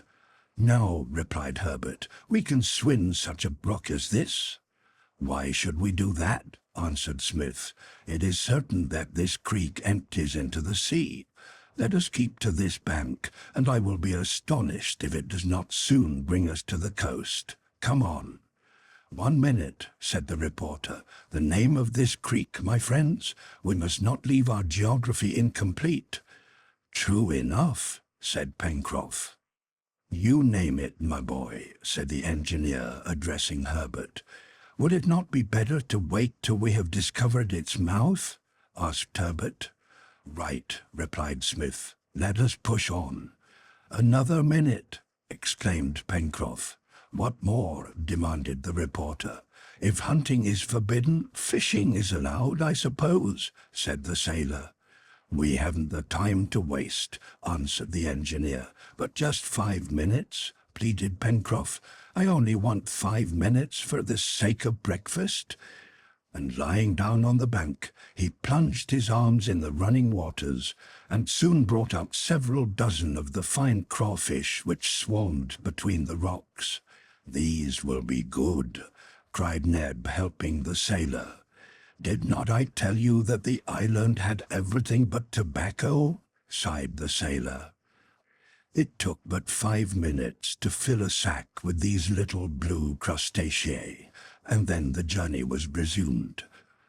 By following the bank, the colonists moved more freely. Now and then they found traces of large animals which came to the stream for water, but they found no sign of human beings, and they were not yet in that part of the far west where the peccary had received the leaden pellet which cost Pencroff a tooth. Smith and his companions judged from the fact that the current rushed towards the sea with such rapidity that they must be much farther from the coast than they imagined, because at this time the tide was rising, and its effect would have been visible near the mouth of the creek. The engineer was greatly astonished, and often consulted his compass to be sure that the stream was not returning towards the depths of the forest. Meantime, its waters, gradually widening, became less tumultuous. The growth of trees on the right bank was much denser than on the left, and it was impossible to see through this thicket that these woods were certainly not inhabited, or Top would have discovered it. At 10:30, to the extreme surprise of Smith, Harbert, who was walking some paces ahead, suddenly stopped, exclaiming, "The sea!" And a few minutes later the colonists, standing upon the border of the forest, saw the western coast of the island spread before them. But what a contrast was this coast to the one on which chance had thrown them! No granite wall, no reef in the offing, not even a beach. The forest formed the shore, and its furthermost trees, washed by the waves, leaned over the waters. It was in no sense such a beach as is usually met with, composed of vast reaches of sand or heaps of rocks, but a fine border of beautiful trees. The bank was raised above the highest tides, and upon this rich soil, supported by a granite base, the splendid monarchs of the forest seemed to be as firmly set as were those which stood in the interior of the island. The colonists stood in a hollow by a tiny rivulet, which served as a neck to the other stream. But curiously enough, these waters, instead of emptying into the sea by a gently sloping opening, fell from a height of more than 40 feet, which fact explained why the rising tide did not affect the current. And on this account they were unanimous in giving this watercourse the name of Fall River. Beyond, towards the north, the forest shore extended for 2 miles. Then the trees became thinner, and still further on a line of picturesque heights extended from north to south. On the other hand, all that part of the coast comprised between Fall River and the promontory of Reptile End was bordered by masses of magnificent trees, some upright and others leaning over the sea, whose waves lapped their roots. It was evidently, therefore, on this part of the coast that the exploration must be continued, as this shore offered to the castaways, whoever they might be, a refuge which the other, desert and savage, had refused. The weather was beautiful, and from the cliff where the breakfast had been prepared, the view extended far and wide. The horizon was perfectly distinct, without a sail in sight, and upon the coast, as far as could be seen, there was neither boat nor wreck. But the engineer was not willing to be satisfied in this respect until they had explored the whole distance as far as Serpentine Peninsula. After a hurried breakfast, he gave the signal to start. Instead of traversing a beach, the colonists followed along the coast under the trees. The distance to Reptile End was about 12 miles, and had the way been clear, they could have accomplished it in 4 hours. but the party were constantly obliged to turn out from the way, or to cut branches, or to break through thickets, and these hindrances multiplied as they proceeded. But they saw no signs of a recent shipwreck on the shore, although, as Spilett observed, as the tide was up, they could not say with certainty that there had not been one. This reasoning was just, and moreover the incident of the bullet proved indubitably that within 3 months a gun had been fired on the island. At 5 o'clock, the extremity of the peninsula was still 2 miles distant, and it was evident that the colonists would have to camp for the night on the promontory of Reptile End. Happily, game was as plenty here as on the other coast, and birds of different kinds abounded. 2 hours later, the party, tired out, reached the promontory. Here the forest border ended, and the shore assumed the usual aspect of a coast. It was possible that an abandoned vessel might be here, but as the night was falling, it was necessary to postpone the exploration until the morrow. Pencroff and Harbert hastened to find a suitable place for a camp. The outskirts of the forest died away here, and near them the lad found a bamboo thicket. "Good," said he, "this is a valuable discovery." "Valuable?" asked Pencroff. "Yes, indeed. I need not tell you, Pencroff, all its uses, such as for making baskets, paper, and water pipes, that the larger ones make excellent building material and strong jars. But perhaps you do not know that in India they eat bamboo as we do asparagus." "Asparagus 30 feet high?" cried Pencroff. "And is it good?" "Excellent," answered the lad, "but they eat only the young sprouts." "Delicious," cried Pencroff, "and I am sure that the pith of young plants preserved in vinegar makes an excellent condiment." "Better and better. And lastly, they exude a sweet liquor which makes a pleasant drink." "Is that all?" demanded the sailor. "That's all." "Isn't it good to smoke?" "No, my poor Pencroff, you cannot smoke it." They did not have to search far for a good place for the camp. The rocks, much worn by the action of the sea, had many hollows that would afford shelter from the wind. But just as they were about to enter one of these cavities, they were arrested by formidable growlings. "Get back!" cried Pencroff. "We have only small shot in our guns, and these beasts would mind it no more than salt." And the sailor, seizing Harbert, dragged him behind some rocks, just as a huge jaguar appeared at the mouth of the cavern. Its skin was yellow, striped with black, and softened off with white under its belly. The beast advanced and looked about. Its hair was bristling and its eyes sparkling, as if it was not scenting man for the first time. Just then Spilett appeared, coming round the high rocks, and Harbert, thinking he had not seen the jaguar, was about rushing towards him, when the reporter, motioning with his hand, continued his approach. It was not his first tiger. Advancing within 10 paces of the animal, he rested motionless, his gun at his shoulder, not a muscle quivering. The jaguar, crouching back, made a bound towards the hunter, but as it sprung, a bullet struck it between the eyes, dropping it dead. Harbert and Pencroff rushed to it, and Smith and Neb, coming up at the moment, all stopped to look at the splendid animal lying at length upon the sand. "Oh, Mr. Spilett, how I envy you!" cried Harbert in an excess of natural enthusiasm. "Well, my boy, you would have done as well," answered the reporter. "Might I have been as cool as that? Only imagine, Harbert, that a jaguar is a hare, and you will shoot him as unconcernedly as anything in the world. And now," continued the reporter, "since the jaguar has left his retreat, I don't see, my friends, why we should not occupy the place during the night." "But some others may return," said Pencroff. "We will only have to light a fire at the entrance of the cavern," said the reporter, "and they will not dare to cross the threshold."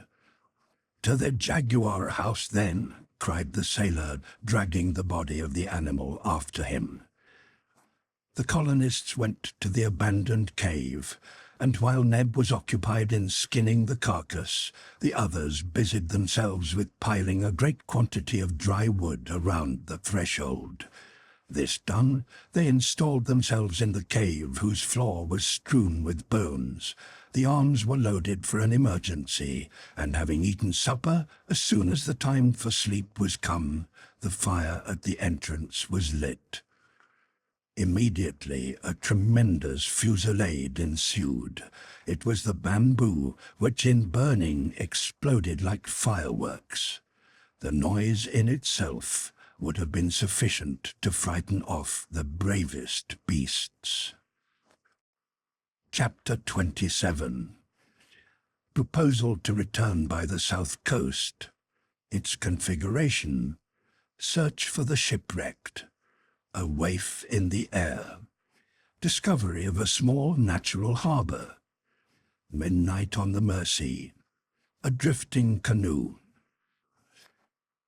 Smith and his companions slept like mice in the cavern which the jaguar had so politely vacated, and by sunrise all were on the extremity of the promontory and scrutinizing the horizon visible on either hand. No ship or wreck was to be seen, and not even with the spyglass could any suspicious object be discerned.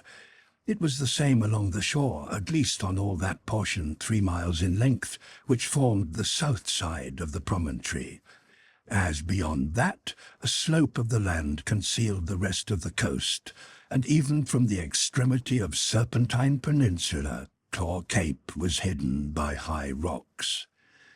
The southern bank of the island remained to be explored.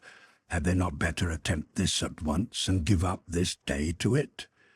This procedure had not entered into their first calculations, as when the canoe was left at the sources of the Mersey, the colonists thought that having explored the west coast, they would return by the river.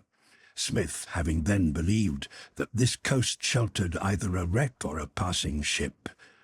But as soon as this shore disclosed no landing place, it became necessary to search the south side of the island for those whom they had failed to discover on the west. It was Spilett who proposed continuing the exploration so as to settle definitely the question of the supposed shipwreck, and he inquired how far it would be to Claw Cape. "About 30 miles, answered the engineer, "if we allowed for the irregularity of the shore." 30 miles, exclaimed Spilett. "That would be a long walk. Nevertheless, I think we should return to Granite House by the south coast." "But," observed Harbert, "from Claw Cape to Granite House is at least 10 miles further." "Call it 40 miles altogether," answered the reporter, "and do not let us hesitate to do it. At least we will have seen this unknown shore, and will not have to explore it over again." "That is so," said Pencroff. "But how about the canoe?" "The canoe can stay where it is for a day or two," replied Spilett. "We can hardly say that the island is infested with thieves. Nevertheless, when I remember that affair of the turtle, I am not so confident." The turtle," cried the reporter. "Don't you know that the sea turned it over?" "Who can say?" murmured the engineer. "But," began Neb, who, it was evident, wished to say something. "What is it, Neb?" questioned the engineer.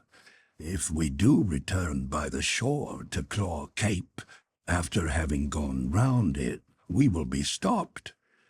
"By the Mersey!" cried Harbert, "and we have no bridge or boat."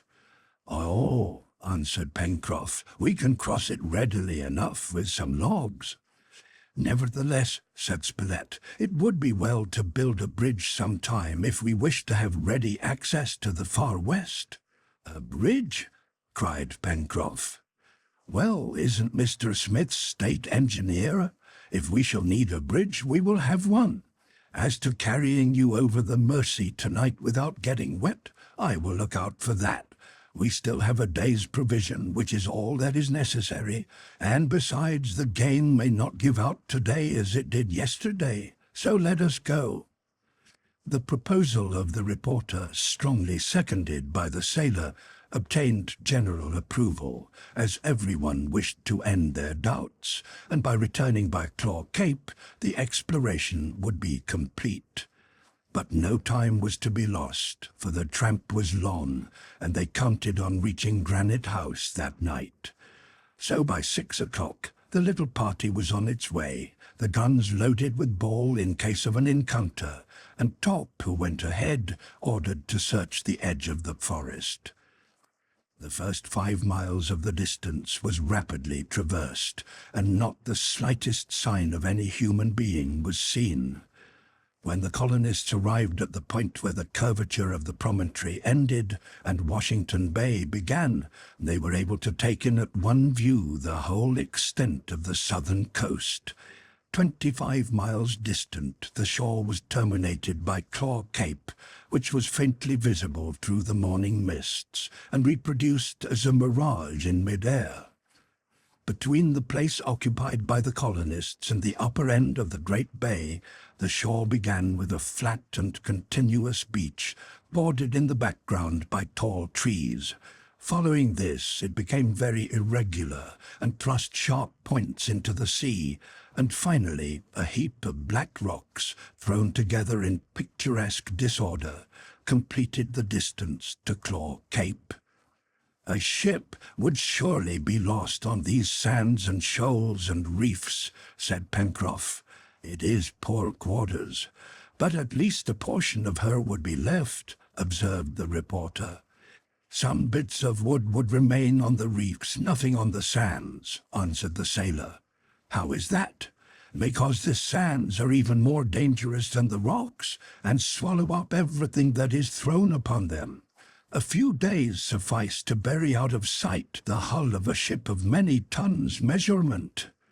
"Then, Pencroff," questioned the engineer, "if a vessel had been lost on these banks, it would not be surprising if there was no trace left." "No, sir, that is after a time or after a tempest. Nevertheless, it would be surprising as now that no spars or timbers were thrown upon the shore beyond the reach of the sea." "Let us continue our search," replied Smith. By 1 o'clock, the party had accomplished 20 miles, having reached the upper end of Washington Bay, and they stopped to lunch. Here began an irregular shore, oddly cut into by a long line of rocks succeeding the sandbanks, and just beginning to show themselves by long streaks of foam above the undulations of the receding waves.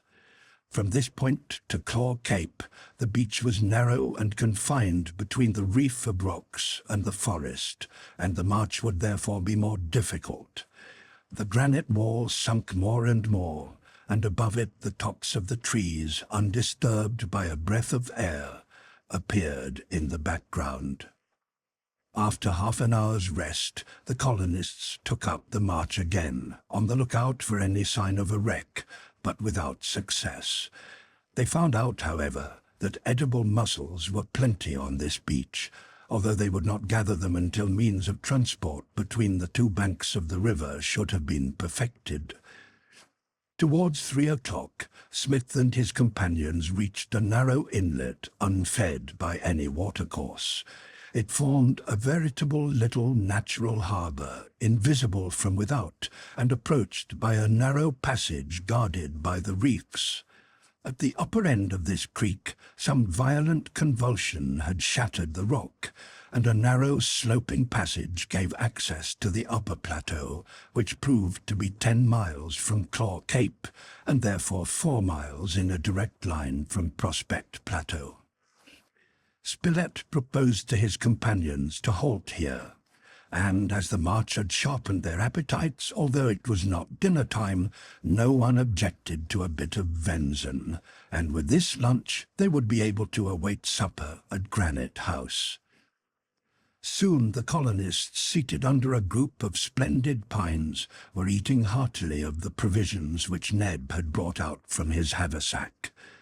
The place was some 50 or 60 feet above the sea, and the view extending beyond the furthest rock of the cape was lost in Union Bay.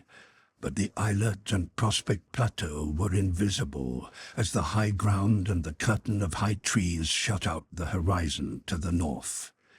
Neither over the extent of sea nor on that part of the coast which it was still necessary to explore could they discover, even with the spyglass, any suspicious object. "Well," said Spilett, "we can console ourselves by thinking that no one is disputing the island with us." "But how about the pellet?" said Harbert. "It was not a dream." "Indeed it was not," cried Pencroff, thinking of his missing tooth. "Well, what are we to conclude?" asked the reporter. "This," said Smith, "that within 3 months a ship, voluntarily or otherwise, has touched—" "What? You will admit, Cyrus, that it has been swallowed up without leaving any trace?" cried the reporter. "No, my dear Spilett, but you must remember that while it is certain that a human being has been here, it seems just as certain that he is not here now." "Then, if I understand you, sir," said Harbert, "the ship has gone again." "Evidently, and we have lost beyond return a chance to get home," said Neb. "I believe without return." "Well then, since the chance is lost, let us push on," said Pencroff, already homesick for Granite House. But just as they were rising, Top's barking was heard, and the dog burst from the forest, holding in its mouth a soiled rag. Neb took it from him. It was a bit of strong cloth. Top, still barking, seemed by his motions to invite his master to follow into the wood. "Here is something which will explain my bullet," cried Pencroff. "A shipwrecked person," answered Harbert. "Wounded, perhaps," exclaimed Neb.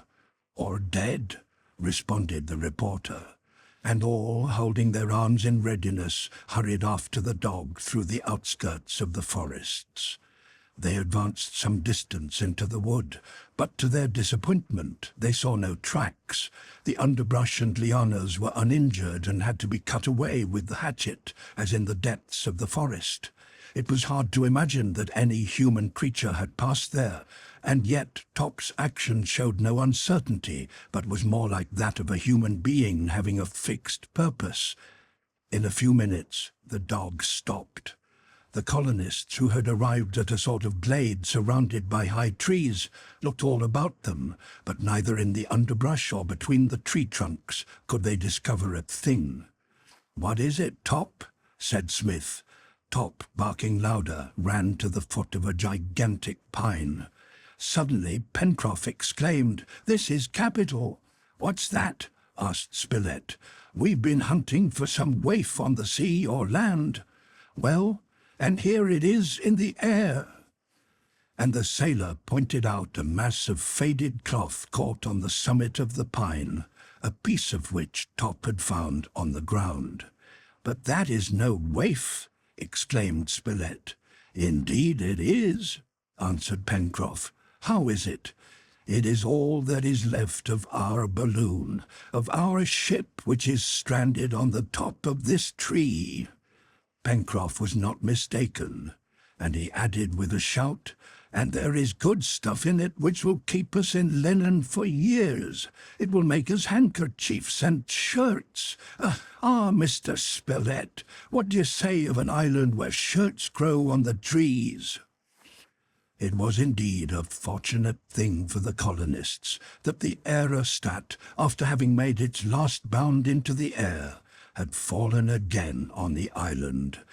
They could either keep the envelope in its present shape, in case they might desire to attempt a new flight through the air, or, after having taken off the varnish, they could make use of its hundreds of ells of good cotton cloth. At these thoughts all shared Pencroff's joy. It was no easy task to take down this envelope from the treetop, but Neb, Herbert, and the sailor climbed up to it, and after 2 hours of hard work, not only the envelope with its valves, springs, and leather mountings, but the net, equivalent to a large quantity of cordage and ropes, together with the iron ring and the anchor, lay upon the ground. The envelope, excepting the rent, was in good order, and only its lower end had been torn away. It was a gift from heaven. "Nevertheless, Mr. Smith," said the sailor, "if we ever do decide to leave the island, it won't be in a balloon, I hope. These airships don't always go the way you want them to, as we have found out. If you will let me have my way, we will build a ship of 20 tons, and you will allow me to cut from this cough a foresail and jib. The rest of it will do for clothes." "We will see about it, Pencroff," answered Smith, "and meanwhile it must all be put away carefully," said Ned. In truth, they could not think of carrying all this weight of material to Granite House, and while waiting for a proper means of removing it, it was important not to leave it exposed to the weather. The colonists, uniting their efforts, succeeded in dragging it to the shore, where they discovered a cave so situated that neither wind, rain, nor sea could get at it. "It is a wardrobe," said Pencroff, "but since it does not kick, it will be prudent to hide the opening, not perhaps from 2-footed, but from 4-footed thieves." By 6 o'clock everything was stored away, and having named the little inlet Balloon Harbour, they took the road for Claw Cape. Pencroff and the engineer discussed several projects which it would be well to attend to at once. The first thing was to build a bridge across the Mersey, and, as the canoe was too small, to bring the balloon over in the cart. Then to build a decked launch, which Pencroff would make cutter-rigged, and in which they could make voyages of circumnavigation around the island. Then, etc. In the meantime, the night approached, and it was already dark when the colonists reached Jetsam Point, where they had discovered the precious box. But here, as elsewhere, there was nothing to indicate a shipwreck, and it became necessary to adopt the opinions expressed by Smith. The 4 miles from Jetsam Point to Granite House were quickly traversed, but it was midnight when the colonists arrived at the first bend above the mouth of the Mersey. There the river was 80 feet wide, and Pencroff, who had undertaken to overcome the difficulty of crossing it, set to work. It must be admitted that the colonists were fatigued. The tramp had been long, and the incident of the balloon had not rested their arms or legs. They were therefore anxious to get back to Granite House to supper and bed, and if they had only had the bridge, in a quarter of an hour they could have been at home. The night was very dark. Pencroff and Ned, armed with the hatchets, chose 2 trees near the bank, and began cutting them down in order to make a raft. Smith and Spilett, seated on the ground, waited to assist their companions, and Herbert sauntered about, doing nothing. All at once the lad who had gone up the stream returned hurriedly, and pointing back exclaimed, "What is that drifting there?" Pencroff stopped work, and perceived an object resting motionless in the gloom. "A canoe!" he exclaimed. All came up, and saw to their astonishment a boat following the current. "Canoe ahoy!" shouted Pencroff from force of habit, forgetting that it might be better to keep quiet. There was no answer. The boat continued to drift, and it was not more than a dozen paces off when the sailor exclaimed, "Why, it's our canoe! She has broken away and drifted down with the current. Well, we must admit that she comes in the nick of time." "Our canoe," murmured the engineer. Pencroff was right. It was indeed their canoe, which had doubtless broken loose and drifted all the way from the headwaters of the Mersey. It was important to seize it in passing before it should be drawn into the rapid current at the mouth of the river, and Pencroff and Neb, by the aid of a long pole, did this and drew the canoe to the bank. The engineer stepped in first, and seizing the rope assured himself that it had been really worn in two against the rocks. "This," said the reporter in an undertone, "this is a coincidence." "It is very strange," answered the engineer. At least it was fortunate, and while no one could doubt that the rope had been broken by friction, the astonishing part of the affair was that the canoe had arrived at the moment when the colonists were there to seize it, for a quarter of an hour later, and it would have been carried out to sea. Had there been such things as genii, and this incident would have been sufficient to make the colonists believe that the island was inhabited by a supernatural being who placed his power at their disposal. With a few strokes, the party arrived at the mouth of the Mersey. The canoe was drawn on shore at the Chimneys, and all took their way to the ladder at Granite House. But just then Top began barking furiously, and Neb, who was feeling for the lower rung, cried out, "The ladder is gone!" Chapter 28.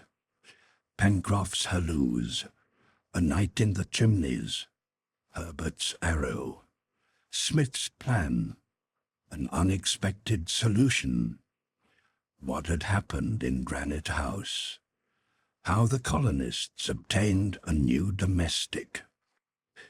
Smith stood silent. His companions searched in the obscurity along the wall over the ground for the broken part of the ladder, supposing it had been torn off by the wind.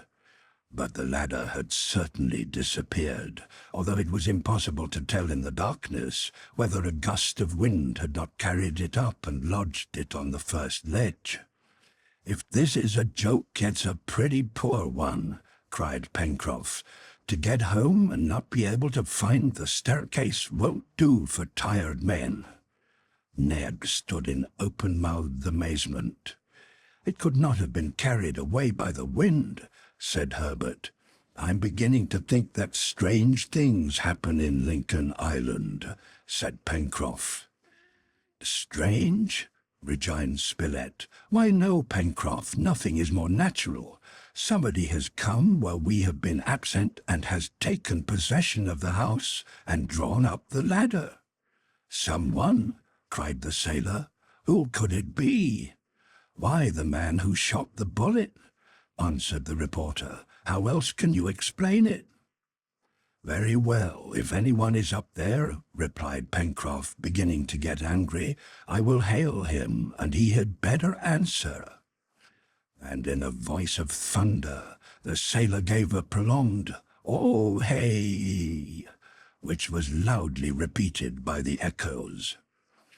The colonists listened, and thought that they heard a sort of chuckling proceed from Granite House.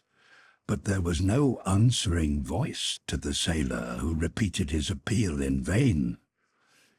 Here was an event which would have astonished people the most indifferent, and from their situation the colonists could not be that. To them the slightest incident was of moment, and certainly during their 7 months' residence nothing equal to this had happened. They stood there at the foot of Granite House, not knowing what to do or to say.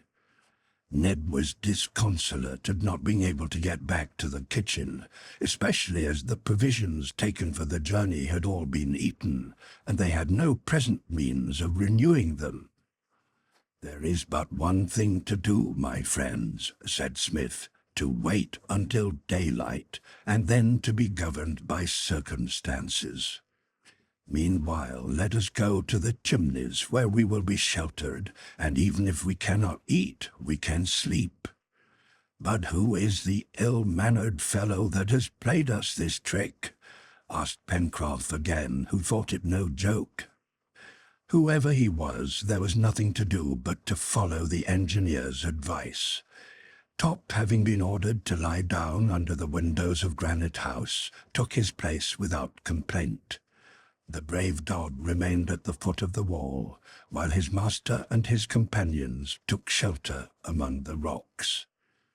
The colonists, tired as they were, slept but little. Not only were their beds uncomfortable, but it was certain that their house was occupied at present, and they were unable to get into it. Now Granite House was not only their dwelling, it was their storehouse. Everything they possessed was stored there. It would be a serious thing if this should be pillaged, and they should have again to begin at the beginning.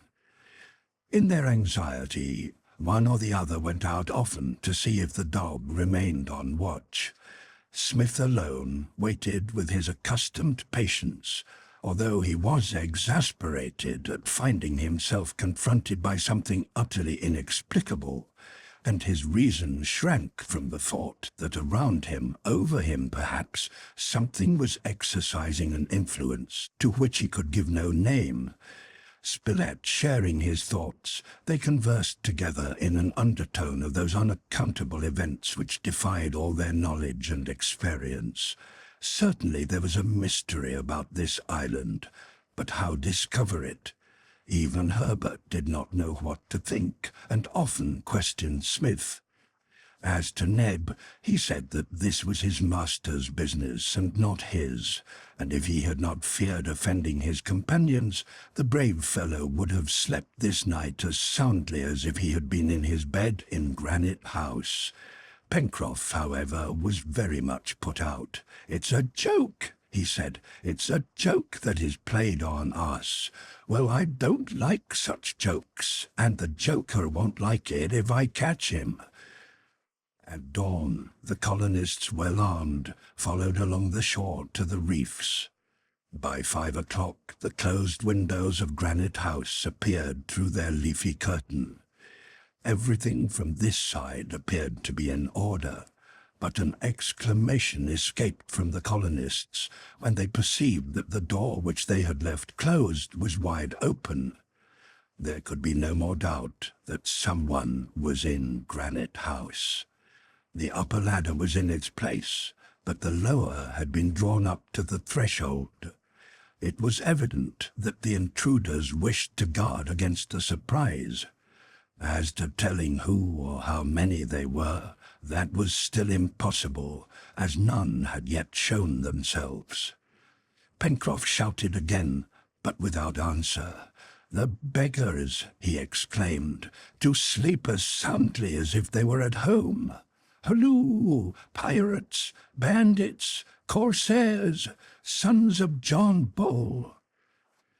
When Pencroff, as an American, called anyone a son of John Bull, he had reached the acme of insult.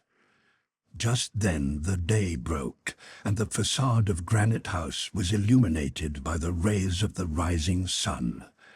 But inside as well as without, all was still and calm. It was evident from the position of the ladder that whoever had been inside the house had not come out.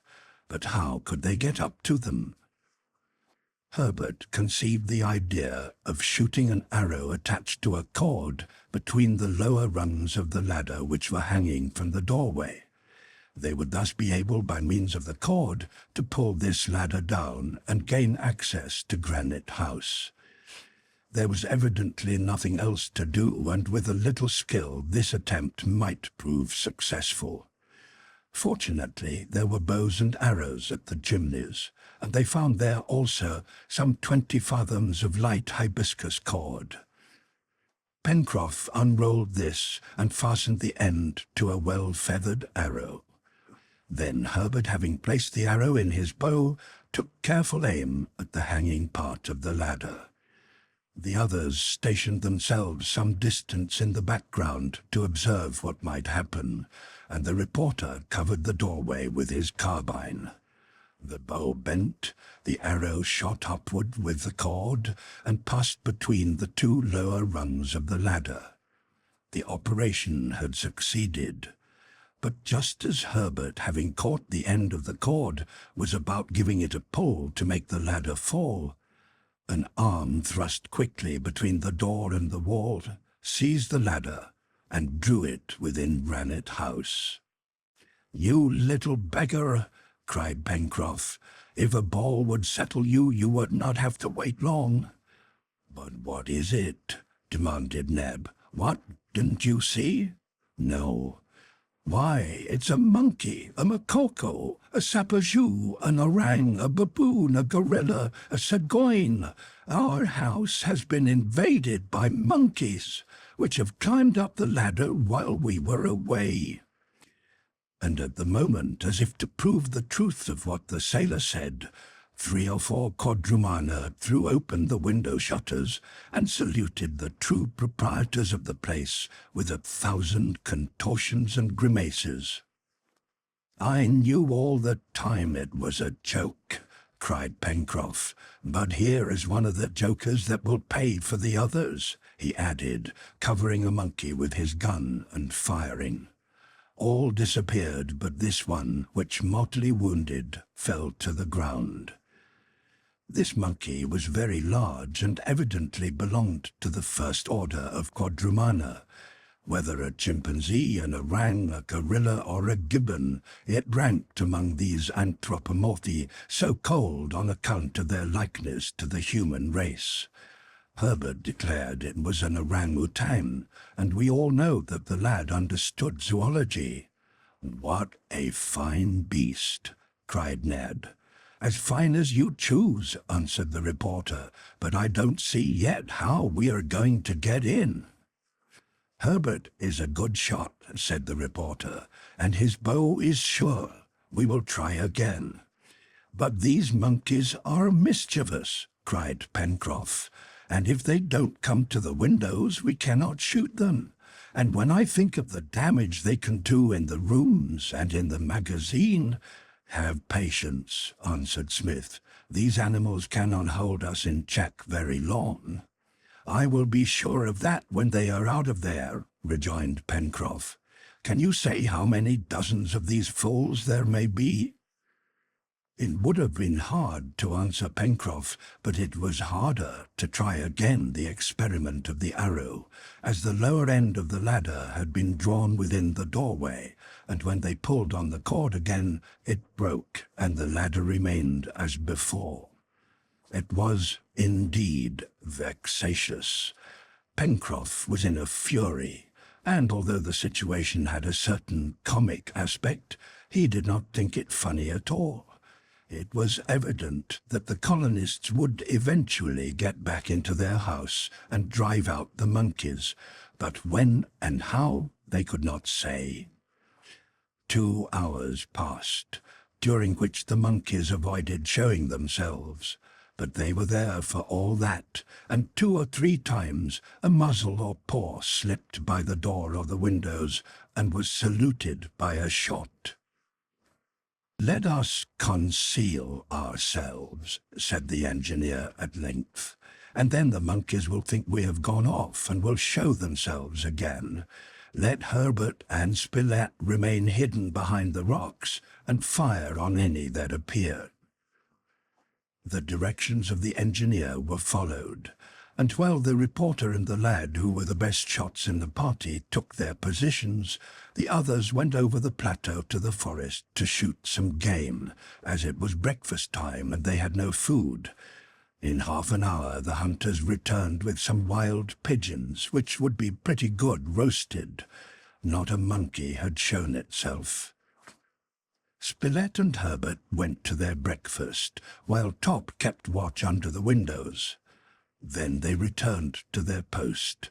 2 hours later the situation was unchanged. The quadrumana gave no sign of existence, and it seemed as if they must have disappeared.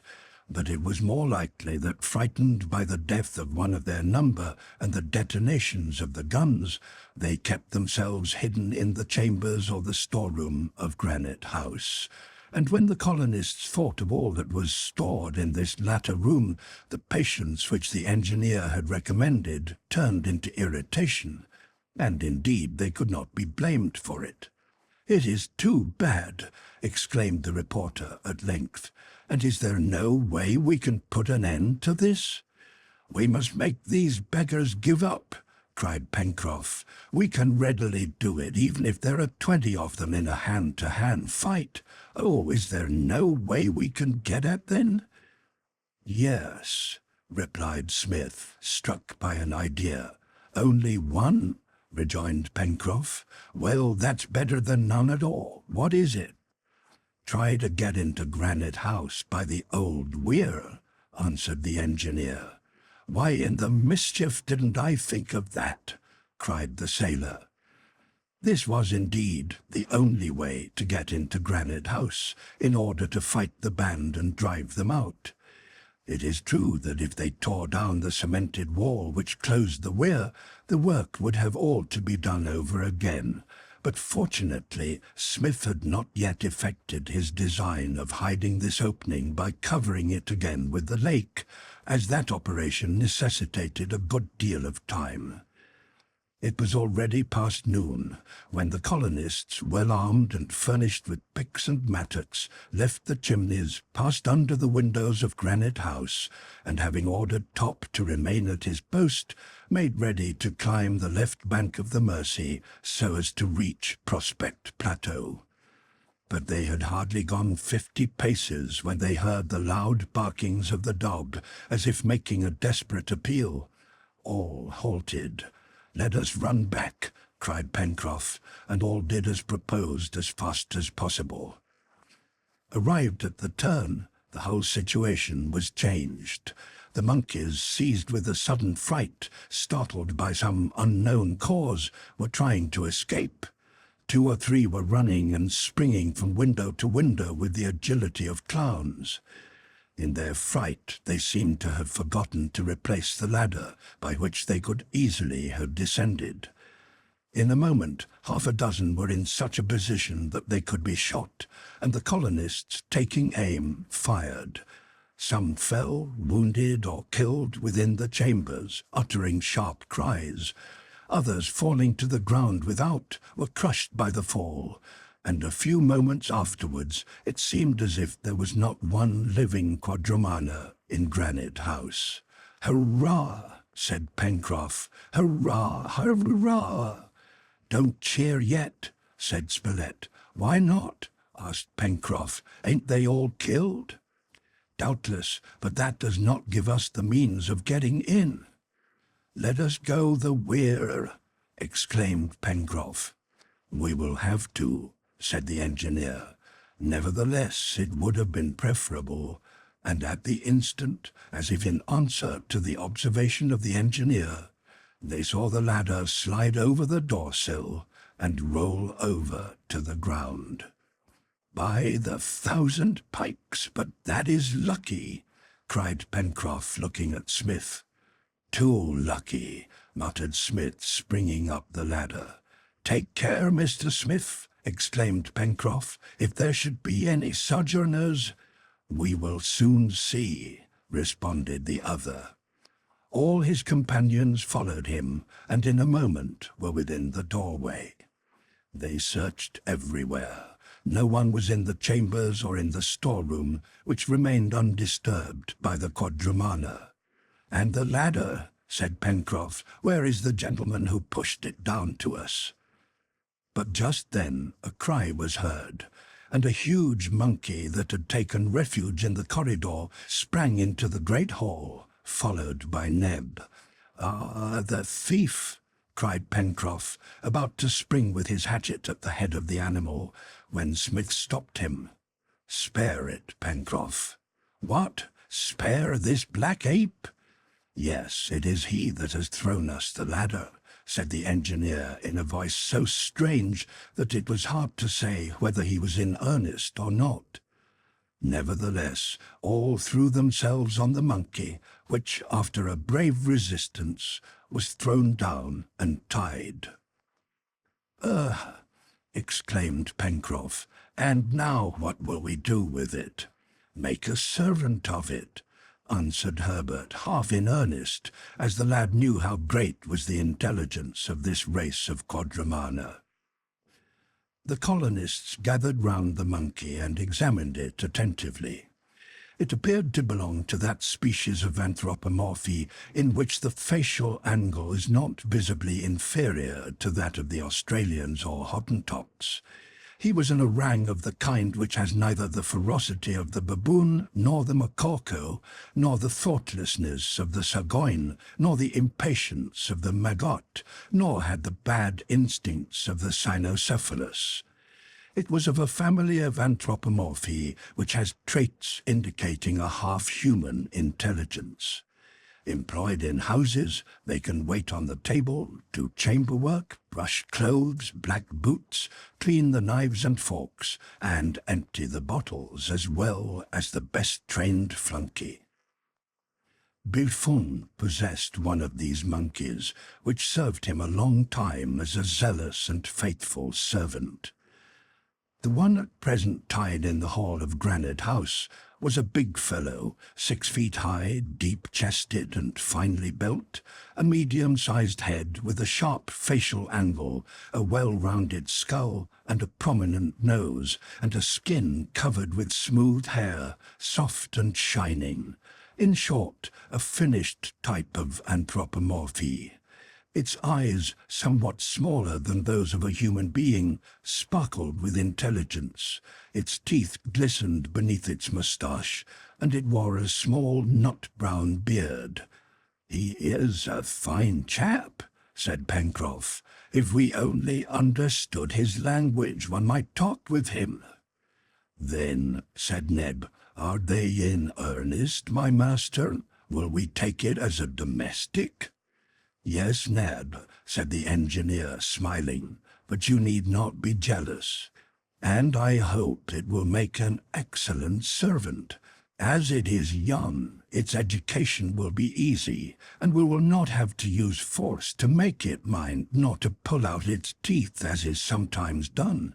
It cannot fail to become attached to masters who only treat it well. And we will do that," said Pencroff, who, having forgotten his recent wrath against the jokers, approached the orang and accosted him with, "Hullo, my boy, how goes it?" The orang responded with a little grunt, which seemed to denote a not bad temper. "You want to join the colony, do you? Would you like to enter the service of Mr. Smith?" The monkey gave another affirmative grunt. "And you'll be satisfied with your board as wages?" A third affirmative grunt. "His conversation is a little monotonous," observed Spilett. "Well," replied Pencroff, "the best domestics are those that speak least, and then no wages. D'ye hear, my boy? At first we give you no wages, but we will double them later if you suit us." Thus the colonists added to their number one who had already done them a service. As to a name, the sailor asked that he should be called in remembrance of another monkey, Jupiter, or by abbreviation, Jup. And thus, without more ado, Master Jup was installed in Granite House. Chapter 29. Projects to be carried out. A bridge over the Mersey. To make an island of Prospect Plateau. The drawbridge. The corn harvest. The stream. The causeway. The poultry yard. The pigeon house. The 2 wild asses. Harnessed to the wagon. Excursion to Balloon Harbour. The colonists had now reconquered their domicile without having been obliged to follow the weir. It was indeed fortunate that at the moment they decided to destroy their masonry, the band of monkeys, struck by a terror not less sudden than inexplicable, had rushed from Granite House. Had these animals a presentiment that a dangerous attack was about to be made on them from another direction? This was the only way to account for their retreat. The rest of the day was occupied in carrying the dead monkeys to the wood and burying them there, and in repairing the disorder made by the intruders. Disorder and not damage, as though they had upset the furniture in the rooms, they had broken nothing. Ned rekindled the range, and the supply in the pantry furnished a substantial repast that was duly honoured. Jupe was not forgotten, and he ate with avidity the pistachio nuts and the roots of the sumac with which he saw himself abundantly provided. Pencroff had unfastened his arms, although he thought it best to keep the monkey's legs bound until they could be sure he had surrendered. Seated at the table before going to bed, Smith and his companions discussed 3 projects, the execution of which was urgent. The most important and the most pressing was the establishment of a bridge across the Mersey, then the building of a corral designed for the accommodation of mouflons or other woolly animals which they had agreed to capture. These 2 plans tended to solve the question of clothing, which was then the most serious question. It was Smith's intention to establish this corral at the sources of Red Creek, where there was abundant pasturage.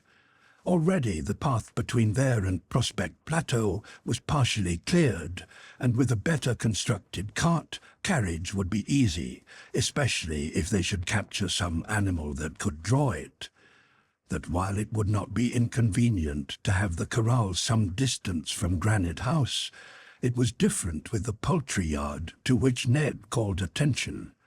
It was necessary that the chickens should be at the hand of the cook, and no place seemed more favourable for an establishment of this kind than that portion of the lake shore bordering on the former weir. The aquatic birds also would thrive there, and the pair of tenements taken in the last excursion would serve as a beginning. The next day, the 3rd of November, work was begun on the bridge, and all hands were required on the important undertaking. Laden with tools, the colonists descended to the shore.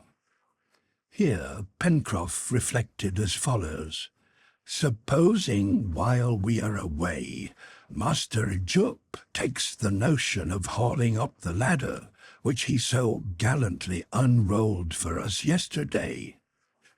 "We would be dependent on his tail," answered Spilett. The ladder was therefore made fast to 2 stakes driven firmly into the ground. The colonists ascended the river, and soon arrived at its narrow bend, where they halted to examine whether the bridge could not be thrown across at this place. The situation was suitable, as from this point to Balloon Harbour the distance was 3.5 miles, and a wagon road connecting Granite House with the southern part of the island could easily be constructed. Then Smith communicated to his companions a project which he had had in view for some time. This was to completely isolate Prospect Plateau so as to protect it from all attacks of quadrupeds or quadrumana.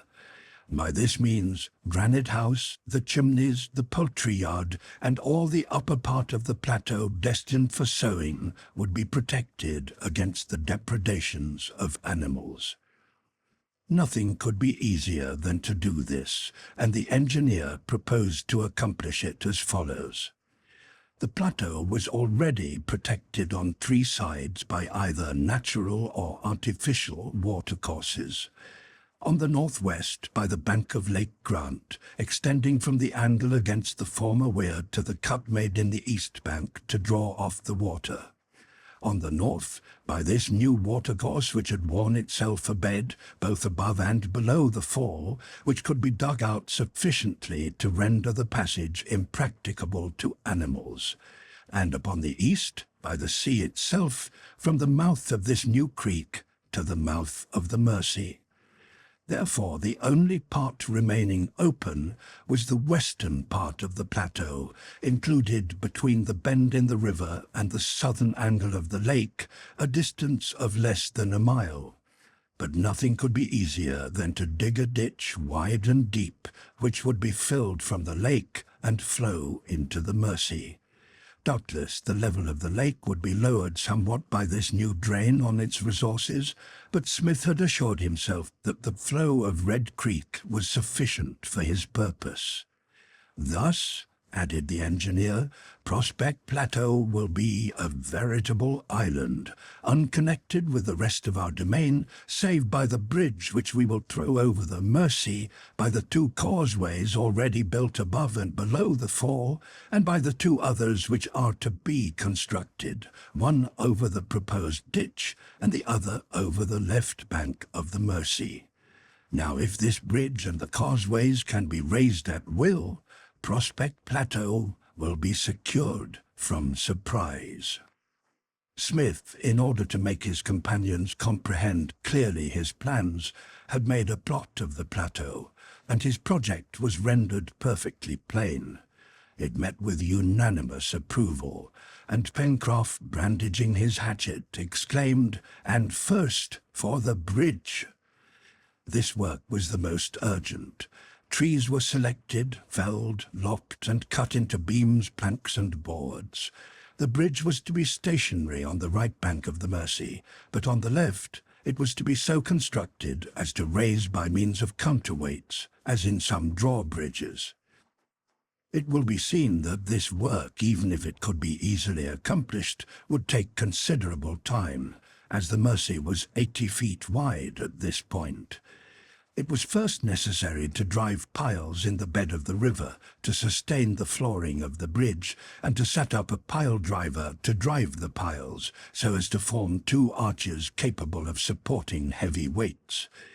Fortunately, they lacked neither the necessary tools for preparing the timber, nor the ironwork to bind it together, nor the ingenuity of a man who was an adept at this sort of work, nor, finally, the zeal of his companions, who in these 7 months had necessarily acquired considerable manual skill. And it should be added that Spilett began to do nearly as well as the sailor himself, who would never have expected so much from a newspaper man. It took 3 weeks of steady work to build this bridge, and as the weather was fine, they lunched on the ground and only returned to Granite House for supper. During this period, it was observed that Master Jup took kindly to and familiarized himself with his new masters, whom he watched with the greatest curiosity. Nevertheless, Pencroff was careful not to give him complete liberty until the limits of the plateau had been rendered impassable. Top and he were the best possible friends and got on capitally together, although Jup took everything bravely. The bridge was finished on the 20th of November. The movable part balanced perfectly with the counterpoise and needed but little effort to raise it. Between the hinge and crossbeam on which the drawer rested when closed, the distance was 20 feet, a gap sufficiently wide to prevent animals from getting across. It was next proposed to go for the envelope of the balloon, which the colonists were anxious to place in safety, but in order to bring it, the cart would have to be dragged to Balloon Harbor, necessitating the breaking of a road through the dense underwood of the far west, all of which would take time. Therefore, Neb and Pencroff made an excursion to the harbor, and as they reported that the supply of cloth was well protected in the cave, it was decided that the works about the plateau should not be discontinued. "This," said Pencroff, "will enable us to establish the poultry yard under the most advantageous conditions, since we need have no fear of the visits of foxes or other noxious animals. And also," added Neb, "we can clear the plateau and transplant wild plants." "And make ready our second cornfield," continued the sailor with a triumphant air. Indeed, the first cornfield, sowed with a single grain, had prospered admirably thanks to the care of Pencroff. It had produced the 10 ears foretold by the engineer, and as each ear had 80 grains, the colonists found themselves possessed of 800 grains in 6 months, which promised them a double harvest each year.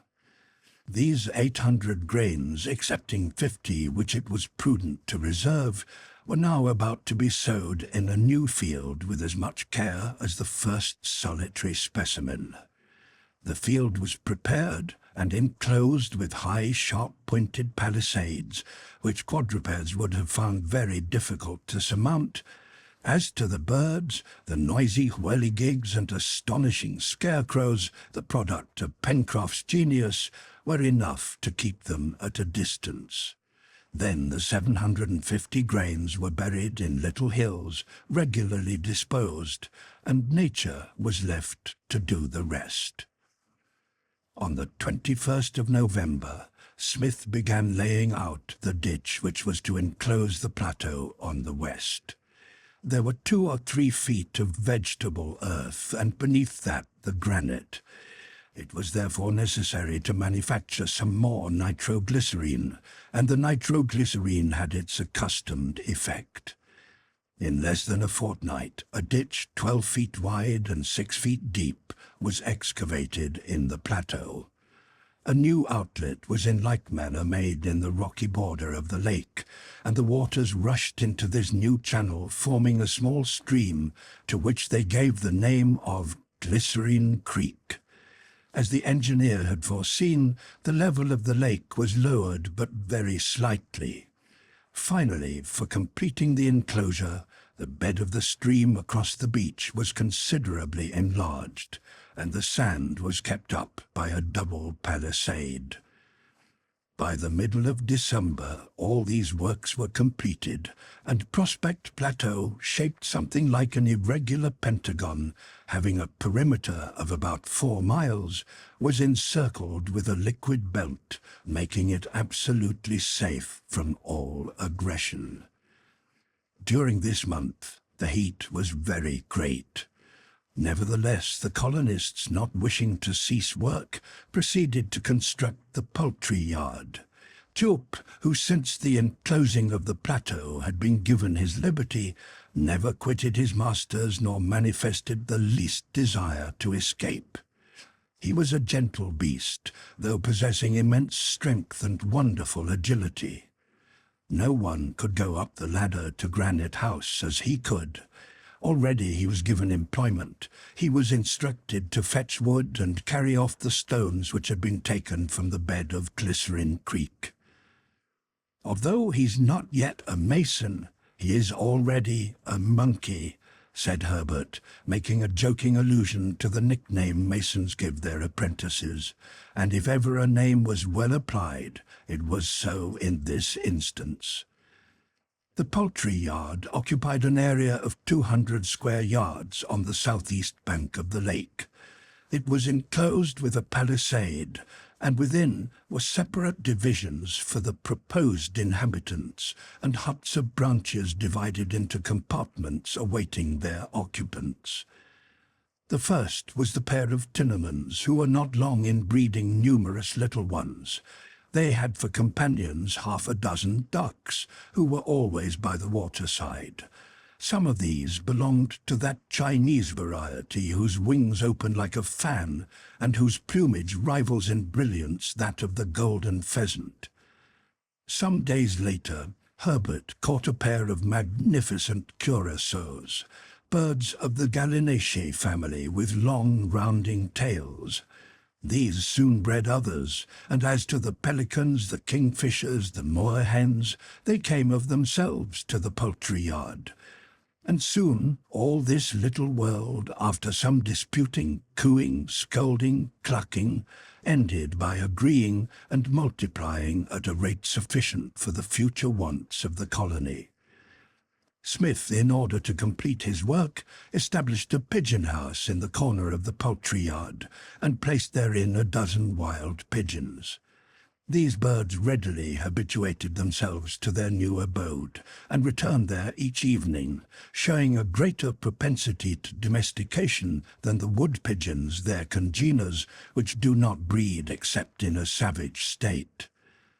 And now the time was come to make use of the envelope in the manufacture of clothing, for to keep it intact in order to attempt to leave the island by risking themselves in a balloon filled with heated air over a sea which might be called limitless, was only to be thought of by men deprived of all other resources, and Smith, being eminently practical, did not dream of such a thing.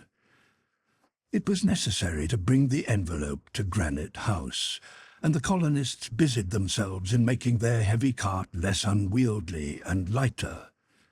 But though the vehicle was provided, the motor was still to be found. Did not there exist in the island some ruminant of indigenous species which could replace the horse, ass, ox, or cow? That was the question. "Indeed," said Pencroff, "a draught animal would be very useful to us while we are waiting until Mr. Smith is ready to build a steam wagon or a locomotive, though doubtless some day we will have a railway to Balloon Harbor with a branch road up Mount Franklin." And the honest sailor, in talking thus, believed what he said. Such is the power of imagination combined with faith. But in truth, an animal capable of being harnessed would have just suited Pencroff, and as fortune favoured him, she did not let him want. One day, the 23rd of December, the colonists, busy at the chimneys, heard Neb crying and Top barking in such emulation that, dreading some terrible accident, they ran to them. What did they see? Two large, beautiful animals which had imprudently ventured upon the plateau, the causeways not having been closed. They seemed like two horses, or rather two asses, male and female, finely shaped, of a light bay colour, striped with black on the head, neck and body, and with white legs and tail. They advanced tranquilly, without showing any fear, and looked calmly on these men in whom they had not yet recognized their masters. "They are onagers," cried Harbert, "quadrupeds of a kind between the zebra and the quagga." "Why aren't they asses?" asked Neb. "Because they have not long ears, and their forms are more graceful." "Asses or horses," added Pencroff, "they are what Mr. Smith would call motors, and it will be well to capture them." The sailor, without startling the animals, slid through the grass to the causeway over Glycerine Creek, raised it, and the onagers were prisoners. Should they be taken by violence and made to submit to a forced domestication? No. It was decided that for some days they would let these animals wander at will over the plateau, where the grass was abundant, and a stable was at once constructed near to the poultry yard, in which the onagers would find a good bedding and a refuge for the night. The fine pair were thus left entirely at liberty, and the colonists avoided approaching them. In the meantime, the onagers often tried to quit the plateau, which was too confined for them, accustomed to wide ranges and deep forests. The colonists saw them following around the belt of water impossible to cross, whinnying and galloping over the grass, and then resting quietly for hours, regarding the deep woods from which they were shut off. In the meantime, harness had been made from vegetable fibres, and some days after the capture of the onagers, not only was the cart ready, but a road, or rather a cut, had been made through the forest, all the way from the bend in the Mersey to Balloon Harbor. They could therefore get to this latter place with the cart, and towards the end of the month the onagers were tried for the first time. Pencroff had already coaxed these animals so that they ate from his hand, and he could approach them without difficulty. But once harnessed, they reared and kicked, and were with difficulty kept from breaking loose, although it was not long before they submitted to this new service. This day, everyone except Pencroff, who walked beside his team, rode in the cart to Balloon Harbor. They were jolted about a little over this rough road, but the cart did not break down, and they were able to load it the same day with the envelope and the appurtenances to the balloon. By 8 o'clock in the evening, The cart, having recrossed the bridge, followed down the bank of the Mersey and stopped on the beach. The onagers were unharnessed, placed in the stable, and Pencroff, before sleeping, gave a sigh of satisfaction that resounded throughout Granite House. Chapter 30. Clothing, sealskin boots, making pyroxylin, planting, the fish, turtles' eggs, Jupp's education, the coral hunting mouflons, other useful animals and vegetables, home thoughts. The first week in January was devoted to making clothing. The needles found in the box were plied by strong if not supple fingers, and what was sewed strongly. Thread was plenty, as Smith had thought of using again that with which the strips of the balloon had been fastened together. These long bands had been carefully unripped by Spilett and Harbert with commendable patience, since Pencroff had thrown aside the work which bothered him beyond measure. But when it came to sewing, again the sailor was unequalled. The varnish was then removed from the cloth by means of soda procured as before, and the cloth was afterwards bleached in the sun. Some dozens of shirts and socks, the latter of course not knitted, but made of sewed strips, were thus made. How happy it made the colonists to be clothed again in white linen. Linen coarse enough, it is true, but they did not mind that, and to lie between sheets, which transformed the banks of Granite House into real beds. About this time they also made boots from seal leather, which were a timely substitute for those brought from America. They were long and wide enough, and never pinched the feet of the pedestrians. In the beginning of the year 1866, the hot weather was incessant, but the hunting in the woods, which fairly swarmed with birds and beasts, continued, and Spilett and Harbert were too good shots to waste powder. Smith had recommended them to save their ammunition, and that they might keep it for future use, the engineer took measures to replace it by substances easily renewable. How could he tell what the future might have in store for them in case they left the island? It behoved them, therefore, to prepare for all emergencies. As Smith had not discovered any lead in the island, he substituted iron shot, which were easily made. As they were not so heavy as leaden ones, they had to be made larger, and the charges contained a less number, but the skill of the hunters counterbalanced this defect. Powder he could have made, since he had all the necessary materials, but as its preparation requires extreme care, and as without special apparatus it is difficult to make it of good quality, Smith proposed to manufacture pyroxylin, a kind of gun cotton, a substance in which cotton is not necessary except as cellulose. Now, cellulose is simply the elementary tissue of vegetables, and is found in almost a pure state, not only in cotton, but also in the textile fibers of hemp and flax, in paper and old rags, the pith of the elder, etc. And it happened that elder trees abounded in the island towards the mouth of Red Creek.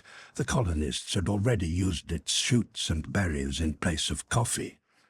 Thus they had the cellulose at hand, and the only other substance necessary for the manufacture of pyroxylin was nitric acid, which Smith could easily produce as before. The engineer therefore resolved to make and use this combustible, although he was aware that it had certain serious inconveniences, such as inflaming at 170 degrees instead of 240 degrees, and a too instantaneous deflagration for firearms. On the other hand, pyroxylin had these advantages.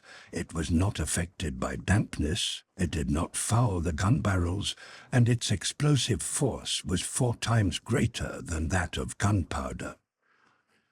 In order to make the pyroxylin, Smith made a mixture of 3 parts of nitric acid with 5 of concentrated sulfuric acid and steeped the cellulose in this mixture for a quarter of an hour.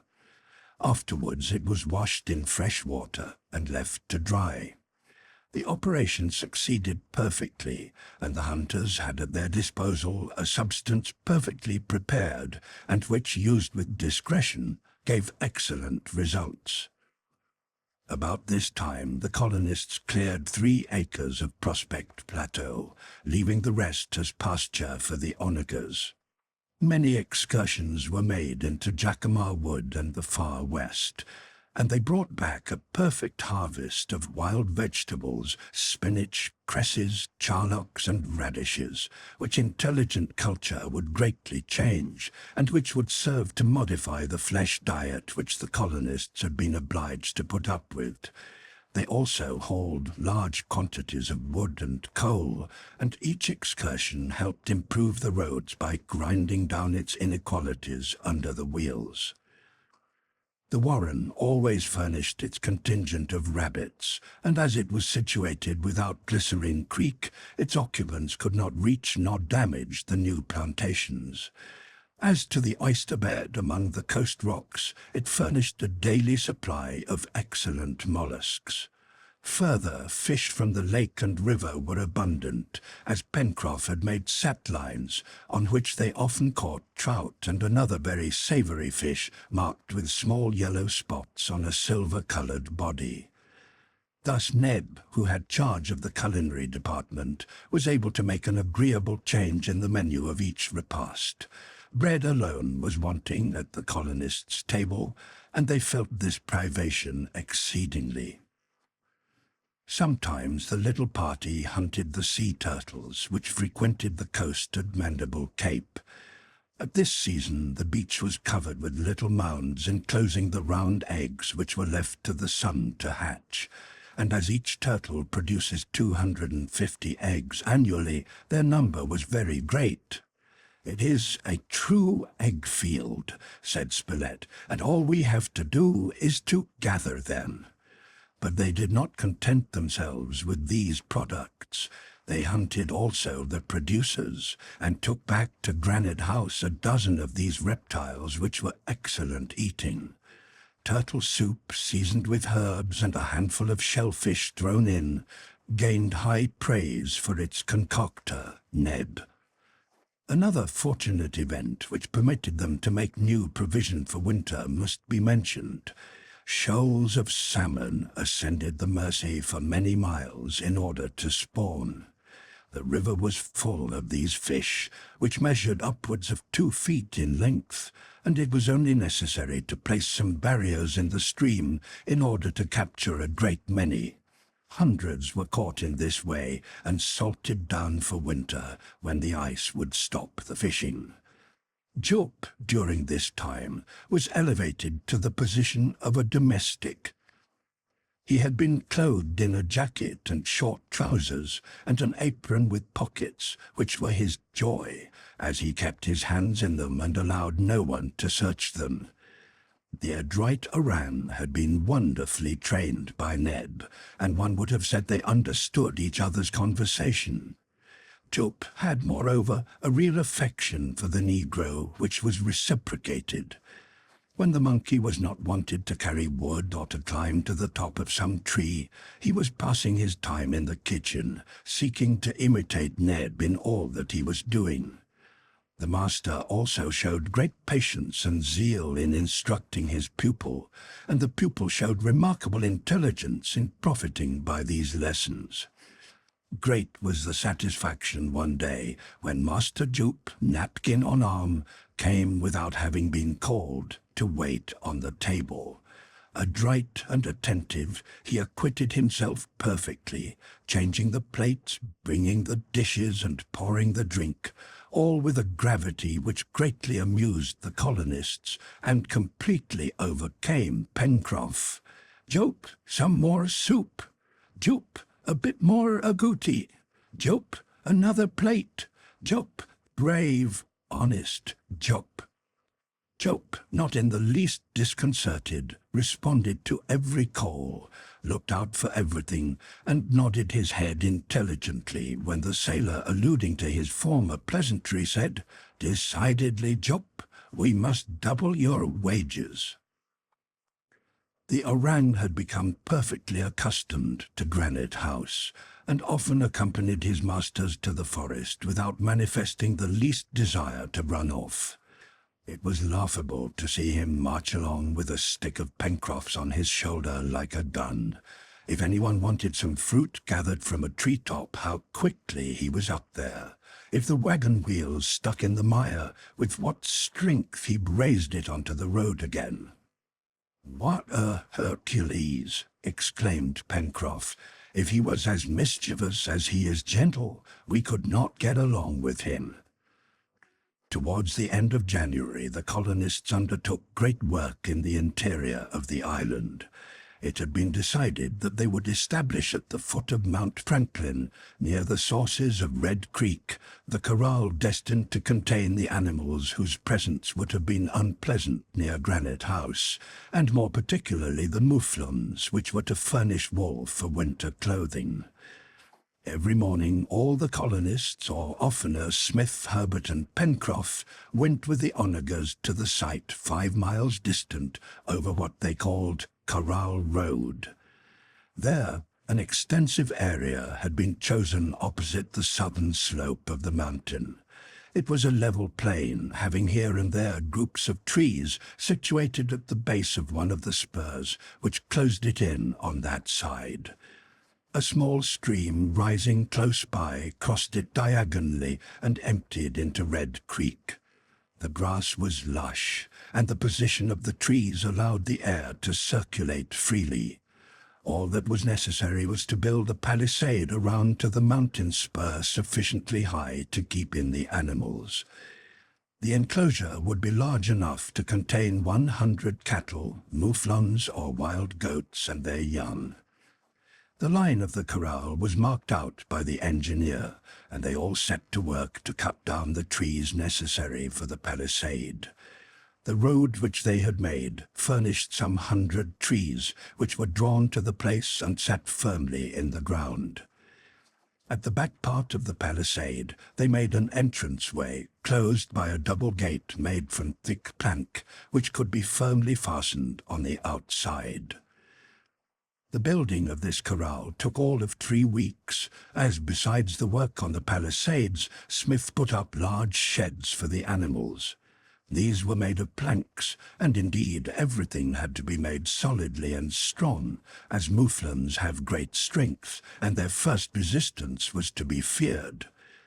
The uprights, pointed at the end and charred, had been bolted together, and the strength of the whole had been augmented by placing braces at intervals. The corral finished, the next thing was to inaugurate a grand hunt at the pasturages near the foot of Mount Franklin, frequented by the animals. The time chosen was the 7th of February, a lovely summer day, and everybody took part in the affair. The 2 onagers, already pretty well trained, were mounted by Spilett and Harbert and did excellent service.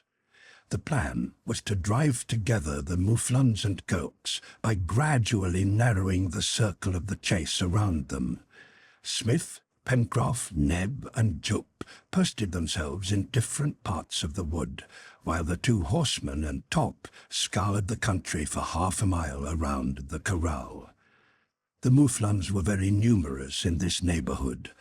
These handsome animals were as large as deer, with larger horns than those of rams, and a greyish-coloured wool mingled with long hair, like argali. The hunt, with its going and coming, the racing backwards and forwards, the shouting and hallooing, was fatiguing enough.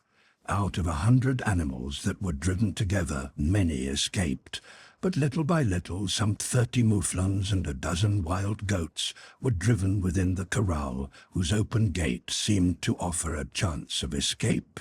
The result was therefore satisfactory, and as many of these mouflons were females with young, it was certain that the herd would prosper and milk and skins be plenty in the future. In the evening, the hunters returned to Granite House nearly tired out.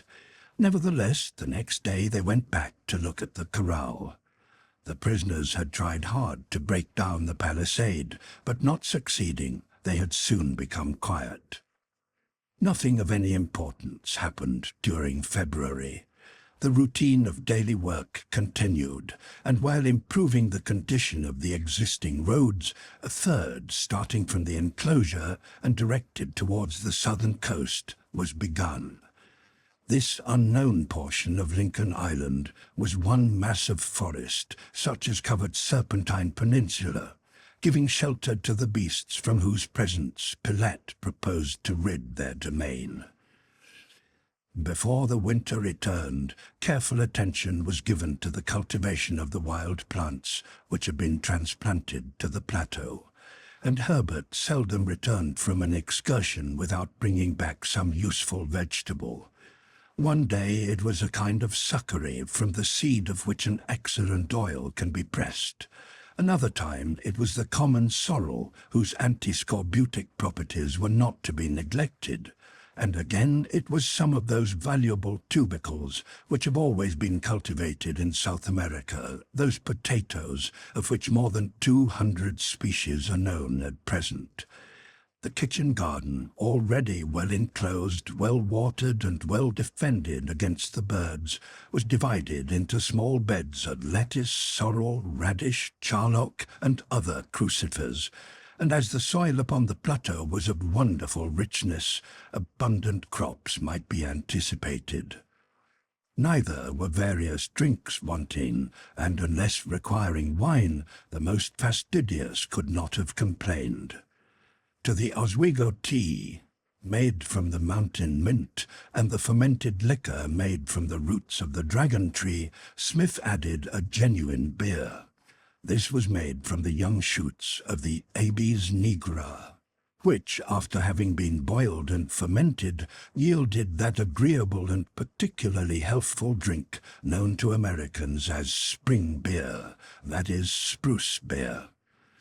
Toward the close of summer, the poultry yard received a fine pair of bustards belonging to the species Hubara, remarkable for a sort of short cloak of feathers and a membranous pouch extending on either side of the upper mandible.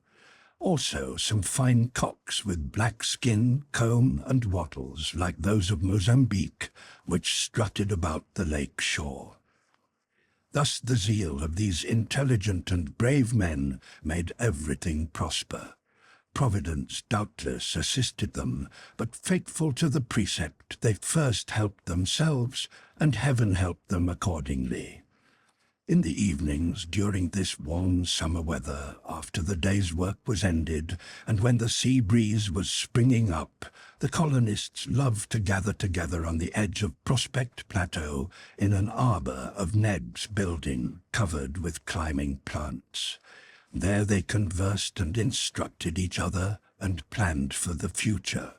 Or the rough wit of the sailor amused this little world, in which the most perfect harmony had never ceased to reign. They talked, too, of their country, dear and grand America. In what condition was the rebellion? It certainly could not have continued. Richmond had doubtless soon fallen into General Grant's hands. The capture of the Confederate capital was necessarily the last act in that unhappy struggle. By this time the North must have triumphed. How a newspaper would have been welcomed by the colonists of Lincoln Island. It was 11 months since all communication between them and the rest of the world had been interrupted, and pretty soon, the 24th of March, the anniversary of the day when the balloon had thrown them on this unknown coast, would have arrived. Then they were castaways, struggling with the elements for life. Now, thanks to the knowledge of their leader, thanks to their own intelligence, they were true colonists, furnished with arms, tools, instruments, who had turned to their use the animals, vegetables, and minerals of the island, the three kingdoms of nature. As to Smith, he listened to the conversation of his companions oftener than he spoke himself. Sometimes he smiled at some thought of Herbert's or some sally of Pencroff's, but always and above all other things, he reflected upon those inexplicable events, upon that strange enigma whose secret still escaped him. Chapter 31. Bad Weather, the Hydraulic Elevator, Making Window Glass and Tableware, the Bread Tree, Frequent Visits to the Corral, the Increase of the Herd, the Reporter's Question, the Exact Position of Lincoln Island, Pencroff's Proposal.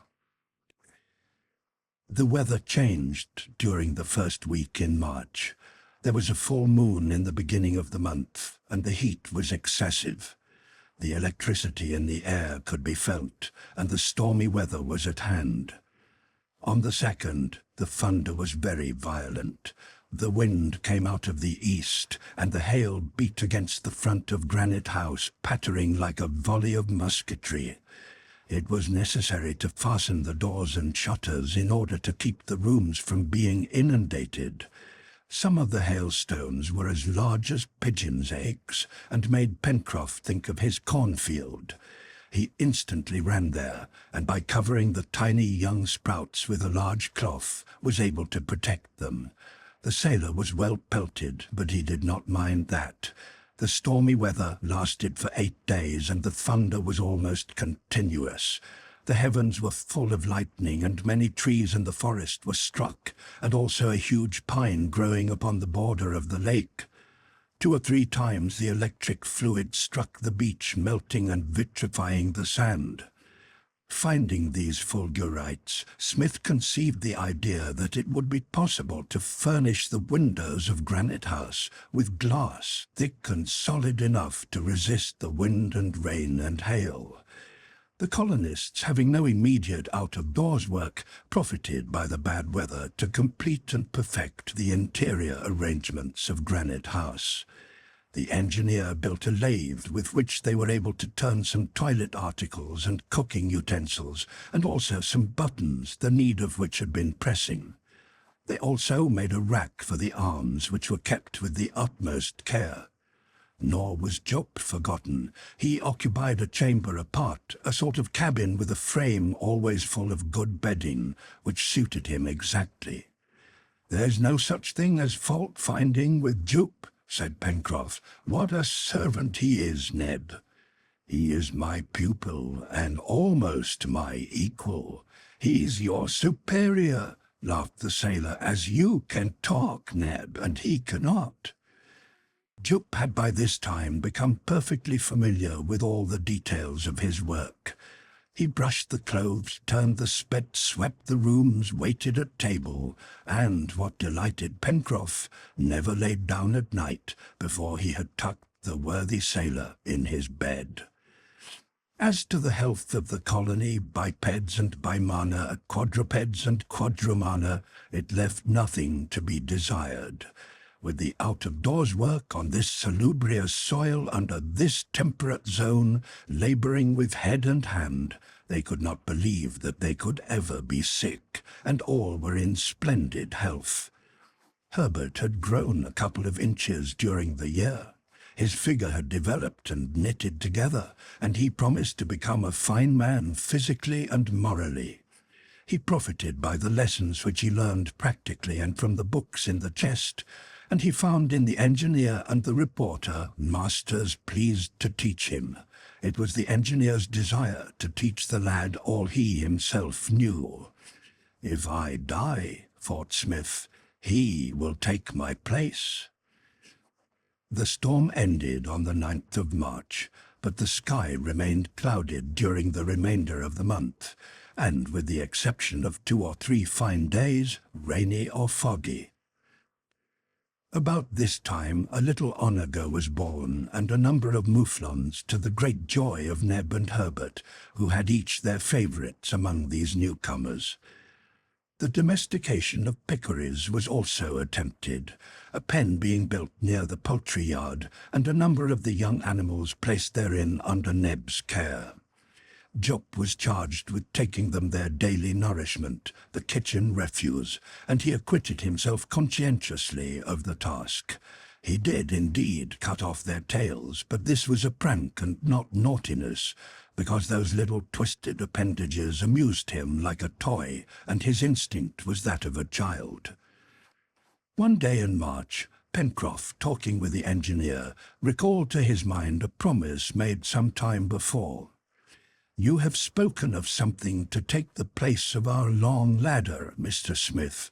Will you make it some day?" "You mean a kind of elevator?" answered Smith. "Call it an elevator if you wish," responded the sailor.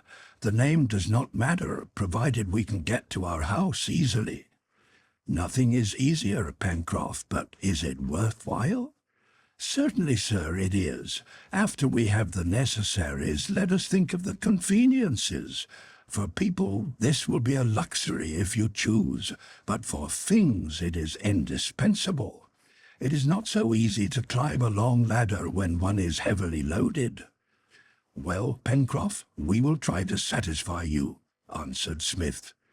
"But you haven't the machine." "We will make one. To go by steam?" "No, to go by water." Indeed, a natural force was at hand. All that was necessary was to enlarge the passage which furnished Granite House with water and make a fall at the end of the corridor. Above this fall the engineer placed a paddle wheel and wrapped around its axle a strong rope attached to a basket. In this manner, by means of a long cord which reached to the ground, they could raise or lower the basket by means of the hydraulic motor. On the 17th of March, the elevator was used for the first time, and after that everything was hoisted into Granite House by its means. Top was particularly pleased by this improvement, as he could not climb like Jup, and he had often made the ascent on the back of Neb or of the Oran. Smith also attempted to make glass, which was difficult enough, but after numerous attempts he succeeded in establishing a glassworks at the old pottery, where Harbert and Spilett spent several days. The substances entering into the composition of glass, sand, chalk, and soda, the engineer had at hand, but the cane of the glassmaker, an iron tube 5 or 6 feet long, was wanting. This Pencroff, however, succeeded in making, and on the 28th of March the furnace was heated. 100 parts of sand, 35 of chalk, 40 of sulphate of soda, mixed with 2 or 3 parts of powdered charcoal, composed the substance, which was placed in earthen vessels and melted to a liquid, or rather to the consistency of paste. Smith culled a certain quantity of this paste with his cane and turned it back and forth on a metal plate, so placed that it could be blown on. Then he passed the cane to Harbert, telling him to blow in it. "As you do to make soap bubbles?" "Exactly." So Harbert, puffing out his cheeks, blew through the cane, which he kept constantly turning about in such a manner as to inflate the vitreous mass. Other quantities of the substance in fusion were added to the first, and the result was a bubble measuring a foot in diameter. Then Smith took the cane again, and swinging it like a pendulum, he made this bubble lengthen into the shape of a cylinder. This cylinder was terminated at either end by 2 hemispherical caps, which were easily cut off by means of a sharp iron dipped in cold water. In the same way, the cylinder was cut lengthwise, and after having been heated a second time, it was spread on the plate and smoothed with a wooden roller. Thus the first glass was made, and by repeating the operation 50 times, they had as many glasses, and the windows of Granite House were soon garnished with transparent panes, not very clear perhaps, but clear enough. As to the glassware, that was mere amusement. They took whatever shape happened to come at the end of the cane. Pencroff had asked to be allowed to blow in his turn, and he enjoyed it, but he blew so hard that his products took the most diverting forms, which pleased him amazingly. During one of the excursions undertaken about this time, a new tree was discovered, whose products added much to the resources of the colony. Smith and Harbert, being out hunting one day, went into the forests of the far west, and as usual the lad asked the engineer 1,000 questions, and as Smith was no sportsman and Harbert was deep in physics and chemistry, the game did not suffer, and so it fell out that the day was nearly ended, and the two hunters were likely to have made a useless excursion, when Harbert, stopping suddenly, exclaimed joyfully, "Oh, Mr. Smith, do you see that tree?" And he pointed out a shrub rather than a tree, as it was composed of a single stem with a scaly bark and leaves striped with small parallel veins. "It looks like a small palm." "What is it?" asked Smith. "It is a Cycas revoluta, about which I have read in our Dictionary of Natural History." "But I see no fruit on this shrub." "No, sir, but its trunk contains a flower, which nature furnishes all ground." "Is it a bread tree?" "That's it exactly." "Then, my boy, since we are waiting for our wheat crop, this is a valuable discovery. Examine it, and pray heaven you are not mistaken." Harbert was not mistaken. He broke the stem of the cycas, which was composed of a glandular tissue containing a certain quantity of farinaceous flour, traversed by ligneous fibers and separated by concentric rings of the same substance. From the fecula oozed a sticky liquid of a disagreeable taste, but this could readily be removed by pressure. The substance itself formed a real flour of superior quality, extremely nourishing, and which used to be forbidden exportation by the laws of Japan. Smith and Harbert, after having carefully noted the location of the cycas, returned to Granite House and made known their discovery, and the next day all the colonists went to the place, and Pencroff, jubilant, asked the engineer, "Mr. Smith, do you believe there are such things as Castaways Islands?" "What do you mean, Pencroff?" "Well, I mean islands made especially for people to be shipwrecked upon, where the poor devils could always get along." "Perhaps," said the engineer, smiling. "Certainly," answered the sailor, "and just as certainly Lincoln Island is one of them." They returned to Granite House with an ample supply of cycas stems, and the engineer made a press by which the liquid was expelled, and they obtained a goodly quantity of flour, which Ned transformed into cakes and puddings. They had not yet real wheaten bread, but it was the next thing to do. The onager, the goats, and the sheep in the corral furnished a daily supply of milk to the colony, and the cart, or rather a light wagon which had taken its place, made frequent trips to the corral. And when Pencroff's turn came, he took Jup along and made him drive, and Jup, cracking his whip, acquitted himself with his usual intelligence. Thus everything prospered, and the colonists, if they had not been so far from their country, would have had nothing to complain of. They liked the life, and they were so accustomed to the island that they would have left it with regret. Nevertheless, such is man's love of country, that had a ship hove in sight, the colonists would have signalled it, have gone aboard, and departed. Meantime they lived this happy life, and they had rather to fear than to wish for any interruption of its course. But who is able to flatter himself that he has attained his fortune and reached the summit of his desires? The colonists often discussed the nature of their island, which they had inhabited for more than a year, and one day a remark was made which was destined later to bring about the most serious result. It was the 1st of April, a Sunday, and the Paschal feast, which Smith and his companions had sanctified by rest and prayer. The day had been lovely, like a day in October in the northern hemisphere. Towards evening, all were seated in the arbour on the edge of the plateau, watching the gradual approach of night and drinking some of Ned's elderberry coffee.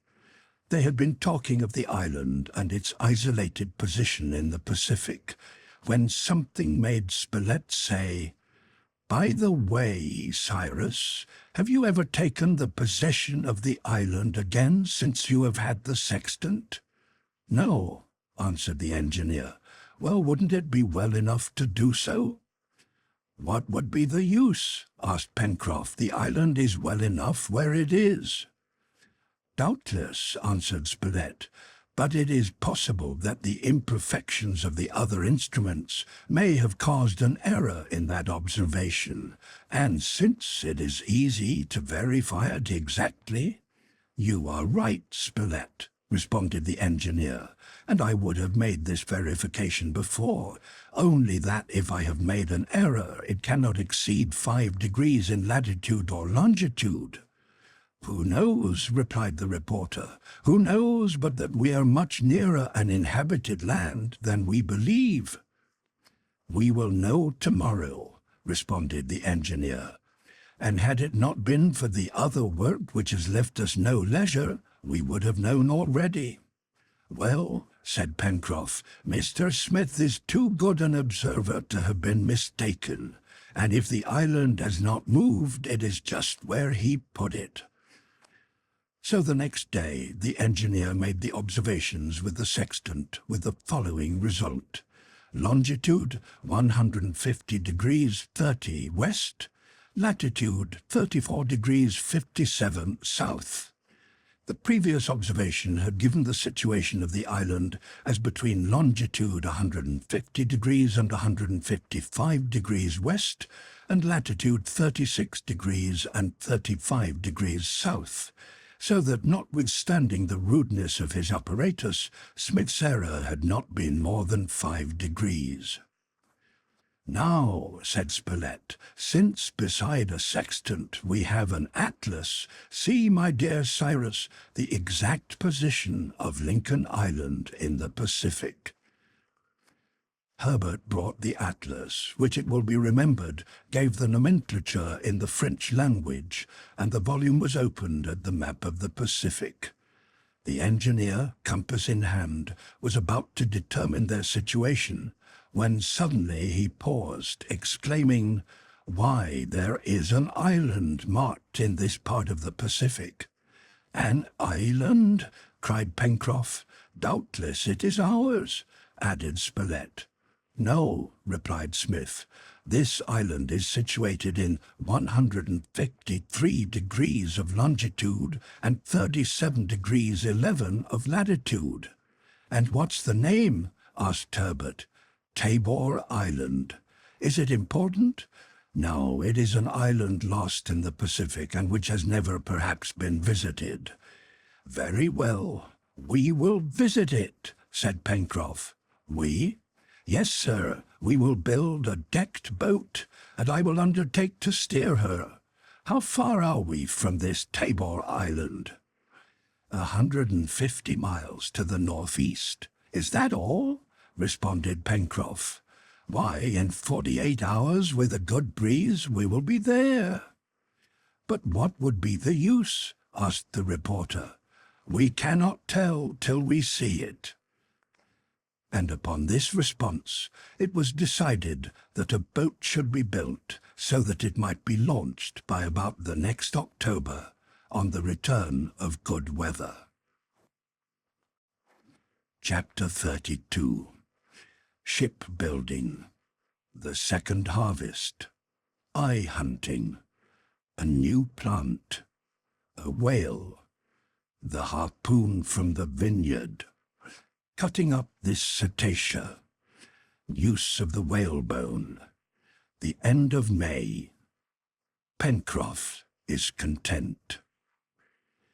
When Pencroff was possessed of an idea, he would not rest till it was executed.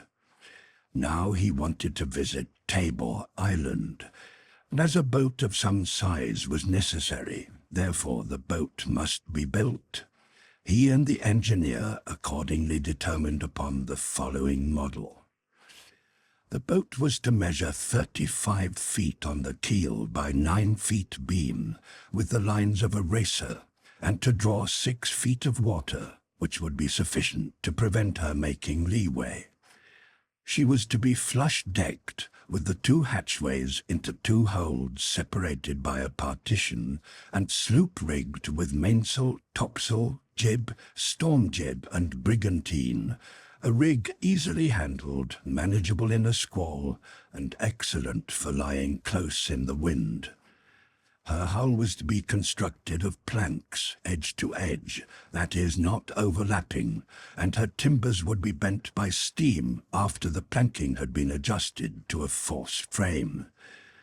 On the question of wood, whether to use elm or deal, they decided on the latter as being easier to work and supporting immersion in water the better.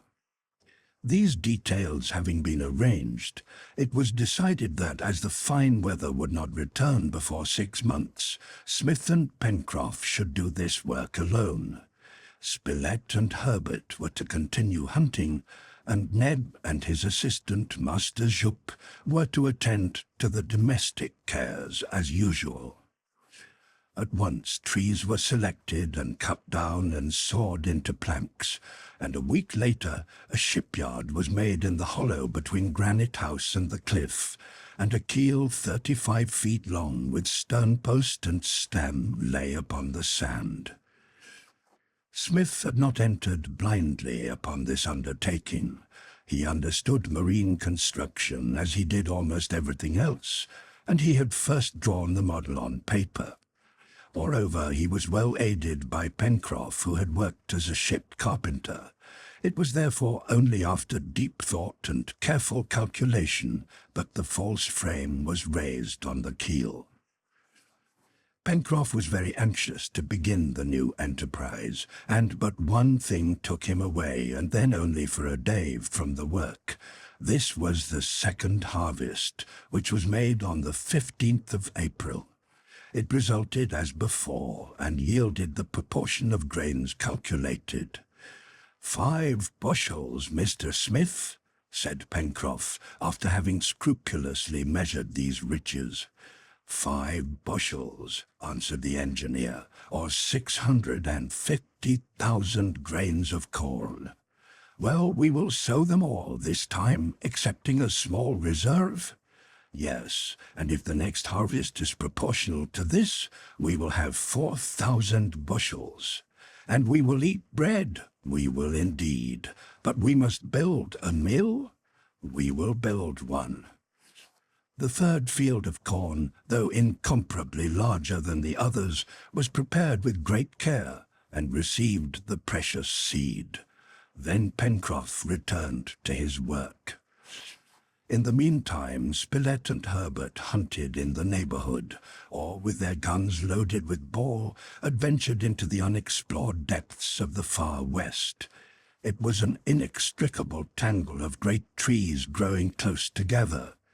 The exploration of those thick masses was very difficult, and the engineer never undertook it without taking with him the pocket compass, as the sun was rarely visible through the leaves. Naturally, game was not plenty in these thick undergrowths, but 3 were shot during the last fortnight in April, and their skins were taken to Granite House, where they received a sort of tanning with sulphuric acid. On the 30th of April, a discovery valuable for another reason was made by Spilett.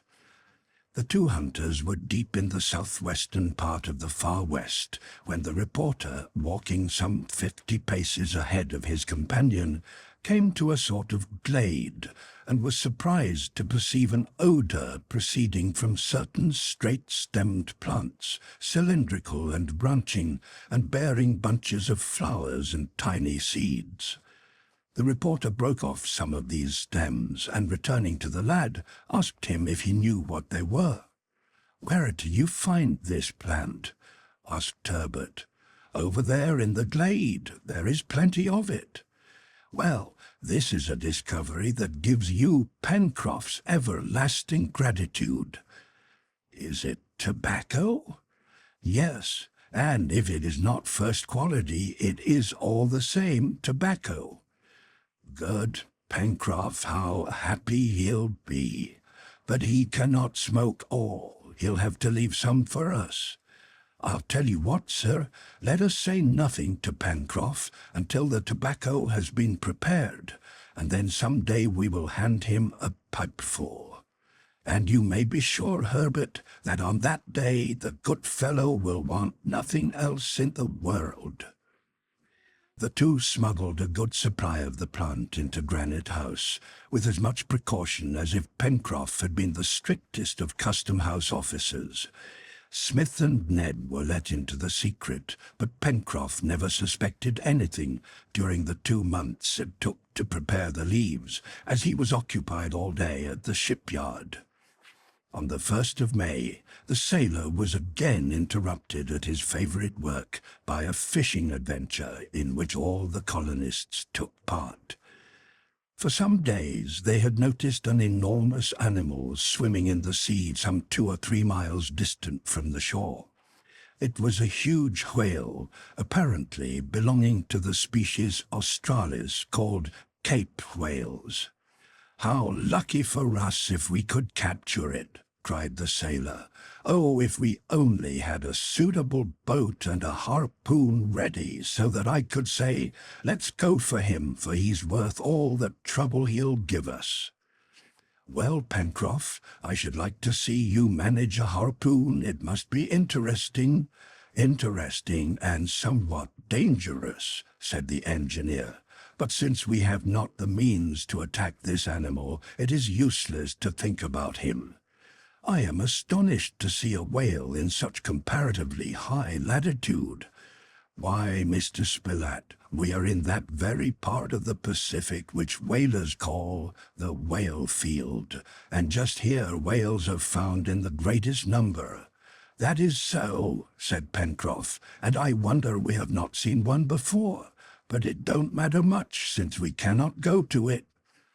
And the sailor turned with a sigh to his work, as all sailors are fishermen, and if the sport is proportionate to the size of the game, one can imagine what a whaler must feel in the presence of a whale. But aside from the sport, such spoil would have been very acceptable to the colony, as the oil, the fat, and the fins could be turned to various uses. It appeared as if the animal did not wish to leave these waters. He kept swimming about in Union Bay for 2 days, now approaching the shore, when his black body could be seen perfectly, and again darting through the water or spouting vapour to a vast height in the air. Its presence continually engaged the thoughts of the colonists, and Pencroff was like a child longing for some forbidden object. Fortune, however, did for the colonists what they could not have done for themselves, and on the 3rd of May, Ned, looking from his kitchen, shouted that the whale was aground on the island.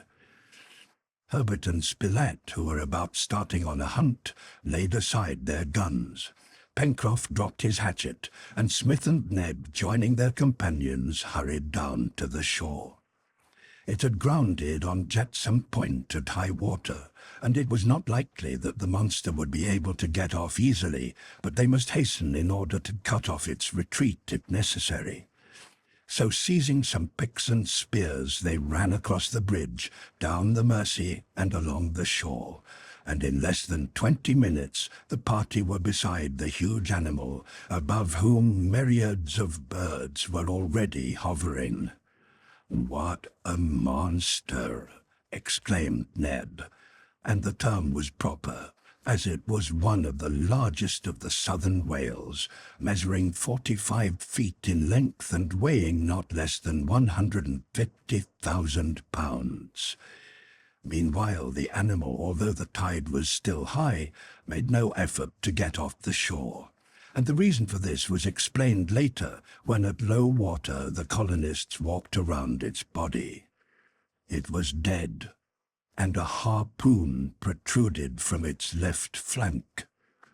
"Are there whalers in our neighborhood?"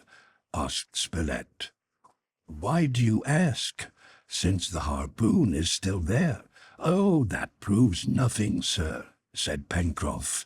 "Whales sometimes go thousands of miles with a harpoon in them, and I should not be surprised if this one which came to die here had been struck in the North Atlantic." "Nevertheless," began Spilett, not satisfied with Pencroff's affirmation.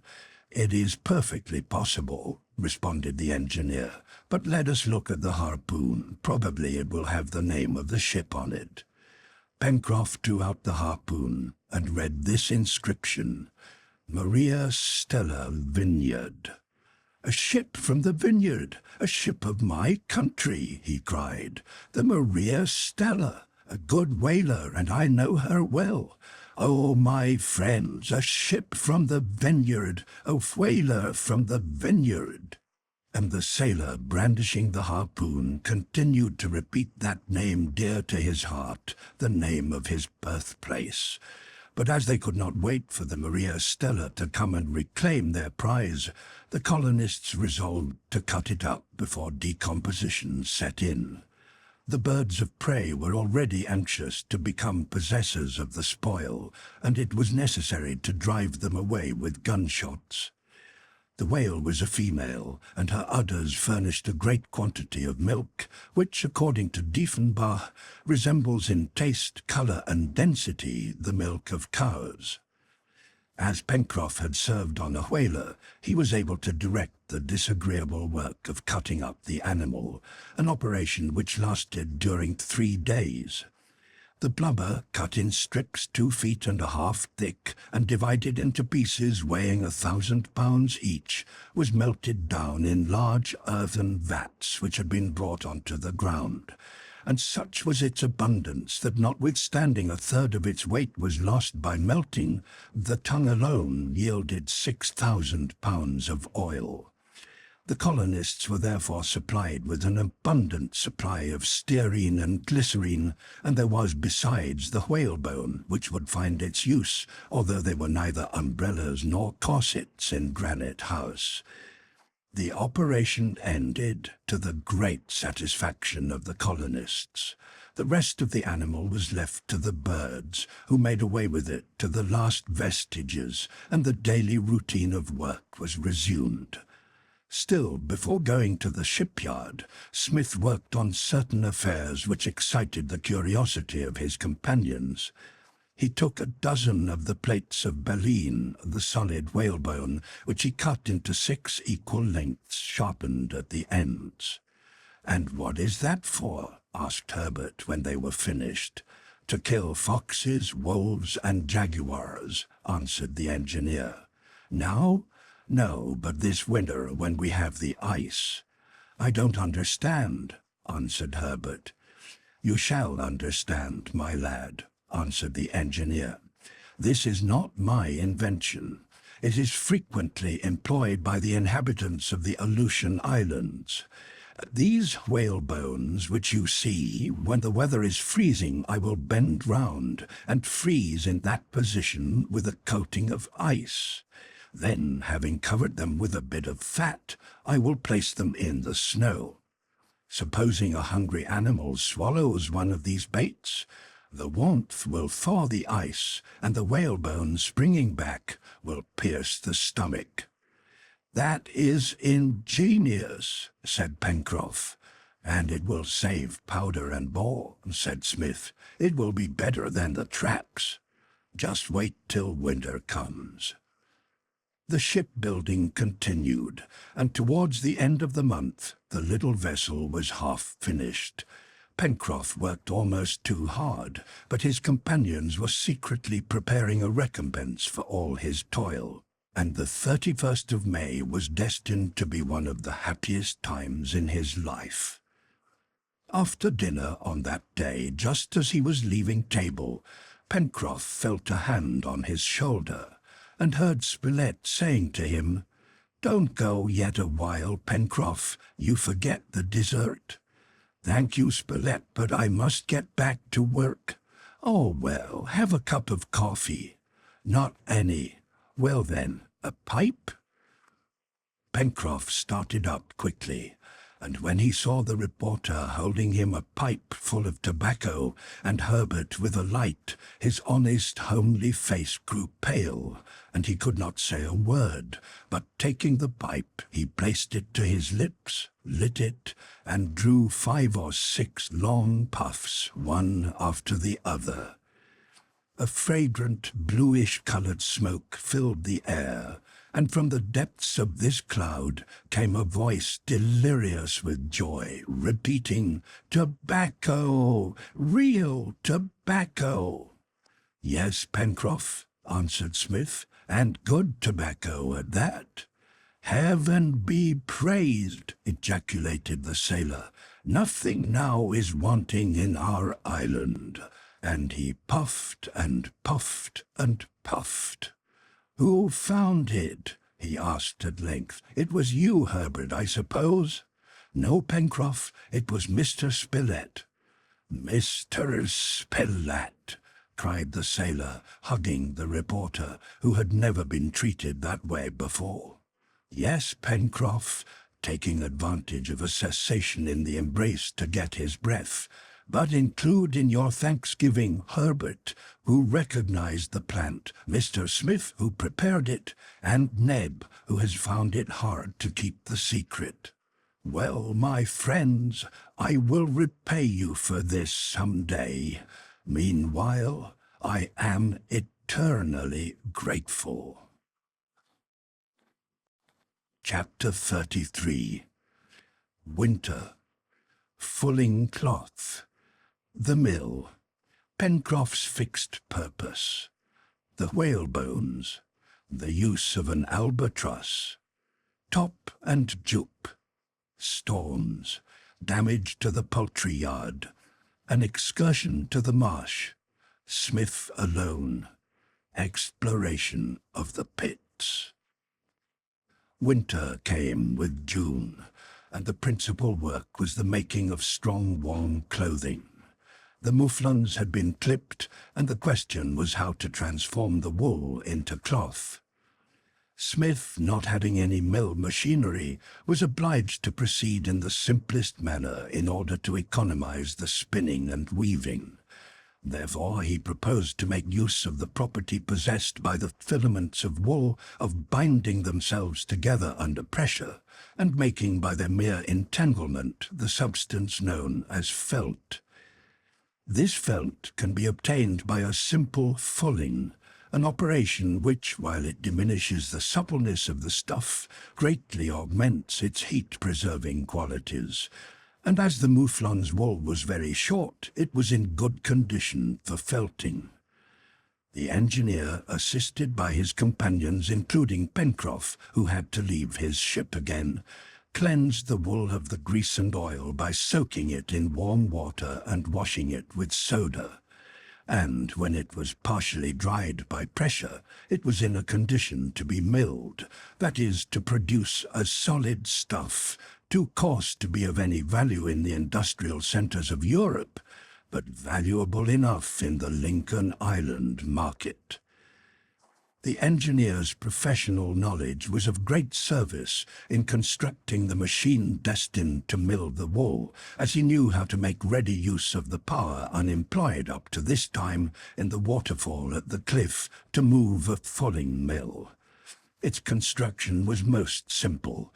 A tree furnished with cams which raised and dropped the vertical millers, troughs for the wool, into which the millers fell, a strong wooden building containing and sustaining the contrivance.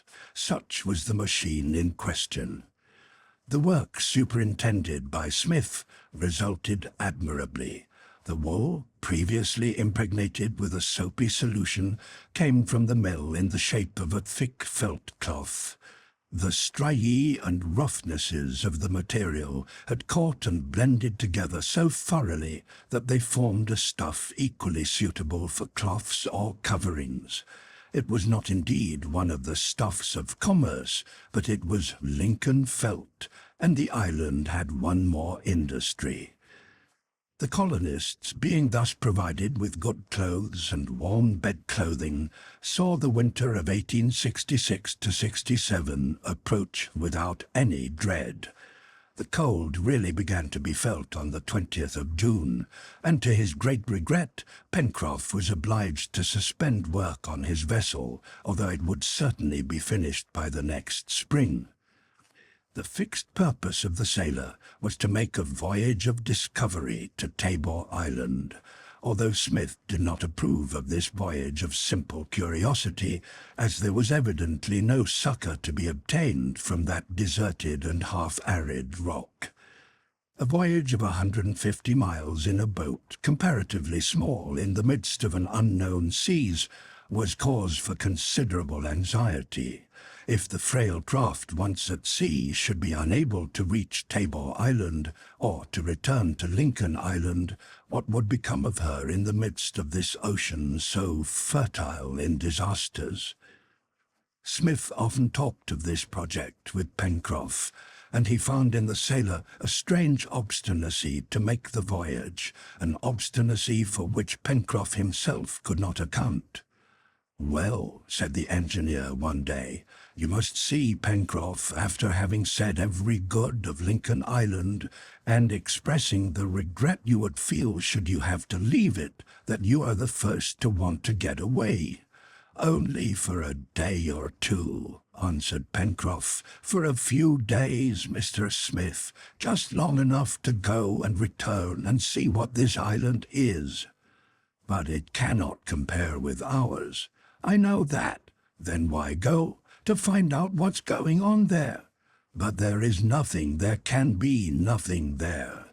"Who knows? And supposing you are caught in a storm?"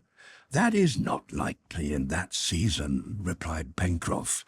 "But, sir, as it is necessary to foresee everything, I want your permission to take Harbert with me."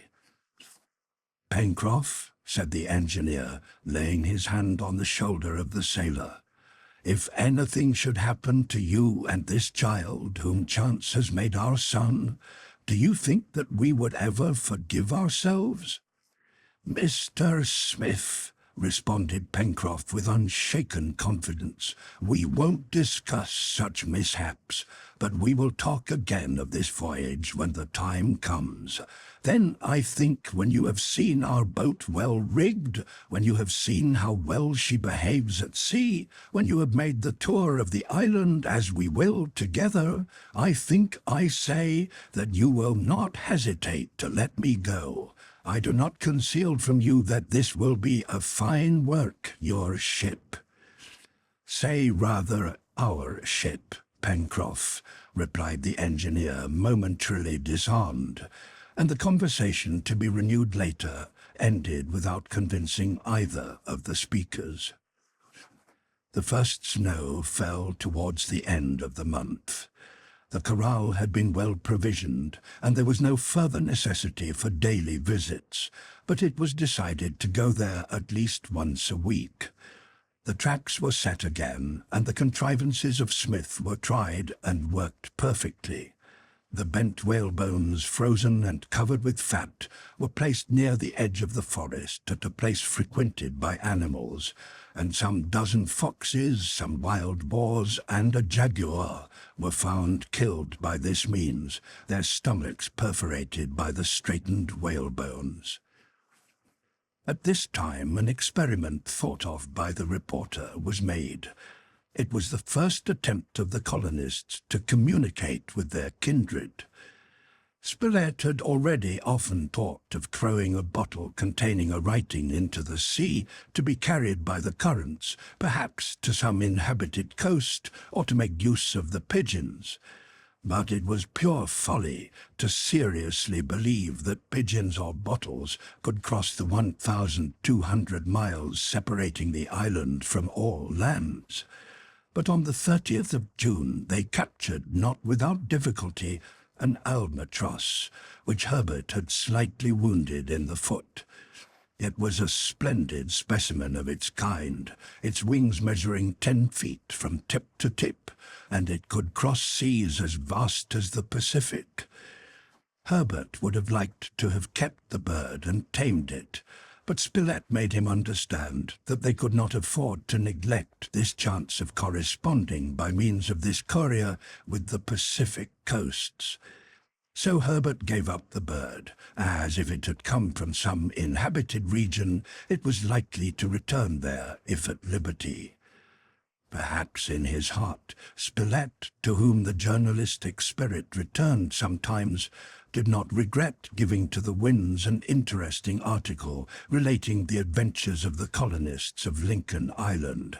What a triumph for the reporters of the New York Herald, and to the issue containing the Chronicle, if ever the latter should reach his director, the Honourable John Bennet. Spilett therefore wrote out a succinct article, which was enclosed in a waterproof cloth bag, with the request to whoever found it to send it to one of the offices of the Herald. This little bag was fastened around the neck of the albatross, and the bird given its freedom, and it was not without emotion that the colonists saw this rapid courier of the air disappear in the western clouds. "Where does he go that way?" asked Pencroff. "Towards New Zealand," answered Harbert. "May he have a good voyage," said the sailor, who did not expect much from this method of communication. With the winter, indoor work was resumed.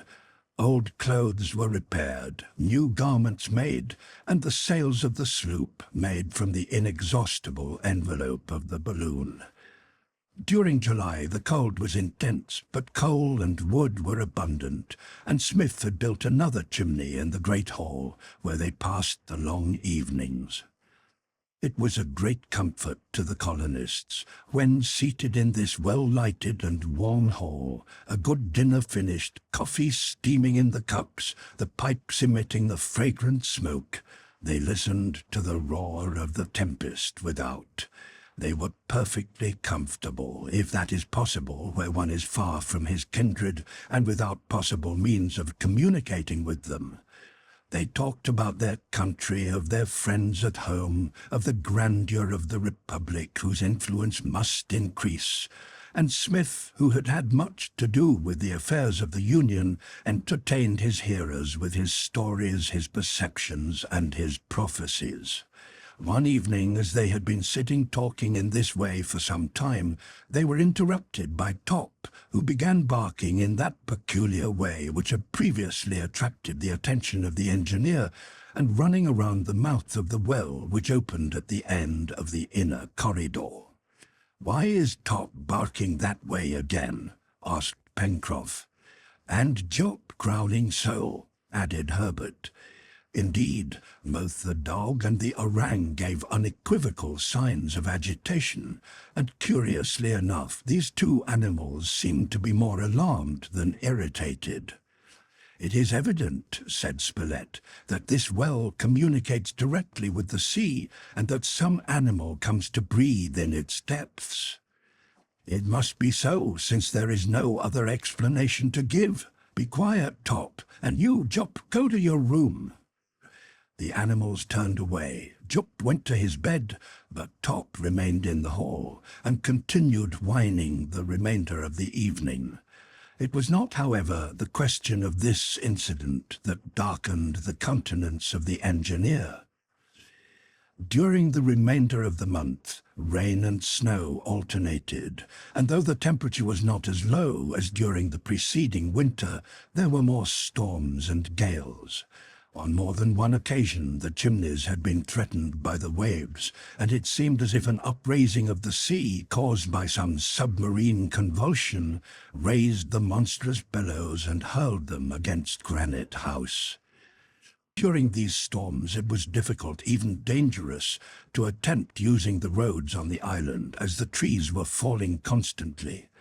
Nevertheless, the colonists never let a week pass without visiting the corral, and happily this enclosure, protected by the spur of the mountain, did not suffer from the storms. But the poultry yard, from its position exposed to the blast, suffered considerable damage. Twice the pigeon house was unroofed, and the fence also was demolished, making it necessary to rebuild it more solidly. It was evident that Lincoln Island was situated in the worst part of the Pacific. Indeed, it seemed as if the island formed the central point of vast cyclones, which whipped it as if it were a top, only in this case the top was immovable and the whip spun about. During the first week in August, the storm abated, and the atmosphere recovered a calm which it seemed never to have lost. With the calm, the temperature lowered, and the thermometer of the colonists indicated 8 degrees below zero. On the 3rd of August, an excursion which had been planned for some time was made to Dadon's Fen. The hunters were tempted by the great number of aquatic birds which made these marshes their home, and not only Spilett and Harbert, but Pencroff and Neb took part in the expedition. Smith alone pleaded some excuse for remaining behind at Granite House.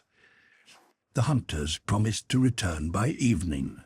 Top and Jup accompanied them, and when they had crossed the bridge over the Mersey, the engineer left them, and returned with the idea of executing a project in which he wished to be alone. This was to explore minutely the well opening into the corridor. Why did Top run round this place so often? Why did he whine in that strange way? Why did Jup share Top's anxiety? Had this well other branches beside the communication with the sea? Did it ramify towards other portions of the island?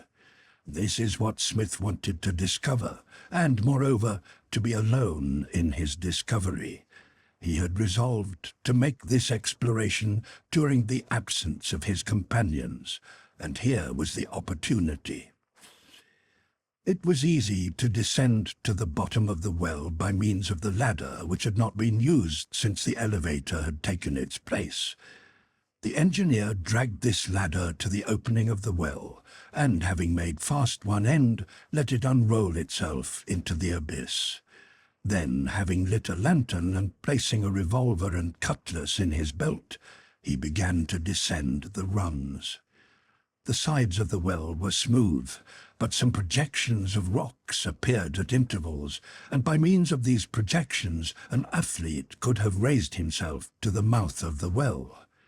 The engineer noticed this, but in throwing the light of the lantern on these points, he could discover nothing to indicate that they had ever been used in that way. Smith descended deeper, examining every part of the well, but he saw nothing suspicious. When he had reached the lowermost rung, he was at the surface of the water, which was perfectly calm. Neither there nor in any other part of the well was there any lateral opening. The wall, struck by the handle of Smith's cutlass, sounded solid. It was a compact mass through which no human being could make his way. In order to reach the bottom of the well and from thence climb to its mouth, it was necessary to traverse the submerged passage under the shore, which connected with the sea, and this was only possible for marine animals. As to knowing whereabouts on the shore and at what depth under the waves this passage came out, that was impossible to discover. Smith, having ended his exploration, remounted the ladder, covered over again the mouth of the well, and returned thoughtfully to the great hall of Granite House, saying to himself, "I have seen nothing, and yet there is something there." Chapter 34. Rigging the launch. Attacked by foxes. Jup wounded. Jup nursed. Jup cured. Completion of the launch. Pencroff's triumph. The good luck. Trial trip to the south of the island. An unexpected document. The same evening the hunters returned, fairly loaded down with game, the 4 men having all they could carry. Top had a circlet of ducks round his neck, and Jup belts of woodcock round his body. "See, my master," cried Ned, "see how we have used our time. Preserves, pies, we will have a good reserve. But someone must help me, and I count upon you, Pencroff." "No, Neb," responded the sailor, "the rigging of the launch occupies my time, and you will have to do without me." "And you, Master Herbert?" "I, Neb, must go tomorrow to the corral." "Then will you help me, Mr. Spilett?" "To oblige you, I will, Neb," answered the reporter. "But I warn you that if you discover your recipes to me, I will publish them." "Whenever you choose, sir," responded Neb. "Whenever you choose." And so the next day the reporter was installed as Neb's aide in his culinary laboratory. But beforehand the engineer had given him the result of the previous day's exploration, and Spilett agreed with Smith in his opinion that, although he had found out nothing, still there was a secret to be discovered. The cold continued a week longer, and the colonists did not leave Granite House excepting to look off to the poultry yard. The dwelling was perfumed by the good odours which the learned manipulations of Neb and the reporter emitted, but all the products of the hunt in the fen had not been made into preserves, and as the game kept perfectly in the intense cold, wild ducks and others were eaten fresh, and declared better than any waterfowl in the world. During the week, Pencroff, assisted by Harbert, who used the sailor's needle skilfully, worked with such diligence that the sails of the launch were finished. Thanks to the rigging, which had been recovered with the envelope of the balloon, hemp cordage was not wanting. The sails were boarded by strong bolt ropes, and there was enough left to make halyards, shrouds, and sheets. The pulleys were made by Smith on the lathe which he had set up, acting under Pencroff's instruction. The rigging was therefore completed before the launch was finished. Pencroff made a red, white, and blue flag, getting the dye from certain plants, but to the 37 stars representing the 37 states of the Union, the sailor added another star, the star of the state of Lincoln, as he considered his island as already annexed to the great republic. "And," said he, "it is in spirit, if it is not in fact." For the present, the flag was unfurled from the central window of Granite House and saluted with 3 cheers. Meantime they had reached the end of the cold season, and it seemed as if this second winter would pass without any serious event, when during the night of the 11th of August, Prospect Plateau was menaced by a complete devastation. After a busy day, the colonists were sleeping soundly, when towards 4 o'clock in the morning they were suddenly awakened by Top's barking. The dog did not bark this time at the mouth of the pit, but at the door, and he threw himself against it as if he wished to break it open. Jup also uttered sharp cries. "Be quiet, Top," cried Neb, who was the first awake, but the dog only barked the louder. "What's the matter?" cried Smith, and everyone, dressing in haste, hurried to the windows and opened them. Beneath them a fall of snow shone white through the darkness. The colonists could see nothing, but they heard curious barkings penetrating the night. It was evident that the shore had been invaded by a number of animals which they could not see. "What can they be?" cried Pencroff. "Wolves, jaguars, or monkeys," replied Neb. "The mischief! They can get on to the plateau!" exclaimed the reporter. "And our poultry yard and our garden!" cried Herbert. "How have they got in?" asked Pencroff. "They have come through the causeway," answered the engineer, "which one of us must have forgotten to close." "In truth," said Spilett, "I remember that I left it open." "A nice mess you have made of it, sir," cried the sailor. "What is done, replied Spilett. "Let us consider what it is necessary to do." These questions and answers passed rapidly between Smith and his companions. It was certain that the causeway had been passed, that the shore had been invaded by animals, and that whatever they were, they could gain Prospect Plateau by going up the left bank of the Mersey. It was therefore necessary quickly to overtake them, and if necessary, to fight them. "But what are they?" somebody asked a second time, as the barking resounded more loudly. Harbert started at the sound, and he remembered having heard it during his first visit to the sources of Red Creek. "They are foxes," he said. "Come on," cried the sailor, and all, armed with hatchets, carbines, and revolvers, hurried into the elevator and were soon on the shore. These foxes are dangerous animals when numerous or irritated by hunger. Nevertheless, the colonists did not hesitate to throw themselves into the midst of the band, and their first shots, darting bright gleams through the darkness, drove back the foremost assailants. It was most important to prevent these thieves from gaining Prospect Plateau, as the garden and the poultry yard would have been at their mercy, and the result would have been immense, perhaps irreparable damage, especially to the cornfield. But as the plateau could only be invaded by the left bank of the Mersey, it would suffice to oppose a barrier to the foxes on the narrow portion of the shore comprised between the river and the granite wall. This was apparent to all, and under Smith's direction the party gained this position and disposed themselves so as to form an impassable line. Top, his formidable jaws open, preceded the colonists, and was followed by Jup, armed with a knotty cudgel which he brandished like a cricket bat. The night was very dark, and it was only by the flash of the discharges that the colonists could perceive their assailants, who numbered at least 100 and whose eyes shone like embers. "They must not pass," cried Pencroff. "They shall not pass," answered the engineer. But if they did not, it was not because they did not try.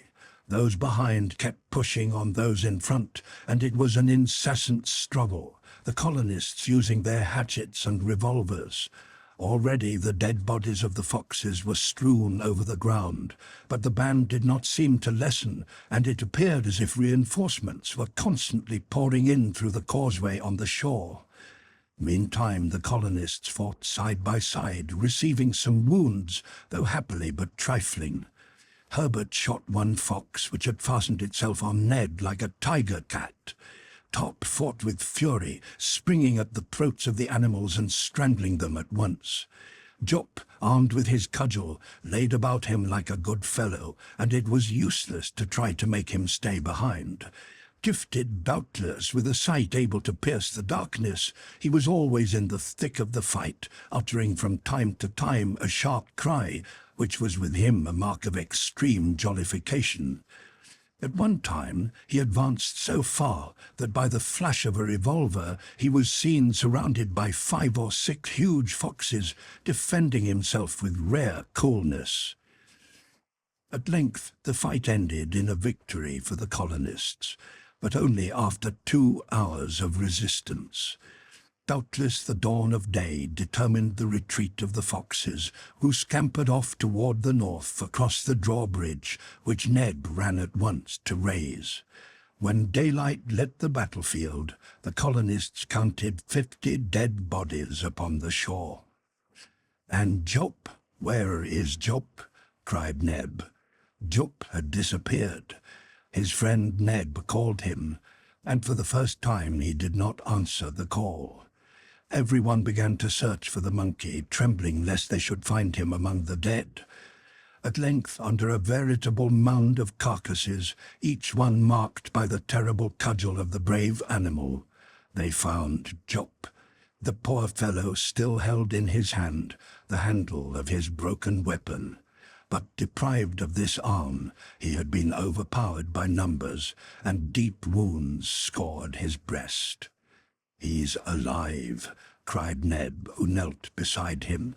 "And we will save him," answered the sailor. "We will nurse him as one of ourselves." It seemed as if Jup understood what was said, for he laid his head on Pencroff's shoulder as if to thank him. The sailor himself was wounded, but his wounds, like those of his companions, were trifling, as thanks to their firearms, they had always been able to keep the assailants at a distance. Only the orang was seriously hurt. Jup, borne by Neb and Pencroff, was carried to the elevator and lifted gently to Granite House. There he was laid upon one of the beds and his wounds carefully washed. No vital organ seemed to have been injured, but the orang was very feeble from loss of blood, and a strong fever had set in. His wounds having been dressed, a strict diet was imposed upon him, just as for a real person, Neb said, and they gave him a refreshing draught made from herbs. He slept at first, but brokenly, but little by little his breathing became more regular, and they left him in a heavy sleep. From time to time Top came on tiptoe to visit his friend, and seemed to approve of the attentions which had been bestowed upon it. One of Jup's hands hung over the side of the bed, and Top licked it sympathetically. The same morning they disposed of the dead foxes by dragging the bodies to the far west and burying them there. This attack, which might have been attended with very grave results, was a lesson to the colonists, and thenceforth they never slept before having ascertained that all the bridges were raised and that no invasion was possible. Meantime, Jup, after having given serious alarm for some days, began to grow better. The fever abated gradually, and Spilett, who was something of a physician, considered him out of danger. On the 16th of August, Jup began to eat. Ned made him some nice sweet dishes, which the invalid swallowed greedily, for if he had a fault, it was that he was a bit of a glutton, and Ned had never done anything to correct this habit. "What would you have?" he said to Spilett, who sometimes rebuked the negro for indulging him. "Poor Jup has no other pleasure than to eat, and I am only too glad to be able to reward his services in this way." By the 21st of August he was about again. His wounds were healed, and the colonists saw that he would soon recover his accustomed suppleness and vigor. Like other convalescents, he was seized with an excessive hunger, and the reporter let him eat what he wished, knowing that the monkey's instinct would preserve him from excess. Neb was overjoyed to see his pupil's appetite returned. "Eat, Jup," he said, "and you shall want for nothing. You have shed your blood for us, and it is right that I should help you to make it again." At length, on the 25th of August, the colonists seated in the great hall were called by Neb to Jup's room. "What is it?" asked the reporter. "Look," answered Neb, laughing. And what did they see but Jup, seated like a Turk within the doorway of Granite House, tranquilly and gravely smoking. "My pipe!" cried Pencroff. "He has taken my pipe. Well, Jup, I give it to you. Smoke on, my friend, smoke on." And Jup gravely puffed on, seeming to experience the utmost enjoyment. Smith was not greatly astonished at this incident, and he cited numerous examples of tamed monkeys that had become accustomed to the use of tobacco. And after this day, Master Jup had his own pipe hung in his room beside his tobacco bag, and lighting it himself with a live coal, he appeared to be the happiest of quadrumana. It seemed as if this community of taste drew closer together the bonds of friendship already existing between the worthy monkey and the honest sailor. "Perhaps he is a man," Pencroff would sometimes say to Neb. "Would it astonish you if some day he was to speak?" "Indeed it would not," replied Neb. "The wonder is that he don't do it, as that is all he lacks. Nevertheless, it would be funny if some fine day he said to me, 'Pencroff, suppose we change pikes?'" "Yes," responded Neb. "What a pity he was born mute." Winter ended with September, and the work was renewed with ardor. The construction of the boat advanced rapidly. The planking was completed, and as wood was plenty, Pencroff proposed that they line the interior with a stout ceiling, which would ensure the solidity of the craft. Smith, not knowing what might be in store for them, approved the sailor's idea of making his boat as strong as possible. The ceiling and the deck were finished towards the 13th of September. For caulking, they used some dry wrack, and the seams were then covered with boiling pitch made from the pine trees of the forest. The arrangement of the boat was simple. She had been ballasted with heavy pieces of granite set in a bed of lime and weighing 12,000 pounds. A deck was placed over this ballast, and the interior was divided into two compartments, the larger containing two bunks which served as chests. The foot of the mast was at the partition separating the compartments, which were entered through hatchways. Pencroff had no difficulty in finding a tree suitable for a mast. He chose a young straight fir without knots, so that all he had to do was to square the foot and round it off at the head. All the ironwork had been roughly but solidly made at the chimneys, and in the first week of October, yards, topmasts, spars, oars, etc., everything in short, was completed, and it was determined that they would first try the craft along the shores of the island, so as to see how she acted. She was launched on the 10th of October. Pencroff was radiant with delight. Completely rigged, she had been pushed on rollers to the edge of the shore, and as the tide rose, she was floated on the surface of the water amid the applause of the colonists, and especially of Pencroff, who showed no modesty on this occasion. Moreover, his vanity looked beyond the completion of the craft, as, now that she was built, he was to be her commander. The title of captain was bestowed upon him unanimously. In order to satisfy Captain Pencroff, it was necessary at once to name his ship, and after considerable discussion they decided upon Good Luck, the name chosen by the honest sailor. Moreover, as the weather was fine, the breeze fresh and the sea calm, the trial must be made at once in an excursion along the coast. "Get aboard! Get aboard!" cried Captain Pencroff. At 10:30, after having eaten breakfast and put some provisions aboard, everybody, including Top and Jup, embarked. The sails were hoisted, the flag set at the masthead, and the Good Luck, with Pencroff at the helm, stood out to sea. On going out from Union Bay, they had a fair wind, and they were able to see that sailing before it their speed was excellent.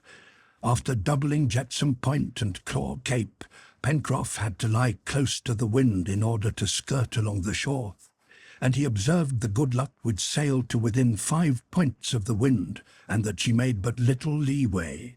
She sailed very well also before the wind, minding her helm perfectly, and gained even in going about.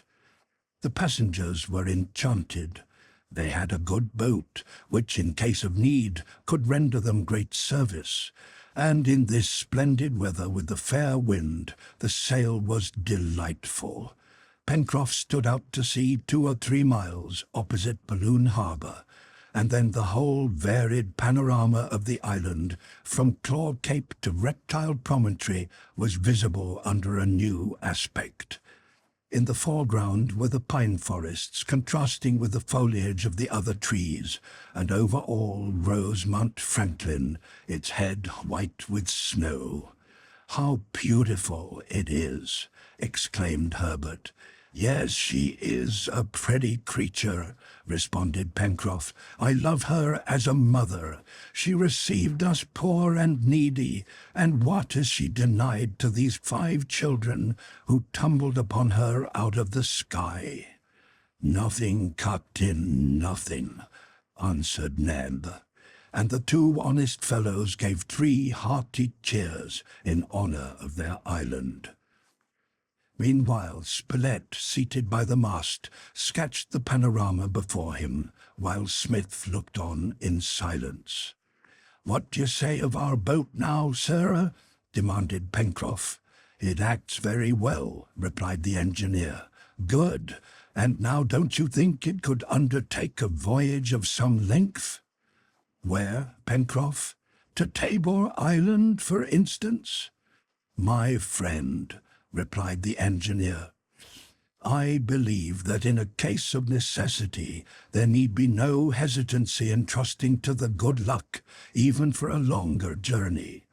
But you know, I would be sorry to see you leave for Tabor Island, because nothing obliges you to go."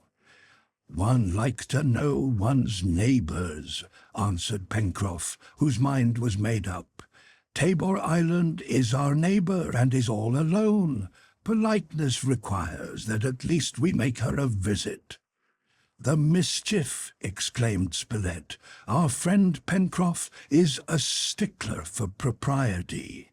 "I am not a stickler at all," retorted the sailor, who was a little vexed by the engineer's opposition. "Remember, Pencroff," said Smith, "that you could not go to the island alone. One other would be all I would want." "Supposing so," replied the engineer, "would you risk depriving our colony of two of its colonists?" "There are 6, rejoined Pencroff. "You forget Jup." "There are 7, added Neb. "Top is as good as another." "There is no risk in it, Mr. Smith," said Pencroff again. "Possibly not, Pencroff, but I repeat that it is exposing oneself without necessity." The obstinate sailor did not answer, but let the conversation drop for the present. He little thought that an incident was about to aid him and change to a work of humanity what had been merely a caprice open to discussion. The Good Luck, after having stood out to sea, was returning towards the coast and making for Balloon Harbour, as it was important to locate the channel way between the shoals and reefs so as to buoy them, for this little inlet was to be the resting place of the sloop. They were half a mile offshore, beating up to windward and moving somewhat slowly as the boat was under the lee of the land. The sea was as smooth as glass. Harbert was standing in the bows indicating the channel way. Suddenly he cried, "Laugh, Pencroff, laugh!" "What is it?" cried the sailor, springing to his feet. "A rock?" "No, hold on, I cannot see very well. Luff again. Steady, bear away a little." And while thus speaking, the lad lay down along the deck, plunged his arm quickly into the water, and then rising up again with something in his hand, exclaimed, "It is a bottle!" Smith took it, and without saying a word, withdrew the cork and took out a wet paper, on which was written these words: "A shipwrecked man, Tabor Island, L 53 degrees west, Lon 37 degrees 11 south, lat." Chapter 35. Departure decided upon. Preparations. The 3 passengers. The first night. The second night. Tabor Island. Search on the shore. Search in the woods. No one. Animals. Plants. A house. Deserted. "Someone shipwrecked?" cried Pencroff. "Abandoned some 100 miles from us upon Tabor Island? Oh, Mr. Smith, you will no longer oppose my project." "No, Pencroff, and you must leave as soon as possible." "Tomorrow?" "Tomorrow." The engineer held the paper which he had taken from the bottle in his hand. He considered for a few moments, and then spoke. "From this paper, my friends," said he, "and from the manner in which it is worded, We must conclude that in the first place, the person cast away upon Tabor Island is a man well informed, since he gives the latitude and longitude of his island exactly. Secondly, that he is English or American, since the paper is written in English. That is a logical conclusion, answered Spilett, and the presence of this person explains the arrival of the box on our coast. There has been a shipwreck since someone has been shipwrecked, and he is fortunate in that Pencroff had the idea of building this boat and even of trying it today, for in 24 hours the bottle would have been broken on the rocks. Indeed, said Harbert, it is a happy chance that the good luck passed by the very spot where this bottle was floating. Don't it seem to you odd? Asked Smith of Pencroff. It seems fortunate, that's all, replied the sailor. Do you see anything extraordinary in it, sir? This bottle must have gone somewhere, and why not here as well as anywhere else? Perhaps you are right, Pencroff, responded the engineer. And nevertheless, but, interrupted Harbert, nothing proves that this bottle has floated in the water for a long time. Nothing, responded Spilett, and moreover the paper seems to have been recently written. What do you think, Cyrus? It is hard to decide, answered Smith. Meanwhile, Pencroff had not been idle. He had gone about, and the Good Luck, with a free wind, all her sails drawing, was speeding toward Claw Cape. Each one thought of the castaway on Tabor Island. Was there still time to save him? This was a great event in the lives of the colonists. They too were but castaways, but it was not probable that another had been as favored as they had been, and it was their duty to hasten at once to this one's relief. By 2 o'clock, Claw Cape was doubled, and the Good Luck anchored at the mouth of the Mersey. That evening all the details of the expedition were arranged. It was agreed that Harbert and Pencroff, who understood the management of a boat, were to undertake the voyage alone. By leaving the next day, the 11th of October, they would reach the island, supposing the wind continued, in 48 hours. Allowing for 1 day there and 3 or 4 days to return in, they could calculate on being at Lincoln Island again on the 17th. The weather was good, the barometer rose steadily, the wind seemed as if it would continue. Everything favored these brave men who were going so far to do a humane act. Thus Smith, Neb, and Spilett were to remain at Granite House.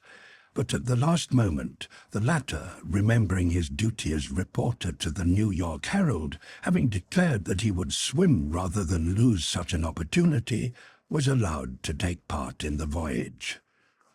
The evening was employed in putting bedding, arms, munitions, provisions, etc. on board, and the next morning by 5 o'clock, the goodbyes were spoken, and Pencroff, hoisting the sails, headed for Claw Cape, which had to be doubled before taking the route to the southeast.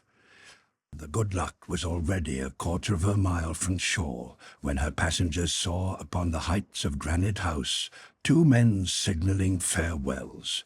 They were Smith and Neb, from whom they were separating for the first time in 15 months. Pencroff, Harbert, and the reporter returned the signal, and soon Granite House disappeared behind the rocks of the cape. During the morning, the Good Luck remained in view of the southern coast of the island, which appeared like a green clump of trees above which rose Mount Franklin. The heights, lessened by distance, gave it an appearance little calculated to attract ships on its coasts. At 1 o'clock, Reptile Promontory was passed 10 miles distant. It was therefore impossible to distinguish the western coast, which extended to the spurs of the mountain, and 3 hours later, Lincoln Island had disappeared behind the horizon. The Good Luck behaved admirably. She rode lightly over the seas and sailed rapidly. Pencroff had set his topsail, and with a fair wind he followed a straight course by the compass. Occasionally Harbert took the tiller, and the hand of the young lad was so sure that the sailor had nothing to correct. Spilett chatted with one and the other, and lent a hand when necessary in manoeuvring the sloop. Captain Pencroff was perfectly satisfied with his crew, and was constantly promising them an extra allowance of grog. In the evening, the slender crescent of the moon glimmered in the twilight. The night came on dark but starlit, with the promise of a fine day on the morrow. Pencroff thought it prudent to take in the topsail, which was perhaps an excess of caution in so still a night, but he was a careful sailor, and was not to be blamed. The reporter slept during half the night, Harbert and Pencroff taking 2-hour turns at the helm. The sailor had as much confidence in his pupil as he had in himself, and his trust was justified by the coolness and judgment of the lad. Pencroff set the course as a captain to his helmsman, and Harbert did not allow the Good Luck to deviate a point from her direction. The night and the next day passed quietly and safely. The Good Luck held her southeast course, and unless she was drawn aside by some unknown current, she would make Tabor Island exactly. The sea was completely deserted, save that sometimes an albatross or frigate bird passed within gunshot distance. "And yet," said Harbert, "this is the season when the whalers usually come towards the southern part of the Pacific. I don't believe that there is a sea more deserted than this." "It is not altogether deserted," responded Pencroff. "What do you mean?" "Why, we are here. Do you take us for porpoises, or our sloop for driftwood?" And Pencroff laughed at his pleasantry. By evening they calculated the distance traversed at 130 miles, or 3 1/3 miles an hour. The breeze was dying away, but they had reason to hope, supposing their course to have been correct, that they would sight Tabor Island at daylight. No one of the three slept during this night. While waiting for morning, they experienced the liveliest emotions. There was so much uncertainty in their enterprise. Were they near the island? Was the shipwrecked man still there? Who was he? Might not his presence disturb the unity of the colony? Would he indeed consent to exchange one prison for another? All these questions, which would doubtless be answered the next day, kept them alert, and at the earliest dawn they began to scan the western horizon. What was the joy of the little crew when towards 6 o'clock Pencroff shouted, "Land!" In a few hours they would be upon its shore. The island was a low coast, raised but a little above the waves, not more than 15 miles away. The sloop which had been heading south of it was put about, and as the sun rose, a few elevations became visible here and there. "It is not as large as Lincoln Island," said Harbert, "and probably owes its origin to similar submarine convulsions." By 11 o'clock the Good Luck was only 2 miles distant from shore, and Pencroff, while seeking some place to land, sailed with extreme caution through these unknown waters. They could see the whole extent of this island, on which were visible groups of gum and other large trees of the same species as those on Lincoln Island. But it was astonishing that no rising smoke indicated that the place was inhabited, nor was any signal visible upon the shore. Nevertheless, the paper had been precise. It stated that there was a shipwrecked man here, and he should have been upon the watch. Meanwhile, the Good Luck went in through the tortuous passages between the reefs, Herbert steering, and the sailor stationed forward, keeping a sharp lookout, with the halyards in his hand, ready to run down the sail. Spilett, with the spyglass, examined all the shore without perceiving anything. By noon, the sloop touched the beach, the anchor was let go, the sails furled, and the crew stepped on shore. There could be no doubt that this was Tabor Island, since the most recent maps gave no other land in all this part of the Pacific. After having securely moored the sloop, Pencroff and his companion, well armed, ascended the coast towards a round hill some 250 feet high, which was distant about half a mile, from the summit of which they expected to have a good view of the island. The explorers followed the edge of grassy plain which ended at the foot of the hill.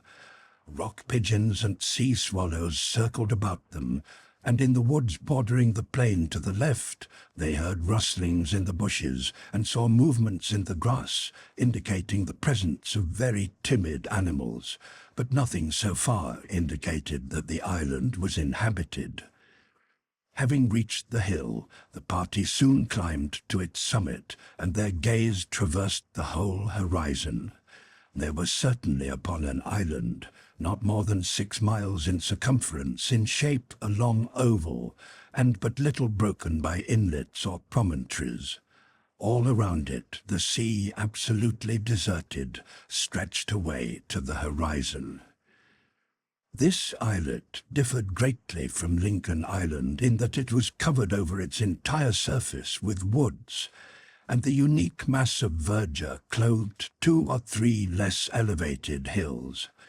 Obliquely to the oval of the island, a small stream crossed a large grassy plain and emptied into the sea on the western side by a narrowed mouth. "The place is small," said Harbert. "Yes," replied the sailor, "it would have been too small for us."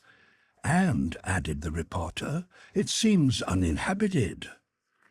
"Nevertheless," said Pencroff, "let us go down and search." The party returned to the sloop, and they decided to walk round the entire island before venturing into its interior, so that no place could escape their investigation. The shore was easily followed, and the explorers proceeded towards the south, starting up flocks of aquatic birds and numbers of seals, which latter threw themselves into the sea as soon as they caught sight of the party. "Those beasts are not looking on man for the first time. They fear what they know," said the reporter. An hour after their departure, the 3 had reached the southern point of the islet, which terminated in a sharp cape, and they turned towards the north, following the western shore, which was sandy like the other, and bounded by a thick wood. In 4 hours after they had set out, the party had made the circuit of the island without having seen any trace of a habitation, and not even a footprint. It was most extraordinary, to say the least, and it seemed necessary to believe that the place was not and had not been inhabited. Perhaps, after all, the paper had been in the water for many months or even years, and it was possible in that case that the shipwrecked one had been rescued, or that he had died from suffering. The little party, discussing all sorts of possibilities, made a hasty dinner on board the sloop, and at 5 o'clock started to explore the woods. Numerous animals fled before their approach, principally, indeed solely, goats and pigs, which it was easy to see were of European origin. Doubtless some whaler had left them here, and they had rapidly multiplied. Harbert made up his mind to catch 2 or 3 pairs to take back to Lincoln Island. There was no longer any doubt that the island had previously been visited. This was the more evident as in passing through the forest they saw the traces of pathways and the trunks of trees felled by the hatchet, and all about marks of human handiwork. But these trees had been felled years before. The hatchet marks were velveted with moss, and the pathways were so overgrown with grass that it was difficult to discover them. "But," observed Spilett, "this proves that men not only landed here, but that they lived here. Now who and how many were these men, and how many remain? The paper speaks of but one, replied Harbert. Well, said Pencroff, if he is still here, we cannot help finding him. The exploration was continued, following diagonally across the island, and by this means the sailor and his companions reached the little stream which flowed towards the sea. If animals of European origin, if works of human hands proved conclusively that man had once been here, many specimens of the vegetable kingdom also evidenced the fact. In certain clear places, it was plain that kitchen vegetables had formerly been planted. And Harbert was overjoyed when he discovered potatoes, succory, sorrel, carrots, cabbage, and turnips, the seeds of which would enrich the garden at Granite House. Indeed, exclaimed Pencroff, this will rejoice Ned. Even if we don't find the man, our voyage will not have been useless, and heaven will have rewarded us. Doubtless, replied Spilett, but from the conditions of these fields, it looks as if the place had not been inhabited for a long time. An inhabitant, whoever he was, would not neglect anything so important as this. Yes, this man has gone. It must be that the paper had been written a long time ago? Undoubtedly, and that the bottle had been floating in the sea a good while before it arrived at Lincoln Island? Why not? Said Pencroff. But you see, it is getting dark, he added, and I think we had better give over the search. We will go aboard, and tomorrow we will begin again, replied the reporter. They were about adopting this counsel when Harbert, pointing to something dimly visible through the trees, exclaimed, "There's a house!" All three directed their steps towards the place indicated, and they made out in the twilight that it was built of planks covered with heavy tarpaulin. The door, half closed, was pushed back by Pencroff, who entered quickly. The place was empty. Chapter 36. The inventory. The night. Some letters. The search continued. Plants and animals. Harbert in danger. Aboard. The departure. Bad weather. A glimmer of intelligence. Lost at sea. A timely light. Pencroff, Spilett, and Harbert stood silent in darkness. Then the former gave a loud call. There was no answer. He lit a twig, and the light illuminated for a moment a small room seemingly deserted.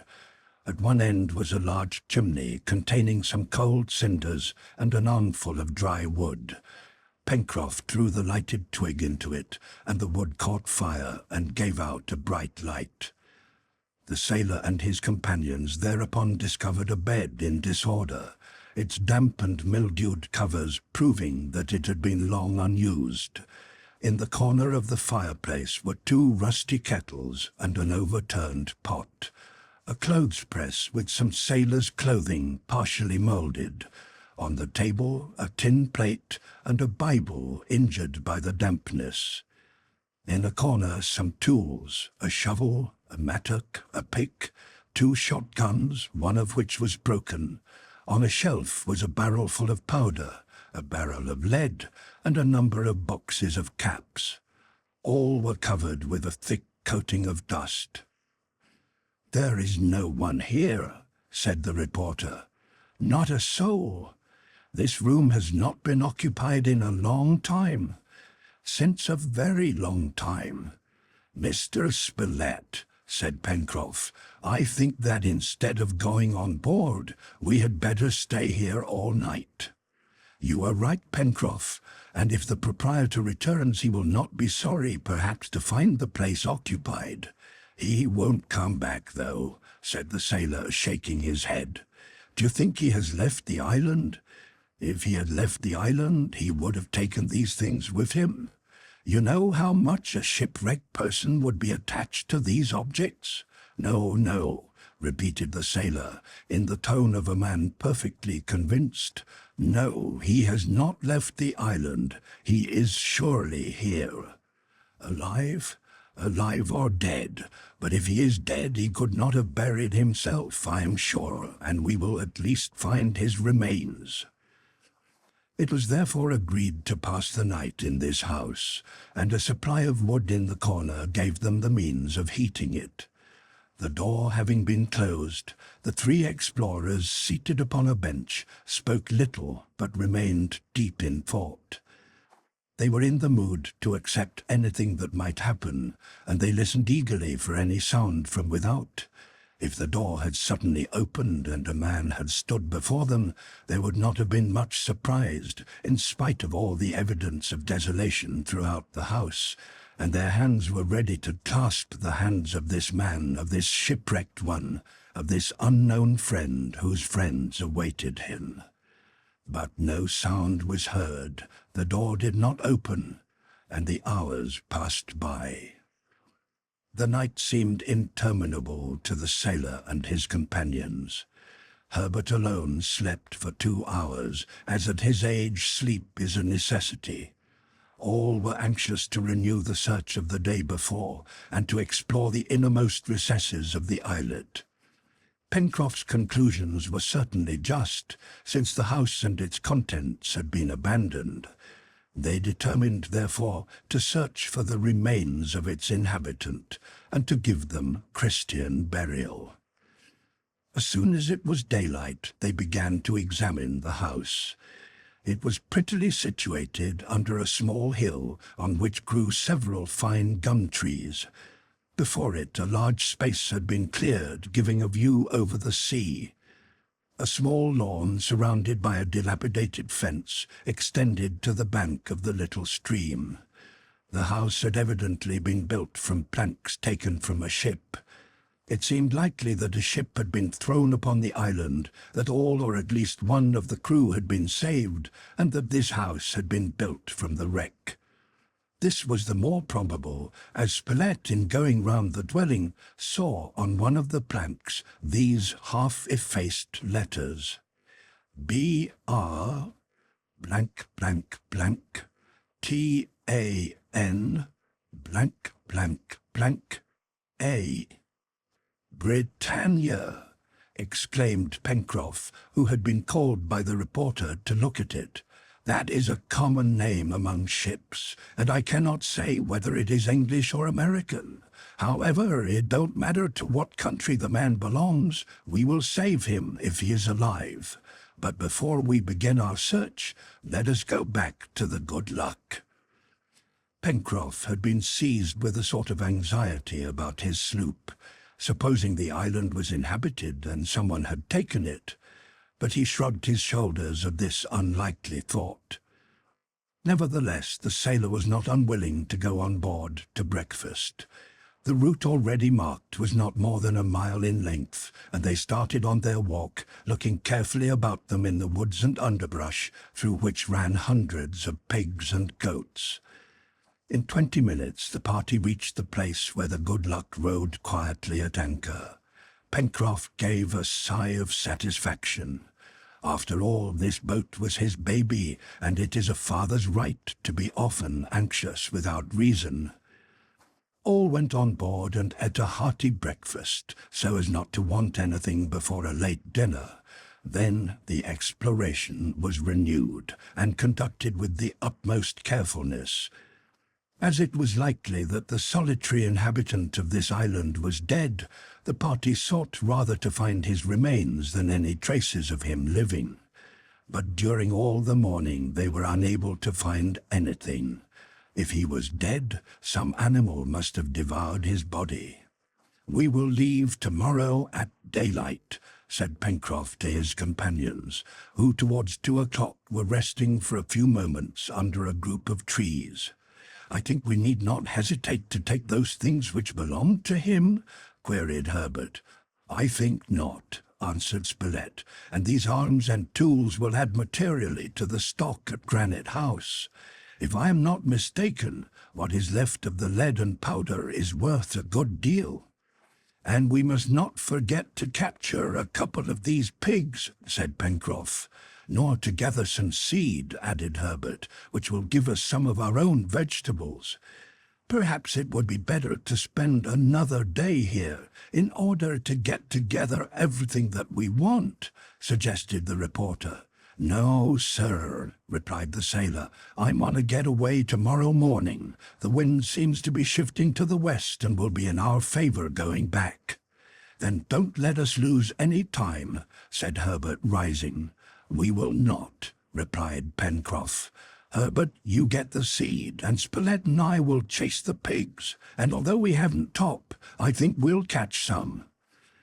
Harbert therefore followed the path which led to the cultivated part of the island, while the others plunged at once into the forest. Although the pigs were plenty, they were singularly agile and not in the humour to be captured. However, after half an hour's chasing, the hunters had captured a couple in their lair, when cries mixed with horrible hoarse sounds having nothing human in them were heard. Pencroff and Spilett sprang to their feet regardless of the pigs which escaped. "It is Harbert," cried the reporter. "Hurry," cried the sailor, as the two ran with their utmost speed towards the place from whence the cries came. They had need to hasten, for at a turn in the path they saw the lad prostrate beneath a savage, or perhaps a gigantic ape, who was throttling him. To throw themselves on this monster and pinion him to the ground, dragging Harbert away, was the work of a moment. The sailor had Herculean strength. Spilett, too, was muscular, and in spite of the resistance of the monster, it was bound so that it could not move. "You are not wounded, Harbert?" "No, oh no! Ah, if it had hurt you, this ape! But he is not an ape!" cried Harbert. At these words, Pencroff and Spilett looked again at the object lying on the ground. In fact, it was not an ape, but a human being, a man. But what a man! He was a savage in all the horrible acceptation of the word, and what was more frightful, he seemed to have fallen to the last degree of brutishness. Matted hair, tangled beard descending to his waist, his body naked save for a rag about his loins, wild eyes, long nails, mahogany-coloured skin, feet as hard as if they had been made of horn. Such was the miserable creature which it was nevertheless necessary to call a man. But one might well question whether this body still contained a soul, or whether the low brutish instinct alone survived. "Are you perfectly sure that this is what has been a man?" questioned Pencroff of the reporter. "Alas, there can be no doubt of it," replied Spilett. "Can he be the person shipwrecked?" asked Harbert. "Yes," responded the reporter, "but the poor creature is no longer human." Spilett was right. Evidently, if the castaway had ever been civilized, isolation had made him a savage, a real creature of the woods. He gave utterance to hoarse sounds, from between teeth which were as sharp as those of animals living on raw flesh. Memory had doubtless long ago left him, and he had long since forgotten the use of arms and tools, and even how to make a fire. One could see that he was active and supple, but that his physical qualities had developed to the exclusion of his moral perception. Spilett spoke to him, but he neither understood nor listened, and looking him in the eye, the reporter could see that all intelligence had forsaken him. Nevertheless, the prisoner did not struggle or strive to break his bonds. Was he cowed by the presence of these men whom he had once resembled? Was there in some corner of his brain a flitting remembrance which drew him towards humanity? Free, would he have fled or would he have remained? They did not know, and they did not put him to the proof. After having looked attentively at the miserable creature, Spilett said, "What he is, what he has been, and what he will be, it is still our duty to take him to Lincoln Island." "Oh, yes, yes," exclaimed Herbert, "and perhaps we can, with care, restore to him some degree of intelligence." "The soul never dies," answered the reporter, "and it would be a great thing to bring back this creature of God's making from his brutishness." Pencroff shook his head doubtfully. "It is necessary to try at all events," said the reporter. "Humanity requires it of us." It was indeed their duty as civilized and Christian beings, and they well knew that Smith would approve of their course. "Shall we leave him bound?" inquired the sailor. "Perhaps if we unfasten his feet he will walk," said Herbert. "Well, let us try," replied the sailor. And the cords binding the creature's legs were loosened, although his arms were kept firmly bound. He rose without manifesting any desire to escape. His tearless eyes darted sharp glances upon the three men who marched beside him, and nothing denoted that he remembered being or having been like them. A wheezing sound escaped from his lips, and his aspect was wild, but he made no resistance. By the advice of the reporter, the poor wretch was taken to the house, where perhaps the sight of the objects in it might make some impression upon him. Perhaps a single gleam would awaken his sleeping consciousness, illuminate his darkened mind. The house was nearby, and in a few minutes they were there. But the prisoner recognized nothing. He seemed to have lost consciousness of everything. Could it be that this brutish state was due to his long imprisonment on the island? That having come here a reasoning being, his isolation had reduced him to this state? The reporter thought that perhaps the sight of fire might affect him, and in a moment one of those lovely flames which attract even animals lit up the fireplace.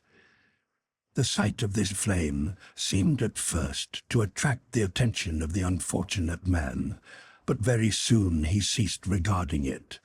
Evidently, for the present at least, there was nothing to do but take him aboard the Good Luck, which was accordingly done. He was left in charge of Pencroff, while the two others returned to the island and brought over the arms and implements, a lot of seeds, some game, and 2 pairs of pigs which they had caught. Everything was put on board, and the sloop rode ready to hoist anchor as soon as the next morning's tide would permit. The prisoner had been placed in the forward hold, where he lay calm, quiet, insensible, and mute. Pencroff offering him some cooked meat to eat, he pushed it away, but on being shown one of the ducks which Herbert had killed, he pounced on it with bestial avidity and devoured it. "You think he'll be himself again?" asked the sailor, shaking his head. "Perhaps," replied the reporter. "It is not impossible that our attentions will react on him, since it is the isolation that has done this, and he will be alone no longer. The poor fellow has doubtless been this way for a long time." "Perhaps so." "How old do you think he is?" answered the lad. "That is hard to say," replied the reporter, "as his matted beard obscures his face, but he is no longer young, and I should say he was at least 50 years old. Have you noticed how his eyes are set deep in his head?" "Yes, but I think that they are more human than one would suspect from his general appearance." "Well, we will see," said Pencroff, "and I am curious to have Mr. Smith's opinion of our savage. We went to find a human being, and we are bringing back a monster. Anyhow, one takes what he can get." The night passed, and whether the prisoner slept or not, he did not move, although he had been unbound. He was like one of those beasts that in the first moments of their capture submit, and to whom the rage returns later. At daybreak the next day, the 17th, the change in the weather was as Pencroff had predicted. The wind hauled round to the northwest and favoured the return of the Good Luck, but at the same time it had freshened so as to make the sailing more difficult. At 5 o'clock the anchor was raised. Pencroff took a reef in the mainsail and headed directly towards home. The first day passed without incident. The prisoner rested quietly in the forward cabin, and as he had once been a sailor, the motion of the sloop produced upon him a sort of salutary reaction. Did it recall to him some remembrance of his former occupation? At least he rested tranquil, more astonished than frightened. On the 16th, the wind freshened considerably, coming round more to the north, and therefore in a direction less favourable to the course of the Good Luck, which bounded over the waves. Pencroff was soon obliged to hold her nearer to the wind, and without saying so, he began to be anxious at the lookout ahead. Certainly, unless the wind moderated, it would take much longer to go back than it had taken to come. On the 17th, they had been 48 hours out, and yet nothing indicated they were in the neighbourhood of Lincoln Island. It was moreover impossible to reckon their course, or even to estimate the distance traversed, as the direction and the speed had been too irregular. 24 hours later there was still no land in view. The wind was dead ahead and an ugly sea running. On the 18th a huge wave struck the sloop, and had not the crew been lashed to the deck, they would have been swept overboard. On this occasion Pencroff and his companions, busy in clearing things away, received an unhoped-for assistance from the prisoner, who sprang from the hatchway as if his sailor instinct had returned to him, and breaking the rail by a vigorous blow with a spar enabled the water on the deck to flow off more freely. Then, the boat cleared, without having said a word, he returned to his cabin. Nevertheless, the situation was bad, and the sailor had cause to believe himself lost upon this vast sea without the possibility of regaining his course. The night of the 18th was dark and cold, but about 11 o'clock the wind lulled, the sea fell, and the sloop, less tossed about, moved more rapidly. None of the crew thought of sleep. They kept an eager lookout, as either Lincoln Island must be near at hand and they would discover it at daybreak, or the sloop had been drifted from her course by the currents, and it would be next to impossible to rectify the direction. Pencroff, anxious to the last degree, did not, however, despair, but seated at the helm, he tried to see through the thick darkness around him. Towards 2 o'clock, he suddenly started up, crying, "A light! A light!" It was indeed a bright light, appearing 20 miles to the northeast. Lincoln Island was there, and this light, evidently lit by Smith, indicated the direction to be followed. Pencroff, who had been heading much too far towards the north, changed his course and steered directly towards the light, which gleamed above the horizon like a star of the first magnitude. Chapter 37. The Return Discussion. Smith and the Unknown. Balloon Harbour. The Devotion of the Engineer. A Touching Experience. Tears. At 7 o'clock the next morning, the boat touched the shore at the mouth of the Mersey.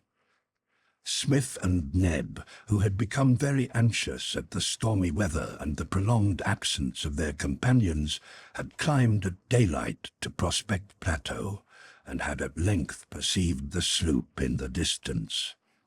"Thank heaven, there they are!" exclaimed Smith, while Ned, dancing with pleasure, turned towards his master, and, striking his hands together, cried, "Oh, my master!" a more touching expression than the first polished phrase. The engineer's first thought, on counting the number of people on the deck of the Good Luck, was that Pencroff had found no one on Tabor Island, or that the unfortunate man had refused to exchange one prison for another. The engineer and Neb were on the beach at the moment the sloop arrived, and before the party had leaped ashore, Smith said, "We have been very anxious about you, my friends. Did anything happen to you?" "No, indeed, everything went finely," replied Spilett. "We will tell you all about it. Nevertheless, you have failed in your search, since you are all alone." "But, sir, there are 4 of us," said the sailor. "Have you found this person?" "Yes." "And brought him back?" "Yes." "Living?" "Where is he, and what is he then?" "He is, or rather he was, a human being, and that is all, Cyrus, that we can say." The engineer was thereupon informed of everything that had happened, of the search of the long-abandoned house, of the capture of the scarcely human inhabitant. "And," added Pencroff, "I don't know whether we have done right in bringing him here." "Most certainly you have done right," replied the engineer. "But the poor fellow has no sense at all." "Not now, perhaps. In a few months he will be as much a man as any of us. Who knows what might happen to the last one of us after living for a long time alone on this island? It is terrible to be all alone, my friends, and it is probable that solitude quickly overthrows reason, since you have found this poor being in such a condition." "But, Mr. Smith," asked Harbert, "what makes you think that the brutishness of this man has come on within a little while?" "Because the paper we found had been recently written, and no one but this shipwrecked man could have written it."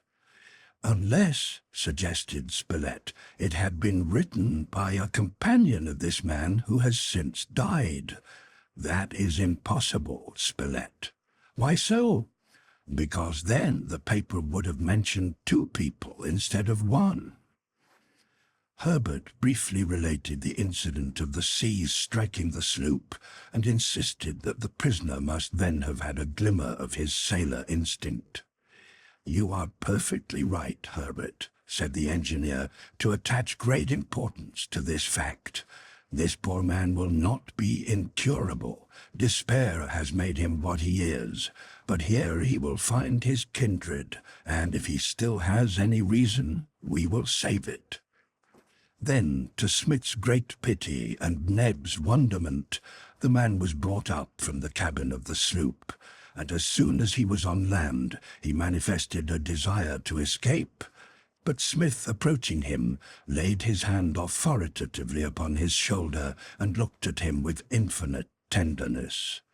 Thereupon the poor wretch, submitting to a sort of instantaneous power, became quiet, his eyes fell, his head dropped forward, and he made no further resistance.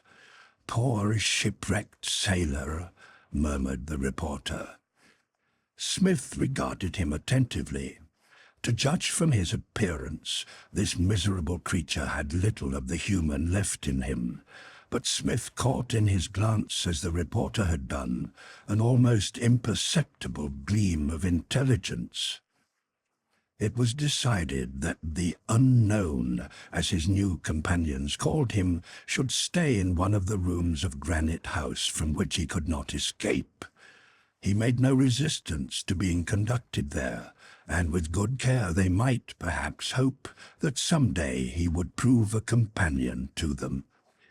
Neb hastened to prepare breakfast, for the voyagers were very hungry, and during the meal Smith made them relate in detail every incident of the cruise.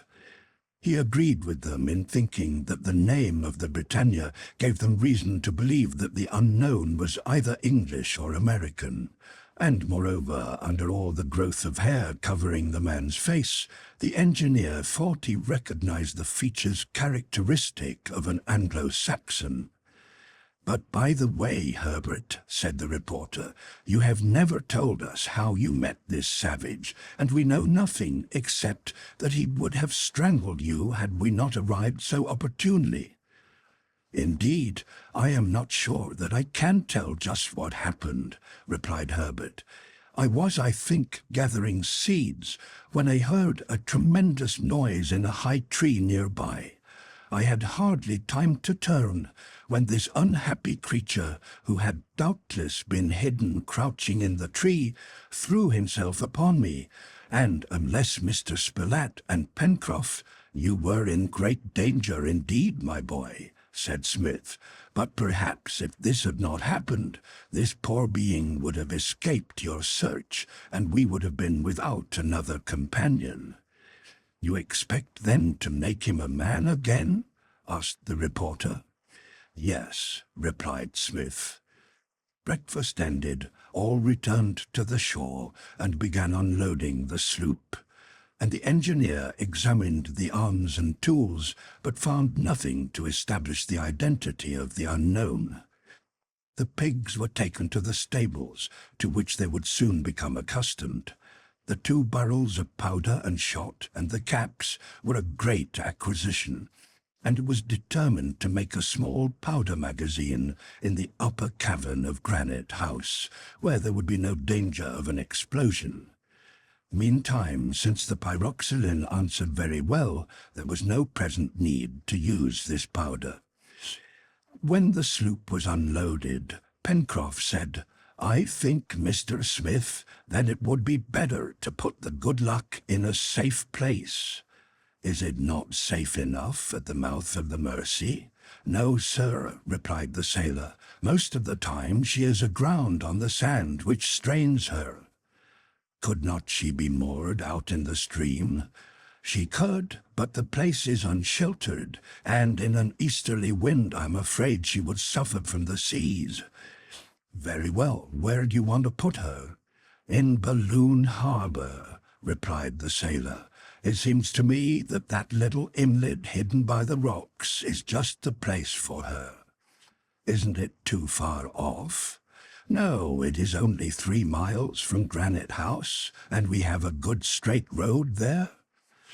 Have your way, Pencroff, replied the engineer. Nevertheless, I should prefer to have the sloop under our sight. We must, when we have time, make a small harbor.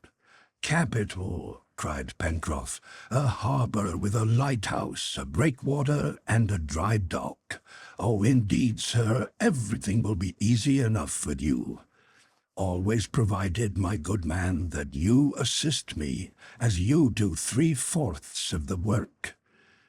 Harbert and the sailor went aboard the Good Luck and set sail, and in a couple of hours the sloop rode quietly at anchor in the tranquil water of Balloon Harbor.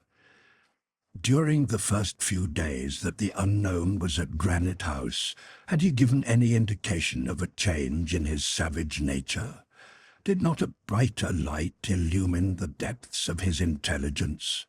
Was not, in short, his reason returning to him? Undoubtedly, yes, and Smith and Spilett questioned whether this reason had ever entirely forsaken him.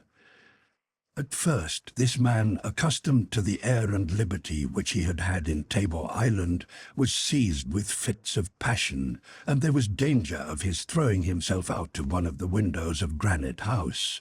But little by little he grew more quiet, and he was allowed to move about without restraint. Already forgetting his carnivorous instincts, he accepted a less bestial nourishment, and cooked food did not produce in him the sentiment of disgust which he had shown on board the Good Luck.